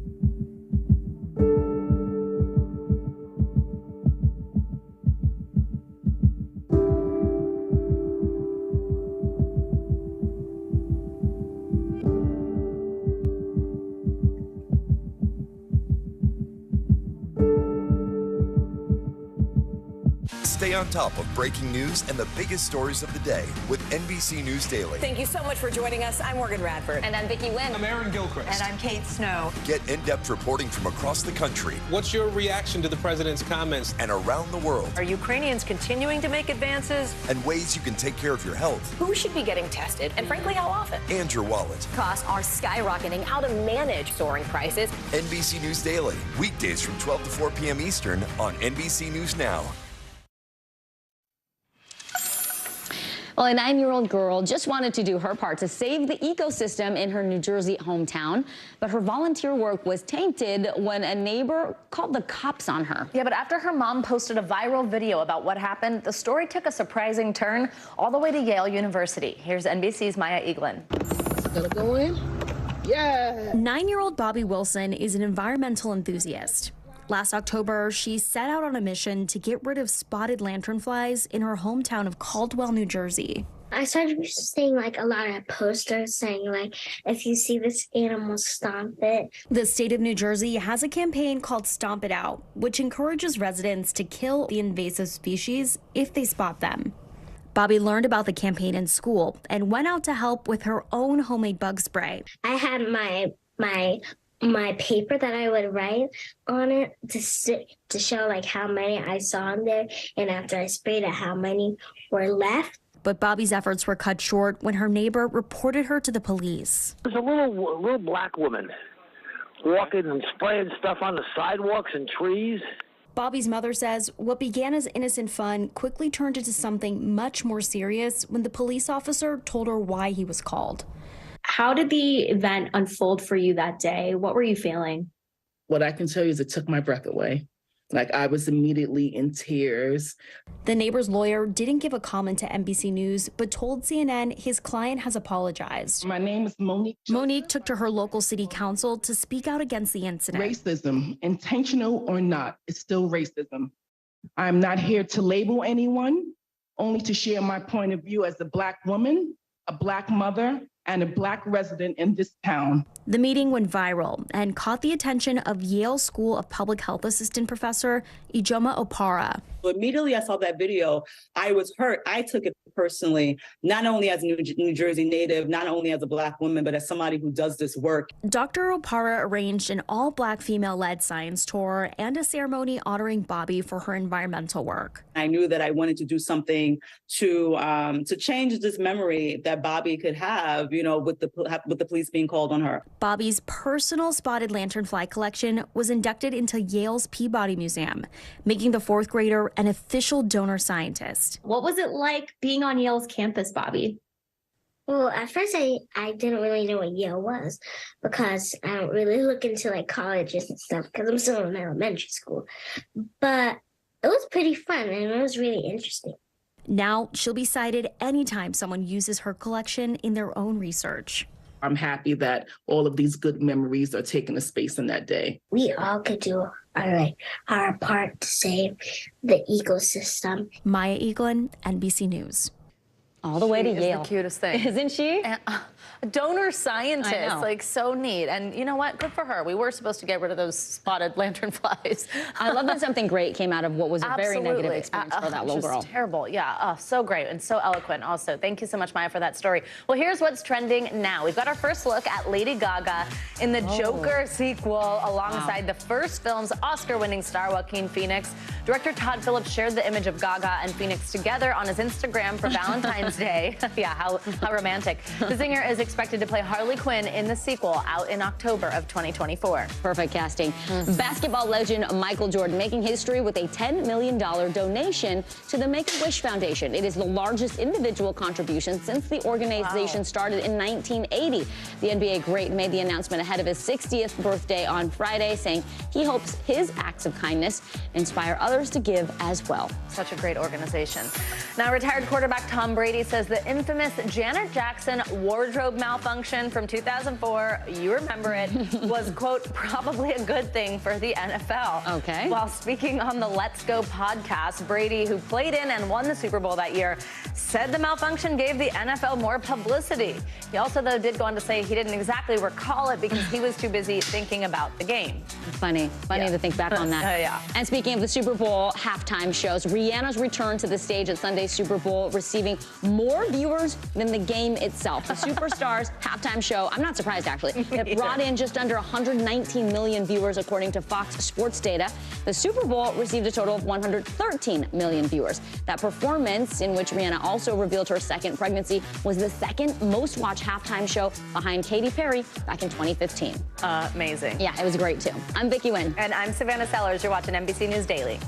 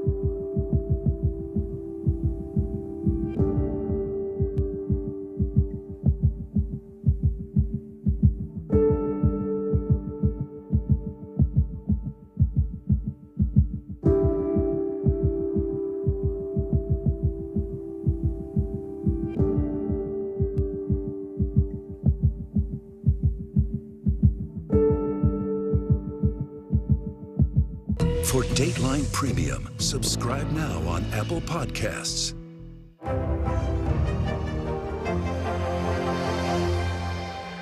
Hey, podcast fans, ready to unlock our true crime mysteries? Try Dateline Premium on Apple Podcasts. You'll get early access to originals, plus bonus content, and everything is ad-free. So head to Apple Podcasts now to subscribe.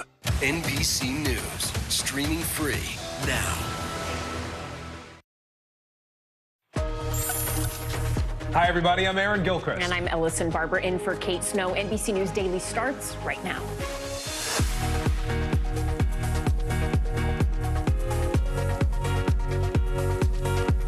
Today, Wednesday, February 15th, 2023, heartbreak and outrage. A college community in Michigan coping with tragedy after a deadly shooting on campus. The new calls for government to act and to keep it from happening again. Disorder in the court. Cameras capture a man lunging at the Buffalo supermarket shooter during his sentencing.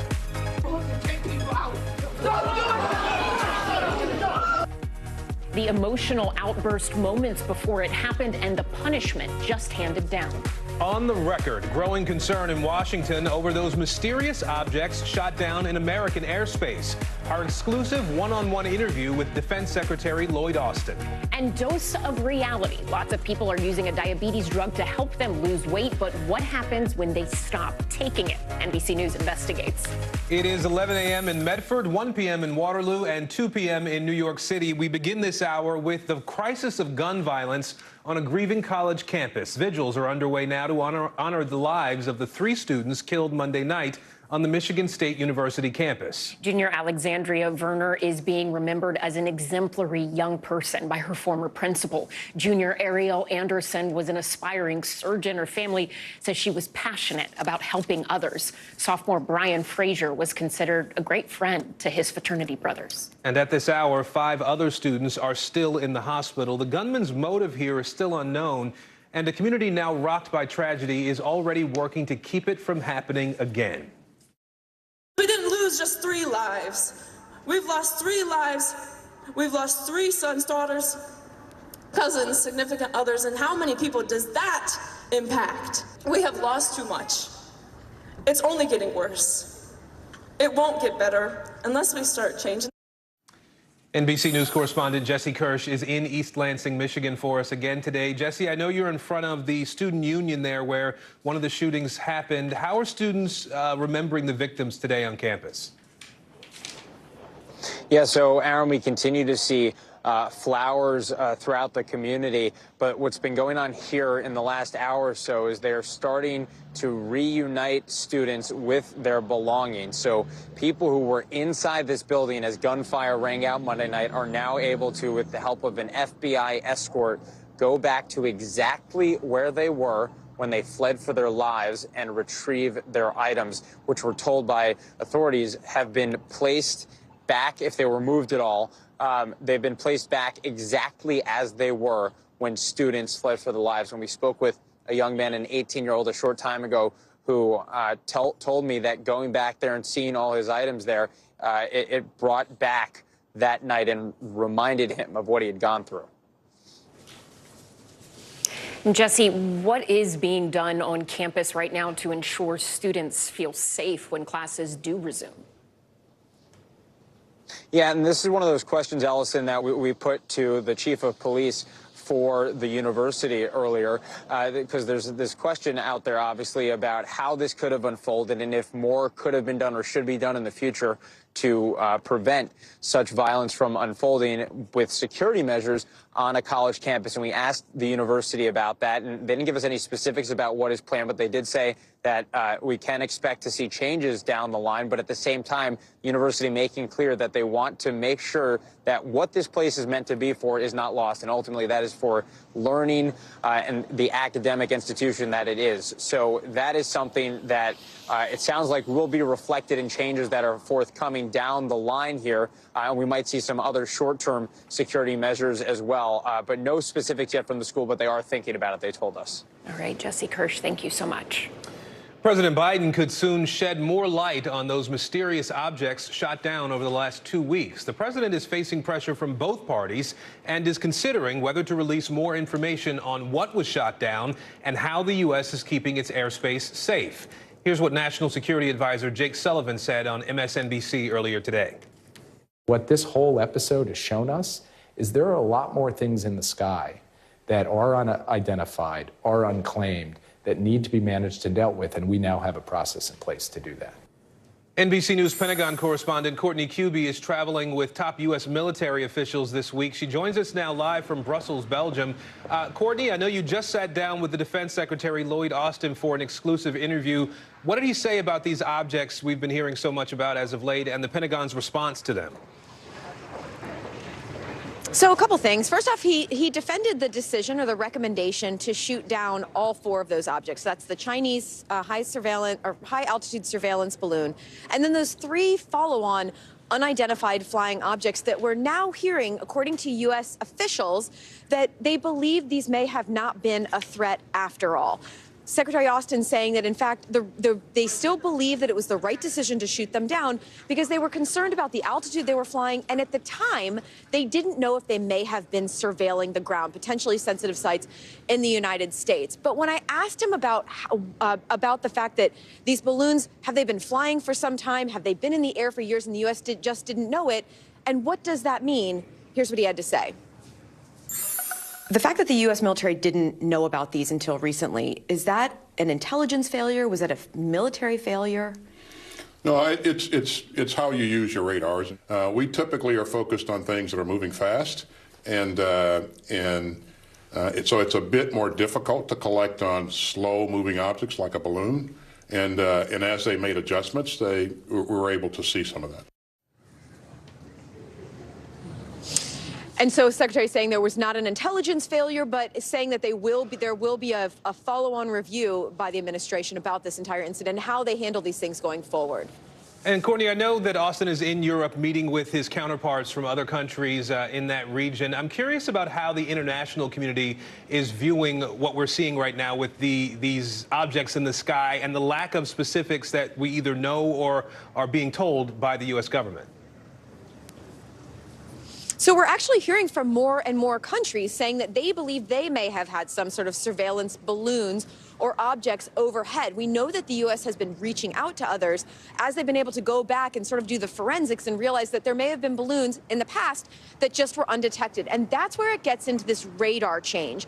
The U.S. has been refining their radars, seeing now things that may in the past have been just dismissed as clutter, and now checking them out to see if maybe they may have been some sort of a surveillance asset after all, Aaron. All right, Courtney Kube for us live in Brussels today. Courtney, thank you. And you can see more of Courtney's exclusive interview with Secretary Austin tonight on NBC Nightly News. It's more than a week after the deadly earthquakes in Turkey and Syria, and against all odds, survivors are still being found in the rubble. Take a look at this. Crews pulled a 74-year-old woman to safety. She was trapped under rubble for more than 9 days. At least 9 people were saved Tuesday, but it's becoming increasingly rare to find survivors. The death toll in both Turkey and Syria is nearing 40,000 people. NBC News foreign correspondent Matt Bradley is in southern Turkey. Matt, tent camps. We're seeing images of some of them that are a little bit north of where you are. They are filling up with people in need of shelter and basic necessities. What kind of humanitarian aid are you seeing on the ground, and what are you hearing from survivors at this point? Yeah, Allison, we visited one of those camps in Adiyaman, which is about a 2-hour drive from where I am here in Gaziantep. And, you know, people there, they said that they were okay. They said they were healthy. Most of them seemed grateful to still be alive because obviously so many people have died. You just quoted that incredibly grim and rising death toll. So a lot of those people, they have family members, they have relatives, they have friends who they can point to whose whereabouts they don't know. So they're just feeling lucky that they're there, that they don't have to sleep rough on the streets and in their cars. But they also said that they are in need of some things. You know, when the temperature dips like it is now below freezing every single night, they feel the cold. They need blankets. They need heat in those tents. They are being provided with them. But we spoke with a foreign aid crew from Austria. They said that one of the really acute needs that they're experiencing is the need for sanitation. And that's something that people don't like to talk about when they talk about foreign aid, but they need toilets. They need clean facilities. And that's something that they're severely lacking in 10 cities that are growing by orders of magnitude every single day. They're worried that dysentery and infection could become an add-on crisis to what we've already seen in the past week. So they really need more medicine to treat infection, and they need toilets, mobile toilets. And again, it's something that we don't often talk about when we talk about aid to people who are in need. All right, Matt Bradley on the ground for us in Turkey. Thank you so much. There is a new tornado risk brewing in the south. 14 million people from Texas to Tennessee could see twisters tonight. Yeah, but the severe weather threat is expected to become even more severe into tomorrow. NBC News meteorologist Bill Cairns is tracking the forecast. Bill, time out these storms for us. What should people expect over the next 24 hours? Yeah, all calm now, but once the sun sets, that's when the storms will start breaking out. So the storm is actually located over here coming out of Colorado, and the area of concern is heading towards the deep south. So we're talking about areas in northeast Texas, parts of Oklahoma, Arkansas, Louisiana. This area in orange is the greatest tornado risk. That's where we could see some supercells. And the timing of this, it looks like right around 6 to about 7 p.m. is when storms will initiate from Dallas up to McAllister. That'll likely be large hail being the biggest threat. And then sometime right around 8 to about 10 p.m., that's when a few isolated supercells. This will not be a tornado outbreak, but we could have 1 or 2 strong tornadoes in this area between Memphis and Greenville, Mississippi. Make sure you have your family plans in place just in case one of those strong storms heads towards your town. And then by the time we get to Thursday, we stretch this area of concern from Ohio all the way to the Gulf Coast. But the greatest risk of tornadoes on Thursday will be right along the Mississippi-Alabama border. So watch out tonight, and we'll track this all day tomorrow. All right, Bill Cairns, thank you. Well, Ford is hitting some bumps over its electric vehicles, and Elon Musk has a new timeline for his Twitter successor. Frank Holland joins us now with today's CNBC Money Minute. Hi, Frank. Hey, guys. Let's start off with Ford. The car manufacturer is halting production on its electric pickup truck, the F-150 Lightning. Ford says that is due to a possible battery issue that was discovered during inspections. The pause in production does not apply to trucks that have already been sold in dealerships. Twitter CEO Elon Musk says that he may step down as CEO, but likely not until the end of the year. Musk says he's working to, quote-unquote, stabilize the organization and make sure it's in a financially healthy place, and that the end of 2023 will be a good time to find someone else to run Twitter. And Subway has confirmed it's exploring a sale. The popular sandwich chain, reportedly valued at more than $10 billion. A spokesperson for the company confirmed that J.P. Morgan is helping to facilitate the sale. However, they did not give a timeline. Back over to you. All right, Frank Holland for us at CNBC. Thank you, Frank. Thank you. And happening right now, hundreds of thousands of Chiefs fans are gathering in downtown Kansas City for today's Super Bowl parade. Just seeing the reporters step out of this live picture you're looking at now. As you see that sea of Kansas City red, this is the second championship parade we know for the team, for MVP Patrick Mahomes as well. Fans flooding that city after the team won the Super Bowl back in 2020. And a big party underway in Kansas City right now. It's like a lot of fun. All right, on a different note coming up, we will go into details about the chaotic scene that took place inside a New York courtroom moments before a mass shooter was sentenced to life in prison. You're watching NBC News Daily.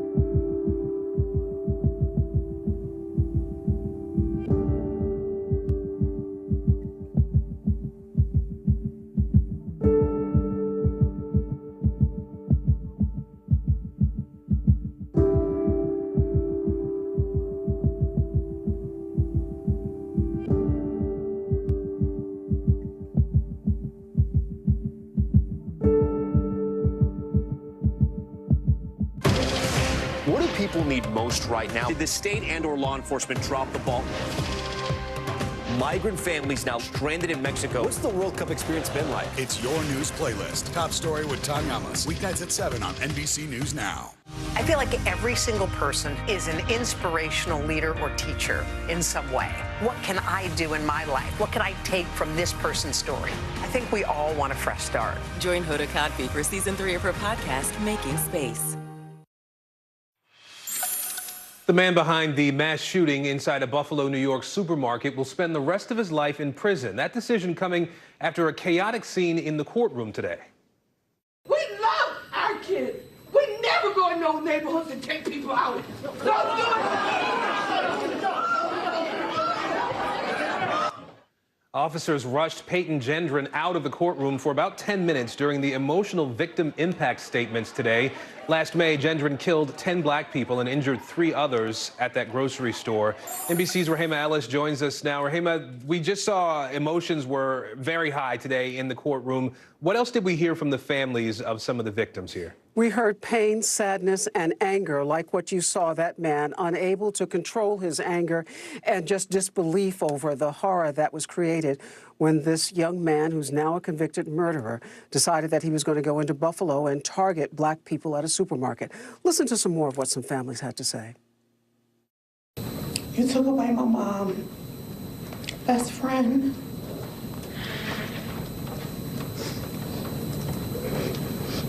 You destroyed our lives forever. Went to that store to get a cake for my little brother because May 14th is his birthday, my little brother's birthday.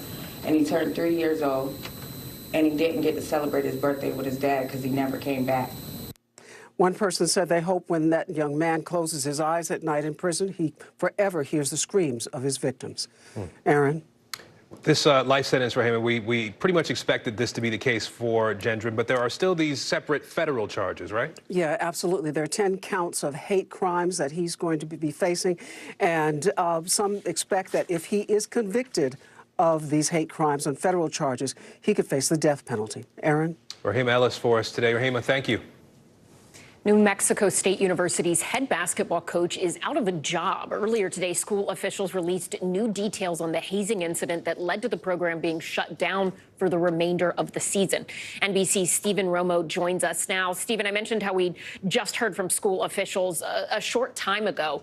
What did they say? What are we learning about? Yeah, Allison, we learned quite a lot. A shakeup coming for that team. Coach Greg Heyer was fired yesterday, and the university says the future of the rest of the coaching staff is also up in the air until some of these additional investigations are completed. The basketball program itself was also shut down for the rest of this season. The school and police are each looking into reports of hazing after a player said 3 teammates ganged up on him and attacked him. The police report also included allegations of false imprisonment, harassment, and criminal sexual contact. The victim claims that this has been ongoing and said it's usually done in front of the entire team. Important to point out, no charges have been filed against these players. School officials did speak about that situation earlier. As I have reviewed the results of what has occurred over the past few months, it feels like a gut punch. Our men's basketball program has been infected with bad behavior, a culture of bad behavior. I'm both disgusted and I'm angry about what has occurred. Well, these hazing allegations are just the latest controversy for the team. There was also a deadly shooting just back in November. Authorities say a player shot and killed another student from a different school in self-defense. That player has not been charged, but he was suspended from the team. Officials have pointed out the shooting and the hazing are not at all related, but both do increase scrutiny on this team. The university vows to get to the bottom of this, saying, quote, "We will work to ensure we fully understand what happened here and those are responsible are held accountable." Allison? All right, Stephen Romo, thank you so much. A blow to prosecutors in the Alec Murdaugh trial coming up, the testimony that the jury will not be allowed to hear. You're watching NBC News Daily. We are also streaming free 24/7 on NBC News Now. You can watch us wherever you stream live. The news continues right after this.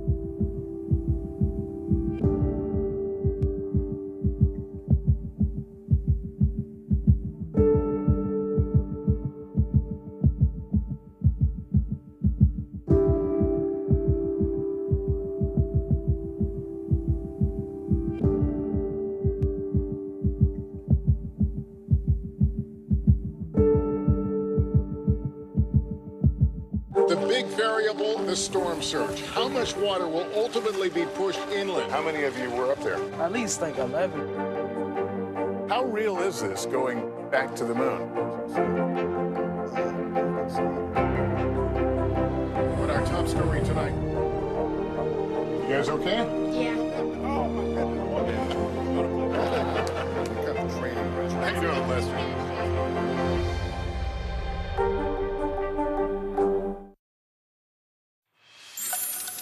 We have two big pieces of data out today giving us a better sense of the state of the economy. Retail sales jumped 3% in January, beating expectations as consumers spent more on things like cars, furniture, and dining out. Meanwhile, America's home builders are becoming more positive about the housing market. Home builder confidence in the market for newly built single-family homes in February rose 7 points. That's the biggest monthly gain in a decade. CNBC's Diana Olick joins us now to break down the numbers. So Diana, talk to me about this home builder survey. What is it and why such a massive jump last month?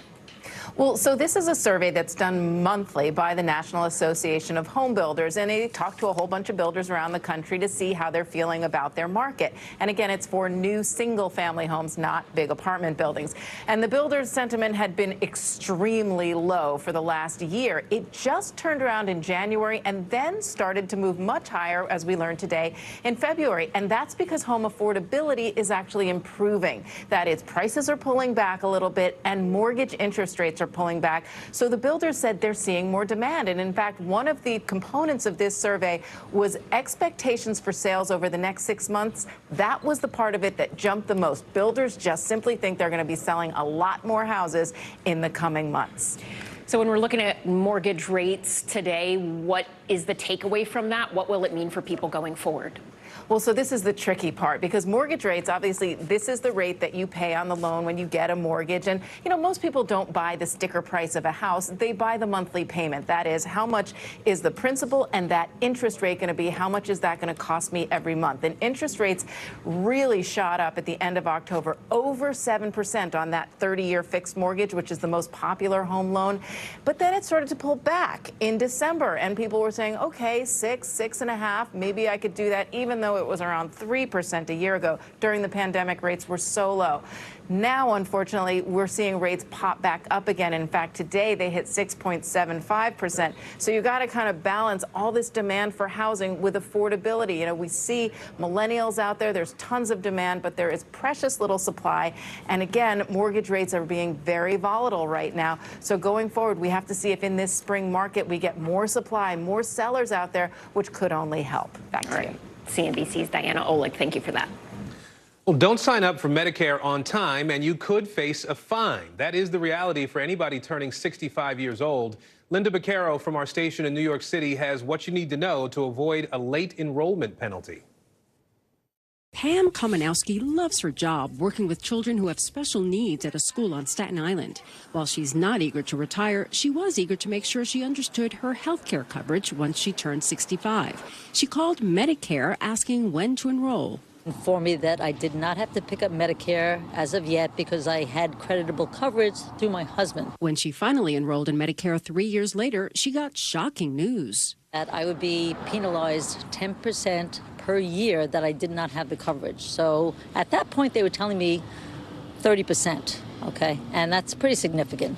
The initial enrollment period for Medicare starts 3 months before your 65th birthday, and you have until 3 months after you turn 65 to sign up, unless you have what's called creditable coverage, or coverage on par with Medicare.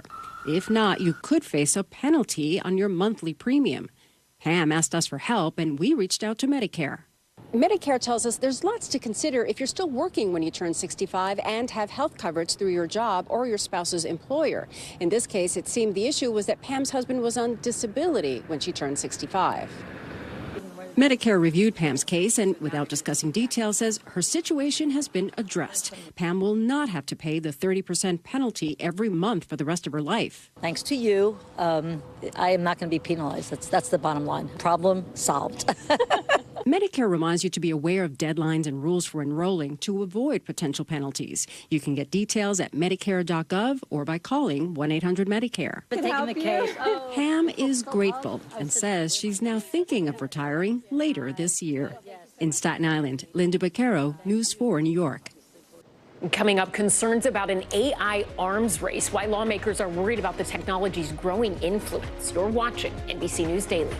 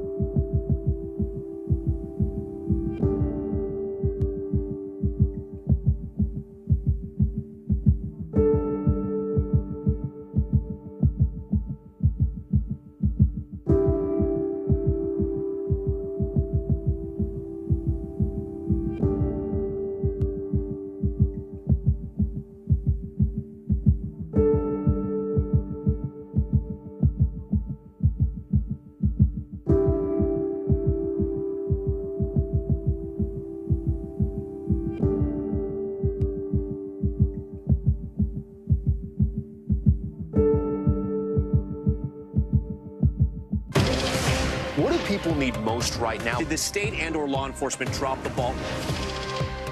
Migrant families now stranded in Mexico. What's the World Cup experience been like? It's your news playlist. Top story with Tom Amos. Weeknights at 7 on NBC News Now. How many of you were up there? At least like 11. How real is this going back to the moon? How you doing, Lester?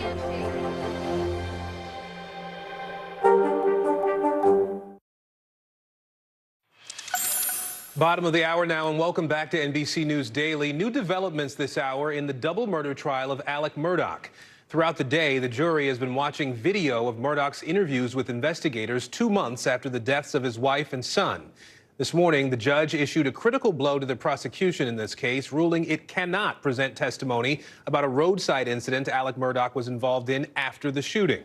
NBC News correspondent Katie Beck joins us now from Walterboro, South Carolina, where she's been keeping an eye on this trial. So, Katie, bring us up to speed here. What have we heard in court today? Well, the jury just finished watching video of a SLED investigator interviewing Alec Murdaugh in August after these murders happened in June. This was a voluntary conversation. They asked Alec Murdaugh to come in for an update. While he was there, a long string of questions ensued. And in that questioning, they asked him specifically about his alibi statements, about his timeline for that night. What time was dinner? Did he go down to those kennels after dinner? And bring up even the video that we've seen of the dog kennel, where several witnesses have said you can hear his voice in the background. That video taken at 8:49, the time of death for Maggie and Paul, between 9 and 9:30. So placing him in the area, in that scene, right around the time of the murders. This is what Alex had to say to investigators. Was the defendant clear about whether or not he had gone back down to the kennels after he went to the house? No, sir. Was he clear that he had not gone back down there? Yes, sir. Well, that was clear. He hadn't gone down there. That was clear. So they are trying to pinpoint an exact timeline. They're asking Alec all kinds of questions, including about the changing of his clothes that we've heard so much about, the fact that there was a different pair of clothing worn earlier that night. He says he doesn't remember changing, but he must have. And I understand, Katie, that we're learning more about the timeline for the trial. The rest of it here, can you walk us through that? We expect the prosecution will rest their case sometime in the next day or so. So tomorrow morning, tomorrow afternoon, and then the defense will have their turn to tell their side of this story. Obviously, a really big win for the defense this morning. The judge's ruling about not allowing in the evidence of the roadside shooting. The judge said it's just a bridge too far. It will confuse the jury, and it doesn't speak to motive. And that was what the prosecution was arguing. The judge saying this roadside assisted suicide, this happened in September. The murders happened in June. It was just a bridge too far, and he said that evidence can't get in. So that certainly shortens the timeline of the prosecution's case. We expect them to rest sometime in the next day. All right, we'll be watching. Katie Beck for us in South Carolina. Thank you. Homeowners caught in the aftermath of a toxic train derailment in Ohio say they aren't sure they can trust their own government about their health and safety. It's been nearly 2 weeks since that massive derailment and chemical fire. Despite assurances that it is safe to be home, people are reporting a range of issues from headaches and burning in their eyes to seeing dead animals. NBC News correspondent Ron Allen joins us now. Ron, you have been following this closely really since the beginning. There's been a lot of back and forth between the government and these residents about whether the air and drinking water is safe. What are local leaders and environmental officials now saying? They've been consistent. They insist that their testing of the air, water, soil shows no problems, no elevated levels of dangerous chemicals. Residents just find that hard to believe because, again, there are these reports around the community of people experiencing health issues like irritation in their noses, headaches, so on and so forth. And we've seen pictures of dead fish, and the government admits that there were some 3,000 fish that were killed in the days after the derailment by something in the air, something in the water, but they say that that is not a threat to humans. So they have been consistent trying to reassure the residents. And they have also been trying to reassure the residents that they're going to hold the railroad company responsible for this and be sure that this problem is cleaned up. Here's the governor this morning. Look, we're going to hold the railroad responsible. Railroad caused this. I called the CEO yesterday. I've talked to him a number of times. I said, look, there's people in Palestine who are concerned that you guys are going to leave before you get the total area cleaned up. And he assured me, he said, no, we're not going to leave. And so we're going to hold them to that. There's a meeting this evening in East Palestine between residents and local officials, their first face-to-face since this disaster happened, where they'll get a chance to air their grievances and try and get answers to their concerns. All right, Ron Allen, thank you. Well, parents are calling for a massive change at a New Jersey high school after a 14-year-old student took her own life. They claim the school is plagued by a pattern of severe bullying. Our New York City station reports about a dozen people demonstrated today. Just days before, a video posted on social media showed peers attacking the girl in a school hallway. NBC News reporter Maya Eaglin is following the story for us and joins us now. Maya, we understand this is all leading up to a pretty significant school board meeting, right? Yes, that's right, Aaron. That public meeting is scheduled for tomorrow night as community members are demanding answers and accountability. It's also the first one since Adriana Cush died by suicide. The district superintendent has now resigned, and the classmates involved in the attack are facing criminal charges. Parents and even a former teacher are now coming forward with their allegations about a history of bullying incidents and fights breaking out at the high school. Protesters have a number of suggestions for what should be done, among them holding more school officials accountable and cracking down on what students post to social media while on school grounds. Here's what some of those who joined the demonstrations had to say. It's a different day and age than when I was in school. These kids are facing a lot more, and that's where I feel bad and sympathetic to everyone. They're lost. They're absolutely lost, and we need to be the structure for them as a community, as a school, the administration, the faculty. We're all failing them. I grew up in middle school with a disability. I was bullied for my speech and my hearing, and I absolutely felt like nobody. And being 37 today, I still feel the life-altering consequences of what bullies have said and done to me. If I grew up in school today, I would have been Adriana. I would have been another number in the book. Last week, students walked out for 2 days in protest over the school's handling of the aftermath. The district says on its website that it's evaluating all current and past allegations of bullying. Aaron?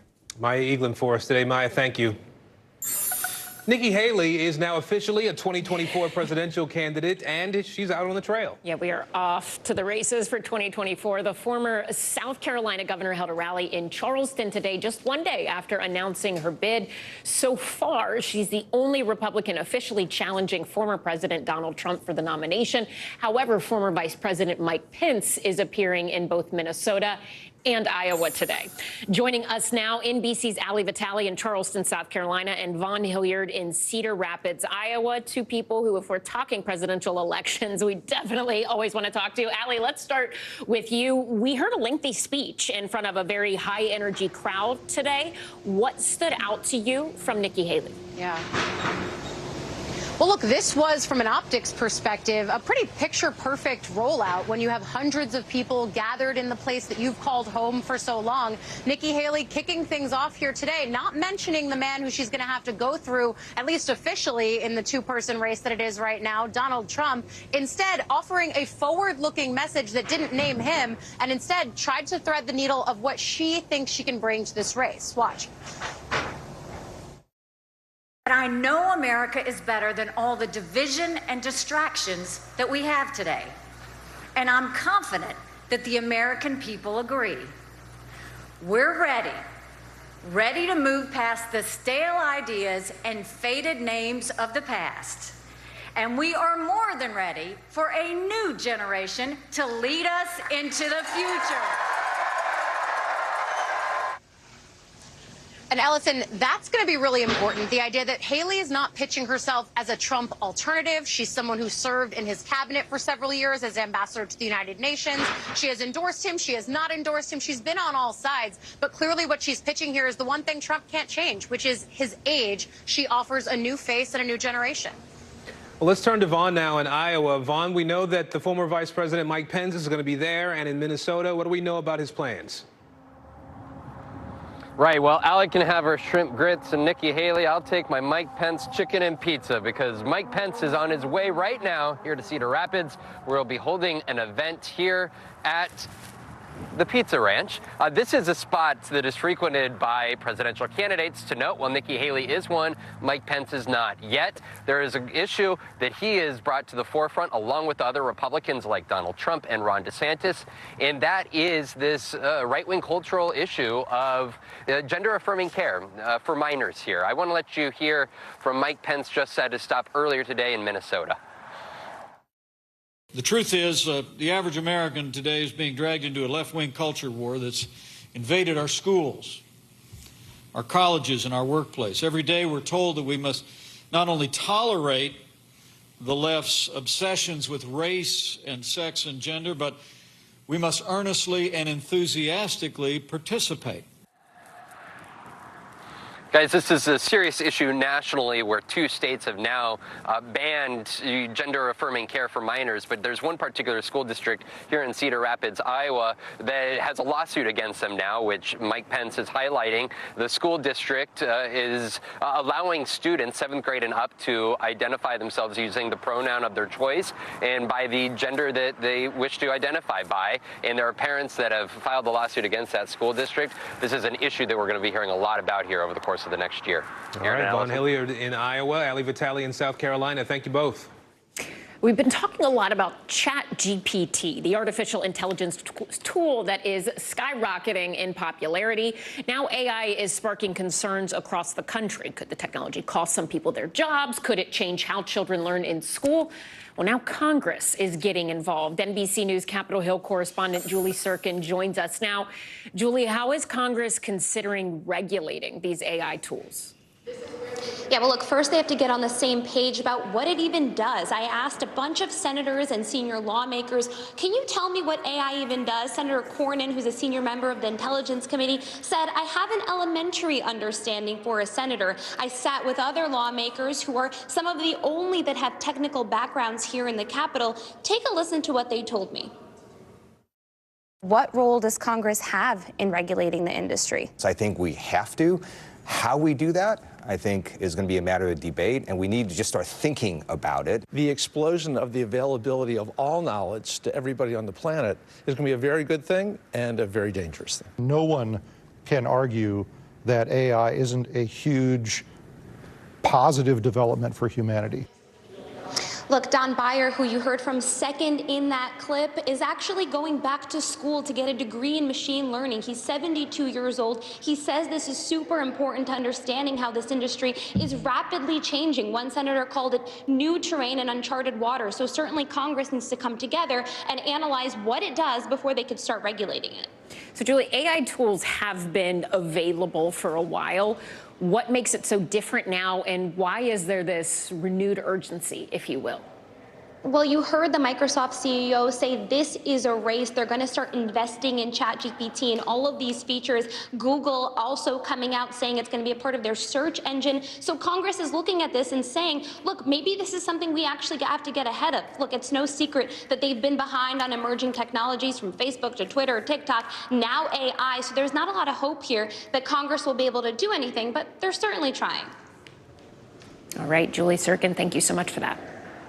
Up next, the problems now facing some people taking the popular diabetes drug Ozempic. More NBC News Daily right after this.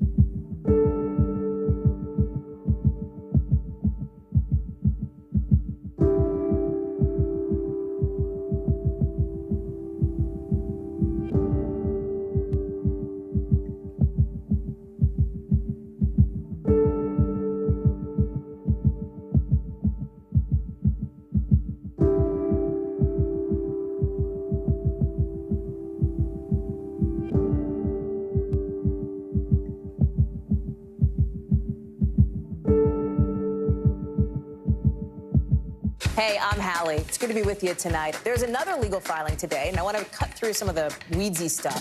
And let's just get to the point. They have started to vote on the PACT Act. If you're like, Hallie, stop speaking Washingtonese. This bill would basically give health care to veterans who have exposed to these toxic chemicals. So, Scott, I'm trying to make this as not DC as possible. The increased sort of anger that we've seen now in politics. I saw you searching for, I think, your microphone, Danny. You are, I was trying to do it on the slide. Live TV, man, it's okay.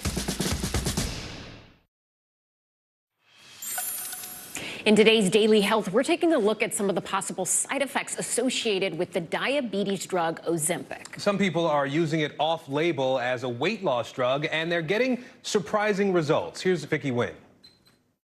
I wanted pizza, a lot of empty carbs. I gained some weight that I lost back.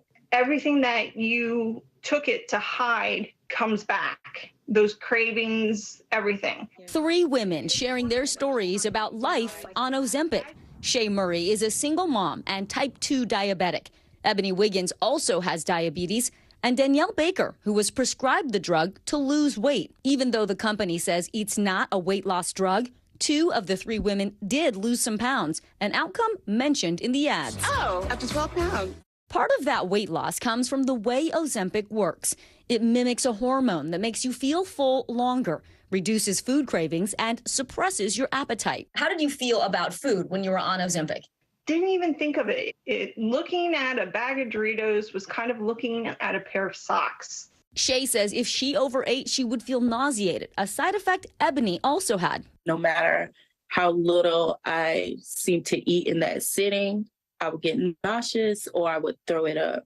So I definitely ate less. I just didn't feel good. Even just drinking water would kind of upset my stomach and make me feel a little nauseous. While not everyone experiences side effects, Danielle says in addition to the daily nausea, she also felt constant headaches. The discomfort made her stop taking Ozempic after 3 months.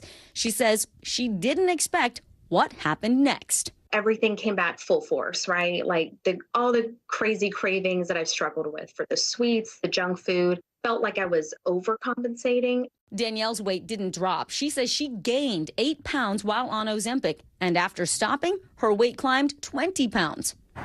Shay says she hoped Ozempic would put her type 2 diabetes into remission. But after 2.5 months, her insurance coverage changed, and she lost access to the drug. What happened when you stopped taking Ozempic? For the first, I'd say, week and a half, you still had that numbness to food cravings. And then suddenly it was like your body woke up and discovered, hey, I like bread. She says she has to fight the urge to eat and is working extra hard to control her weight and diabetes. Ozempic is not like a magic pill. You still have to work at exercise and knowing your portion control. I was on Ozempic for about 6 months. Ebony experienced nausea and vomiting while on the drug, but together with diet and exercise, she lost 25 pounds. She stopped taking Ozempic because it became too hard to get. Her appetite also came roaring back. You could say that I appreciated eating a little too much. Endocrinologist Dr. Priya Jasangani says these women experienced known Ozempic side effects. She says an abrupt end to any weight loss plan can have a rebound effect. And the best way to go about doing this is to make small and gradual changes that people can adhere to in the long term. Because the drug is not approved for weight loss, the makers of Ozempic tell NBC it wasn't studied for weight changes following discontinuation. And they say they don't promote, suggest, or encourage off-label use. Dr. Jason Ghani recommends a multi-layered approach to medicated weight loss. In addition to your prescription, talk to your doctor about including a nutritionist to help with meal planning, staying active and looping in a fitness expert, and consulting a mental health expert like a psychologist or psychiatrist. You are absolutely worth it. Invest in yourself and your physical, mental, and emotional health. Vicki Nguyen, NBC News. And stay with us. You're watching NBC News Daily.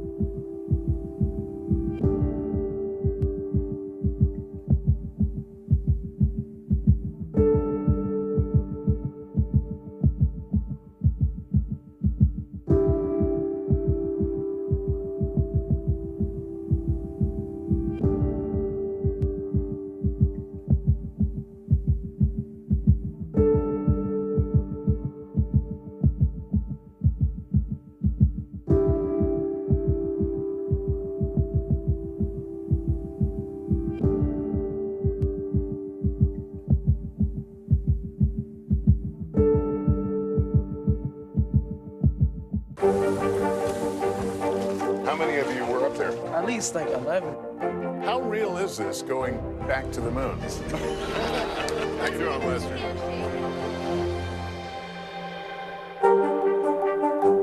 We begin tonight with breaking news just coming in whenever it happens, wherever you are. NBC News, streaming free now.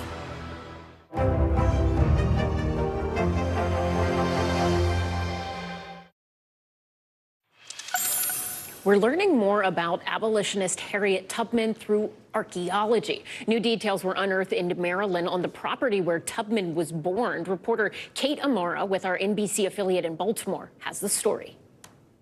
And then something red, something blue, all those pieces were there. And I thought to myself, we have found Africa on the eastern shore of Maryland.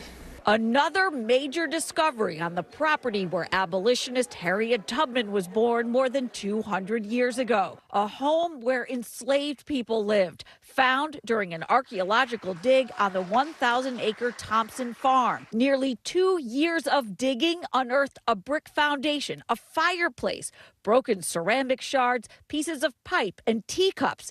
And then at the home site of Tubman's father, Ben Ross, on the Blackwater National Wildlife Refuge. This cache of artifacts, and I almost gasped because I thought to myself, could this be a West African spirit cache? Something that tied the people who lived here back to Africa.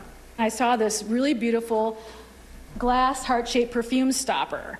So usually you need the glass, which would capture or reflect the spirit. Sometimes a round button, which maybe we could communicate the cosmograms, the sky.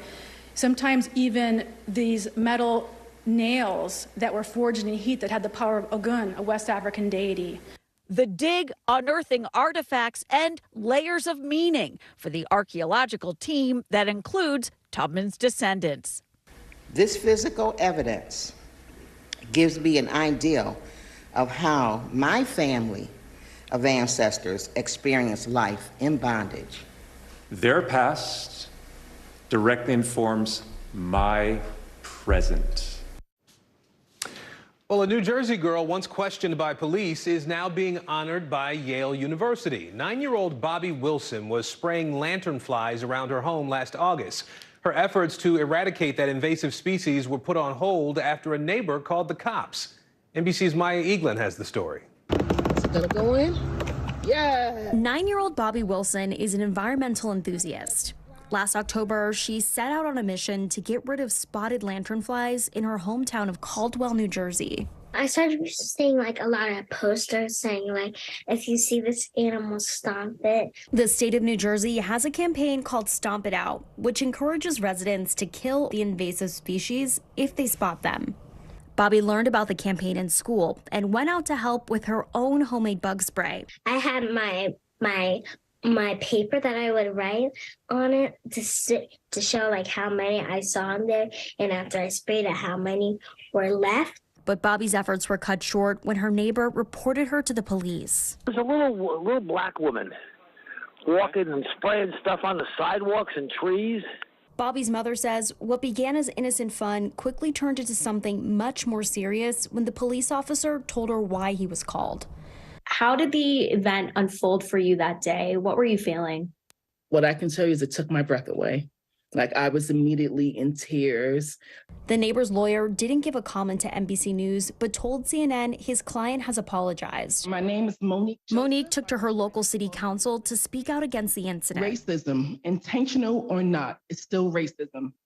I'm not here to label anyone, only to share my point of view as a Black woman, a Black mother, and a Black resident in this town. The meeting went viral and caught the attention of Yale School of Public Health Assistant Professor Ijoma Opara. Immediately I saw that video, I was hurt. I took it personally, not only as a New Jersey native, not only as a Black woman, but as somebody who does this work. Dr. Opara arranged an all-Black female-led science tour and a ceremony honoring Bobby for her environmental work. I knew that I wanted to do something to change this memory that Bobby could have, you know, with the police being called on her. Bobby's personal spotted lanternfly collection was inducted into Yale's Peabody Museum, making the fourth grader an official donor scientist. What was it like being on Yale's campus, Bobby? Well, at first I didn't really know what Yale was because I don't really look into like colleges and stuff because I'm still in elementary school. But it was pretty fun and it was really interesting. Now she'll be cited anytime someone uses her collection in their own research.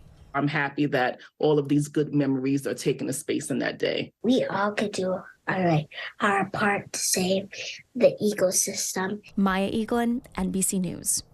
Gotta like the turn that story took, yeah. I'm Aaron Gilchrist. And I'm Ellison Barber. You're watching NBC News Daily.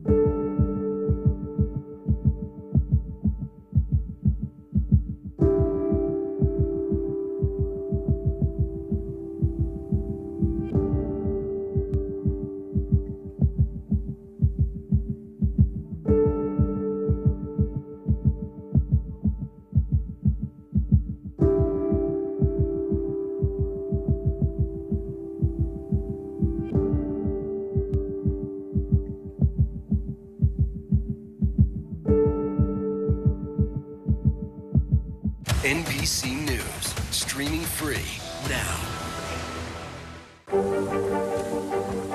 How many of you were up there? At least like 11. How real is this going back to the moon? How you doing, Lester?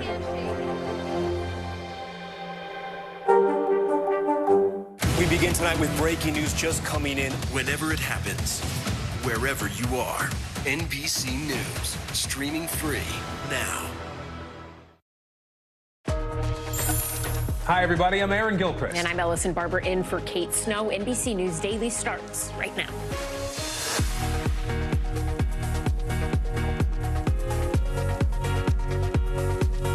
Today, Wednesday, February 15th, 2023, campus in mourning. Michigan State remembers the victims of a deadly campus shooting. How some are now demanding the government act to stop the violence. Courtroom chaos. A man rushes at the Buffalo supermarket shooter just before he's sentenced to life in prison. Why the gunman could face an even greater punishment. Flying into danger, the FAA administrator is grilled in Washington about system failures after 3 near crashes at airports. What he says is to blame. And water worries. Ohio homeowners call foul as dead fish fill the creek surrounding the site of last week's train derailment. What's being done to make sure the water is safe? We begin this hour with the crisis of gun violence on a grieving college campus. Today, vigils are honoring the lives of 3 students killed on Monday night at Michigan State University. Junior Alexandria Verner is being remembered as an exemplary young person by her former principal. Junior Arielle Anderson was an aspiring surgeon. Her family says she was passionate about helping others. Sophomore Brian Frazier was considered a great friend to his fraternity brothers. And at this hour, 5 other students are still in the hospital. The gunman's motive in this case still unknown, and the community is already working to keep it from happening again. We didn't lose just 3 lives. We've lost 3 lives.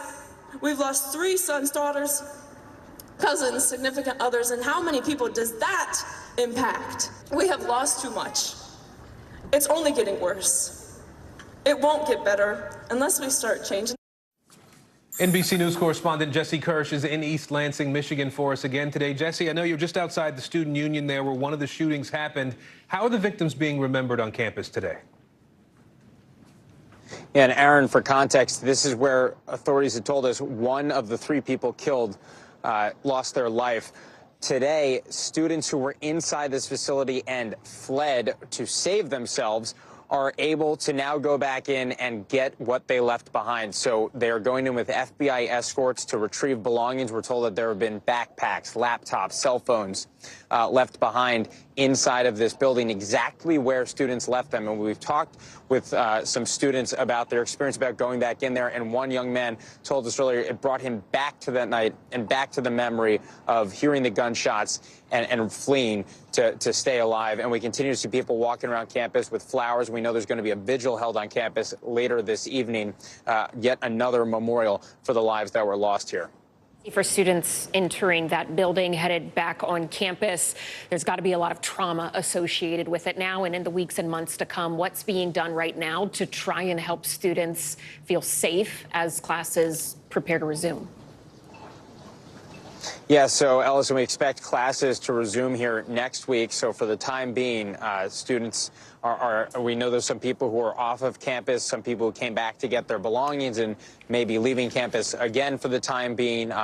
There is a small group of people that have been walking throughout the area, but it's been pretty quiet here over the last 36 hours or so that we've been on location here. The University Police Department, I spoke with the chief earlier, and he said that they're looking at the possibility of changes in terms of safety measures here down the road. Didn't give me any specifics, but he did make clear that what they do cannot get in the way of what is supposed to be their core mission here, and that is to make this a place where people can learn. And so that is something that we'll be looking for down the road as they continue to deal with what's going on here. But of course, there's also the recovery aspect right now as well, guys. Yeah. All right, Jesse Kirsch in Michigan today. Thank you, Jesse.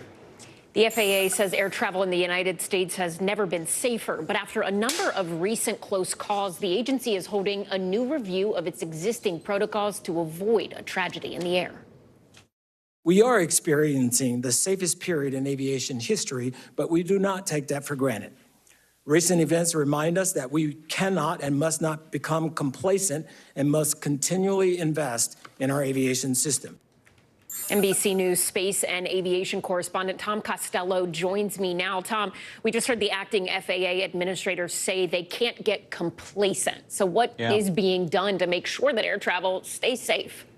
Well, I was in that hearing a short time ago just across the street here on Capitol Hill. The bottom line, the FAA acting chief has issued this call to order, a safety call to order nationwide, which is really about reminding all of the players. So that's the airlines, the pilots, the air traffic controllers, the unions, the regulators, to refocus on safety. We've gone, thank goodness, thank God, we've gone 14 plus years without a serious fatal accident in this country, an airline fatal accident. That's remarkable. It speaks to how safe the system is. But these high-profile close calls of late are enough for the FAA chief to say, let's get back together again. Let's drill down again on the basics here so we don't have a fatal accident.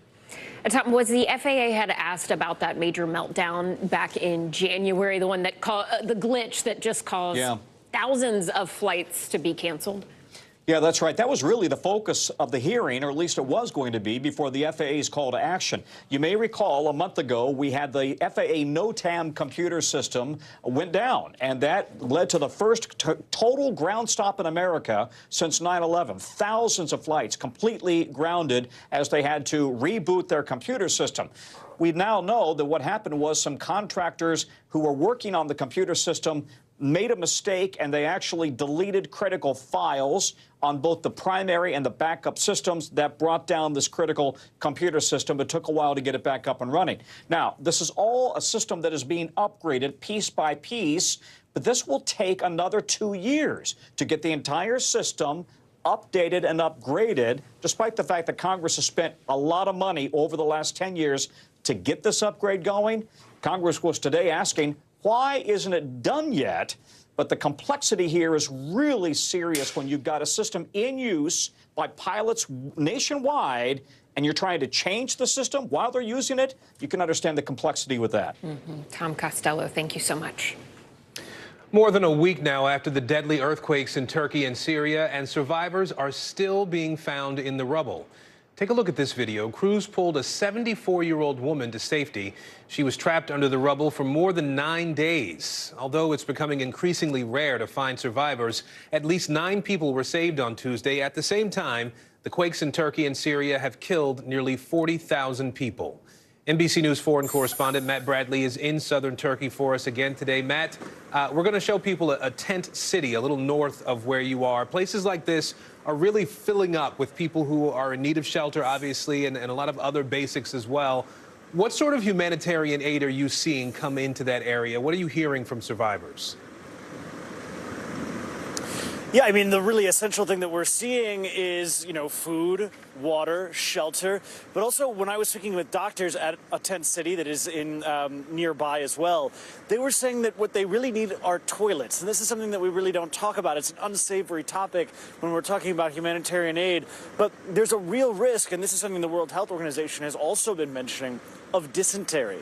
Diarrhea spreading through these populations. And when you talk about these issues, people this doesn't necessarily come to mind when they're thinking about immediate needs, but medicine to prevent infection and toilet access, hygienic facilities. These are some of the most pressing issues, especially when we're talking about tent cities that have sprung up out of nowhere overnight.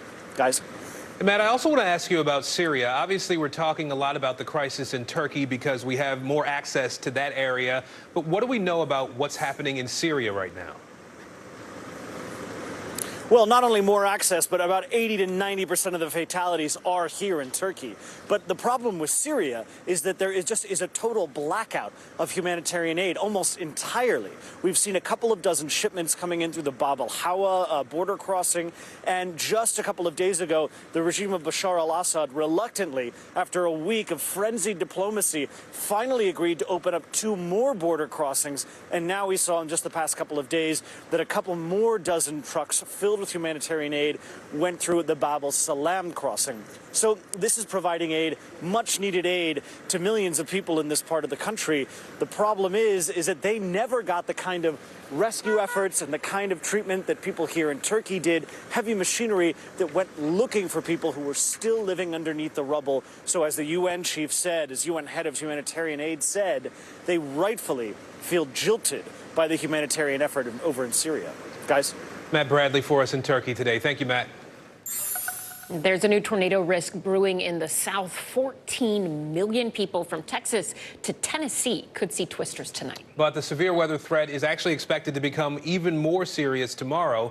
NBC News meteorologist Bill Cairns is joining us now. So, Bill, time this out for us if you can here. What should we expect over the next 24 hours? Yeah, we have another 4 hours of calm, and then the thunderstorms will start exploding in northeast Texas. And then we'll worry about some big hail. And then after that, we'll have new storms developing somewhere near Little Rock or Memphis. And that's where we'll worry about the tornado threat. So the storm responsible for this mess is our storm number 2. Storm number 1, by the way, is heading up into Canada. That's done. It's over with. Still a pretty good snowstorm ongoing in areas of Colorado, and that'll spread into the plains tonight. But it's that nighttime tornado threat that we're most concerned with. Again, the storms form from Dallas to McAllister, and then a new batch of storms along the warm front will be forming here from Little Rock to Memphis. And it's in this area, not only do we have a chance of a tornado, but maybe even 1 or 2 strong tornadoes. So strong nocturnal tornadoes are by far the most deadly, the most scary. And especially if they hit populated areas, you can have a disaster. But, if they don't, then thankfully, hopefully they won't. So that's kind of the scenario that we're going to deal with. Again, not a tornado outbreak, just isolated supercells that could produce a strong tornado. And then tomorrow, that threat still goes from Mississippi, Alabama, Tennessee, Kentucky, all the way to the Ohio Valley. And tomorrow, the area at greatest risk for tornadoes will be right along the Mississippi-Alabama border. So again, tonight, tomorrow, the dangerous times for tornadoes. All right, Bill Cairns, thank you. Retail spending is getting a big boost, and Tesla will open up some of its charging stations. Christina Partsenevelos joins us now with our CNBC Money Minute. Hi, Christina. Hi. So let's start with those retail numbers. Americans rebounded from a weak holiday spending season in the new year, with retail spending jumping 3% last month in January. That was the largest one-month spending increase since March of 2021 and comes despite inflation and higher costs. Driving those gains was a jump in auto sales as well as increased spending at restaurants restaurants. So what recession, right? Well, for the first time, Tesla will make some of its charging stations available to all U.S. electric vehicles by the end of next year. The plan announced by the White House today will make at least 7,500 of those chargers available. This is part of the Biden administration's ongoing plan to make electric vehicle use more accessible to fight climate change.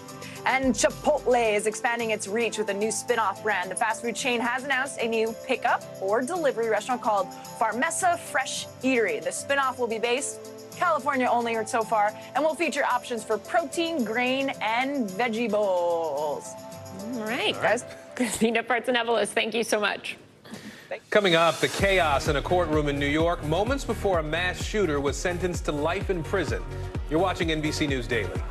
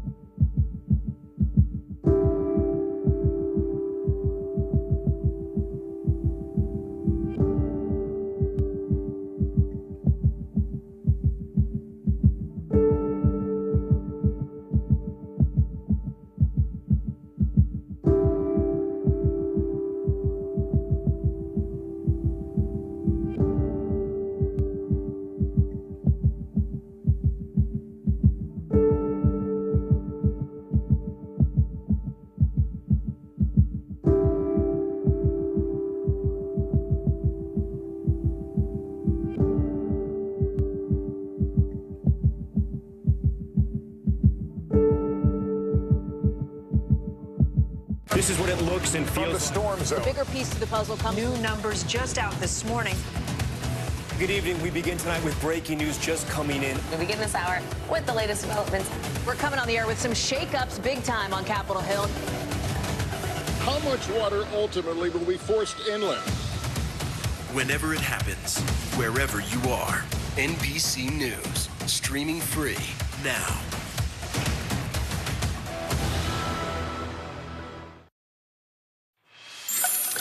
The man behind the mass shooting inside a Buffalo, New York supermarket will spend the rest of his life in prison. That decision coming after chaos in the courtroom today. We love our kids. We never go in no neighborhoods and take people out. Don't do it. Court officers rushed Peyton Gendron out of the courtroom for about 10 minutes during the emotional victim impact statements today.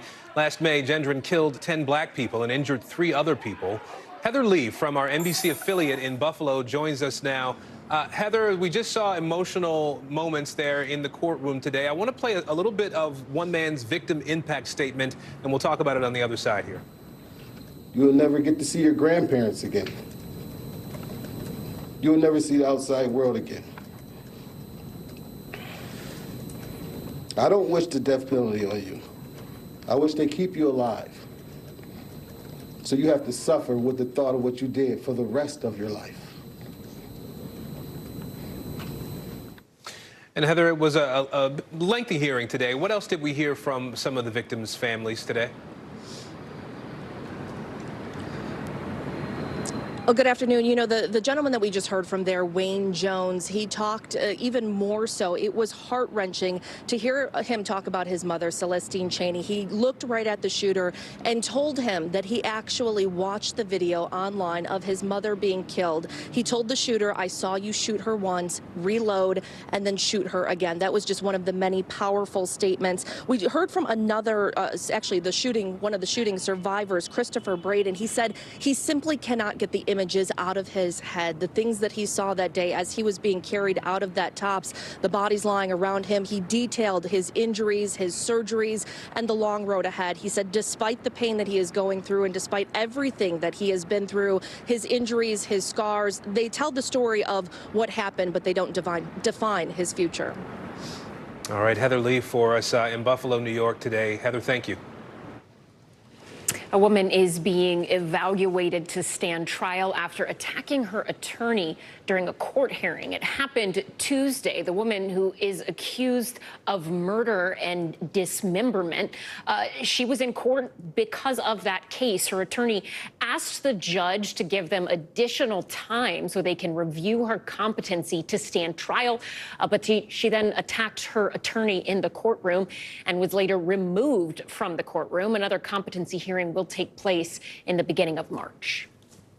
Homeowners caught in the aftermath of a toxic train derailment in Ohio say they aren't sure they can trust their own government about their health and safety. It's been nearly 2 weeks since that massive derailment and chemical fire. Despite assurances that it is safe to be home, people are reporting a range of issues, from headaches to burning in their eyes to seeing dead animals. Here's NBC's Ron Allen. There's a big town hall meeting tonight in East Palestine. The first opportunity for residents to talk to, vent, and confront local officials since the train derailment some 2 weeks ago that rocked that small rural town in Ohio. Since then, there have been residents who have been saying that they are having health issues because of what's happened. Local officials, federal officials as well, who've been called in to help, continue to say that they are monitoring the air, the soil, the water, and that they are not finding any readings that are troubling. They're saying that the environment is safe. Just yesterday at a briefing, however, state officials suggested that residents near the evacuation zone and in it, about a mile from the accident, drink bottled water for the foreseeable future until their wells, if they're private wells, can be tested. But they maintain that the municipal water system is safe. But again, there's a lot of emotion attached to this. Residents are just very anxious, not just about what's happening now, but they fear about what could be happening and what could be discovered in the months and years ahead, and how that could affect their small little town. It's a very close-knit place. A lot of families have been there for some time. So again, a lot riding on this meeting this evening, as local health officials and others try to reassure this community that their environment is safe and that the cleanup is going to progress and that the company responsible for this, Norfolk Southern, the rail carrier, is going to be there until the cleanup is complete. Now back to you. Ron Allen reporting there. Coming up, the major blow to the prosecution in the Alec Murdaugh trial. You're watching NBC News Daily.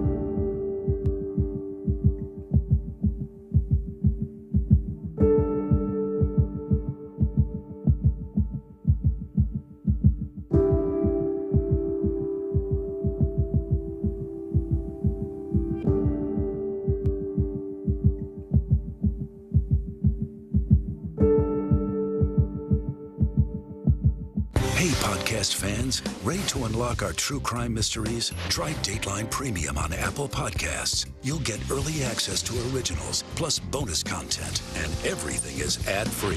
So head to Apple Podcasts now to subscribe. How many of you were up there? At least like 11. How real is this going back to the moon? How you doing, Lester?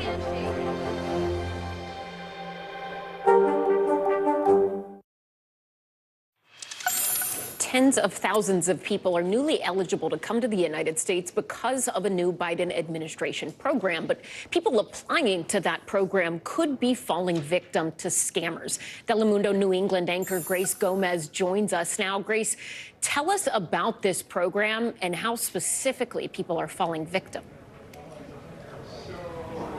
Hi, Allison. So now those people applying for humanitarian parole from Venezuela, Cuba, Nicaragua, and Haiti are resorting to using social media to try and find someone who could sponsor them. And that has turned into an underground market. It only takes really a quick search in social media networks like Facebook to find dozens of posts of people who are looking for sponsorship and others that offer it. But that offer, unfortunately, comes tied to some type of monetary exchange. We actually spoke to a man in Cuba who'd like to remain anonymous. He says he saw one of these posts online and reached out. The sound you're about to hear is in Spanish, but we've translated it for you. Take a look.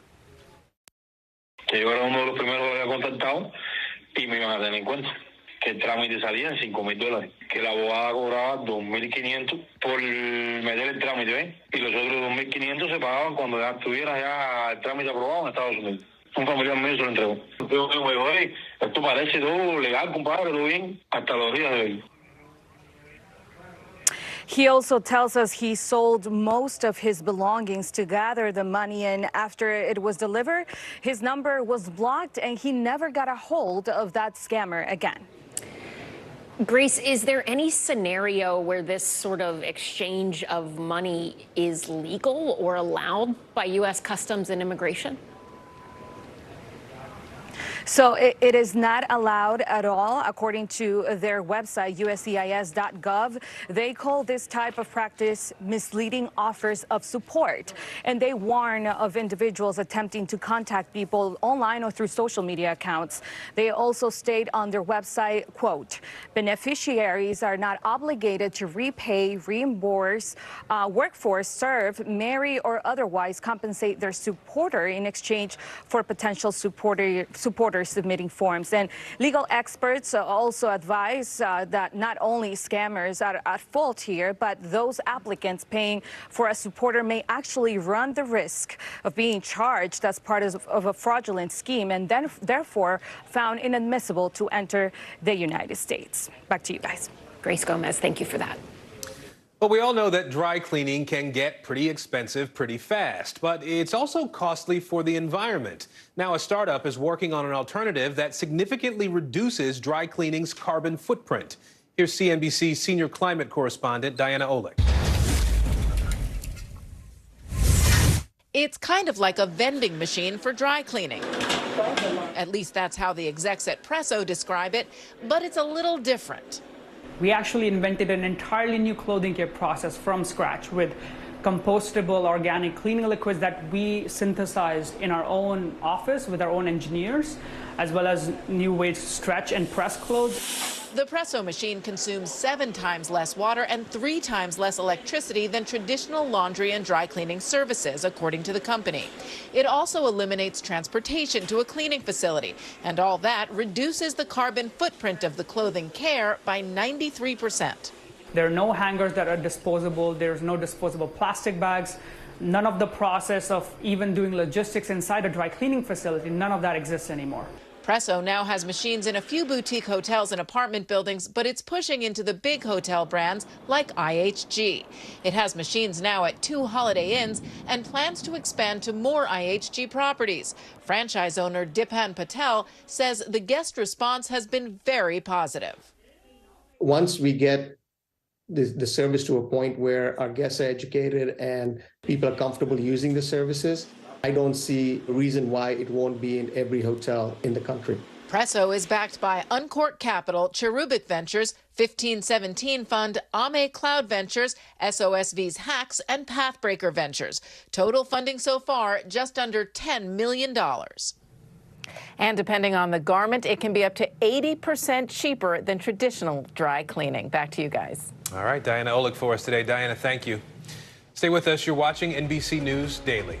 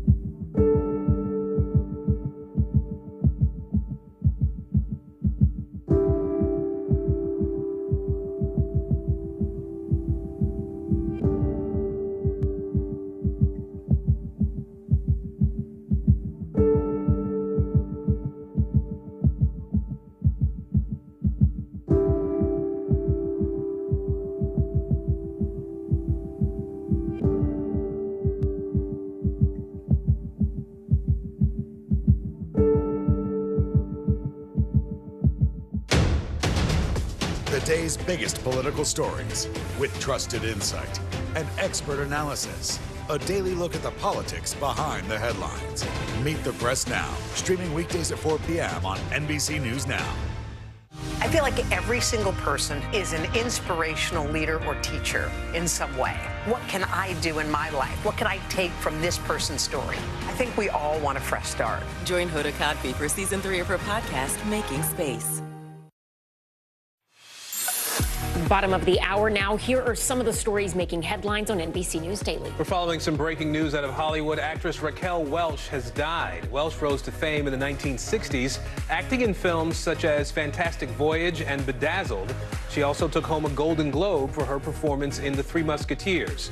Welch's family says she died after battling a brief illness. She was 82 years old. One of the 12 boys who was rescued from a cave in Thailand back in 2018 has died in the United Kingdom. The boy, now 17, was found unconscious in his dorm at a British football academy on Sunday. He was the captain of the team that was trapped deep inside a Thai cave several years ago, prompting a complex diving rescue operation. The teenager's cause of death is unknown. However, it is not believed to be suspicious. Well, after months of anticipation, the winner of November's $2 billion Powerball jackpot has come forward. Edwin Castro bought that winning ticket in Altadena, California. He took the lump sum payout of $997 million. Castro did not appear at the California Lottery's press conference on this week. He said a statement, though, said he's ecstatic to have the money and clearly wants to be left alone. New developments this hour in the double murder trial of Alec Murdaugh. Throughout the day, the jury has been watching video of Murdaugh's interviews with investigators 2 months after the deaths of his wife and son. This morning, the judge issued a critical blow to the prosecution, ruling it cannot present testimony about a roadside incident Alec Murdaugh was involved in after the shooting. MSNBC anchor Lindsay Reiser is following the trial for us. Lindsay, bring us up to speed. What have we heard so far in the courtroom today? Well, the prosecution tried to pull on some threads for the jury here. One, some inconsistencies. For example, how long Alec was at his mom's the night of the murders. The investigators also trying to nail down a timeline of that day when he left for work from the night. Listen to that exchange. So what do you believe I'm getting you an inconsistent answer? No, I'm just trying to wrap my mind around it when I'm asking you what time you went to the office that day, what time you got home, so the times aren't matching up. And I'm just trying to get an understanding of why. Then there was an exchange in this video shown to the jury that Alec himself seemed very taken aback by. The investigator asked him, "Did you kill Maggie? Did you kill Paul?" He said no. And he asked the investigator, "Do you think I did it?" The investigator said he goes wherever the facts lead. The defense in their cross-examination of this investigator trying to establish that according to the timeline that witnesses and the prosecution have laid out, Alec couldn't have committed the murders and cleanup in that amount of time. Ellison? And Lindsay, we mentioned that ruling from the judge earlier today. Remind us what that is about and what kind of impact it might have on the prosecution moving forward. Right. So the judge ruled that the jury would not hear more evidence related to that roadside shooting that happened 3 months after the murder. Stay with me. Remember, some of this is a little episodic. Alex said he was shot in the head as part of a suicide for hire plot. The judge, though, said it doesn't point to a motive in the murders. Rather, it points to potentially a propensity to commit violent acts, which is a bridge too far. This could be seen as a blow to the prosecution. The prosecution wanted to show the mindset of Alec as the financial walls were closing in. Prosecution, by the way, expected to rest tomorrow. Ellison. All right, Lindsay Reiser, thank you so much for breaking that down. We're following growing outrage and now legal action in Alabama involving the death of an inmate. A warning, the video you are about to see may be disturbing. In it, you can see guards carrying 33-year-old Anthony Mitchell just hours before he died. Now, it's worth noting here, this clip does not show everything that happened. NBC News correspondent Zincle Esemwa is following the story for us today. So, Zincle, what do we know about how Anthony Mitchell died? Hey, Aaron, yeah, it's really disturbing. So according to the lawsuit filed by a U.S. District Court in Alabama, Anthony Don Mitchell, or Tony as his friends called him, is a 33-year-old man, and he froze to death while incarcerated at Walker County Jail in Alabama. An employee actually leaked security footage of the events leading up to his death. The videos are described in the lawsuit. As you mentioned, we haven't seen them in full, but reportedly they show Mitchell dragged across the floor and even being tased while naked on the ground by a group of officers. The lawsuit also alleges that Mitchell was put in an isolation cell with a drain, but no bed or toilet, and that he was not seen eating all over the course of around 14 days. So really harrowing. And it also reportedly shows officers laughing at an unresponsive Mitchell and alleges that he was then left in a jail freezer in a restraint chair and then died of hypothermia. Now, it is important to note that an autopsy has not yet been released, but of course, these details have people protesting and asking what exactly happened, Aaron. Yeah, we'll be waiting for that autopsy for sure. In the meantime, Zincle, have we heard anything from law enforcement about this death? So, Aaron, the DA is not commenting at this time, and the Walker County Sheriff's Office has not replied to our multiple requests for comment. But there is an in-custody death investigation that was launched by the Alabama Law Enforcement Agency. And in a prior statement, officials explained the circumstances of this arrest, saying that it started as a welfare check in January, and then Mitchell allegedly brandished and fired a handgun at deputies before retreating into the woods. He was then, of course, arrested on a charge of attempted murder. Regardless, though, there's no real justification for the horrific treatment that we've seen. And so there's a lot of questions and hopefully soon some answers. Aaron. Yeah, and before I let you go, you mentioned the employee who leaked this video. Do we know much about that person? That's right. So she was actually a jail supervisor. Her last name is Kelly, and she has actually filed a lawsuit against the sheriff's department saying that she was fired in retaliation for releasing the video. Of course, that is also ongoing. So a lot to follow in a case that has everybody really disturbed. Yeah, Aaron. A lot to follow indeed. Zincle Esemwa for us today. Thank you, Zincle. The Department of Justice will not bring charges against Congressman Matt Gaetz after a years-long sex trafficking investigation. Attorneys for the Florida Republicans say the department closed its case today. Gaetz was under investigation for allegations he was part of a scheme that led to the sex trafficking of a 17-year-old girl. And Nikki Haley is now officially out on the campaign trail. The former South Carolina governor held a rally in Charleston today, just one day after announcing her 2024 presidential run. So far, she's the only Republican officially challenging former President Donald Trump for the nomination, but that might not last long. Former Vice President Mike Pence is appearing both in Minnesota and Iowa today. NBC's Vaughn Hilliard has followed Pence to the Hawkeye State. Vaughn, what are we expecting the former vice president to say in Cedar Rapids? Will the message be similar to what we heard in Minnesota? Right, there's only two presidential candidates in this thing, Nikki Haley, Donald Trump. Mike Pence has not officially won yet. 276 days since leaving Washington, D.C. in the Trump administration. He is here in Iowa about to talk to voters about a very specific issue. It's about gender-affirming care for minors. And as a little background, we're in Cedar Rapids, Iowa, and there was a school district, a local school district, that passed a policy last year that allowed 7th graders and up to use a pronoun that matched the gender that they identified with, and that if it was the student's wishes, that the school did not have to notify the parents. There's a lawsuit against that school district policy, which has led the likes of Mike Pence and other conservatives to speak out against the school district. But there's the other over-looming legal battle here, and that is over a subpoena that the Department of Justice issued to Mike Pence to come and testify about Donald Trump allies and efforts to overturn the 2020 election. I want to let you hear from Mike Pence just a little bit ago address his decision not to comply with that subpoena. Take a listen. I'm going to fight the Biden DOJ's subpoena to appear before the grand jury because I think it's unprecedented and it's unconstitutional. For me, this is a moment where you have to decide where you stand. And I stand on the Constitution of the United States. Donald Trump and that 2020 election will still loom large over this 2024 race, and the candidates that get in it, Mike Pence, it's still outstanding on whether he chooses to enter this race himself. Ellison?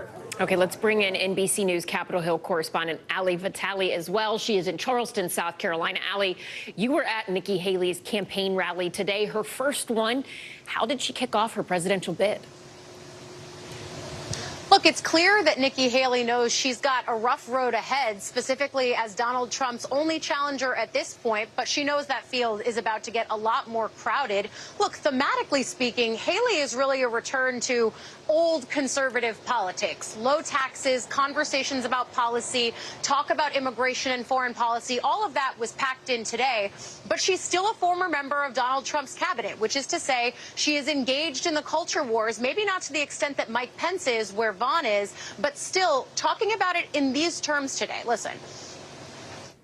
They have us spiraling towards socialism with a new $1 trillion spending bill every few months and a national debt over $30 trillion. This is not the America that called to my parents. And make no mistake, this is not the America I will leave to my children. So again, Haley there talking about spending, the debate that we often have when I'm in my other job on Capitol Hill, all of that making its way out to the campaign trail. But the politics piece of this, Ellison, is going to be the really important part. Today, she didn't say the word Donald Trump, but someone who announced for her did, a lawmaker here who endorsed her, saying Trump, they thanked him for his service, but he's the past of the party. Haley now trying to paint herself as the future, even if she's not invoking Trump, at least not yet. Okay, Ali Vitale, Vaughn Hilliard, both on the campaign trail today. Thank you. And hundreds of people gathered outside the Florida state capitol today. They pushed back against Governor Ron DeSantis' Stop Woke Act and the rejection of the College Board's AP African American Studies course. The Florida Department of Education blocked that course last month, saying it violated state law and is not historically accurate. NBC's Tremaine Lee is in Tallahassee for us today. Tremaine, I know you talked to some of the folks who gathered at the State House today. What was the message?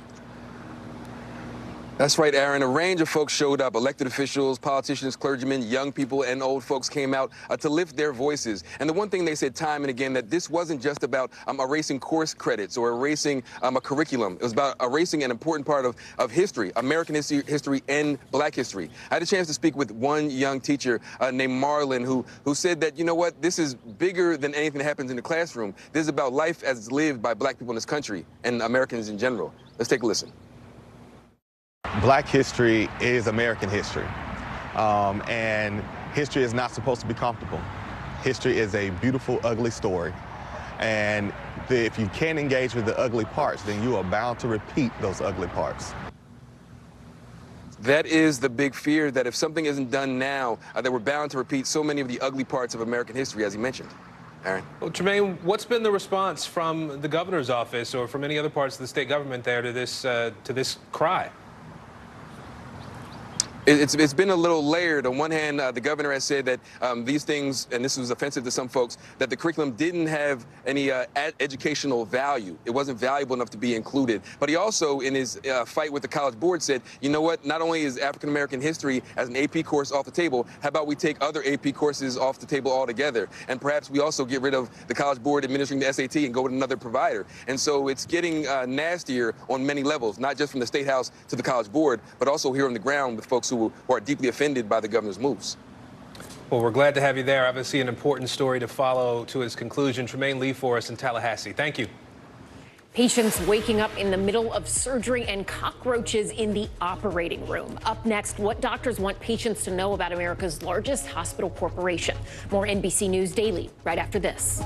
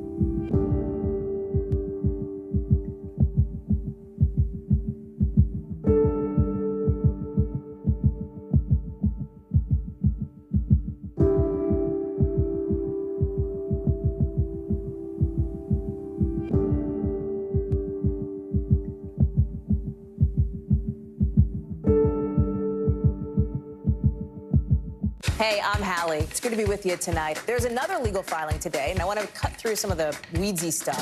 And let's just get to the point. They have started to vote on the PACT Act. If you're like Hallie, stop speaking Washingtonese. This bill would basically give health care to veterans who have exposed to these toxic chemicals. So, Scott, I'm trying to make this as not DC as possible. The increased sort of anger that we've seen now in politics. I saw you searching for, I think, your microphone, Danny. You are. I was trying to do it on the slide. Live TV, man. It's okay. A major healthcare company is facing allegations of unsanitary conditions at one of its hospitals in Florida. An NBC News investigation found more than a dozen doctors convened a meeting at their HCA hospital over patient safety. Among their complaints, unsanitary surgical instruments and even roaches in the operating room. NBC News senior investigative and legal correspondent Cynthia McFadden is covering this story for us. Cynthia, doctors are saying that patient care has suffered because of cost cutting. Well, what they're essentially saying is that HCA, which is the nation's largest for-profit hospital corporation, is slashing services, including firing the anesthesiology staff, understaffing nurses, and that this is having a profound effect. Tonight on Nightly News, we're going to go into great detail about how one patient actually woke up during a doctor's brain surgery. Not good. Not something you want to have happen. Spine surgeries going amiss. Someone dying because no nurse had checked on them for 12 hours. The person came in with a headache and leaves dead. It's a very stunning situation. Wow. All right, we'll be looking for that reporting then. Cynthia McFadden, we appreciate it. And of course, you can see more of Cynthia's reporting tonight, as she said, on NBC Nightly News with Lester Holt. In today's modern parenting, scrolling through your smartphone can be addicting, and not just for children. Yeah, according to a new Pew Research Center survey, 68% of baby boomers say they own a smartphone, and about 59% are on social media. But some boomers say they're actually having a hard time limiting their screen time. Joining us now is addiction and mental health expert Dr. Adi Jaffe. Dr. Jaffe, we appreciate you being here. So we're talking about baby boomers, that 59 to 77-year-old age range. Why are some boomers finding it hard to put down their smartphones? Well, first of all, these devices are actually specifically programmed and meant to draw attention. A lot of us don't appreciate that because we use them for text and email, our calendars, et cetera. So we don't really pay attention to the features that call out for you to pay more and more attention to them. I will say I have had a problem with this for many years. So in a weird way, I'm like, welcome to the club. But do tell us, I think a lot of people know, but what are the dangers of too much screen time? Is there anything in particular about it impacting this generation that is raising red flags? Yeah, there are a ton of things that people don't really pay attention to. So first of all, the whole myth that you can pay attention to multiple things at once is false. When you're looking at your phone, you are not registering what is happening around you. So that's memory issues, attention issues, things like that. It also really interrupts. We all know this. We've all seen those dinner tables with 4 people sitting at them, all staring at their phone. Interrupts interpersonal relationship. And when we feel disconnected and isolated from other people around us, we feel more depressed, more likely to be anxious, etc. On top of that, if you do it late at night, you've got sleep issues that dysregulate your hormones. It's a whole mess. And so we have, obviously, we're talking about people here interacting with each other. These are adults we're talking about who you know, for all intents and purposes, can set their own rules. What should kids be doing if they are sort of sick of their parents being distracted by their phones, if they can do anything? Sure. Well, first of all, you got to love how that table got flipped very, very quickly. But one of the things we have to pay attention to in general, again, I specialize in addiction and mental health, is talk about it. Stop putting these things to the side and just hope that they're going to get better on their own. Typically, we need to bring this thing up. So remind your parent, when somebody's paying attention to their phone, they do not register what's happening around them. So you may have to call them out and make an agreement to say, hey, whenever I notice this is happening, I'll call you out and we'll move on to something else. And you touched on this a little bit, but how do you suggest family members bring this topic up without being confrontational? Easiest thing always when it comes to compulsive habits is remember the replacing a behavior is a lot easier than just ending a bad behavior. So find something else to do in the interim. Get involved. This might sound boring to some people, but whether that's games, puzzles, watching something together, getting involved as a group will distract them from just looking at their phone. Okay, Dr. Jaffe, thank you so much for that. Well, the FDA is meeting to consider making a nasal spray version of Narcan available over the counter. The drug is used to reverse the effects of an opioid overdose. According to the CDC, of the more than 107,000 people in this country who died of a drug overdose last year, 2/3 of them involved fentanyl and other synthetic opioids. There's more news ahead. Stay with us. You're watching NBC News Daily.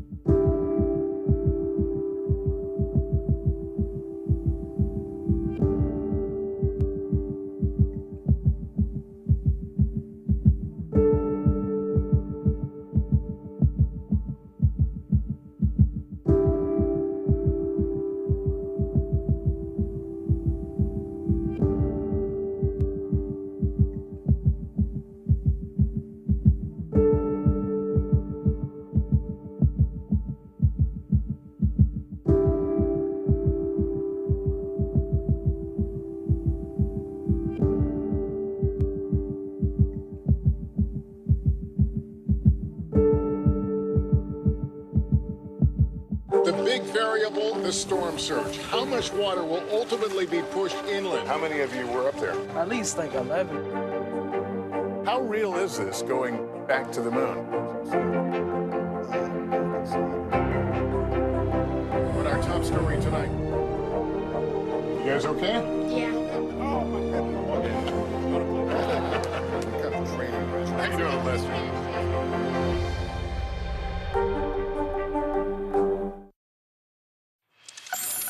Well, this hour, we have our first look at incredible new video. This is never-before-seen footage of the wreckage of the Titanic.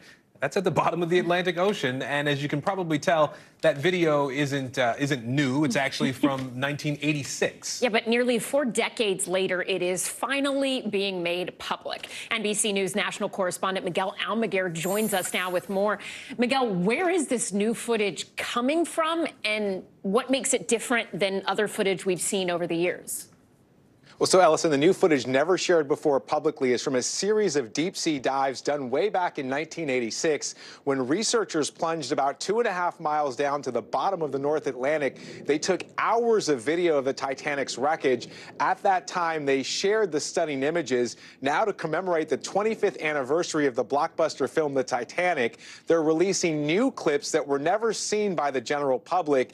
It's significant because it remains a worldwide fascination. The ship shoved off from Southampton, England back in 1912, hit an iceberg during its voyage to New York and then sank. More than 1,500 people died, and while the ship is still at the bottom of the sea, there remains so much interest in that wreckage. There really is. It's just amazing to watch some of that video still all these years later. I know there's about 80 minutes of the footage that's going public now, Miguel. What are some of the things to look out for in this new video? Well, that's right, Aaron. We've only seen a preview of what's going to be released, but the images are really interesting. The footage shows the massive bow of the nearly 900-foot-long ship. The camera also peers inside the chief officer's cabin, and along the ship's railings, you see large rusticles which formed since the ship came to rest on the ocean floor about 110 years ago. But as you mentioned, we're expecting about 80 minutes of video. That'll be released later on tonight, guys. Okay, we'll keep an eye out for it. Miguel Almaguer, thank you so much. And you can see more of that incredible video as well as Miguel's reporting tonight on NBC Nightly News with Lester Holt. So let's take a look at some of the other stories that are trending right now. Hail to the Chiefs. The Super Bowl champions are celebrating their victory with a parade through Kansas City. Last time the Chiefs had a championship parade, it was estimated that almost 1 million people showed up. Some fans have been camping out since last night to try and get front row spots. Up close and personal, right? Netflix has released a trailer and premiere date for the Bridgerton spin-off series. You're looking at some of the footage right here. So the series is called Queen Charlotte. And according to the creator, Shonda Rhimes, this 6-part series is going to focus on the Queen's rise to power. If you've watched Bridgerton, you know this character is saucy, to say the least, right? One of the fun characters in the show. This new spinoff is set to premiere on May 4th. Looking forward to that one. Jimmy Kimmel feeling sky high about his upcoming gig hosting the Oscars. In a trailer for this year's ceremony, the comedian dressed up as a pilot in Top Gun Maverick. He was joined by actors Jon Hamm and Charles Parnell. The trailer poked fun at Top Gun, which has been nominated for 6 Oscars. A little odd to see that type of movie get one of the Oscar nominations, but good for them. Good for them, yeah, take it. Calvin and Hobbes, you know the comic strip. The creator, Bill Watterson, is making a comeback, not for a kid's comic strip, though. The beloved cartoonist is going to release a new book. The book is called The Mysteries. That's coming out later this year. Now, we don't know much about the book right now, but Watterson has described it as a, quote, fable for grown-ups. All right, if you didn't already love Michael Jordan, this will just add to the love I think most of us feel for him. 6-time NBA champion Michael Jordan is celebrating his 60th birthday on Friday, and he is using it to give back in an enormous way. The former Chicago Bulls legend is making a $10 million donation to the Make-A-Wish Foundation. It is the largest gift ever given by an individual in the organization's 43-year history. And you think about the work that that organization does all over the country. It's amazing. Yeah, it just makes such a difference in kids' lives to have somebody step up in this kind of way. Yes, it is huge. Yeah, really impressive. Windows. windows are officially closing for Internet Explorer. I think I ruined that. The window for, you get the joke, right? Microsoft permanently disabled the browser yesterday on Valentine's Day of all days. Way to get shut down. It's pushing people instead to use its new browser, Microsoft Edge. My father will be devastated. Right? Explorer launched in 1995, believe it or not, 28 years ago. So we can say goodbye to Explorer. All right, goodbye. Goodbye for now. Thank you for everything, Explorer. I'm Ellison Barber. I'm Aaron Gilchrist. You're watching NBC News Daily. We are also streaming free 24/7 on NBC News Now. You can watch us wherever you stream live. The news continues after this.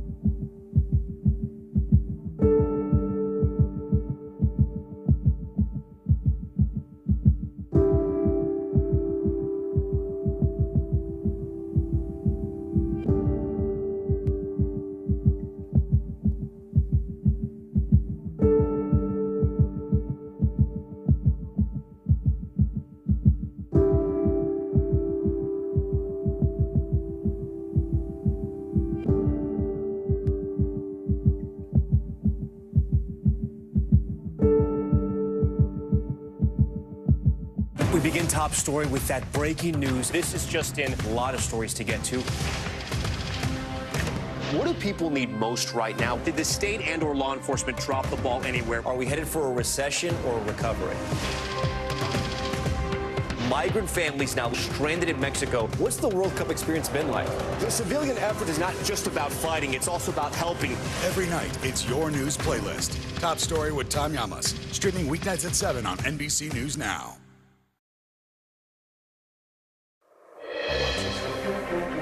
If it's Wednesday, top U.S. national security officials brief Congress. The White House considers a presidential address amid rising tensions with China and new intelligence on the aerial object shot down in U.S. airspace. Plus, challenge accepted. Former governor and UN ambassador Nikki Haley holds her first campaign rally as she becomes the first Republican to officially run against former President Donald Trump for the Republican nomination. And a legal case that could dramatically alter abortion access all across the country, despite your state law. As a deadline approaches, a Texas judge could limit the availability of abortion medication nationwide, not just in Texas.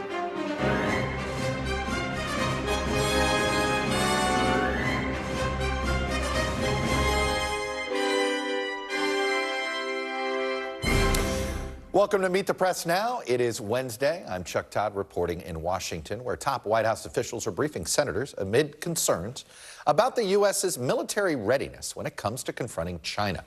It comes as lawmakers and the public continue to press the White House for answers about the administration's response to that Chinese spy balloon that floated across the country a couple weeks ago and the military's subsequent decision to shoot down 3 other high-altitude objects over North American airspace in the following days. White House officials are now saying that they believe those 3 other objects were essentially harmless and that they were likely tied to commercial or research entities, not to China. That disclosure only raises more questions. What were these objects for? Who do they belong to? Was shooting them down an overreaction? Where do we log this information? Shouldn't we know what's in normal orbit, if you will? And just how many things are in our airspace that the government doesn't know about?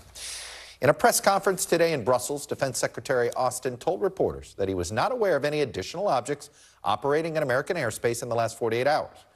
Secretary Austin then sat down for an exclusive interview with NBC's Pentagon correspondent Courtney Cubey, who asked him about the military's latest assessment of these potential threats, a threat of a story she broke.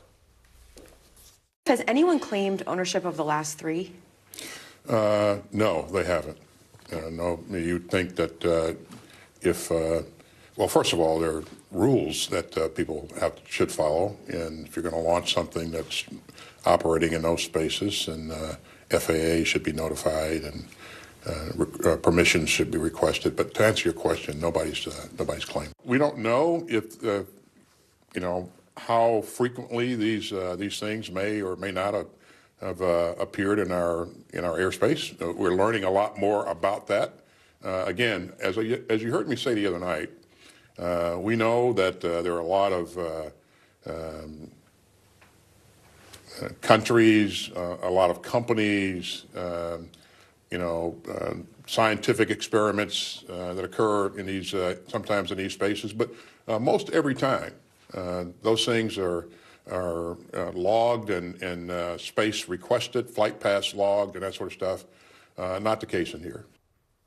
Courtney's going to join me in a moment with more of that interview. You can watch more of it tonight on the NBC Nightly News with Lester Holt as well. And as we, the public, and elected officials look for more answers about this spate of unidentified aerial phenomenon, White House staff are having their own internal discussions about whether or not the president needs to address this publicly. Maybe tamp down all this UFO nonsense that's out there. White House official tells NBC News that there are active conversations about the right moment for Biden to address the public. The consensus being that the administration needs to wait for more information. Translation, we don't know what those other three aerial objects are. And until we know that, we probably can't expect to hear from the president. Joining me now is Courtney Cubey, fresh off that interview with Secretary Austin. And on Capitol Hill, correspondent Ryan Nobles is tracking as members of the Senate get this larger briefing on China. And Ryan, let me start with you because I understand that briefing, it might be wrapping up earlier than we expected.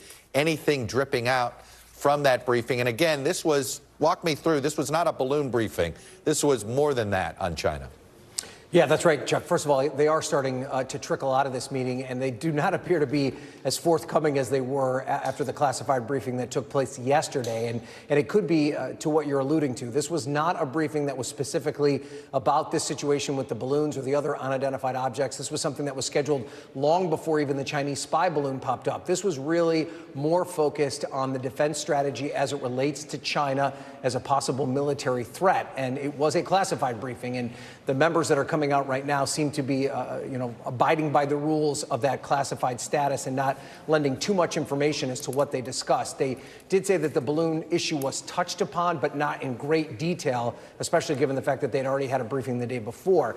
Now, John Tester was among the people that did speak briefly after he left this briefing. He told our reporters that are stationed outside of the briefing room that, first of all, he doesn't think it would hurt for the president to come out and talk about this, to lend some specific information as to what exactly is going on. And he also kind of tamped down some of the reports that perhaps this was an accident by the Chinese to allow this spy balloon to head into American airspace, saying that we should never assume that the Chinese Communist Party is doing anything by accident, specifically if it's something that could be an intelligence benefit to them. So they're just starting to trickle out, Chuck. We're just starting to get a sense of it, but it does seem as though this was a lot more focused on China writ large than it was specifically related to this balloon or the other identified objects. And Ryan, no, just to clarify, let me just clarify that point. Senator Tester or anybody else hasn't said, I mean, are they confirming what Jake Sullivan seemed to indicate this morning, that these other three objects were likely benign, I think is the word he used? Yeah, they all seem to be in agreement with that this was not a real national security threat, at least from the information that they have been given at this point. But they also reiterate the fact, Chuck, that they still don't know very much, that they've only been given just a little bit more information than we've been given about this, and they certainly want answers. Yeah. And they specifically are looking for a policy plan, which they feel has been absent in these discussions. Well, that's a perfect transition to Brussels and Courtney. Courtney, what struck me about your interview with Secretary Austin, and I want to play, I know we want to play some more of it, is sometimes he sort of struck me as being in the same position you and I are in, which is, I'm not 100% sure what's going on. And at the end of the day, I assume he has more access to this information than you or I do. Is that the impression you got? One would think so. I mean, we all want the access that he's got, but the reality is he's probably knows a lot more than we do. He didn't deny, he didn't dispute this latest intelligence community leaning towards these last three objects being, as you said, non-threatening in nature, that they were not nefarious, that they were benign. But he didn't say anything more about them. They don't seem to know where they came from, who owns them. He said no one has claimed ownership still to date on them, and they don't really know what their purpose was. Secretary Austin also defended the U.S. military's recommendation to take out these three objects, saying that they presented a potential threat to civilian aviation and that they weren't sure if they may have been surveilling sensitive sites. So that was ultimately what they made the decision. He cited the fact that they were taking the American public's best interests to heart when they made those decisions. But he also acknowledged, Chuck, that none of these balloons or objects presented any kind of an actual threat to Americans on the ground. So we also know now that the U.S., these objects like this, balloons or whatever they are, they may have been flying over U.S. airspace or near U.S. airspace for some time, and the U.S. just didn't know it. The U.S. military radars just weren't honed in enough on smaller objects and slower moving objects like these. So I asked him specifically, now that they're seeing more of these, does this represent some sort of an intelligence failure that they didn't know about them in the past? Here's what he had to say. The fact that the U.S. military didn't know about these until recently, is that an intelligence failure? Was that a military failure? No, it's how you use your radars. We typically are focused on things that are moving fast, and so it's a bit more difficult to collect on slow-moving objects like a balloon. And as they made adjustments, we were able to see some of that. So I asked him if the American public has been potentially at danger from these sorts of things for years and just not known it if they've been flying around without the U.S. having to shoot them down, and he referred me to the FAA for that. Chuck? Well, and that's, I guess I'm going to come back to that before we transition. There seems to be almost an embracing of the compartmentalization aspect of this, right? And I remember after 9/11, we had the whole stovepiping situation. Well, somebody knew this and somebody knew this, but they weren't sharing their data. It doesn't sound like there's a lot of coordination, or at least it's being used as an excuse for why we didn't know these things. But the truth is there is coordination, especially when you're talking about over North America. The DOD, the FAA, both Canadians and the U.S., they all sit in the same, in some cases, they sit in the same room, and they can coordinate and deconflict. I think the difference here is their radars would often, if they picked up things like these smaller objects, like the one that was shot down over Lake Huron, it was at 20,000 feet, it was smaller, it didn't seem to have any propulsion mechanism or heat signature. They may not have seen that, or if they did, they would maybe assume it was clutter in the past. Now they're paying more attention to these sorts of things. But the question that we just can't get answered is, to what end? Does that mean we're going to see more of these things shot down going forward? Or are they going to be scrambling jets to look at every potential balloon that's flying over the U.S.? And we can't seem to get an answer. I suspect that we're going to hear more about the policy going forward once this review is done. Ryan, I'm curious. I know the head of the FAA, I think, was testifying today, and it was on a separate topic. We assumed some of this would come up. Did he have much to add to this conversation? Not beyond the kind of the broad lines that we've gotten from the other agencies. You know, I think there was some confirmation that there was a threat, or perhaps a concern, threat's probably not the right word, about how it could interfere with commercial air traffic and things along those lines. And But in terms of any kind of solid confirmation as to where these objects come from, why the decision was made to shoot them down, and what it could mean for the future, there wasn't a whole lot of discussion about that. He was really, the purpose of him being there was to talk more about kind of the situation with airline travel in the United States in general, and that's really what he was pressed on. I want to foreshadow something. People might be shocked that sometimes some interviews get taped before I come on this hour, and I have an interview with Admiral Stavridis in a few minutes. And he points to an event that we're waiting on to whether it's going to happen or not. And that event is Speaker McCarthy going to Taiwan. Ryan, what's the latest on that? Well, Kevin McCarthy won't confirm that he's planning to go to Taiwan. He also won't say that he's definitely not going. So it's one of those things where there have been rumors and reports about it. He certainly is not batting down those questions. When asked about it specifically, he says he has no comment on whether or not he plans to go there. Interestingly enough, Chuck, I was in a briefing with him a couple of weeks ago where he was specifically asked if he was concerned that the Chinese government has made it public that they don't think he should travel to Taiwan. And his answer to that was simply, the Chinese government does not tell me what to do. There's no doubt that Kevin McCarthy wants to appear to have a very bold and defiant stance when it comes to the Chinese Communist government. And he's really found himself in a similar position to Speaker Pelosi. Once it was floated that she might go to Taiwan, if for some reason those plans change, it may put him in a difficult position. So no plans yet, Chuck. If it does happen, it would likely happen later this summer. Yeah, no, like I said, I'm foreshadowing a moment here that viewers will know why I asked you that question now. Ryan, thank you for that. Courtney, let's stick around a minute because you also spoke to Secretary Austin about the status of the war in Ukraine. And I want to let our viewers hear a bit of that part of your interview. Here's a chunk of it.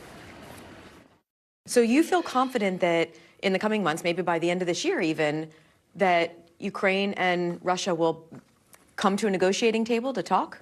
Courtney, I've done enough fighting to know that you should never predict an outcome of a fight, but what you should do is do everything that you can to shape the fight so that there is a possibility of success. And we think we're going to do that. We're going to give the Ukrainians everything that they need to be successful and to hopefully change the dynamics on the battlefield. That's what we're looking to do.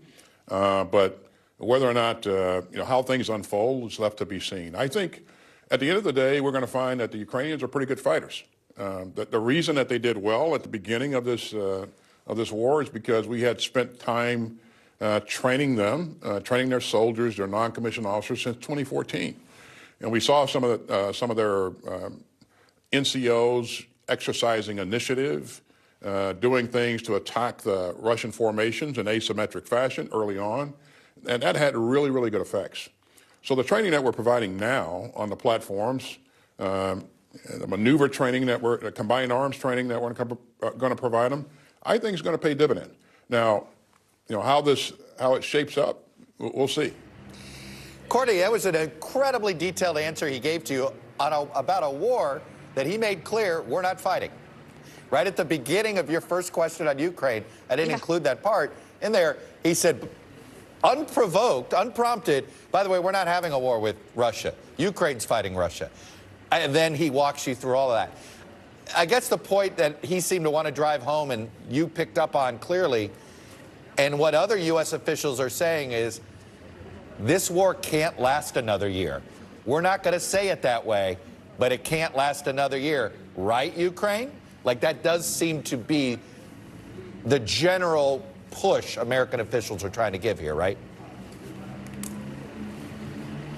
I mean, that's every indication is leading in that direction, right? There is so much emphasis on this coming Ukrainian counteroffensive. So preparing them to defend against the Russian offensive and then preparing them for their own counteroffensive. And the clear goal here is to front load as much equipment and weapons as the U.S. and the allies can provide them so that they'll be in a good position and they can put Russia on their back heels, maybe even break through some of the Russian lines, particularly down in the south and the southeast, so that maybe they can force Russia to the negotiating table. But it's important to point out, Chuck, that neither side is showing any interest in negotiating at this point, despite the fact that the U.S. has said repeatedly that there's not going to be a military solution here. This has to end at the table, at the diplomacy table. So every indication is that they are really putting a lot into this offensive and counteroffensive with the hope that it may yield some sort of a diplomatic outcome. I thought what was interesting there, Courtney, is you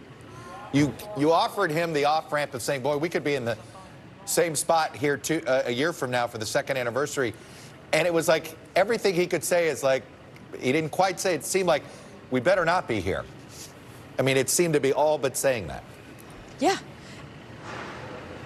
And I specifically asked him that. I said, so do you think that this means that by the end of this year, there won't be a war? Because I got to tell you, Chuck, for the past couple of months, the one thing I keep hearing from defense officials and administration officials is that the front lines aren't moving much, and they're not, and they don't see big dramatic changes in how things are going in the war, and they're concerned that a year from now or 2 years from now, the war won't have changed that much. The lines may move here and there, but there's still going to be this conflict where both sides are dug in, and it's just a matter of where the heavy fighting is occurring across those front lines. So the fact that Secretary Austin seems to think that it may not still be going on a year from now is pretty telling. Well, he certainly believes he has. It certainly means he has a lot of confidence in this coming spring offensive.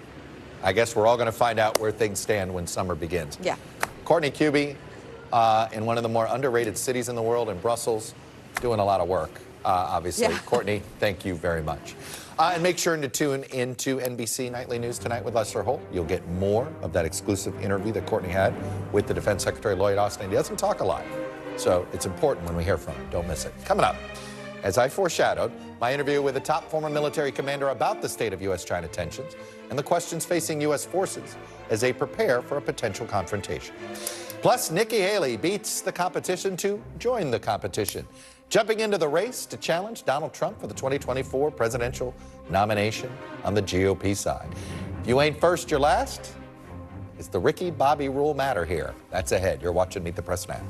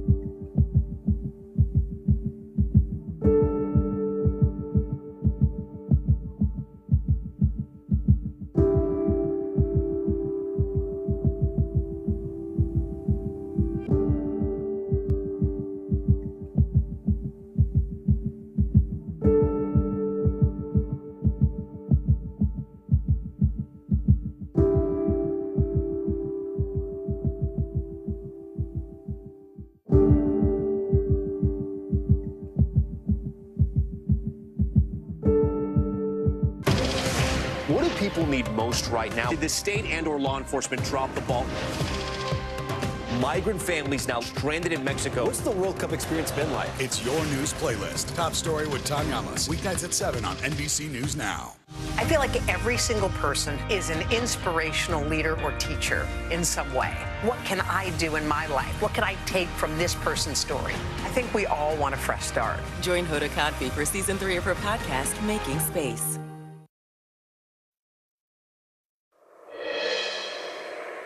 Welcome back. NBC News was the first to break the story of this Chinese spy balloon when it was already over U.S. airspace. And that was the first time the American people knew about it or the American government confirmed it. But the Washington Post is now reporting that the U.S. began actually tracking that specific balloon from its launch near China's southern coast, all the way through going to the, appeared to be headed toward the U.S. territory of Guam. And then at some point it made an unexpected turn north, which could indicate China never intended for the balloon to fly over the continental United States. But more importantly, apparently we were tracking it from takeoff. There's no indication U.S. officials ever reached out to Chinese officials about the balloon until after we shot it down. Courtney Kube asked Defense Secretary about communications between the two countries. Here's what he said. Are you worried that with these heightened tensions, with this balloon, with this back and forth, are you worried that there could be a miscommunication that could have potentially dire consequences? I've reached out to Minister Wei before. I've talked to him face to face. I've emphasized the need to maintain open lines of communication. He actually recognizes the need to do that.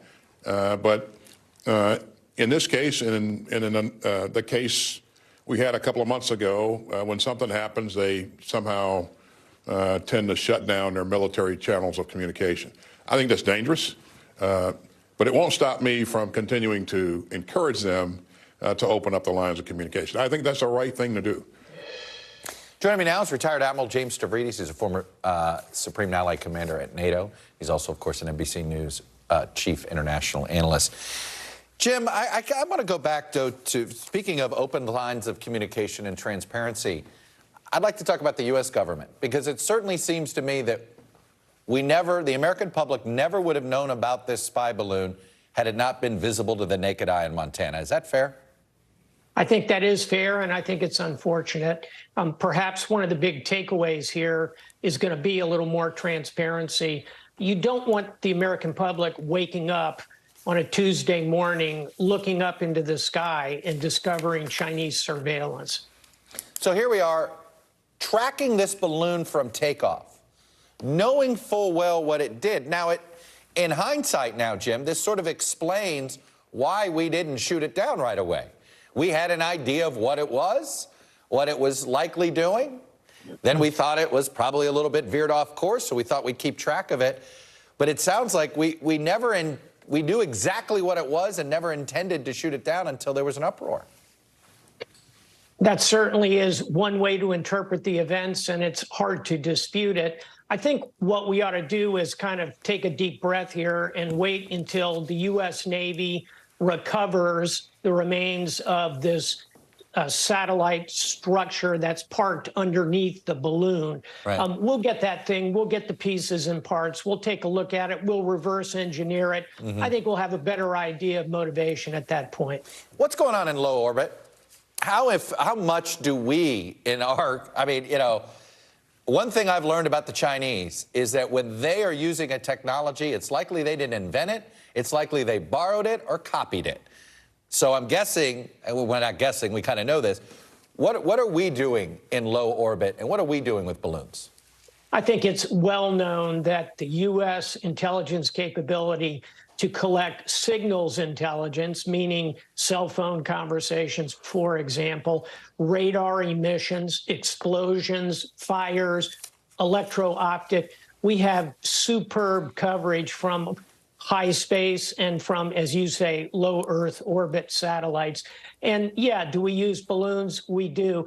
I'm going to, however, on this one, in terms of Beijing accusing the U.S. of flying balloons over China, I don't believe it for a minute. John Kirby, our Rear Admiral, knocked it down hard. And it's unlikely to me in the extreme that we would violate sovereign airspace that way. Extremely provocative. Why do you say that? I mean, the Soviets and the United States, I mean, for a while we had an unspoken agreement to violate each other's sovereignty, and then we actually had an agreement to do it at the Open Skies Agreement. So I don't mean to dispute your denial there, but why should we just assume that? We should, because we are cognizant of exactly what Lloyd Austin was just saying, that these are potentially very provocative moments. Think of the shoot down U-2, Gary Powers, Cold War. Sure. And, you know, by the way, the people who are flying around in the jets that are taking these shots and so forth, it's not Tony Blinken up there in a Hornet with all that judgment and diplomacy and years of experience. The potential for something to go sideways and lead to a provocative moment is very high. That's why the U.S. doesn't do it, and that's why China should not do it. I guess where I'm struggling here with sort of the U.S. version of events is we talk about trying to communicate with the Chinese after we shot down the balloon. We're not getting any reports about any communications with the Chinese while we were tracking this balloon. Was that a mistake? I think it was. And from the moment it looked as though that balloon was drifting toward U.S. sovereign airspace, I would have thought our excellent ambassador in Beijing, Nick Burns, our Secretary of Defense, Lloyd Austin, our Secretary of State, Tony Blinken, would have been calling all cars in Beijing, trying to find out what's going on. Evidently, that did not happen. I think there'll be a lot of lessons learned, Chuck, not only in how to shoot down a balloon, but how to prevent the moment when you have to shoot it down. I'll close with this. One of my idols, World War II Admiral Ernest King, was asked once, what's the mark of a great ship handler? And he said, never get in a situation that requires great ship handling. We missed a few turns here. Yeah, and it leads me to this uncomfortable conclusion, which is we know tensions are pretty high with China. What does de-escalation look like, and is it just a timeout right now that we need? I think timeout is not a bad way to put it. I've been saying the marker is Tony Blinken. Watch for how quickly we can reconstitute his trip. The negative marker would be if Speaker of the House Kevin McCarthy chose this moment to announce a trip to Taipei. I hope he doesn't do that, and I hope Tony Blinken can get his trip back together. That would detension this relationship. Those are two great events to forecast toward, one way or the other, Jim. Admiral Stavridis, always good to get your expertise. Thank you, sir. Thanks, Chuck. Coming up, Nikki Haley kicks off her campaign against former President Trump for the Republican presidential nomination. And not surprisingly, he's already kicking right back. We'll have the latest from the trail. You're watching Meet the Press now.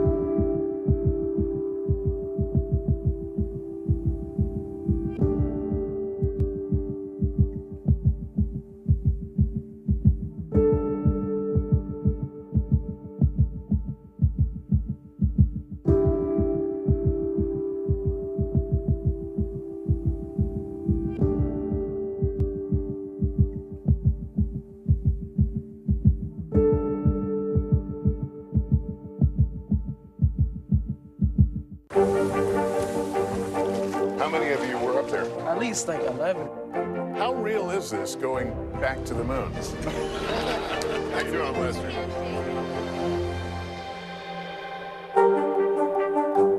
Join Hoda Kotb for season 3 of her podcast, Making Space. Listen now. We begin tonight with breaking news just coming in. Whenever it happens, wherever you are, NBC News, streaming free now.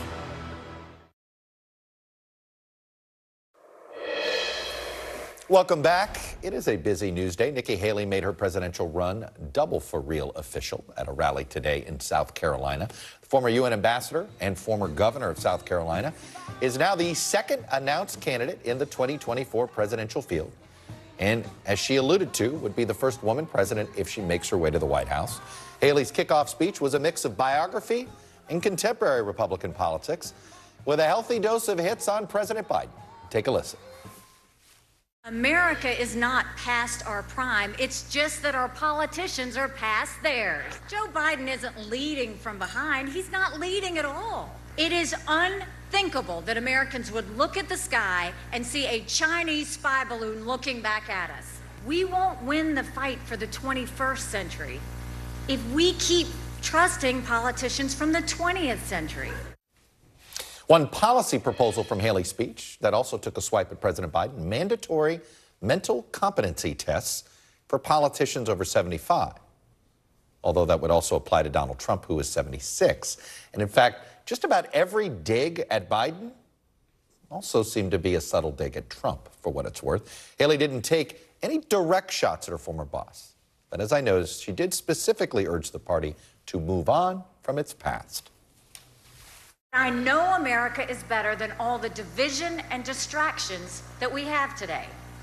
And I'm confident that the American people agree. We're ready to move past the stale ideas and faded names of the past. And we are more than ready for a new generation to lead us into the future. Faded names of the past. I don't know if you call that subtle. Ali Vitale is on the trail for us in South Carolina following Nikki Haley's newly launched presidential campaign. And Ali, I think we ought to get rid of the word subtle. I mean, that announcement speech was a contrast with Donald Trump, pure and simple, but it was disguised as a hit on Joe Biden. It was, and it's almost a general election speech, but Nikki Haley, of course, has to get through an entire primary against her former boss in order to get to a general election against, theoretically, President Joe Biden. I think what we're watching here is the beginning of a strategy where she's trying to take on Trump by putting it through the lens of taking on Biden, which is to say threading the needle of not alienating the Trump base, but also going at him and trying to make a differentiating factor between herself and Trump. I think it might end up being too cute by half, though. I mean, you know what it's like out here on the campaign trail. Everything in Republican politics right now is through the lens of Donald Trump. You don't have to mention him in your announcement, but at a certain point, you are going to have to go at the only other person who is actually in this race, and you're going to have to do it by more than saying, well, my age and my face and my entire persona are new and different than his. So for an opening salvo, this is clearly the strategy, but it's unclear that it's actually enough. Ali, what can you tell me? I know that there are various ways that Donald Trump has sort of pushed back on her today. I've seen some of the online stuff, but I think he did an interview as well, right? Yeah, that's right. And I mean, what he's trying to do is tie her to his past praise, the past praise that she has leveraged upon him. Obviously, she's someone who worked for him. He previously talked about a phone call that they had just before she announced where she said, in his words, that he was the greatest president ever. She's going to have to explain, having been on multiple sides of Donald Trump after the January 6th insurrection, during the second impeachment, saying that she wouldn't run for president in 2024 if he ran for president in 2024, because clearly that's where we are right now. And for Haley, she's going to have to explain that, whether it's right now, clearly today, she's doing some interviews, including with our own NBC's Craig Melvin, but also as she gets back out on the campaign trail, she's going to Iowa and New Hampshire over the course of the next week and a half, really road testing that message, which you're right, had a great amount of bio in it, also some foreign policy, which you don't typically hear in a presidential kickoff. So it was all there. It's just a question of if she can defend it. Well, that's what we're all watching there, but I think she is certainly a compelling candidate and certainly worthy of your time following her on the trail. Ali Vitale, terrific reporting today, and as always, stay safe on the trail. And joining me now is Rob Godfrey. He was a top aide to Nikki Haley while she served as governor of South Carolina. Rob, I appreciate you doing this. Think of it as a little bit of, okay, help us get to know her a little bit better. You heard her announcement speech. What struck out to you that was familiar, and what stuck out to you that was different? Well, I think it was an upbeat speech. I think it was something that very much didn't need to take anyone on by name that she may be running against. I think in and of herself, Governor Haley, by virtue of her story and her strengths, her story as the daughter of Indian immigrants who taught her every day how blessed she was to grow up in America, a successful governor who created jobs and changed lives and reformed state government, and an ambassador who was unafraid to take on America's antagonists and America's rivals and stand with our allies. I think that what she did was effectively launch a campaign that was upbeat, that was about renewal and American pride, and in doing so, contrast herself with candidates who are talking about grievances of the past, who want to relitigate elections of the past, who want to continue to talk about issues of the past. It was very much a generational argument that she made without taking any sorts of direct shots at anybody she has to take on in this nominating process. I'm sure you saw this headline. I think it was the folks at the Bulwark had this headline over an analysis of Nikki Haley. A terrific presidential candidate if this were 2015. And I say that, and I want to ask you about it because your description of her announcement, to me, was similar to the description that was made of Jeb Bush's announcement, the description that was made of Scott Walker's announcement. Two guys like Nikki Haley, I would argue, cut from the same sort of be optimistic, be forward-looking, don't get mucked in the past. And that didn't work with voters in 2016. They wanted grievance. Is that her sort of, whether it works or not, is whether voters want optimism or whether voters still want grievance? Well, I think voters still want optimism because optimism speaks to the future and optimism speaks to a vision of the future. But voters also want to talk in these early states, whether it's caucus goers in Iowa or it's voters in New Hampshire and South Carolina. They expect and demand to talk to each of these candidates one-on-one, face-to-face about the issues that matter to them. Some of those issues that are going to drive them are going to be emotional. Some of us are going to see as grievance issues. I'm sure that Governor Haley will be ready to discuss those issues with them. But let's make no mistake. In any of the races that Donald Trump has previously run, he's never had a foil that's quite like Nikki Haley, someone who has her story and her background, her association with him, and her association with a successful record on her own. And what's different about that foil is that she has some strengths that he's never faced before. One, she doesn't have the baggage of being before the American people for 30 previous years that Hillary Clinton may have had. But what she has that he's never faced before is the ability to be disciplined, to not be distracted by the things that many candidates are distracted by. And she has the ability to punch back and absorb punches when those come, which we anticipate with a chaos candidate is going to come with it, in the context of Donald Trump stuff. Rob, I'm curious, one thing that she didn't mention in her announcement, and I thought she might at least allude to it, was sort of that moment, that leadership moment that I think the nation remembers. Mother Emanuel Church, and she sort of led the effort. She led the effort to get the Confederate flag off the State House grounds there. Why not bring it up today? I mean, it's a big moment in her political resume. Well, if you remember yesterday in the soft launch of her campaign and the campaign video, she talked about the fact that she looked hate right in the eyes, whether it was on the international stage or it was in Charleston in the aftermath of that shooting.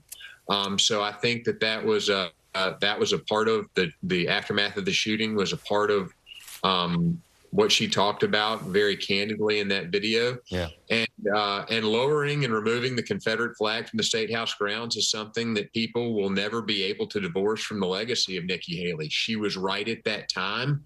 But let's be clear, no one person deserves credit for that. That was something that happened because 9 lives that were innocent lives were taken by a hateful, deranged gunman.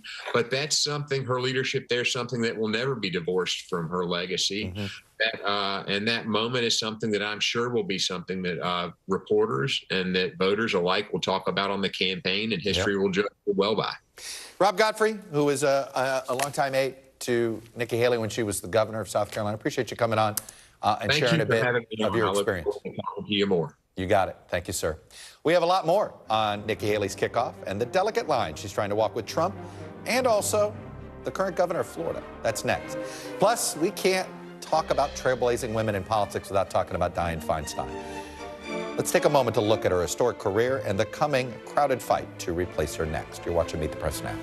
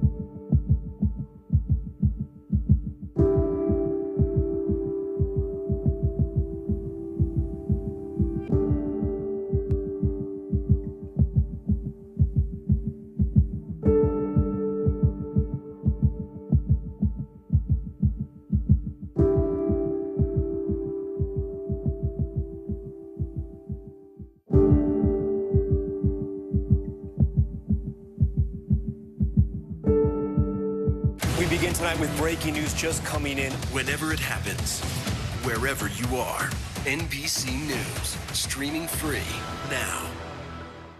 Join Hoda Kotb for Season 3 of her podcast, Making Space. Listen now. The day's biggest political stories with trusted insight and expert analysis. A daily look at the politics behind the headlines. Meet the Press Now, streaming weekdays at 4 p.m. on NBC News Now.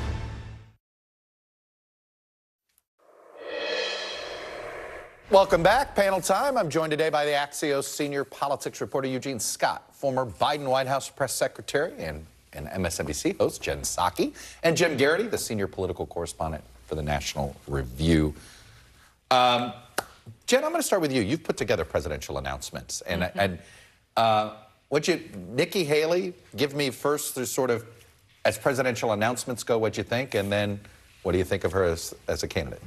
Well, I was thinking as I was watching it that the bar you want to cross is, does this person look presidential and real? And she did. I mean, she had a crowd behind her that were cheering. She looked like she was delivering, because think about the percentage of people who just see things on screens in airports and other places. So I think the announcement itself. So as you're walking down, like catching your flight, you look up, oh, wow. You're Nikki like, Haley, wow, she looks like pretty good. Yeah. I know that sounds so superficial, but that's how people make decisions. Well, little things like this matter. Initially, or they're intrigued. They're gonna Google her and look her up. The Kamala Harris announcement was a terrific announcement. Yes. And it mattered a lot to her candidacy, didn't it? So good announcement. The big question is, what is her lane in the Republican primary? Well, Jim Garrity, what is her lane in the Republican primary? I guess the idea is that Trump comes out as a older, tired, crazier version of his old one, no longer an unknown quantity, no longer someone Americans want to roll the dice on, and that for one reason or another, Ron DeSantis doesn't have it, that he doesn't have the charisma, and that all of a sudden someone who's served under Trump and who is seen as Trumpy enough, but who's also developed her own independent identity is there. Look, she's got an uphill climb, there's no doubt about it, but I think this was about as good a start as you could hope for if you're Nikki Haley. And Eugene, this is what intrigues me about her candidacy. First of all, it's the simple fact, it's our version of the Ricky Bobby rule. If you ain't first, you're last. And being the first non-Trump, I think mattered here. Absolutely, but I think what's really important, we could talk about Trump all we want, but her policies are unattractive to a lot of Americans, and whether or not she's going to be able to get people outside of her tribe on board. She talked about losing the popular vote 7 out of the last 8 times for Republicans. Is she going to be the one to win it with this political platform? Probably not, when you look at where Americans stand right now. And I guess the question I wonder, and Jim, I want to start with you with this and get to Jen on it, which is, I feel like her theory of winning this nomination is the same theory Jeb Bush had, the same theory Marco Rubio had, which is, I'm going to be the last person standing against Donald Trump, and when that happens, I'm going to look great. I am cursed in this Republican primary so far. There are a lot of really promising... It's so early, though. Yeah, these curses start early. Republican governors, Republican senators who have solid records and just in ordinary circumstances. Look like perfect candidates. This is great. And they're setting up the potential for a rerun of 2016 in which everybody beats each other up. Trump is his own unique identity and wins the primary with the plurality. People forget that last time around he won a little bit more than 45% of the total votes cast in the Republican primary. Unfortunately, there were 16 other guys, and you never had a one-on-one race between Trump and Cruz or Trump and Kasich. Right. We never had it. We always were looking for it, never had it. Jen, take this from the White House's perspective. What's interesting here is you got an idea of what the Biden hits are going to look like during the primary. Yes. A lot of age. Yep. That's going to come, and I don't think that's going to be just unique to her. I think you're going to hear that a lot. What else do you think they need to gird themselves for, and how should they be countering? Well, what you've also hear is it's been a failure, and his policies are a disaster. Now, they haven't really been the cars that have had their hoods lifted and kicked quite yet, where they're getting questions from voters and reporters and things, and people ask those questions. Right. So they do have to be prepared for that. Inflation, there are things like when you intellectually explain the cost of eggs, it's like, oh, there's lots of factors there, but they're going to throw those type of hits out there, cost and how they impact people every single day. For the White House, the best thing possible, though, is a huge Republican field. Because as much as they're all going to attack Biden, what is more interesting to everyone is, what is Nikki Haley saying about Ron DeSantis when she says something about Ron DeSantis? Who is Ron DeSantis going to attack? How is he going to go after Trump? That is what is going to get more coverage and attention. That is great for the White House. And that, to me, is another part of this challenge for Nikki Haley, Eugene, which is, to me, when you run for office, you're making a case for yourself, but it's like, why me, not them? Right. So why her and not Ron DeSantis? And she didn't even begin to answer that question today. No, and I think she's relying quite a bit on narrative and her identity. She's different, she's unique, and I think we're in a time where many people in this country do want to see more diversity at the top of the ticket, and so she's leaning on that. I think she also pointed to her track record in handling some race issues in South Carolina, especially the shooting at that church in Charleston, and we know that DeSantis right now is not getting a lot of good press when it comes to racial issues, and so I think her argument is appealing to many voters of color who perhaps historically haven't looked at the GOP, letting them know that she could be a better option than the Florida governor. Jim, the other thing that I'm curious about now, her candidacy will mean that every other person that announces after has to answer the question, aren't you diluting the field? Yeah, it's first mover advantage. Right, and this is, to me, what made her, I'm just sitting there going, if you're Asa, Tim, Yeah. Chris. Tim Scott. You know, Yeah, that's yeah, what I mean. yeah. I'm all these other, you're like, Nikki beat us. Yes, and out of all of the other candidates in that race, Tim Scott also being from South Carolina. Look, we know, at least on the Republican side, Iowa's still going first, or at least as of this conversation. Yeah. New Hampshire, then Nevada, and South Carolina. South Carolina, for past cycles, has always been the one that decides it. Well, now we have not just an incumbent president who won South Carolina. We also have two candidates who have won statewide in South Carolina who are pretty darn popular with each other. Right. So if they split it three ways, nobody gets any advantage out of winning South Carolina or winning a close second, close third, something like that. Yeah. So in a very strange way, this might nullify the importance of South Carolina by having not one but two major Well, not only candidates that, in there. and if Kristen Nunes is running, we're nullifying the importance of New Hampshire. Yeah, this right. is what, all about Iowa. Yeah. Again. Again, just when everybody's We've seen this movie before. And just wait till they don't have the result for us. Because remember, the Republicans couldn't get the result for us. Yes. Yeah. We're still wondering, Rick Santorum or Mitt Romney. Who Yeah. won? We don't know. Rick Santorum has an answer to that. I was going to say, yeah, you had to spend a lot of time in the Yes, green I room with did. it back Yeah. in the day. Jen, I want to talk about another woman in politics today, and it's Dianne Feinstein. For my entire professional career, I have covered her from when from her Senate race onward. This is a person that is a trailblazer. Yes. And to watch how this is ending is hard to watch. It is hard to watch. I don't know if it's family, staff, but whatever's happening is not happening well enough. How's that? Whatever they're doing, they're not doing a good job. Yeah, I think it is hard to watch. I mean, I grew up, high school, college, where she was one of the core trailblazers. That term is used a lot, but it is actually applicable to her. She is. She is a trailblazer. She is, yeah. And she has had a tremendous career standing out there on a lot of important issues. This is one of those cases where you wish, as you're watching from the sideline, why couldn't they have made this decision 6 months ago, right? Or why couldn't they have it's one of those, and done it why on can't her a family terms? member come in? Why is it somebody? It's like there's some, and I get it. We've all dealt with aging relatives and Eugene, but it's like, I also hate that, this is the circumstances with which she had to become mayor of San Francisco. She basically got the California Democratic Party off the off the mat when Republicans, guys like George Deukmejian were winning 2 terms, okay? And when that is not a misprint when you're looking up your history of California politics. It just feels like it's tarnishing something here at the end that's unfair to her. It does. Nobody's looking out for her here. And speaking of that, one thing that's really interesting, when you think about people who are new to American politics and don't know the role she played historically, what they know about her is these last couple of years. She has not been able to control the narrative. I was reading something last night about her being in local politics with Harvey Milk, and there are just so many rich stories that could be a part of her narrative. And maybe there's still time. Maybe there's still time to get on top of that. Yeah, no, it is. Look, we've seen this with other, Fritz Hollings once infamously said, there's no better nursing home in America than the United States Senate. It's hard to leave. Thurmond. So one of the things I kind of is odd about this is we've seen the New York Times, lots of publications write the Dianne Feinstein is having serious memory issues, serious piece that usually would be the sort of thing that would spur a resignation within a month or two. And it didn't happen in this case. It just kind of kept going, and it just kept going. Like I said, I don't know the situation, and I don't want to pretend to, but it does feel like family and staff are not, they may be thinking they're helping her, but it's not coming out that way. No. That's, I know it's not easy. Anyway, sorry to put you all in that uncomfortable situation. But anyway, Eugene, Jen, and Jim, thank you all. Up next, how one judge in one case is threatening access to abortion pills for women nationwide.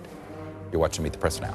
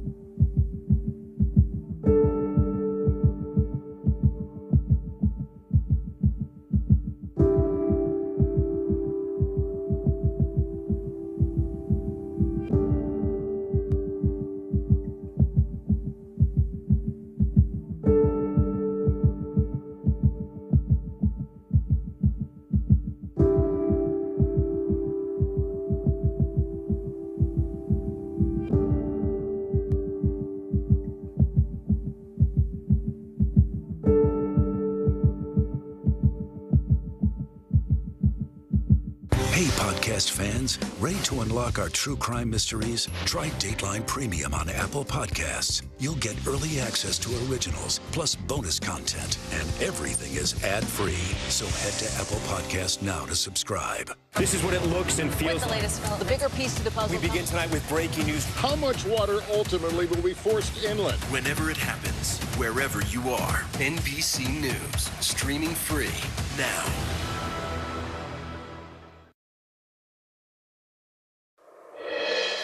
Welcome back. One Texas judge has the power to severely limit access to abortion for women nationwide. Here's why. He decides a case this month that could force a common abortion pill off the market completely. An anti-abortion rights group filed a lawsuit in Texas challenging the FDA's approval of a pill used for at-home medication abortions, and has asked the judge for a preliminary injunction to make the FDA take the pill out of circulation while the larger case is decided, not just in Texas, but across the entire country. The drug in question has been FDA approved for over 20 years, specifically for use alongside another pill to terminate pregnancies up to 10 weeks. More than half of the women in the United States who seek to end their pregnancy do so using medicated abortions or medication abortion. Chloe Atkins has been following this Texas lawsuit. And Chloe, I think that the thing that's the head scratcher is we understand injunctions that deal with sort of what's at stake. This is all about a Texas law. It has nothing to do with the nation's law. So how does this judge have the power? Well, it was very intentional. These anti-abortion groups, they went judge shopping, essentially.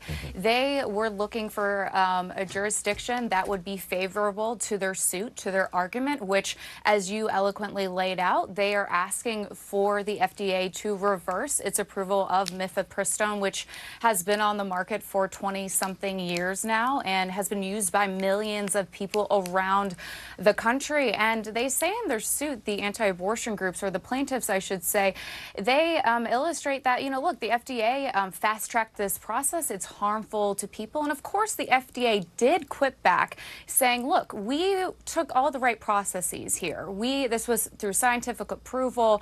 Many people have used this. But Chuck, I really want to harp on the facts here. And the facts here are that, medication abortion, when using that 2-pill regimen, has almost 100% efficacy rate when terminating a pregnancy, and it has less than a 1% rate of major complications of having to go to the doctor's office or even the hospital. And medication abortion also is one of the most common ways that people are using or are doing so to terminate their pregnancy in this day and age. So what could happen here is if this judge out of Texas that is conservative leaning and that was appointed by Trump and has Christian conservative affiliations, if he rules in their favor, mifepristone will be pulled from the market, Chuck. So, and what this would mean is suddenly there would be, this would take the basic prescription that is used to end a pregnancy just completely off the market. What would happen next?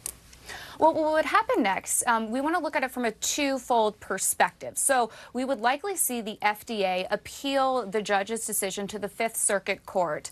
And they would then, given that the Fifth Circuit Court is conservative, it could wind up at the Supreme Court. But also, I do want to add that, we are seeing providers pivot to this misoprostol-only regimen, which is the other drug in that 2-pill regimen. That is just as safe and just as effective. So, Chuck, that is what we will see play out in the weeks to come if this judge does rule in favor of the plaintiffs. And if they do, we'll obviously keep hearing this go through the courts as well. Chloe Atkins, terrific reporting on that. And thank you all for being with us this hour. NBC News Now coverage continues with Hallie Jackson right now.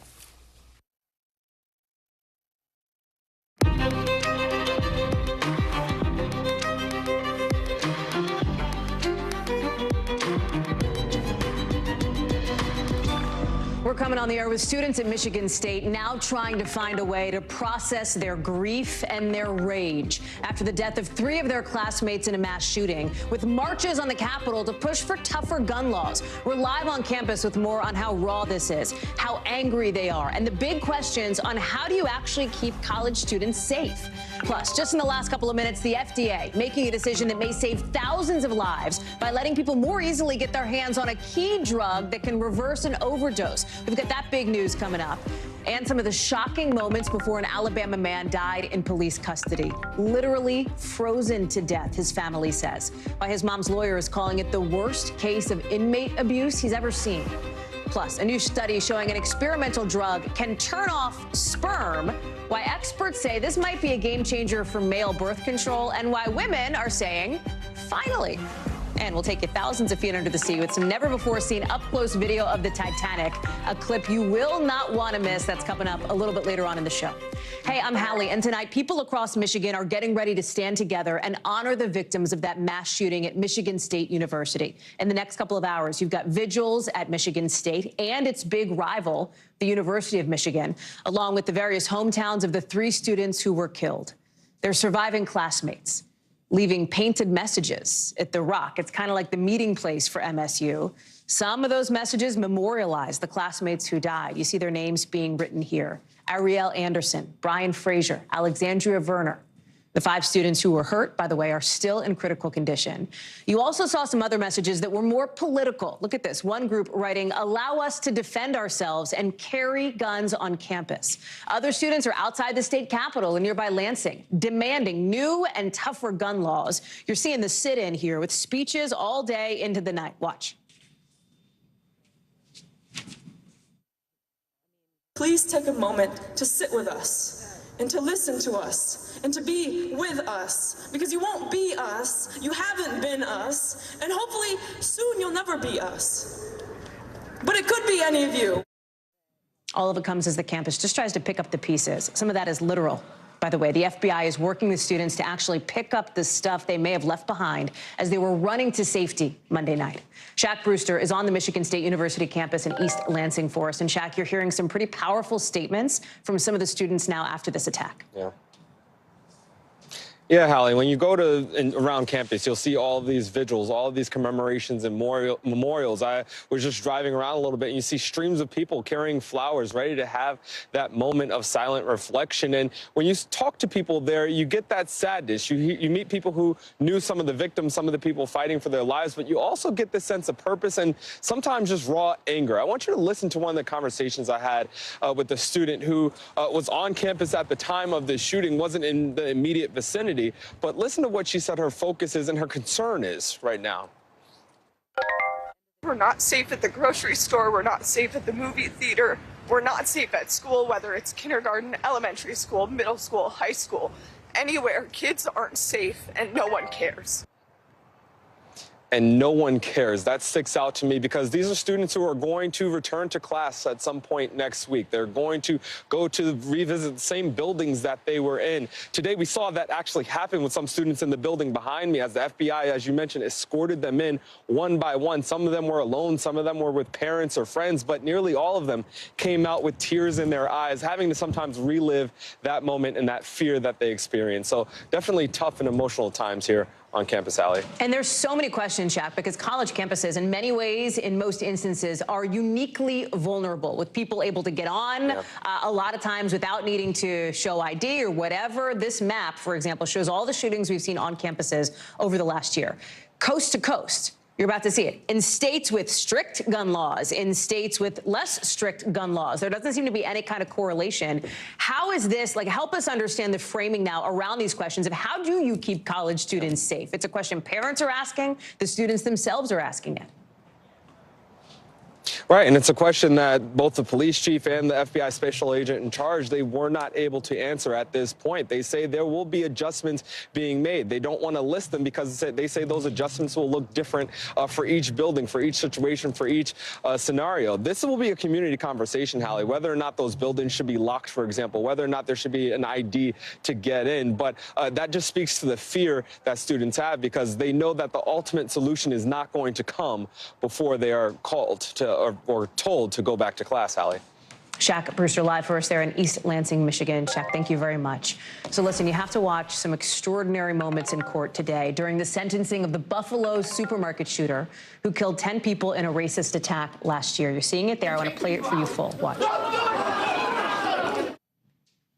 That's a relative of one of the victims lunging at the shooter. You see him being held back by security. Security took both men eventually out of the room after that very dramatic, very emotional moment.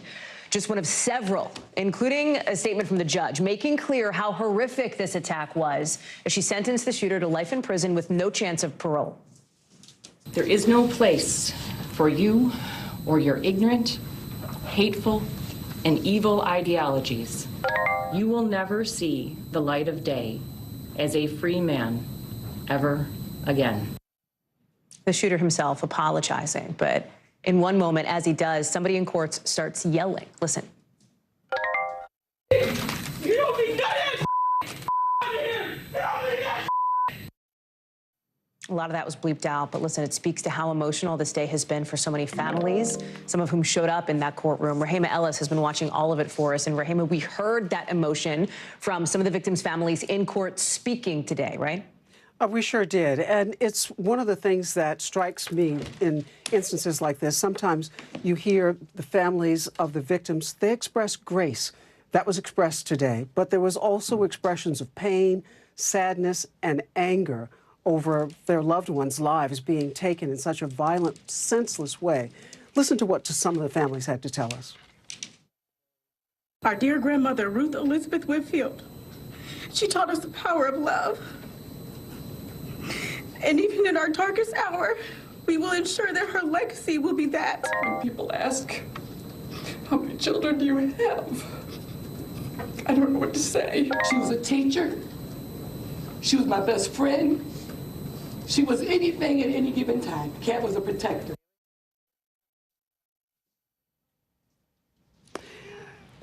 There were 10 people killed in this racist attack almost 9 months ago. And the victims of these family members, they all spoke out. You could hear some of it. It was so much pain expressed in that room today as these impact statements were presented to the court before the judge sentenced this gunman to, as you heard and you mentioned, to life in prison without any possibility of parole. Right. And it wasn't just the murder charges, the attempted murder charges. There was also a very specific domestic terrorism related to hate charge that New York State had never seen before. Yeah, that's right, because it's a new charge that New York had imposed for crimes like this, and this young man was now finding himself sentenced to this life sentence because of what he did. He also was. There were 3 other people who were injured during this attack last year who did not die, but they were seriously injured, so their lives are wounded forever as well. Hallie? Rahima Ellis, thank you very much for being on top of that one for us tonight. Again, very emotional, a dramatic day in court.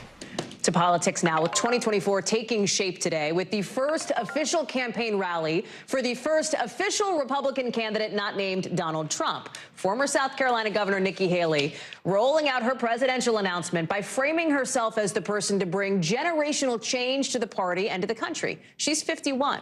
President Biden is 80. Former President Trump is 76. Which is why this line you're about to hear from her today and this tone signals something about where she's headed. Listen. In the America I see, the permanent politician will finally retire. We'll have term limits for Congress.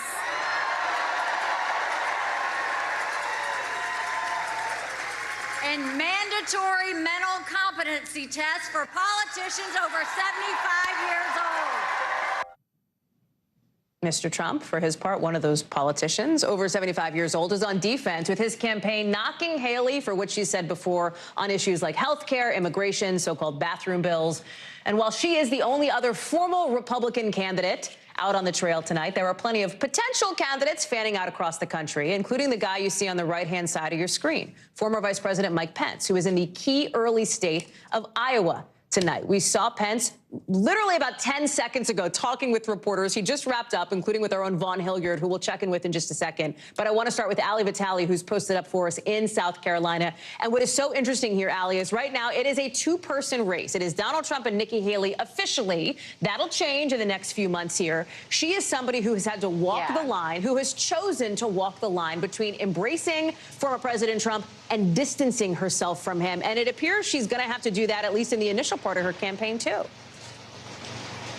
Yeah, that's absolutely right. But that's a charge that not just Haley is going to have to handle, but someone like Mike Pence and Mike Pompeo, all members of former President Trump's administration, and all people who are going to have to toe the line between having supported in various ways the America First Trump agenda, but then also arguing that they should turn the page from Trumpism. Haley didn't mention Trump's name here at all today. It's not entirely surprising, but all of us caught those not so subtle digs as she tried to make this a binary technically between her and President Joe Biden, but everyone knows she has to get through a primary with Trump and an array of other Republican candidates before that. And so in the same ways that she was attacking Biden on issues like his age and acuity, those are similar themes that could come back around at the former president as well. She's clearly not ready to go there, but look, at a certain point, she's going to have to, especially for all these folks who served in the Trump administration. It's a differentiation that they're ultimately going to have to make. She's not just the youngest person officially in the race. She's also, like, listen, the only woman, and the only woman candidate who we think is going to run on the Republican side, likely, although there is some discussion about what might, for example, former Congresswoman Liz Cheney do. She said something interesting, though, today, Nikki Haley. She says she doesn't believe in glass ceilings, Allie. Yeah, so not surprising, but of course, you know that I was so interested in the way that she would take on gender here, especially because in the announcement video that she did, she talked about kicking back in heels and having it hurt more. There were several references to her gender there, and she made those references here again today. Yes, she might be the only woman to run in this field. We've got questions about Liz Cheney, questions about South Dakota Governor Kristi Noem. Those are the other women that could round out the field. But the fact that Haley is running, she's not running gender forward. You appear how you appear, and so she did speak to the fact that she is a woman of color and that she has broken barriers in being a woman of color elected governor here in the state of South Carolina. But she did a very Republican thing today that every operative and strategist that I talked to for my book warned me she would do, and warned me that candidates of color and women on the Republican side have to do, which is make sure that they don't lean too far into gender and identity politics, because the conservative base, they absolutely hate that. We watched Nikki Haley do that delicate dance today as well. Ali Vitale, thank you much. As we will do so often over the next year, we will take you now to Iowa, where you're seeing Vaughn Hilliard pop up. It's where former Vice President Mike Pence is in town for a rally on public schools' transgender policies after a stop in Minnesota, where he's talking for the first time on camera about fighting a subpoena that's been issued by the Justice Department. Let me bring in Vaughn, because Vaughn, literally 45 seconds ago when we saw you pop up, you had just been talking with a group of other reporters to the former VP. Talk about this. Why won't he comply with this subpoena related to the January 6th investigation by the special counsel? Right. Hallie, we'll get a little bit more into the granular part of it, but I just will let you just hear from the former vice president directly and a little bit of what he was just telling us. Take a listen. The Constitution prohibits an executive branch from summoning anyone into court for their legislative actions or duties. So I believe that that speech and debate clause of the Constitution actually prohibits the executive branch from compelling me to appear in a court, as the Constitution says, or in any other place. And we'll stand on that principle, and we'll take that case as far as it needs to go, if needs be, to the Supreme Court of the United States. Now, Hallie, for as much as the former vice president would like to be forward-looking here, the subpoena looms over what has been really heightened attention over the last 2 years about his role in those weeks leading up to January 6th and the pressure that he faced from former President Trump to help overturn the 2020 presidential election. And what you heard him just lay out there is going to be their legal defense. And that is that on January 6th, he was serving in the capacity of the president of the Senate, therefore a part of the legislative body. And that clause in Article 1 of the Constitution that he was outlining protects House and Senate members of the legislative body from essentially criminal liability, from legal inquiries, allowing them to deliberate without the threat of being charged criminally. And so what he is contending is that he was playing that role and is therefore protected from having to talk about his experiences and the deliberations about what actions he was going to take on January 6th. Vaughn, I see you on the campaign trail there. Just give us the quick vibe check, right? Because even though Mike Pence is not a formal presidential candidate yet, like Nikki Haley is, he's still on the trail, right? I mean, it's undeniable. Right. He's in Cedar Rapids, Iowa here. He was in Minnesota earlier today. He was trying to focus. Right? this event at a pizza ranch. There's about 200-something of them around the state here, and he was trying to focus on this local school district that instituted a policy that allows for gender-affirming care and for students to choose their pronouns of which to go by at school. But of course, that's where this subpoena is very much, and the investigation is very much on the minds of voters too. I had a conversation with several of them, and they said the events around January 6th definitely impacted the way they view Donald Trump, but also whether they want to go with somebody who is outside of the administration there that day, somebody like a Nikki Haley or a Ron DeSantis here. All this very much is intertwined with 2020 is intertwined with 2024, Hallie. And 2016 before it, too, I would go so far as to suggest. Vaughn Hilliard live for us in Iowa State. You know well. Thank you, friend. To an NBC News exclusive tonight, our own Courtney Kuby, one-on-one with Defense Secretary Lloyd Austin in Europe, just days before the first anniversary of the war in Ukraine.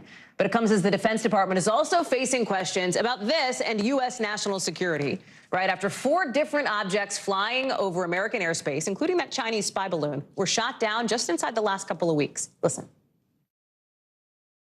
The fact that the U.S. military didn't know about these until recently, is that an intelligence failure? Was that a military failure? No, it's how you use your radars. We typically are focused on things that are moving fast, and so it's a bit more difficult to collect on slow-moving objects like a balloon. And as they made adjustments, we were able to see some of that. Joining us now, Courtney Kuby, live for us from overseas. Courtney, great interview. And let's start with these objects the military shot down. Interesting to hear the secretary talk about the idea of how they kind of tune their radar, because there were some questions of, after the Chinese spy balloon, there were these 3 other objects. Did those get picked up because of a change in radar? Did that change back now? Like, what's going on here? Yeah, they did get picked up because of the radar. They basically refined what they're looking at. So in the past, something they may not have seen at all, or they may have just dismissed as clutter, they're now taking a closer look at. That's what happened in the case of these 3 unidentified objects. And as far as we know, Hallie, there's been no change back to the less refined radar. So theoretically, if these kinds of objects are still in the air floating around the U.S. should be seeing them. Now, we asked that question specifically today. Secretary Austin saying he's not aware of any more objects that they've been tracking in the last 48 hours, but it's a question that we need to keep asking and asking to see if they're not only tracking them, but then are they making the decision after these first 3 not to shoot follow-on ones down. The reason why the secretary is in Europe in the first place, Court, as you well know, is to talk about the war in Ukraine with NATO leaders, nearly a year after Russia first invaded. There is a question now, because the end of year 1 means the beginning of year 2, which is kind of a part of the nightmare scenario that I remember talking with you about, that experts were talking about, 11 months ago here, how long this war would drag out. What does that second year look like? How is the U.S. going to keep helping Ukraine here? Are fighter jets the next big thing? Well, yeah, that's right. So over the last year, one thing we've seen is the U.S. providing equipment that at one point they think they're concerned is escalatory, but then they end up going one by one and providing them to the Ukrainians. And they are now also providing them with some targeting information, helping them reach some Russian targets and sites. But I asked Secretary Austin specifically about that, is what does the future for this conflict look for the U.S. involvement? Here's what he had to say. Is the U.S. getting more and more directly involved in the war in Ukraine? And how could that evolve over the coming months and years? We've said a number of times that we are not at war with Russia now, nor will we be. And so I know that Mr. Putin would like to have people believe that, but that is not in fact the case. And the Ukrainians choose their own targets to engage, and they engage them. Secretary Austin saying he doesn't see a scenario at this point where U.S. advisors or trainers would be on the ground in Ukraine. But the big question is, where does this go from here, Hallie? That's what we'll be watching. Courtney Kuby live for us there overseas in Europe. Court, thank you. We're looking forward to watching more of her interview exclusively with Defense Secretary Lloyd Austin tonight on NBC Nightly News, 6:30 Eastern with Lester Holt, wherever you watch your local NBC station.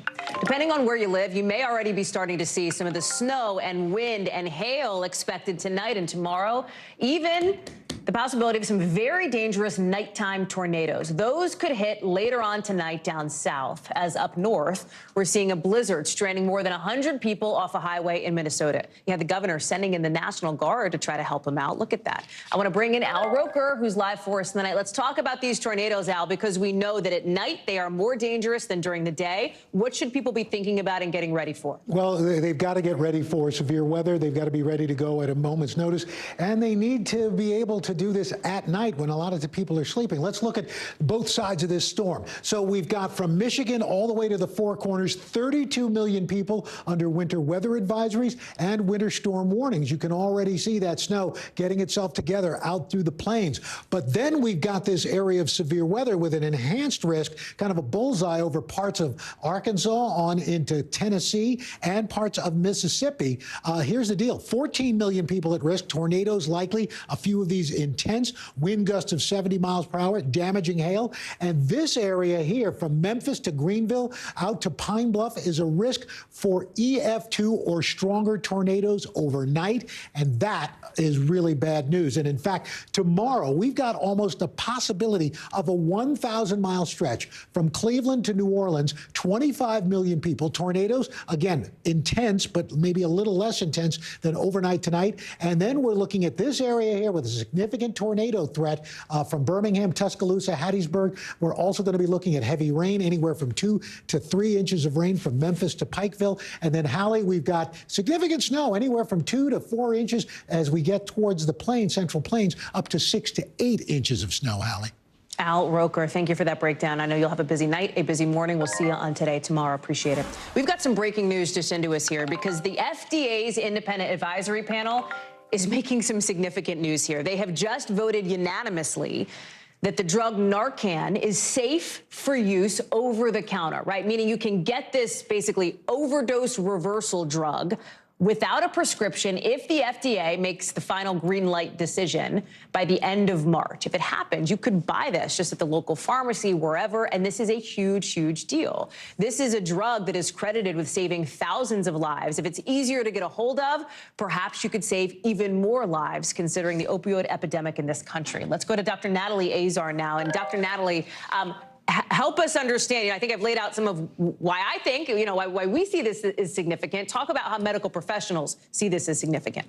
Yeah, one of the things I think that we're going to see, that the consequence of this, Hallie, is think about all the community centers who want to have this medication on hand, but it's really cumbersome to get it right now. All 50 states, Hallie, it's available without a prescription currently. All states have what's called a standing order, which means that the pharmacist can look at a set of criteria that would designate somebody as a candidate for this, but the person has to come up to the pharmacy, has to ask the pharmacist for it. It's behind the counter. Think kind of similar to like Advil and Sinus. It's a little bit of a process to get it. And a lot of people, because of stigma and other reasons, may feel very, very uncomfortable doing this. This way, now you got the Advil, but it's on the counter, or it's on, in the, what do you call it? What I'm talking about, at the supermarket, at a convenience store. Yeah. Now anybody can get it. And I think that's just going to increase access for everyone. Right now, when I prescribe any form of a narcotic to a patient, I get an option to give them naloxone with the narcotic. So this is one of those things where it's like anyone who's using any type of opioid pain medication, we're not even talking about fentanyl and heroin, we're talking about people who are using even prescription opioids, really should have this on hand in the case of an accidental and certainly an intentional overdose. But as happens so often in this country, Dr. Natalie, right, when you talk about drugs, you have to talk about money and cost as well, because it's not clear, it's not a given that insurance is going to cover the cost of this. So then there's questions about access. Right, and that's the thing, right? So over-the-counter medications generally are not covered by insurance because they're not prescriptions, so you don't submit that to your insurance company. A pack of 2 of these nasal sprays will run about $50. That's pretty darn expensive. And some folks who have overdosed on an opioid require more than 1 dose of the Narcan. So that's going to be an issue. I mean, cost is always, right, in a situation like this. The other thing, Hallie, that the FDA is looking at is how easily interpretable the directions are. There's 5 different steps to this. this. The makers, the drug maker, did do a study and said, look, 90% of people were able to administer this to a mannequin, but it wasn't an emergency situation. So the FDA really wants to streamline that too, so that really anyone off the street, even with very little literacy, is able to administer this to someone who they suspect or know has overdosed. Dr. Natalie Azar, thank you very much for bringing us this developing news here late tonight here on NBC News Now. Appreciate it. Coming up, the defense for Alec Murdaugh getting a big win in court today. Why it turns out we won't hear from the man at the center of one of the prosecution's arguments. We've got that coming up. Stay with us.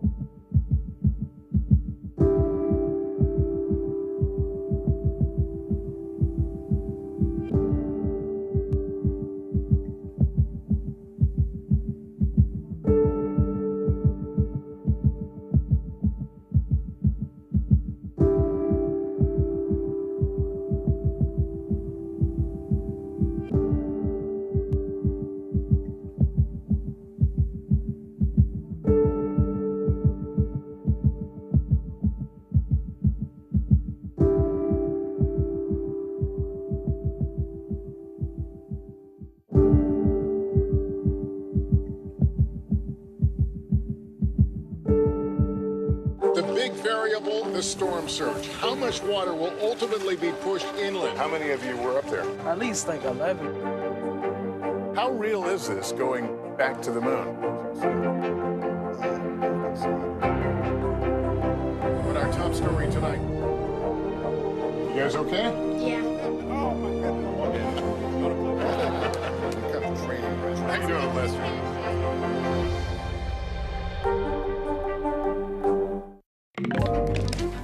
Just in the last couple of seconds here, as we've been in that commercial break, we are learning of yet another mid-air close call, this time involving a plane near Honolulu.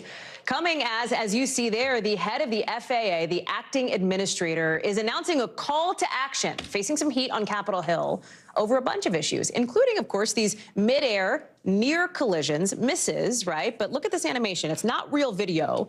It was rolled out by the office of Texas Senator Ted Cruz. It visually lays out what could have been a catastrophic collision in Austin earlier this month between a FedEx flight and a Southwest airplane. Look how close they come, within 100 feet of each other. I mean, that is just one of several close calls, including another in Hawaii and New York City, for example. Listen to some of the air traffic control comms as some of these were happening. Delta 1943, cancel takeoff clearance. Delta 1943, cancel takeoff clearance. Rejecting. American 106 Heavy, American 106 Heavy, hold position. American 106 Heavy, hold position. Southwest aboard. FedEx is on the go. Tom Costello is covering all this and is joining us now. You are not supposed to hear stress like that, right, in the voices of air traffic controllers. We are learning as you are just approaching set here that there is yet another close call in Hawaii tonight. Time to all of this on the Hill today. Talk us through. So let me just be clear that we've just now learned the NTSB says there was another what they call a runway incursion. This is on the ground in Honolulu. Okay. So it wasn't in the air. It was on the ground. Got it. Correct. On the ground. January 23rd, according to the NTSB, a United 777 taxied right across the runway where a small Cessna was coming in for a landing. Thankfully, no collision. It was close. Obviously, a Cessna versus a 777. There's no competition, right? The 777 wins. Thankfully, nobody injured. But this is now the third runway incursion. Now, I'm going to delineate this.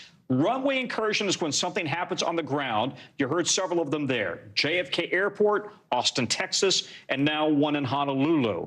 A midair or something that happens in the sky is what we're talking about with the United flight, another United flight, that suddenly went into a nosedive coming within 800 feet of the Pacific Ocean, a steep nosedive, which nobody's explaining. And the NTSB and the FAA are investigating. United will only say that they sent their pilots who were involved back for remedial training. You can discern what you want based on that, but that happened in December. So we are now aware of 4 potentially serious incidents, close calls, thank God, nothing more, in the last few months. So in that context, here's what the FAA acting chief said on Capitol Hill today. We are experiencing the safest period in aviation history, but we do not take that for granted. Recent events remind us that we cannot and must not become complacent and must continually invest in our aviation system.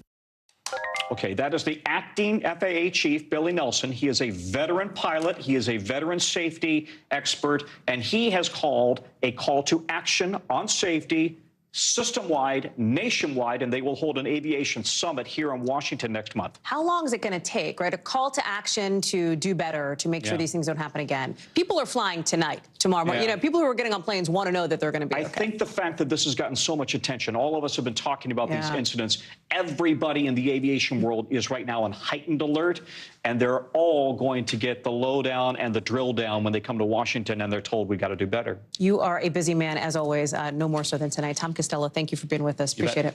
Let's get you over to the 5 things our team thinks you should know about tonight. Number 1, have you heard about Raquel Welch? She died today at the age of 82. Her management company said she was briefly sick. She got really famous back in the 60s. She starred in movies like 1 Million Years BC and Fantastic Voyage. She also took home a Golden Globe for her role in The Three Musketeers. Number 2, the Justice Department is ending its sex trafficking investigation into Congressman Matt Gaetz and apparently are not going to charge him with any crimes, his lawyers are telling NBC News. Prosecutors spent months investigating Gaetz' personal conduct and allegations that he was involved in the sex trafficking of a 17-year-old girl. Gaetz has repeatedly denied the allegations. Number 3, police in the UK say a man has admitted to stealing nearly 200,000 chocolate Easter eggs, and he got the good stuff, the Cadbury cream good stuff, man.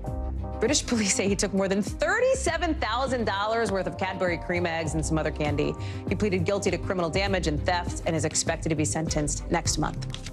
Number 4, Rihanna and her new baby and A$AP Rocky are all on the March cover of British Vogue. Look at this. In an interview published today, Rihanna talks about her high-profile Super Bowl halftime show, about being a mom, and her next album. She says it'll hopefully come out this year.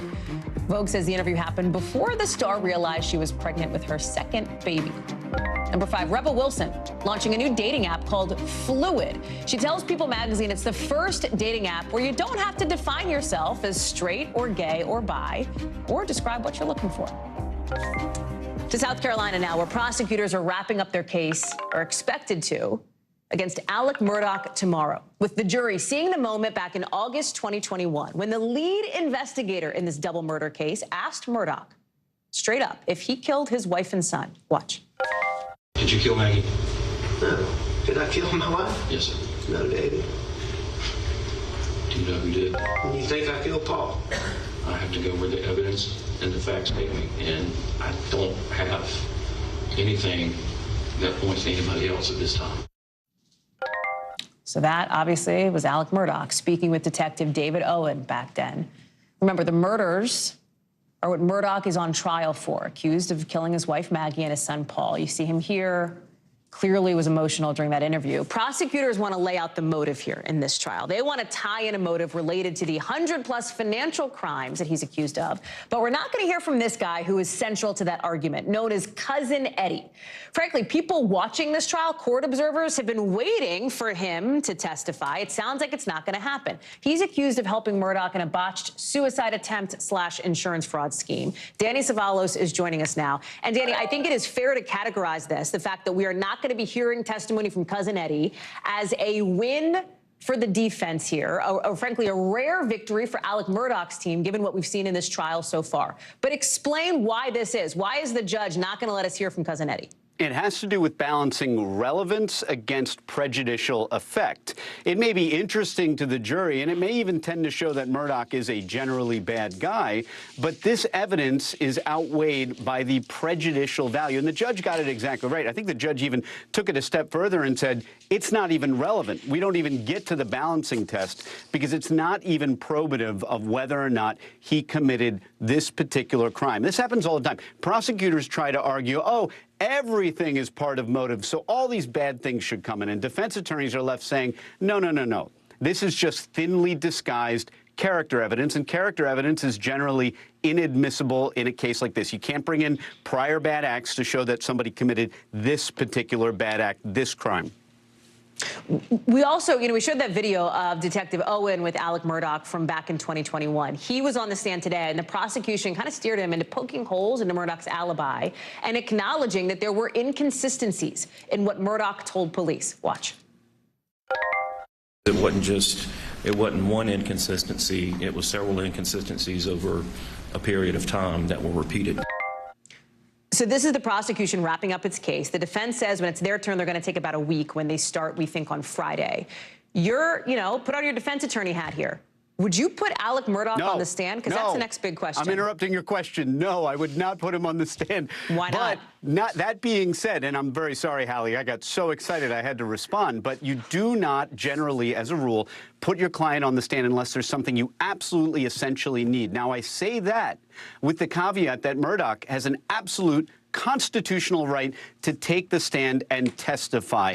And you may see him testify for that reason. But generally speaking, even for an attorney like Murdoch, the rules are slanted against him. He's got way too many other problems to be remotely credible in this case. And so then, Hallie, my apologies for interrupting, but I had to get in right away that this is not the case you put your client on the stand. Danny Savalos, you're a man of many words, and you can say them all right here on NBC News Now. Thank you. Lots to watch as this trial picks back up, we know. When we pick back up here on the show, rescuers in Turkey, can you believe this? They are still finding people alive a week and a half after those deadly earthquakes in Turkey and Syria. We've got the most incredible stories of survival next.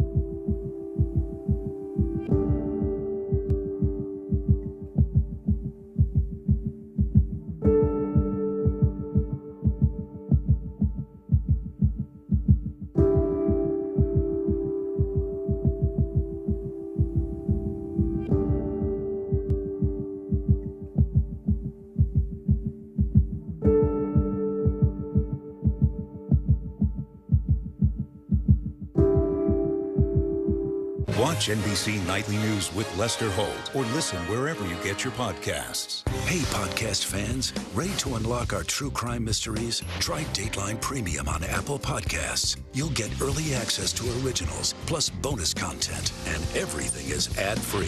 So head to Apple Podcasts now to subscribe. We begin tonight with breaking news just coming in. Whenever it happens, wherever you are, NBC News, streaming free now. At least 6 people have been pulled alive from the debris left from those earthquakes in Turkey today. Today, 6 more people, with one rescuer telling Turkish state news, "I am so excited. We were on the verge of giving up." This is so incredible because, remember, it's the first 72 hours that experts say are so important for finding survivors. But this, scenes like this one, this is what you are seeing 10 days later. It is remarkable. Again, it is rare. Okay, this isn't happening every 10 minutes, but it is happening at all, period, and that matters. That brings at least a little bit of hope to the incredible devastation that we are seeing across the region here. Nearly 40,000 people have now been confirmed dead. Matt Bradley is live in Turkey and is joining us now. And, 600 buildings is what this rescue push encompasses here. It is a massive area, just geographically and logistically, and that makes a difference 9 days after these earthquakes hit. That's right. We're talking about a huge area, and the rescue operation, you mentioned how it's still ongoing, and there are still these miracles, of course, and this is, spiriting to all the rescue workers. But if you look behind me, Hallie, we've been here at this exact spot on and off for the past week, and, there's no rescue operation going on here. This is one of those places, one of many places, where they've turned the page, where it's no longer rescue, it is about recovery, and a lot of the focus here really has been quietly shifting away from finding people alive. And that's because for a lot of these places, they've found the people who they thought were there. So it isn't necessarily just they've given up hope. It's that they have sussed out the situation in a lot of these locations and have found the people that were alive. Remember, when these buildings fall in the way that they do, and only a couple of days ago, this was a massive mountain of debris behind me. They kill a lot of people, and those people have no hope of survival. Kill a lot of people within the first moments of the building falling. So it is hard to keep up looking for people once you've determined that there is no longer anyone living underneath that debris. And so we are seeing those numbers of those rescues decreasing. What about Syria, Matt? It had been hard to get help to the people who need it in that area, given the civil war there, et cetera. Is that changing at all now? That has changed, and now we've just heard, after a week or more than a week of diplomatic pressure on the regime of Bashar al-Assad, he agreed to open up 2 more border crossings. So now there's 3, and we are seeing more convoys of humanitarian aid going through now the Bab al-Salam crossing. So we are starting to see more aid, but the real issue is that a lot of this stuff just didn't reach in time to begin with. When we saw these crews combing through, looking for people who were alive under the debris, using heavy equipment, using sophisticated sounding devices and dogs, international rescue and search operations coming and arriving and trying to find people, that didn't happen in Syria. They didn't benefit from that in the same way that they did here in Turkey. So they can bring in as much aid as they want, but it just wasn't there in time when they needed it, because now it's 10 days later. Matt Bradley, live for us in Turkey. Matt, thank you for being with us. Thank you for still being there on the ground, bringing us those stories. Still to come here on the show, a lawsuit in Alabama claims somebody froze to death while in police custody. What his family's lawyers are saying about the allegations and that shocking video. Plus, the potential for a birth control pill for men. Some scientists are testing a new kind in mice, and they say it looks like it's working. We'll talk about what we know about it later on this hour.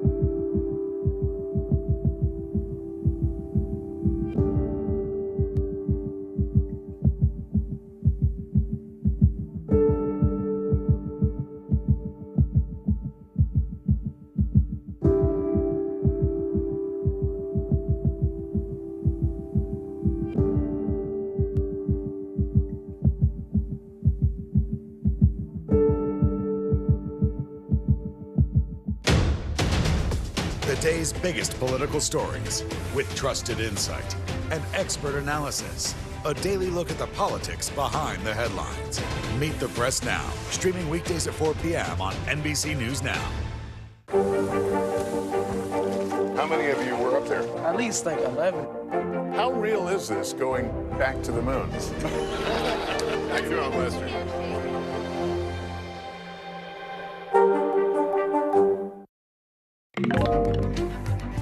We're following a developing story out of Alabama with a new lawsuit now accusing officers just north of Birmingham of tasing an inmate and letting him freeze to death.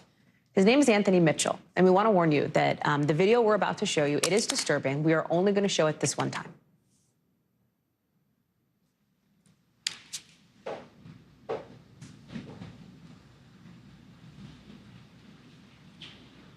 Wanted to let that play out because you're seeing guards carrying down Mitchell's body just hours before his death, according to his attorneys. There are some other videos, apparently, but lawyers for Mitchell's mother say the other ones are just too graphic and too disturbing. They're now suing the county sheriff and 13 staffers of abuse and neglect. We've reached out to the sheriff's office. They have no comment, at least not at this point. Zincle Asamoah is following this story for us. And Zincle, you know, the family released that video. It was posted by civil rights attorney Ben Crump, and one of the attorneys called it the worst case of inmate abuse they've ever seen. What do we know about how Mitchell died? The family says he froze to death. What else are we hearing? Yeah, Hallie, that's right. So most of what we know is from that lawsuit filed by a U.S. district court in Alabama. Anthony Don Mitchell, or Tony as his friends called him, was a 33-year-old man, and he froze to death while incarcerated at a Walker County jail in Alabama. Now, many are outraged. His friends were speaking out today in response to some of this video, some of which you played. Now, an employee actually leaked that security footage of the events leading up to his death. The videos described in the lawsuit reportedly show him dragged naked across the floor and even being tased while naked on the ground by a group of officers. The lawsuit also alleges Mitchell was put in an isolation cell with just a drain, but there was no bed, no toilet, and that he was seen not eating all over the course of 14 days. That's 2 weeks. It also reportedly shows officers laughing at an unresponsive Mitchell. You saw him in that video, unresponsive, as they were going to take him to medical care. And there's just also some of the most disturbing allegations is that he was left in a jail freezer in a restraint chair and then died of hypothermia. It is important to note that an autopsy has not yet been released, but of course, these details so far are enough to raise a lot of alarm, Hallie. I mean, even just the allegation that he was locked in a freezer and died from hypothermia. What are we hearing from law enforcement on this? Anything? Yeah, so right now the DA is not commenting at this time, and the Walker County Sheriff's Office has not replied to our request for comment. But there is an in-custody death investigation that was launched by the Alabama Law Enforcement Agency. Now, as for that leak, right, because a lot of this is because of that security video that we've seen, that was actually from the jail supervisor, Karen Kelly, who was fired after she leaked that video. Hallie, she is actually now suing the Walker County Sheriff's Office, alleging that she was retaliated against. So a lot of layers here, but all of them are disturbing. Hallie. Zincle Asamoah, thanks for being on top of this story for us. Appreciate it. NBC News covers hundreds of stories every day, and because you couldn't possibly read or watch or listen to them all, our bureau teams have done it for you. This is what they tell us is going down in their regions in a segment we call The Local. Out of our Western Bureau, Arizona officials are warning people in a 1-mile radius of a crash site to stay home after a tanker carrying some dangerous chemicals overturned. Look at that video there. You see that orange cloud, that rather ominous-looking orange stuff on screen? That's nitric acid. Health experts say it can irritate your skin, it could hurt your lungs if you're exposed to it for too long. So far, no word on when that shelter-in-place order is going to be lifted. We're watching it. From our Southern Bureau, hundreds of people at Florida's Capitol today to protest Governor Ron DeSantis' Stop Woke Act and his rejection of an AP African-American history class. Leading the rally, the Reverend Al Sharpton, saying that the Republican governor is using his office, in Sharpton's words, to sanitize Black history from the education system.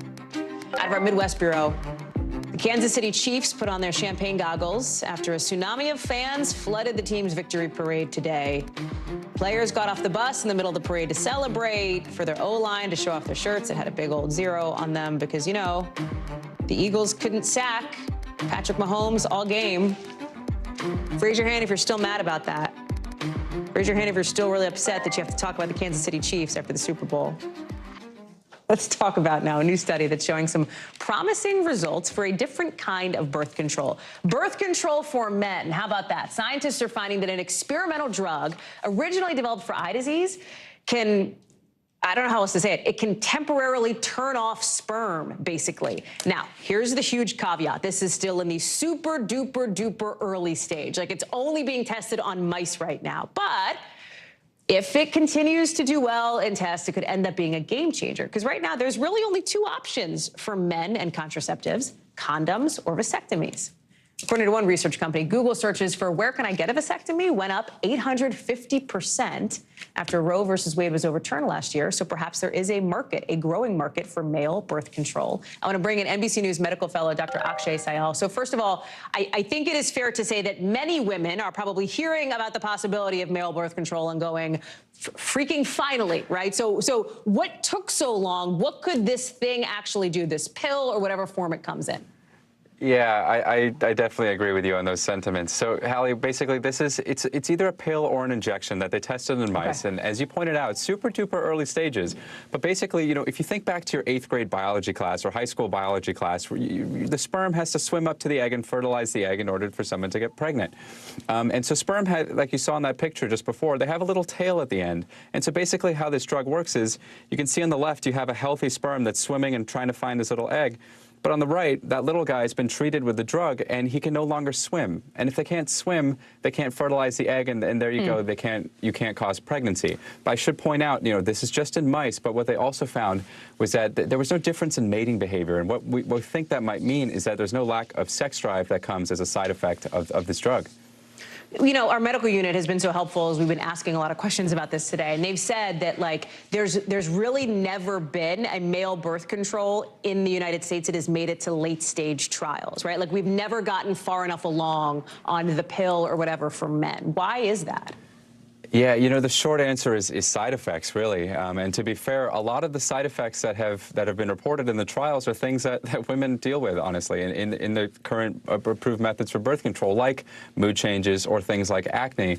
But to be fair, in the most recent trial that was stopped a few years ago, they did see really severe acne, really severe changes that, you know, this is something that's going to be given to young, healthy people. The bar to make sure that it's safe is really, really high, and I think that's a lot of the reason why you're not seeing, you know, an available birth control for men.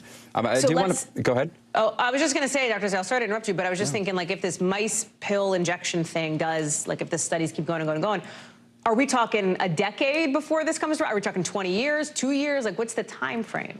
It's, you know, within a decade for this. It has to go through preclinical trials and then clinical trials. I do want to point out there is a gel that could potentially be entering phase 3 trials by the NIH. You actually rub it on your shoulders and you give it a little shoulder rub, and then it reduces your sperm count. That is something that has been safe, well tolerated, could potentially enter phase 3 trials, the last trial to happen before something goes to market.